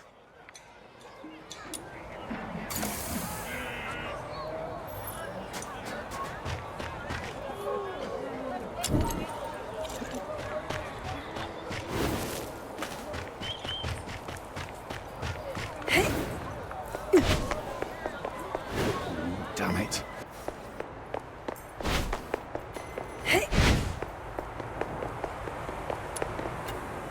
Arnold, take 3 men and head to the sewage tunnels right under the motor plant. Duke, the ventilation zone. Miles, you... Rhythm Fisher reporting for duty. Good, you're here. The operation begins now. You locals know the area best. Head down to the tunnels beneath Silver Piece Square and hold position. The creature's hiding out down there. Fisher, keep your comms on and await further instructions when you're down there. Yes, sir.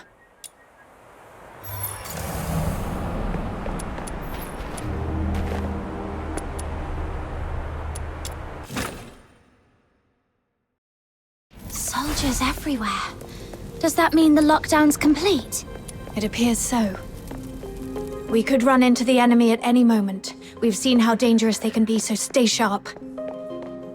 Soldiers everywhere. Does that mean the lockdown's complete? It appears so. We could run into the enemy at any moment. We've seen how dangerous they can be, so stay sharp. Miles, get me 2 more mags. Do you copy? Is this comms on the blink again? Oh, it's you. Isn't your AO up front? Move on, this mission allows for 0 slip-ups. Yes, sir.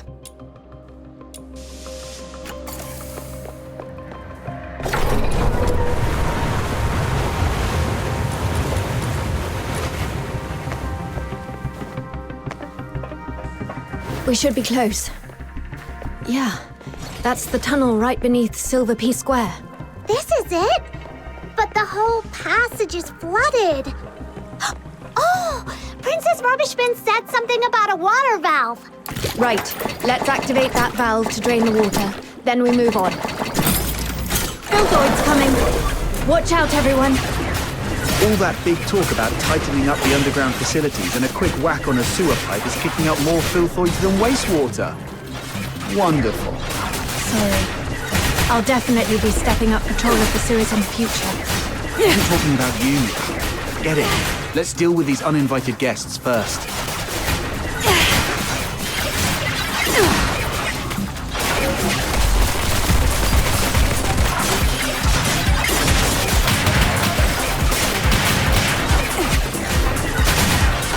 Tear you apart.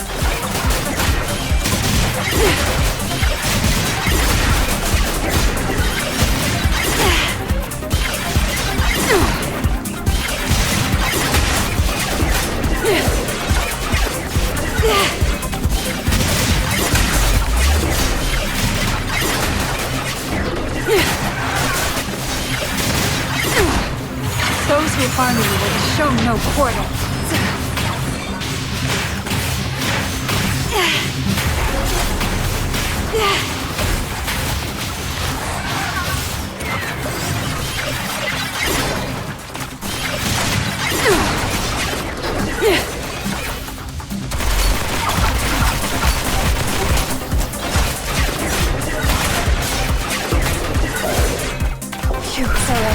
One more valve to go. It's over there.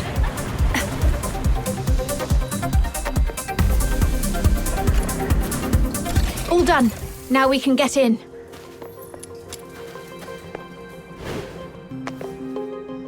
Ghost! Don't come any closer.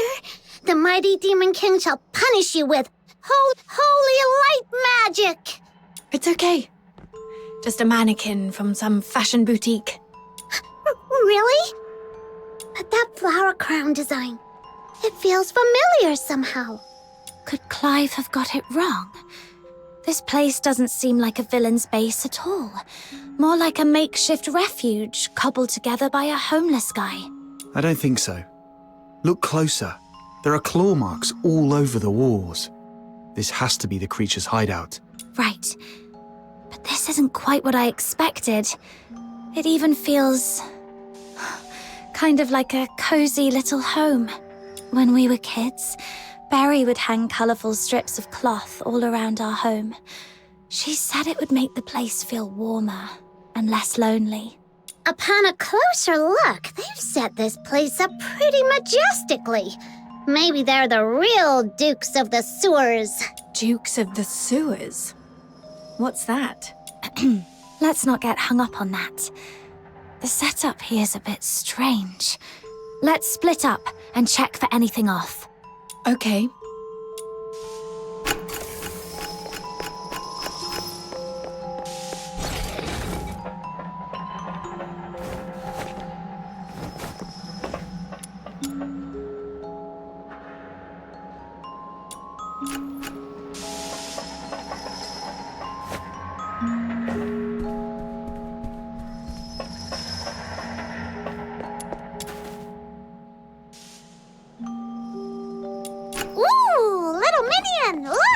There's a weird-looking switch here. No, Butter Mushroom, don't touch that. Could be a trap. Looks like it's just a... Whoa! A new path just opened up. Like magic.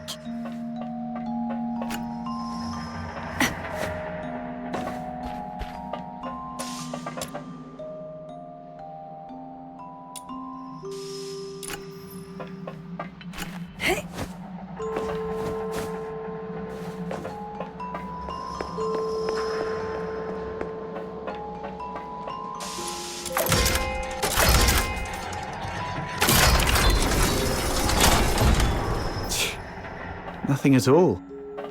I was half expecting something to jump out. Hey, watch your mouth! You'll jinx it! Let's just keep moving.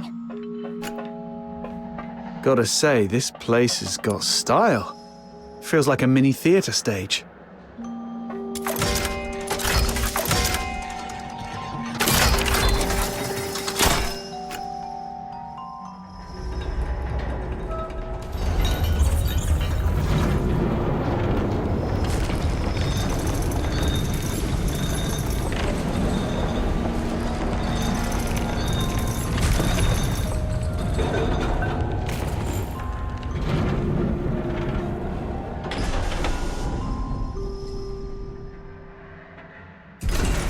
I've checked the lower area. No signs of anything unusual.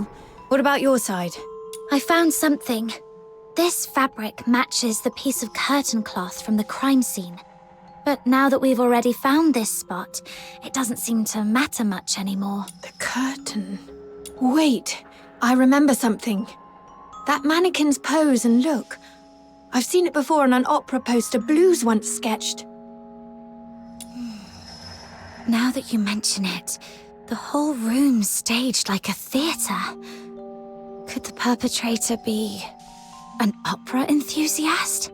Then again, since the Legion has already tracked down the perp, this clue probably doesn't matter much either. Right. Not like we can belt out a duet and hope they turn themselves in out of mutual admiration. Let's report back to Clive and see if he has any new instructions. Rhythm Fisher reporting in. We've reached the area beneath Silverpiece Square. Search complete. No irregularities found. Awaiting further instructions. Hurry! Huh?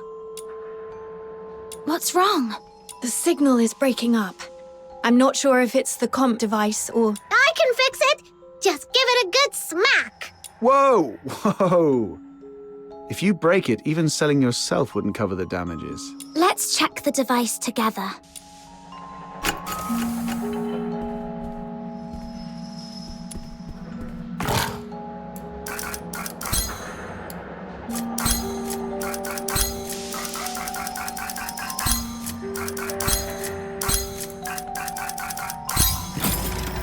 Yay!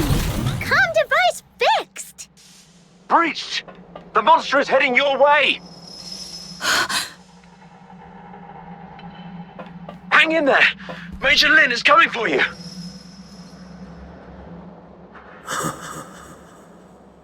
The lies remain hidden in the shadows. Huh, we've really got it cornered. Didn't expect Randy to be so spot on. I don't know why your accomplice isn't here, but 10 more of you wouldn't make a difference.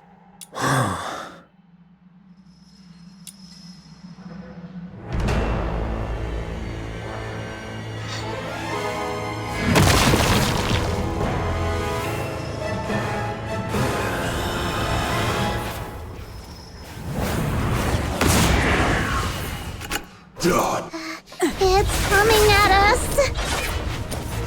A second-rate excuse for a fight. Officer Lin, I'll assist you. Good teamwork. You've proven your worth. Now, let me teach you a new rule of thumb on the battlefield. When faced with absolute power, all tactics are meaningless. May you rest in peace.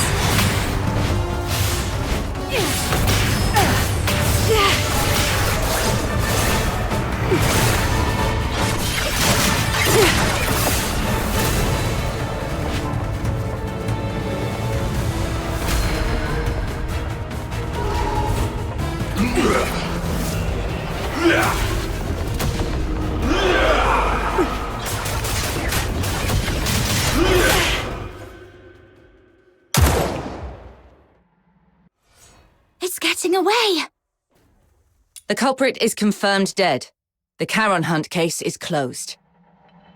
Fisher, you know how to write the after-action report, right? I trust I don't need to spell it out for you. What? You fox hunters did well too.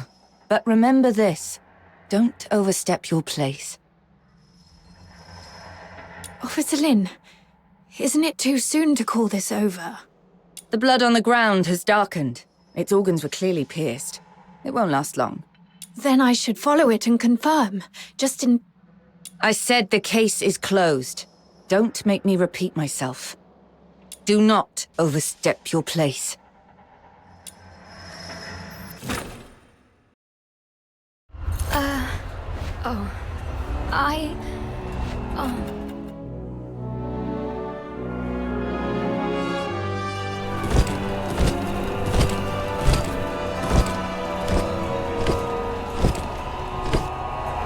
Wow, look at this! Such a grand display. It's like a royal procession. All that talk, and in the end, it's just a show to make it look like they did something. Aren't you going to join the send-off ceremony? You think our stubbornly upright Officer Fisher could stand up there and call the Charon Hunt case perfectly solved with a straight face? Snow would start to poop gold before that happens. Move along! Don't block the path!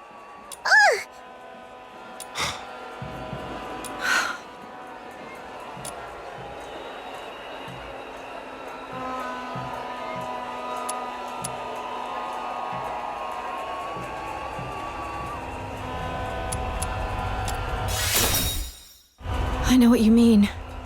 It's time I make my choice. I've made my decision. I've been thinking. Why did I join the escort in the first place?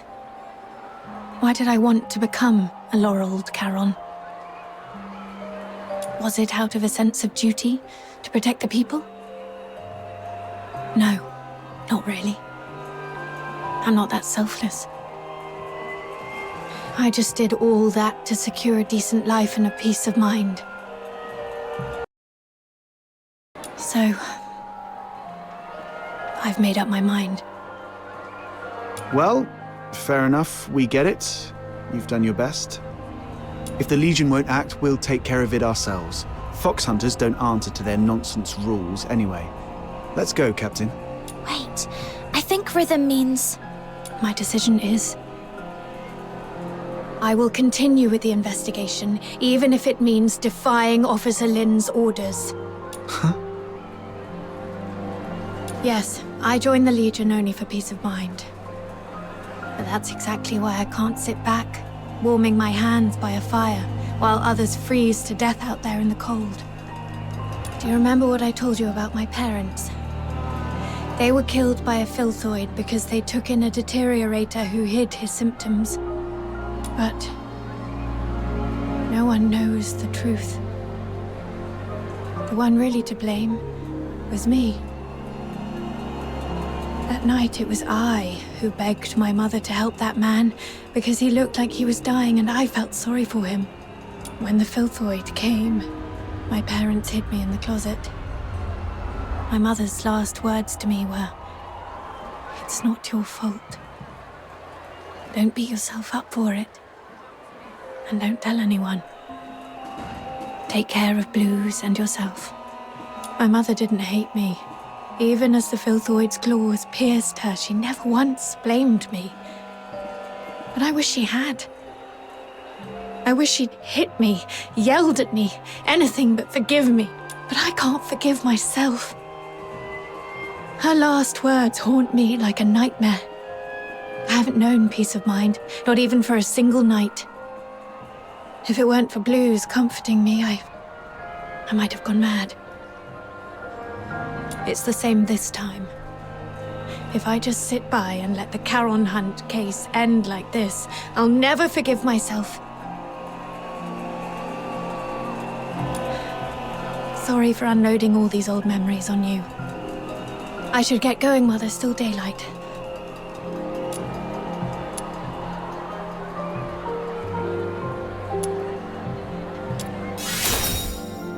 This is my own choice, and I have no other subordinates to call upon. You don't have to risk yourselves to help me.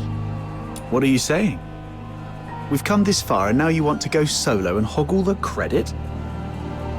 Like we'd leave a good person who brings warmth to others to freeze out in the snow. And besides, if you freeze to death, that terrifying little sister of mine will make sure I pay for it.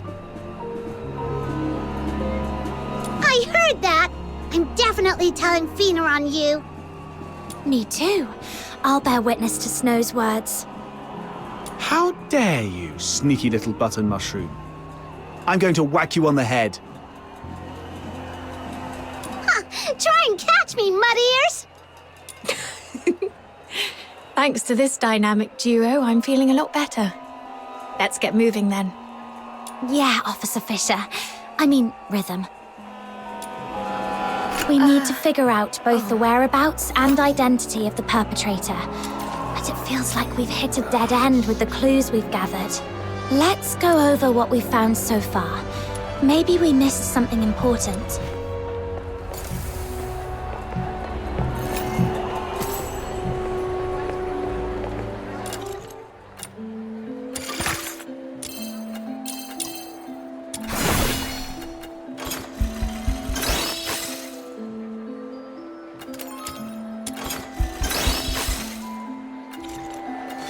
Earlier, we suspected the perpetrator might have a connection to the Opera House based on the curtain clue, but we quickly ruled out the staff.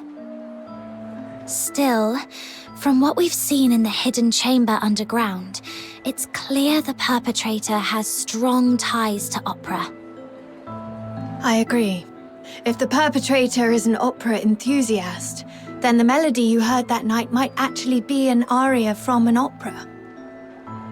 Who here knows anything about opera? Don't look at me. That's way too fancy for my taste. I don't know much about it either. What about you, Officer Fisher? I'm afraid not. Like I said, I'm not really great with music. If only I hadn't fallen asleep when Blues was badgering me to listen to his tapes. Wait. Blues was an absolute opera fanatic. I remember he left a collection of tapes at our secret base. It's a long shot, but if we listen to them all, we might find that melody. Huh. Kudos to Blues for helping out big time. Captain, let's visit that place again.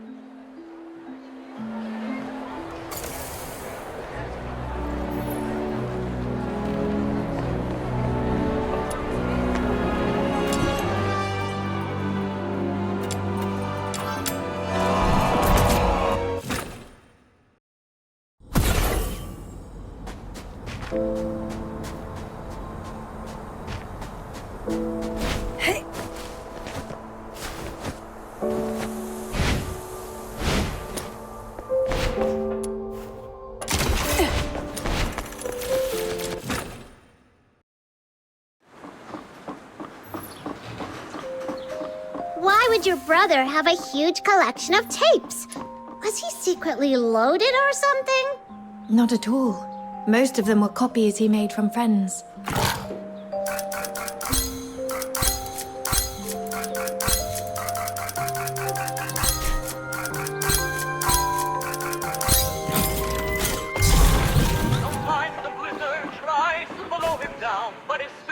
The melody sounds similar, but not quite right.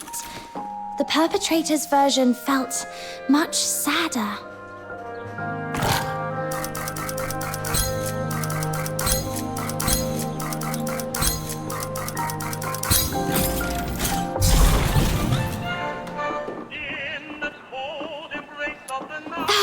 My ears! Seriously, Blues, in what world is this music?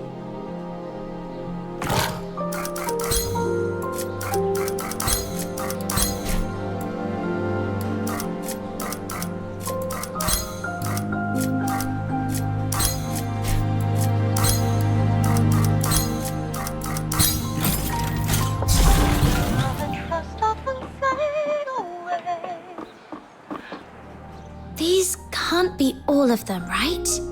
Got nothing?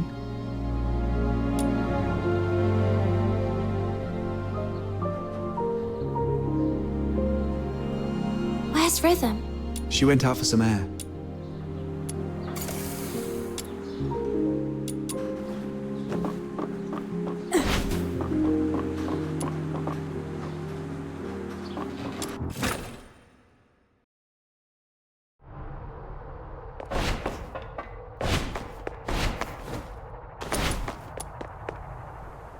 The silent, silent snow, child of the sky, may the nameless child be bathed in good time, dancing with snowflakes, so light, so great.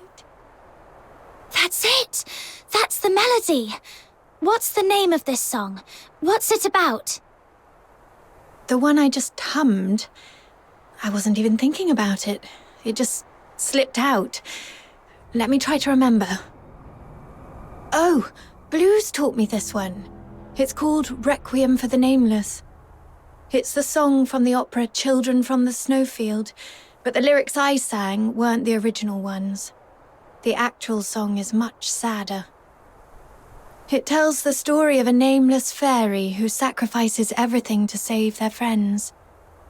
But in the end, their friends never learn the truth. Only the snow remembers. Blues didn't like that ending, though, so he rewrote the lyrics into something happier. He knew the song so well that he could even play it backwards, which is why he never recorded it. Are you saying this is the melody you heard that night? Yes, I heard it just before I was attacked. It's a new clue, but unfortunately it doesn't narrow things down much. Children from the Snowfield has been performed at the Gallia Theatre for decades. It was incredibly popular, so a lot of the locals know it. Once, Blues and I saved up for half a year to buy 2 tickets to see the play. We were so excited. But on that day, someone in the theatre accused us of stealing their tickets. We were kicked out before the play even started. That night, I sat against the theatre wall for hours, feeling absolutely miserable. But Blues, he pulled out his harmonica like a magician and started playing that song. Turns out, he'd already learnt it on his own. As he played, a voice rose from the other side of the wall. A boy singing along. His voice was so beautiful, just like a lark. With Blues' harmonica and that stranger's singing, I felt so happy I'd almost forgot we'd been thrown out that night. Sorry. I didn't mean to get carried away and bore you with these old stories. My point is, this song is too common. It's not specific enough to serve as evidence. Any chance this play's being performed again soon? Maybe we could stake out the theatre and see what happens. I don't know much about recent performances. From what I know, the play's been off the schedule for a while due to an accident. An accident? Yeah. I came across a note about it while sorting through case files some time ago. It wasn't anything major, just a brawl at the theatre during a performance 2 years ago. According to Putsch, the troupe's director, their lead performer was injured during the fight. That's why the Magic Flute troupe decided to halt future performances of Children from the Snowfield. Let me check my notes. Here it is.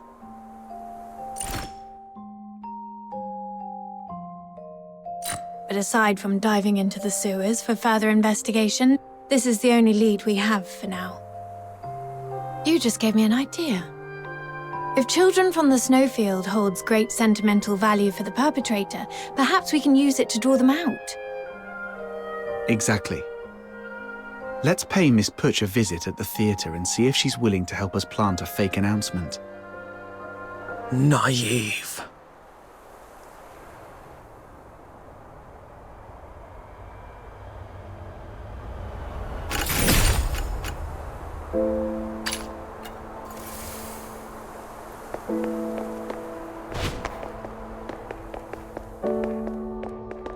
I knew the perpetrator is still alive.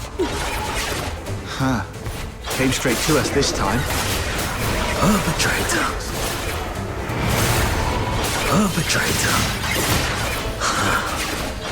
Even now, they haven't told you the truth. Dirty liars. Even the 13th Legion is no exception. Truth? What do you mean? It's stalling. Take it down first.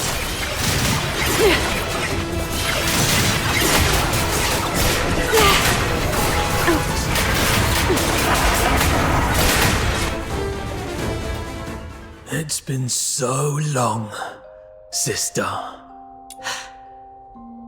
Or should I say, Officer Fisher. Have you calmed down now? Who are you? Answer me! Blues Fisher. Your younger brother. The owner of that harmonica. Blues? Why are you dressed like that? What happened to your voice? I thought you were training in the inner city. Why are you... No. You're lying. My Blues has a heart of gold. He shares other people's suffering as if it were his own and treats every Charon like family. He'd never have committed atrocities like the Charon Hunt.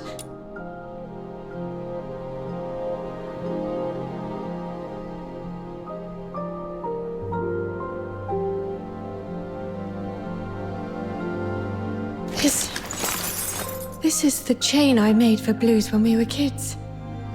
Take it back. The Legion betrayed me.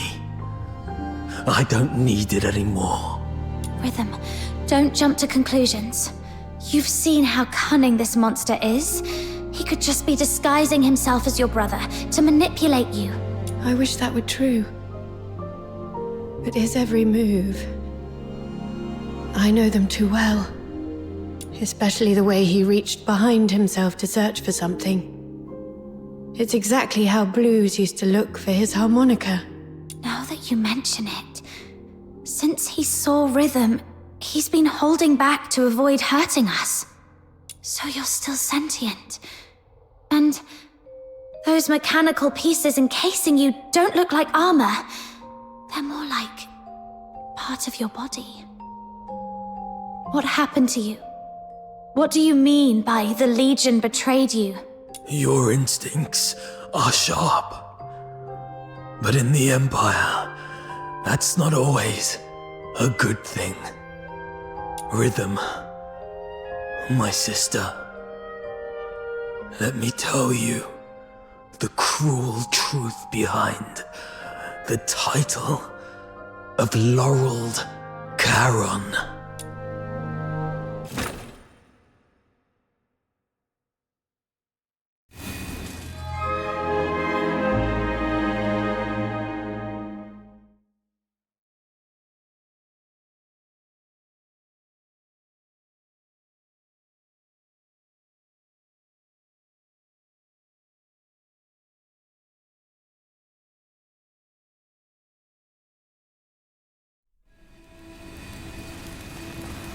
This glare.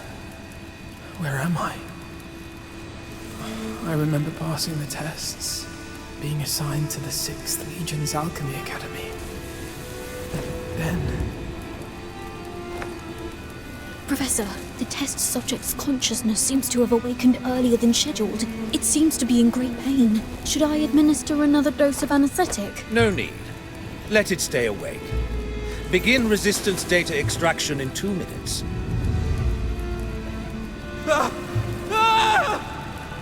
Professor, the data is in.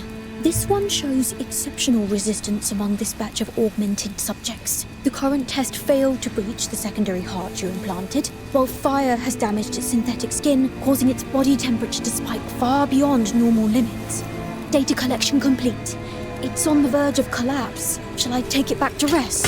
Do not waste your compassion on these demons.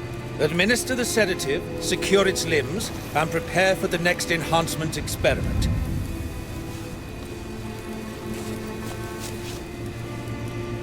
Such vivid expressions. What? Are you trying to bark something at me? Too bad. You won't get the chance. Sedative administered, Professor. But I still think we should... Just follow my instructions. Begin with the horns. They are its most sensitive parts. This way, we'll get the most precise data. Understood, Professor.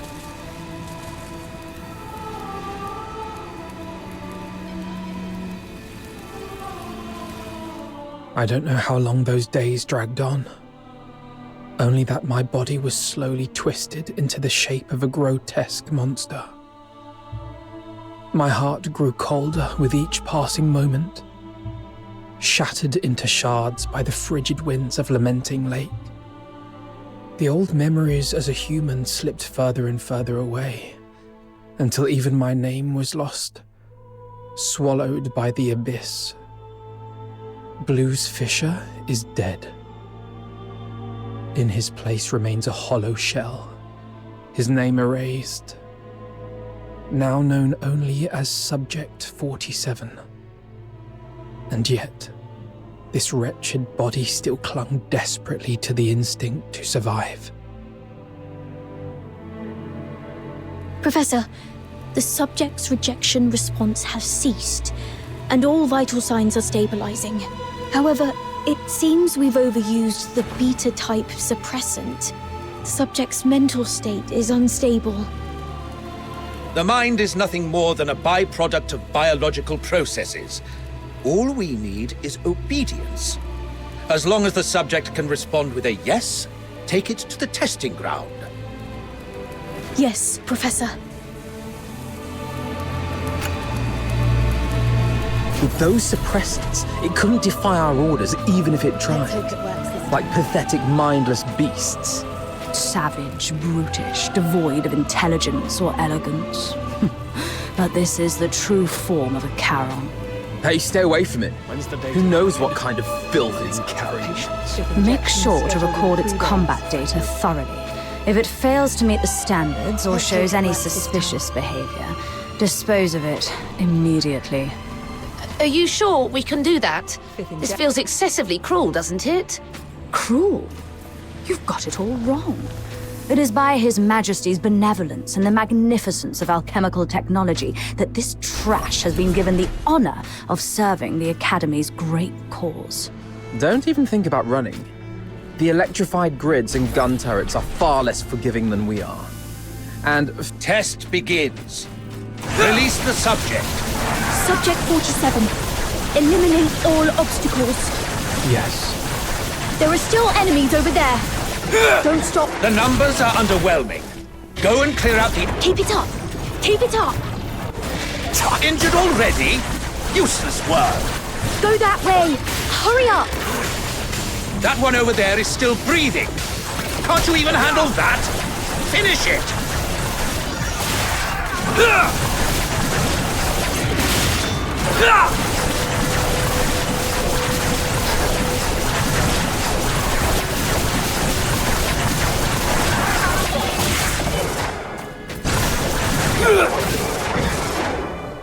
Target locked.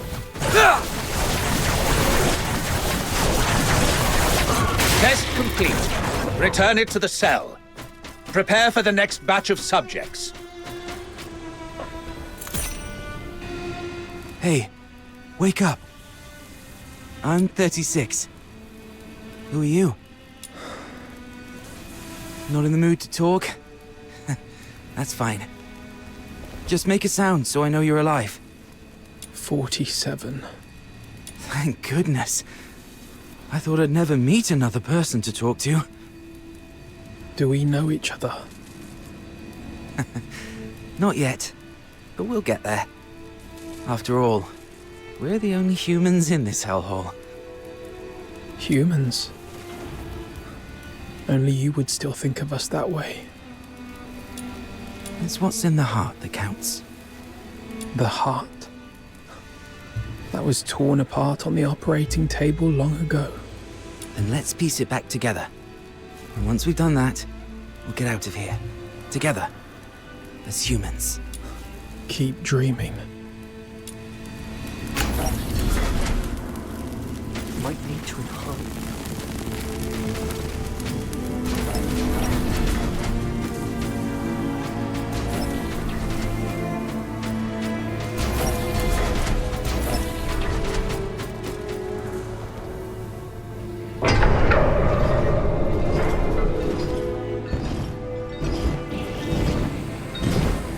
Test begins. The targets assigned to the subject this time are rare. Ensure the data is recorded in meticulous detail. Yes, Professor.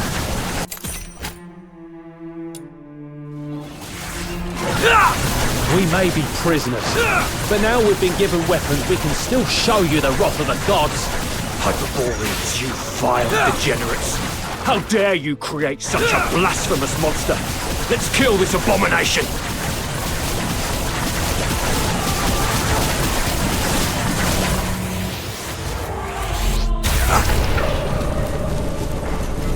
Please, spare us.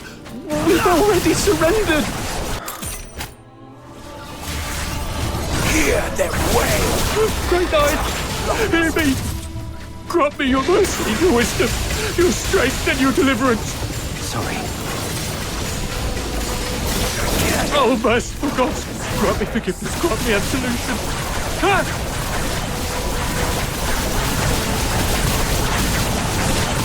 Data's all logged. You can head back on your own. I've got to prepare the report for the Professor.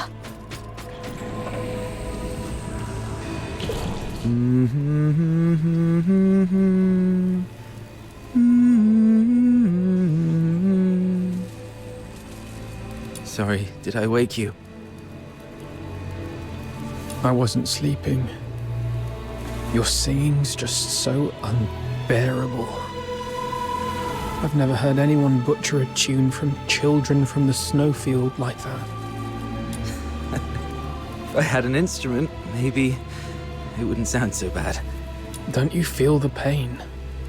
The worse it hurts, the more you need to sing. Save your breath. Surviving the experiments is hard enough. Physical pain doesn't matter. It's what they've turned humans into that hurts. After all this, you still think we're human? Face it, we're nothing but monsters now. Mindless, soulless tools at their command. Accept it, and it won't hurt anymore. No. We can't let ourselves become monsters. The day your heart gives up is the day you truly become one. Did you forget what happened the last time you tried to escape? They strapped you to the electric chair. You want another round of that? See? The fact that you still care. It's proof enough you're not a monster. Twisted logic. Don't worry. I'll get us out of here. Phew.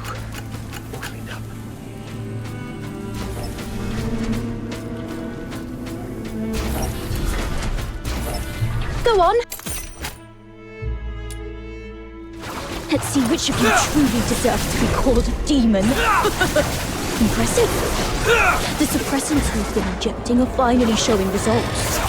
Stability's never been this high. At this rate, it won't be long before we can roll out these augmentation experiments across the other legions. Hear them wail!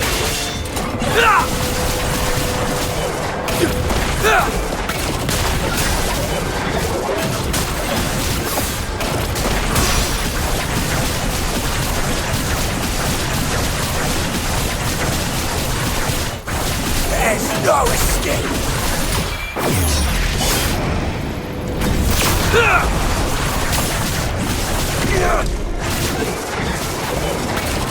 Hear them wail!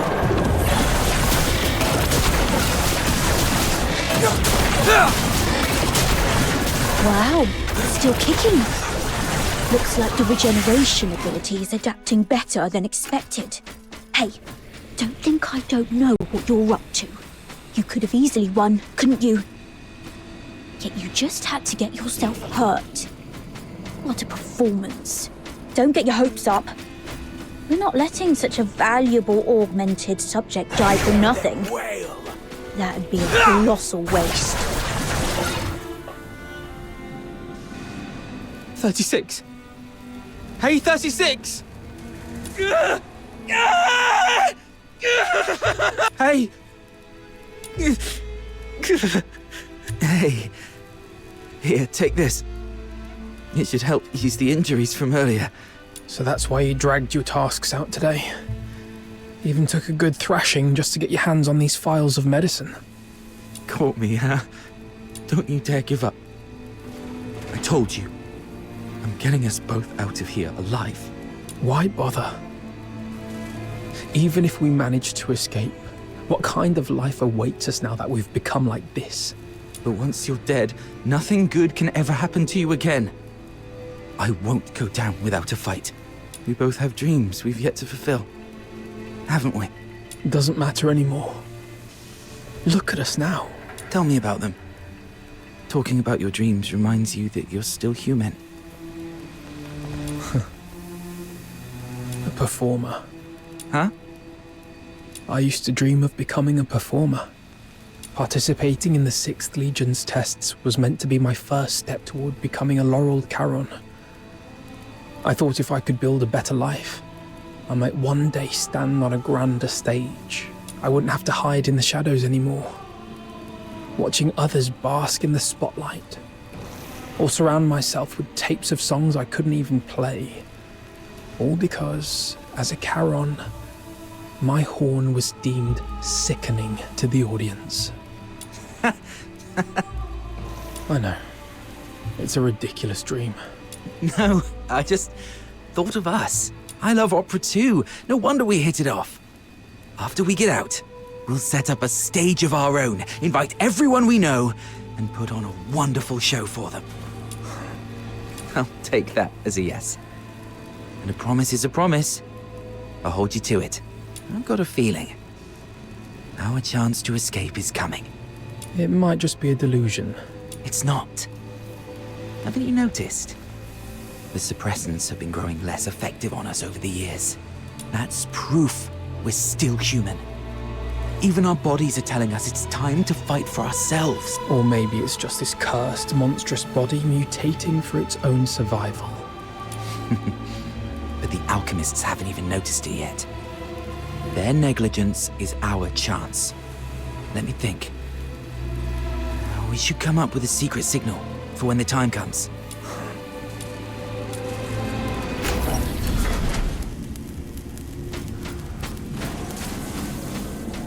Cleared my holes.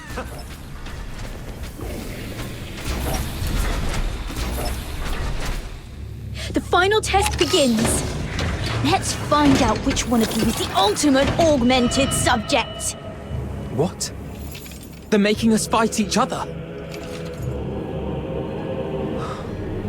We really don't have a choice, do we? Guess not. Bring it on then. Remember, we've got a stage waiting for you! What's the point of making promises you can't keep?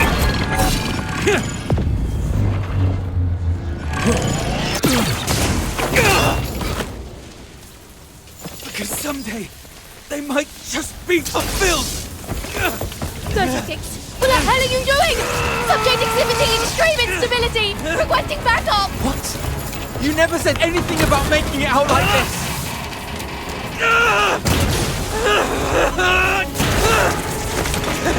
I never go back on my word! It's open!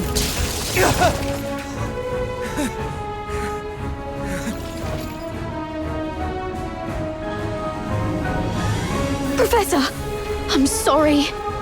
I didn't expect the subjects to resist the suppressant's effect. This kind of mutation is unprecedented in any of our test subjects. Perhaps they're our greatest masterpiece yet. Lock down all information. Deploy the latest gamma-type suppressant. Bring the subject in alive, no matter the cost. Hear them wail.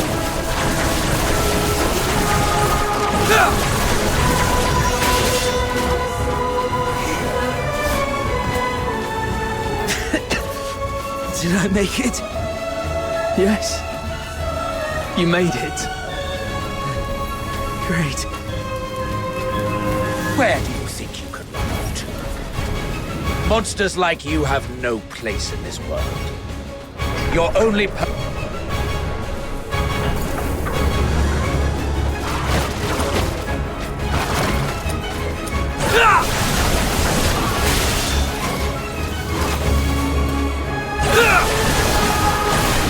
Hear them wail!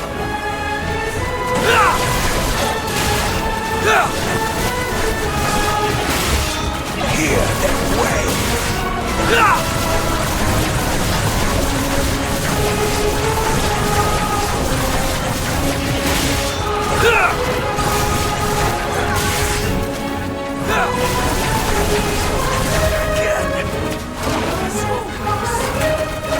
Hear them wail!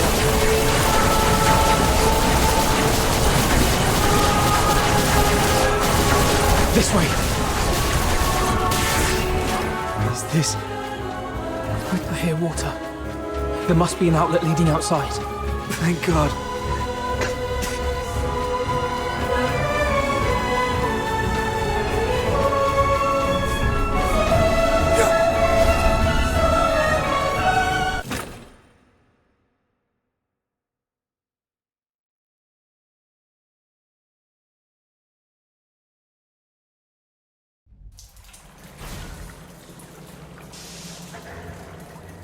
We made it out. This is the Academy's drainage tunnels. There must be an outlet leading outside.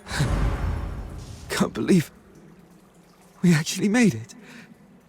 We're finally free. You hurt. I'll take care of everything from here. First, we need to find a place to hide.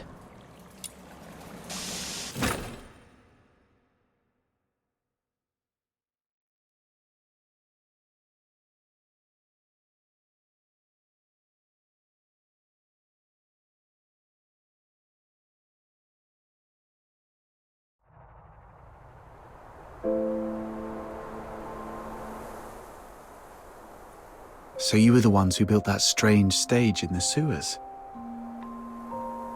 How? Why? How could this happen to you? Blues. Does it still hurt? I'm fine, but fate only gave us a fleeting moment of mercy. Escaping the academy wasn't the start of a new life, but the beginning of the end. During our escape, the alchemists, the new suppressant, ruined my voice and messed up our minds. We couldn't control ourselves. We'd go berserk from time to time. And my friend, 36, has already left this world before me. I always knew those alchemists were wicked scum. But this is cruelty on an entirely different level. And to think that they had the gall to go in cahoots with the 6th Legion, luring Charons with strong magical aptitude just to turn them into test subjects. Listen, sister. The 6th Legion. They used the title of Laurel Charon as a lure to deceive us. Leave the Legion. Find a quiet, safe place and take care of yourself. What about you?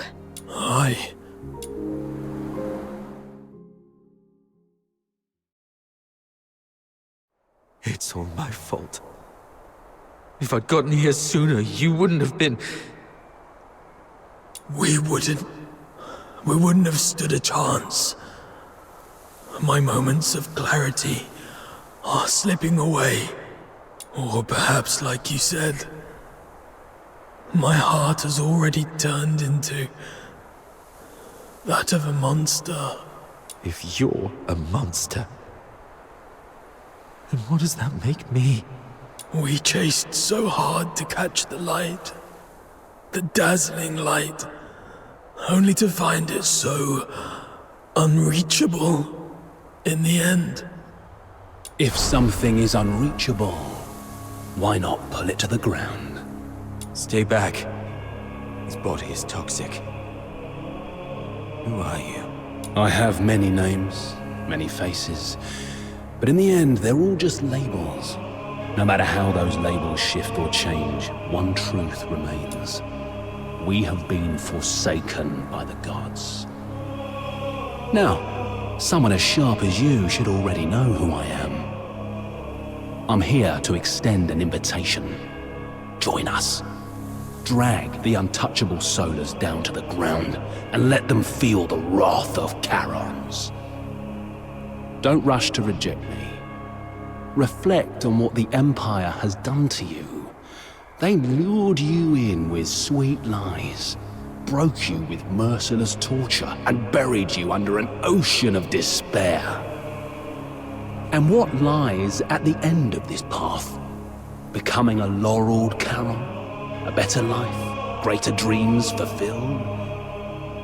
Absolutely not. What awaits is a slow death. Your bones picked clean by the solar elites, hunted by traitors among our own kind, until you're discarded like trash in some forgotten corner. With a single empty promise, they lure aspiring Charons like you and me straight into the abyss.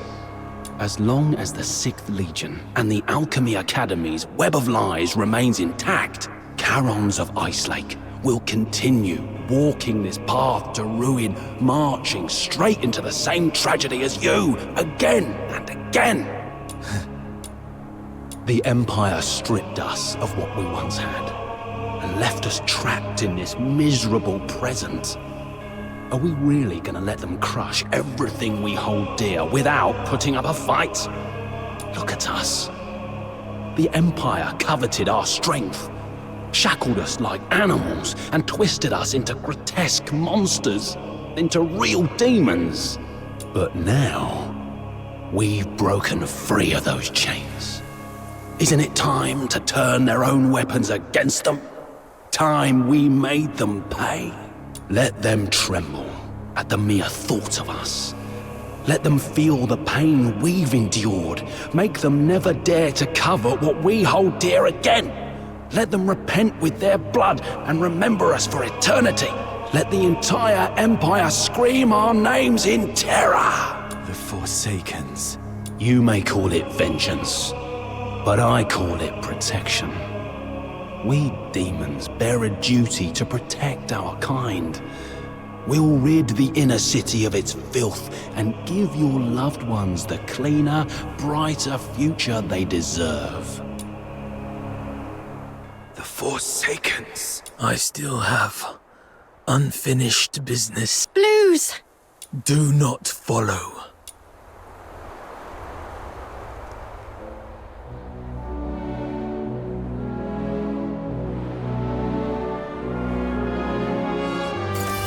Gallia Theatre. Check him out!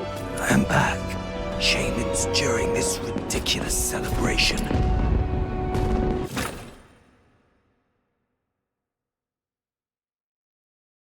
Hey, handsome. Care for a dance later?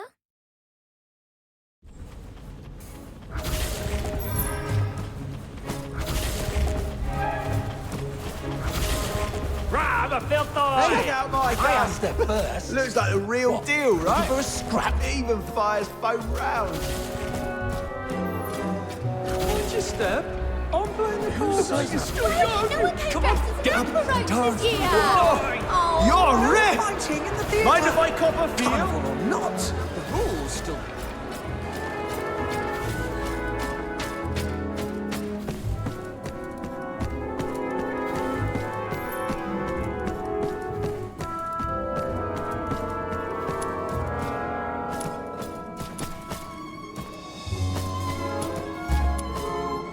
Can't believe you chose to meet in a place like this. Never took you for someone who enjoys such frivolities. And didn't I tell you to minimize contact until absolutely necessary? The 13th Legion is gone. We've got to finish our deal ASAP. Yes, it can be finished now, as we agreed.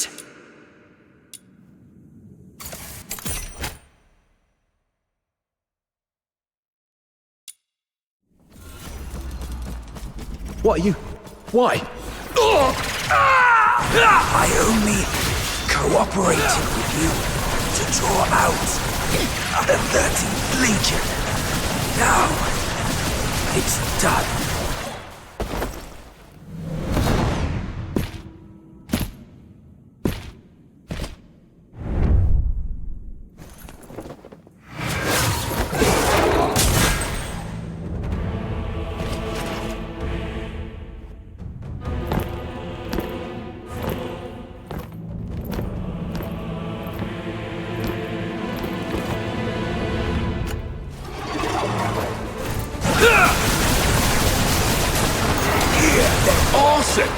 This year's show is on a whole new level. It looks so real. Check that out! Someone's really gone all in with that soldier costume. Is this a war-themed play or what? Come on, let's see some action already. There's no escape. Holy shit! Did you hear that? Man, the sound effects are spot on! Bravo! Let's hear it again! The 13th Legion is on official business. Live ammunition. Move it or you'll die. Wait, what? Those real guns? It's the Legion. It's actually the Legion. Arnold, Thomas, evacuate the civilians. The rest of you, hold suppression. To pieces.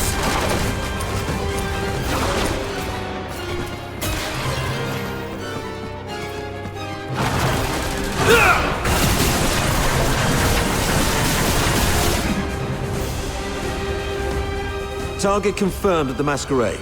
Preliminary assessment identifies the target as the Raven from the Forsakens. Civilians have been cleared. Apprehension proceeding as planned. Well done. Regroup. All units to Gallia Theatre.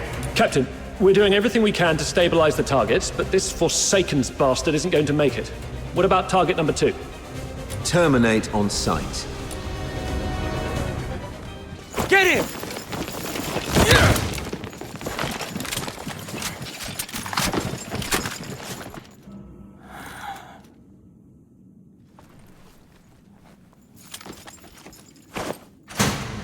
Who is it?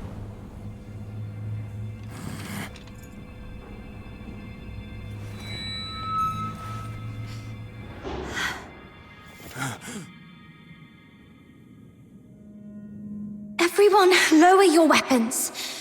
Let's talk this through. Officer Clive, hold your fire. It's not what it seems. Warrant Officer Fisher and the Fox Hunters, are you shielding that monster? The Charon Hunt perpetrator? Have you lost your minds like the idiots prancing around at the carnival? The killer's identity and motive remain unconfirmed. Executing him now will not serve justice for the victims of Ice Lake. Justice? Justice is putting a bullet in its skull. You're out of line here, Fisher. Stand down. Do you remember the oath you swore under the banner of the Three Wolves? To dedicate my life to His Majesty, to become a loyal soldier of Hyperborea, and to serve until death. Major Lynn spoke highly of you. She considered you a very promising soldier, despite your Charon bloodline. She was even planning to recommend you for promotion to the capital once this case was resolved. The 13th Legion values its ace soldiers. I'm giving you one last chance to prove your loyalty to Hyperborea. Step aside. No. You dare defy a direct order? I've always been a slow thinker. Never good at understanding complicated ideas. Even now, I still don't know what it means to be a loyal soldier of Hyperborea. But there's one thing I know for sure. If loyalty to Hyperborea, to His Majesty, means trampling the place where I was born and raised, betraying those who've helped me, and turning my back on my loved ones, then from this very moment on, Rhythm Fisher is no longer a loyal soldier of Hyperborea. Disobeying orders, obstructing a Legion operation. By Imperial law, that's grounds for immediate execution. That won't be happening. Rhythm Fisher reporting in. Standing by for orders. Eliminate them all. Don't let any of them leave the theater alive. I'm sorry, officer.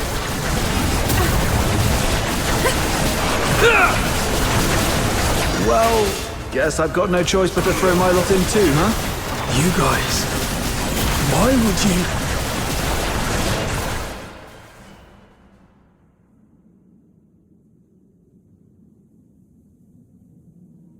Guess this is it. You rotters. And you sneaky turncoat. You? Why are you here? You attacked the Legion. You were... When you left, Snow noticed those tiny shimmering specks clinging to you. Those specks? They're the same as the ones left by Lynn's final shot during the capture. That's when Outsider came up with a theory.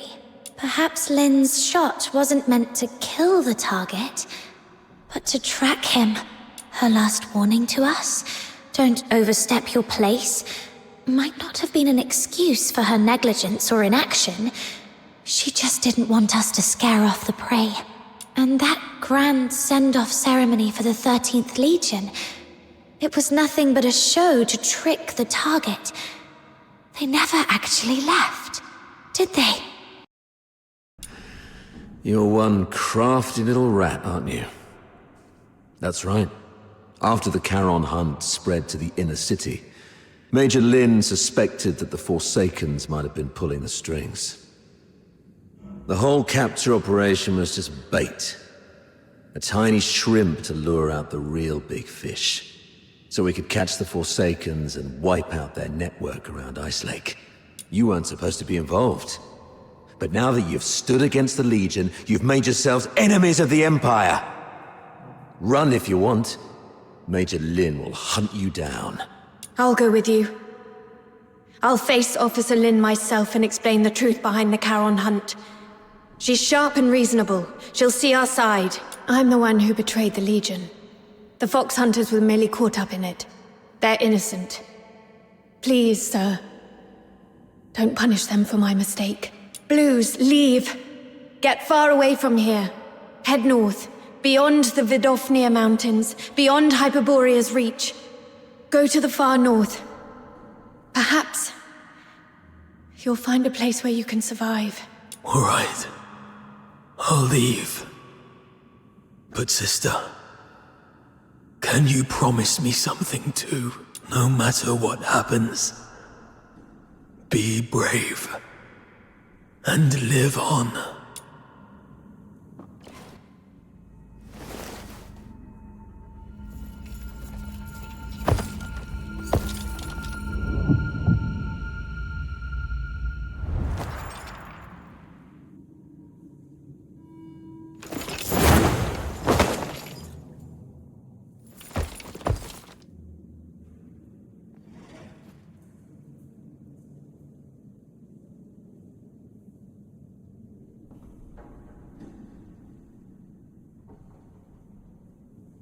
You've attacked the Legion. From here on, all that awaits you is endless torment or death. I still have one thing to do. Sorry, but from here on, you're on your own, Fox Hunters of Ice Lake. May I entrust her to you? What about you? What's your plan? There's no end to running. Then keep running. As long as you're alive, there's always a way. Leave. You're a good person. Just like him. Him? Let's accept his request, Captain. Blues has already made his choice. The silent, silent snow, child of the sky, may the nameless child be bathed in pure light. But the crystal heart will keep shining through. we accept your request, but on one condition, my nameless friend. The true Subject 47. The companion who escaped the Academy alongside Blues Fisher. Tell me your real name. Make this request in your true name. How long have you known? When you sang that song, or maybe even earlier. The silent, silent snow, child of the sky, may the nameless child be bathed in good time, dancing with snowflakes, so light, so grey. Rhythm told us Blues didn't like the original lyrics. He rewrote them to give the song a happy ending. But what you sang is different. That's the original, sorrowful version, isn't it? You're not Blues, yet you know everything about what happened in the Academy. Then you must be the other protagonist of the story. It didn't make sense to me before. The culprit everyone described was a rabid beast. But you're nothing like that. You were calm enough to recount your past with such precision and clarity. So, could it be you're not the one who committed the Charon hunt? Perhaps you've just been playing that role. It was a guess, but your reaction tells me I'm right. You're such a talented performer. You managed to mimic Blues' every gesture so perfectly that even Rhythm bought it. That fresh wound on your throat. It wasn't an accident, was it? You deliberately sliced your throat because you knew Blues' voice was the only thing you couldn't perfectly replicate. But why? Why go to such lengths? Why pretend to be Blues? Was it to bear his guilt for him? To help your friend escape? Or could it be... The real Blues? Is he still alive? You even figured that out? Blues is gone. But he didn't want his sister to ever know who it was that killed him. You're sharp. If only we'd been as perceptive back then. Doesn't matter now. Regrets won't change the past. I lied to you. In the story, I swapped our names. It was the other way around. Blues was the one who saved me. He reminded me what it felt like to be human, but I lost the right to call myself human long ago. What's the point of a name for a ghost of the past? If a name is required, just call me Fantasio. Fox Hunters, here's my commission. Take Rhythm, leave this place, and keep her safe. And never, ever tell her about me. I accept your commission. I swear I'll see it through. And Fantasio, you are the best performer I've ever seen. Thank you. One day, if fate allows, I'd like to hear your story. The story of your own life. Until then, take care.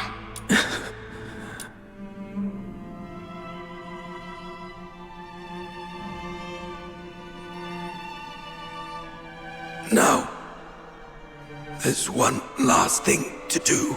If I tamper with the shapes of their wounds,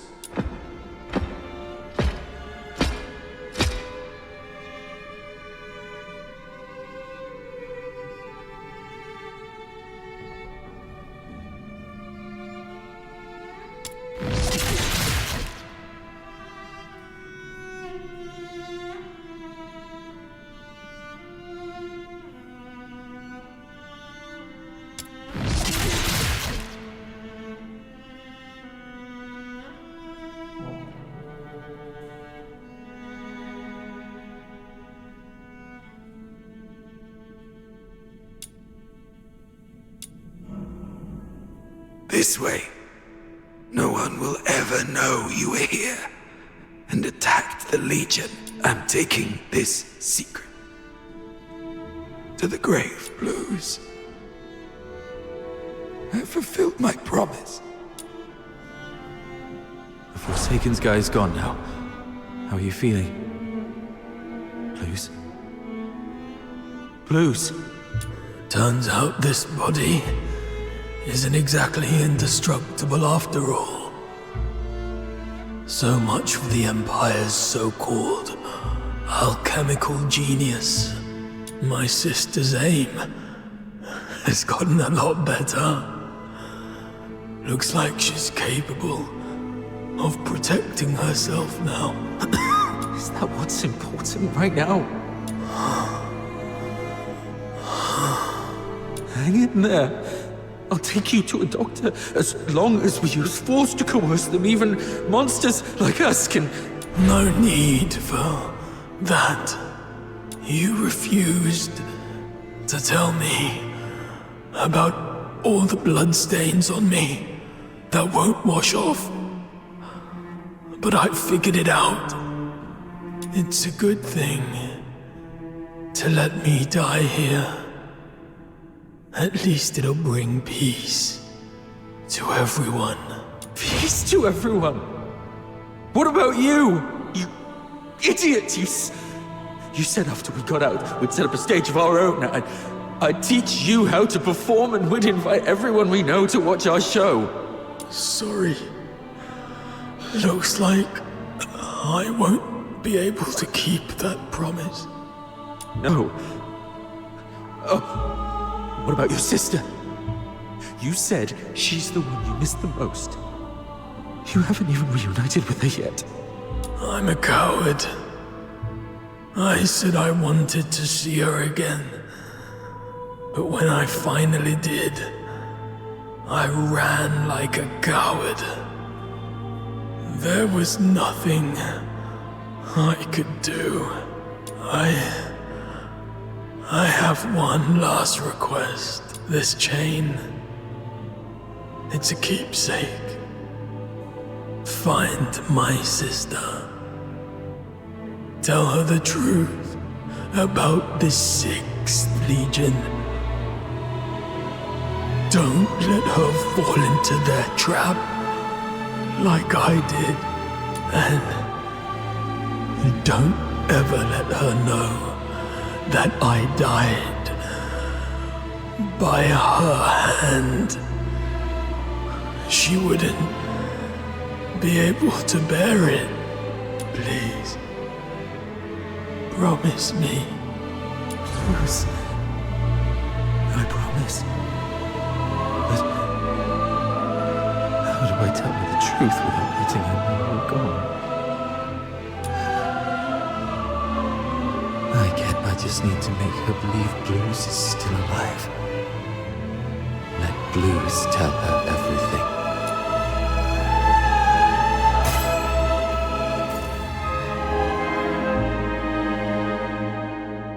Blues. I did it. The 6th Legion's lies are finally exposed. Rhythm, you'll never know the truth about your death. That was our first performance together. Not bad, wouldn't you say? You finally came. You purposely let me loose so that you could catch this guy. That's quite brilliant. And if you're that brilliant, surely you've already noticed the clues I left behind. Why, then, why haven't you said anything? Why didn't you reveal the truth about the 6th Legion? Our target has always been the Forsakens, nothing else. That is the order we received. Everyone has something they must fulfill. I'll make it quick. Something you must fulfill. I see.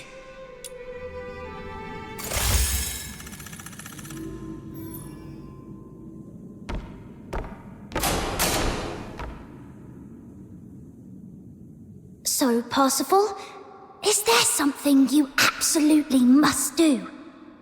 Something I must do. Something you do anything to fulfill? We usually call it a dream. My dream was to become a performer. To stand in the spotlights, at the very center of the stage. To feel the thunder of applause. Just for me.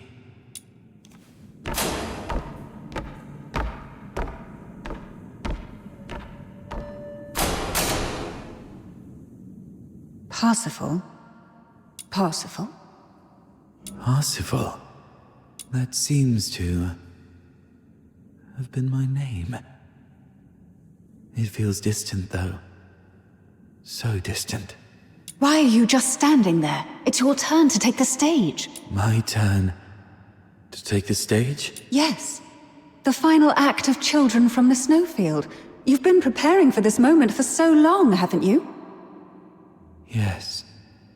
Yes, I have. I remember this is what I must do to complete this performance.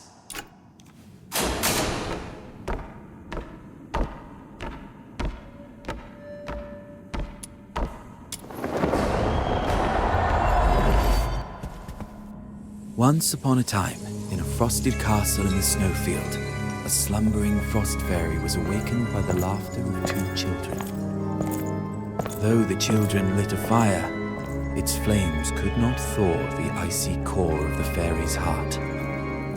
Day after day, through snowstorms and biting winds, the children came to the castle to play with the fairy. They laughed, sang, and danced. Slowly, the fairy grew accustomed to their company. Look there, they smile so bright, and it lights up my night. How I wish I had mine. Oh, it's been cold for a lifetime. How I wish I could feel the warmth inside. One day, the claws of savage beasts reached into the snowfield. The once pristine land and sky were drowned in crimson. Bound by a promise made to the boy, the fairy left his castle. I promised I would find your family in the valley below, keep her safe. Waiting day by day, now I'm still here, only she Quite the tragedy. Quite the tragedy. Come and take my heart, that's what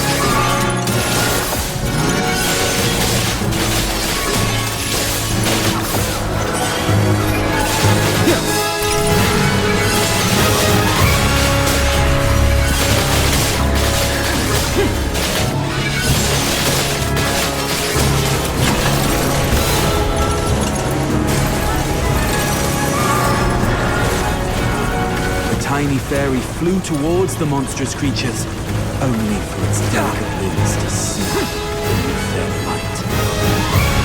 The fairy's frozen heart pulsed for the first time, beating, screaming its own destiny.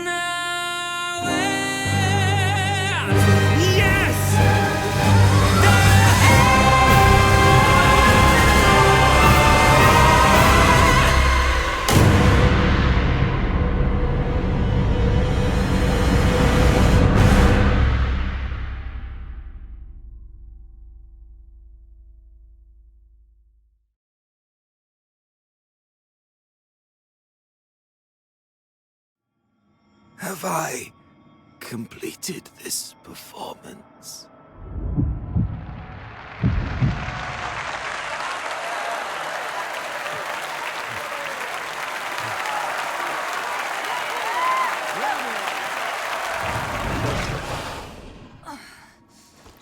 All units, ready your arms!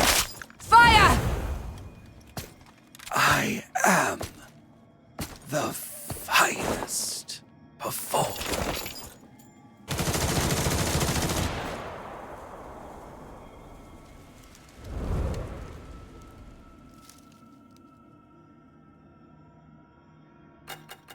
Operation concluded. Target number 2's vital signs confirmed. Proceeding with retrieval. Let's quickly get this over with and go home.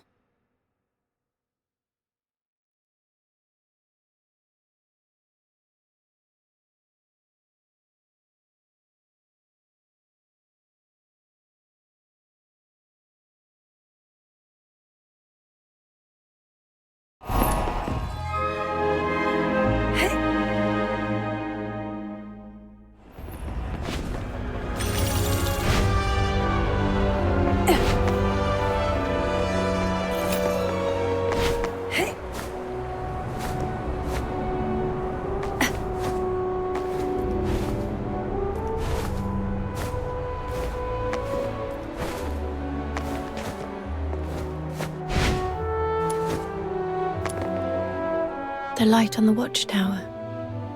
It's gone out. Oh, it's you. Good morning. How are your injuries?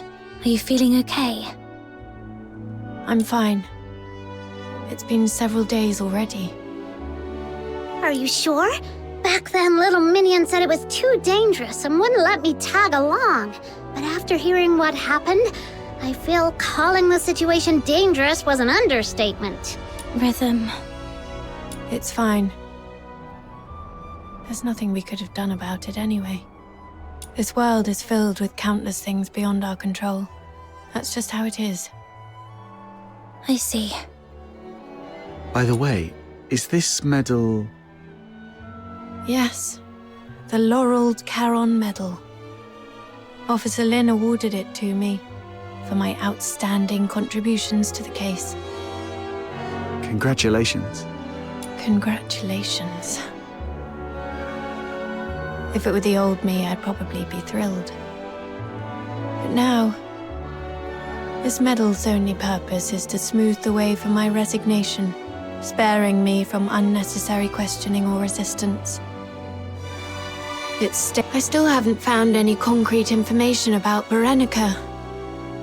I tried looking into what you told me about Number Zero, but my contacts said that even mentioning the name to anyone in the 13th Legion was met with immediate silence. They refused to disclose anything about her. But we can be sure of two things. First, she's definitely been taken by the 13th Legion. Second, she's very important to them. They wouldn't treat her as carelessly as they did Blues. Thank you. That does ease my mind a little. Oh, and I heard something else, though I'm not sure if it's useful intel to you. 1 month from now, the 13th Legion will be relocating a high-value prisoner by train from Ice Lake to Dismania, the Imperial capital. The 6th Legion's been ordered to assist with the transport. The prisoner's identity is classified as top secret. All I know is that she's currently receiving treatment in the inner city under maximum security. But someone caught a glimpse of her back. A young woman in her early 20s, dressed in black. That matches what you've told me about Berenica.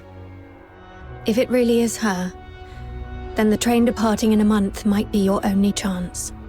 Could it be Barry? Has she been taken to Ice Lake just like me? Thank you for the intel. This is the only lead I have, so I'll give it a try, no matter what. What about you?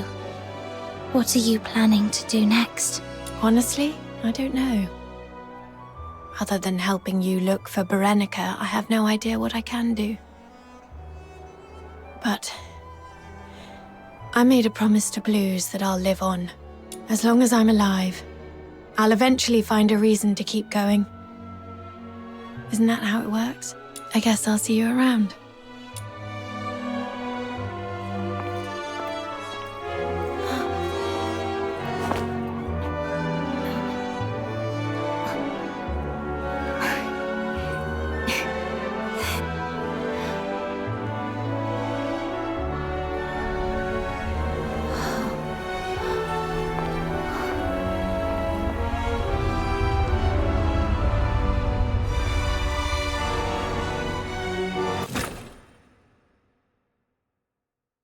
Welcome back! Would you like something to drink or eat first? The care package I prepared is in the cabinet to your left. A wide selection. I dare say there's something in there to suit your taste. A punch in your face would suit my taste best. Oh, come on. I heard you were badly hurt and came to offer my regards. Save it. I'm good, as long as I'm still breathing. I'm not some coddled rich child like you. Ooh, that hurts. After all the effort I put into coming up with such a brilliant idea to net you the big fish, this is the thanks I get? And here I was, dreaming that our ever-so-kind Miss Lynn would return with a heartfelt speech of gratitude for my genius. Dear Officer Randy, thank you for your unmatched brilliance and flawless foresight. Happy now? Jokes aside, while that raven we were after ended up dead, the files we found on him led to a clean sweep of the Forsaken's influence in Ice Lake. Their plans to expand into the Cocytus region? Dead in the water. And you know what? Even the dead can serve a purpose. With the right timing, we could exploit this intel gap to sneak a few spies into the Forsakens.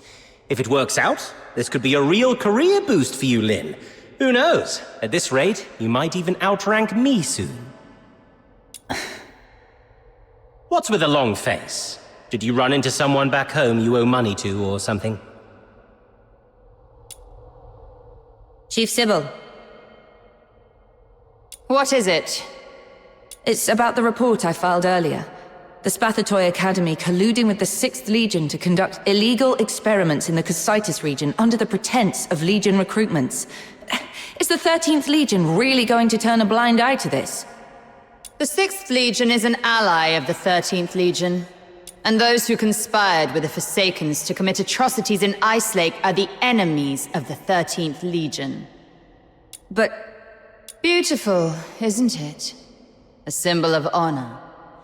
It's thanks to this insignia that you're standing here alive and unharmed. Stand down, Lynn. Don't forget what your duty is. Yes, Mom. Lynn, when I was younger, I used to see things the way you do now. But to become a true hero, there's something one must learn. Sacrifice. Nothing, just tired. My head's killing me. I'm going back to get some sleep. Later. Haha, finally! Been waiting for you to embrace the art of rest. Life lies in relaxation, you know. It's heartwarming to see my wisdom finally passed on to you. I'm so glad. Wait. There's one more thing. There's more? But I'm taking a vacation in... Shut it. No vacation for you. We found this slip of paper on target number 2. It's all wrinkled, covered in rambling nonsense. These flowery words don't make sense to me. You look into it. Could be a hidden message we've missed. Fine, let me see. A silent, silent snow, child of the sky. Huh. Sounds like poetry. Or maybe lyrics to some old song? The silent, silent snow, child of the sky, may the nameless child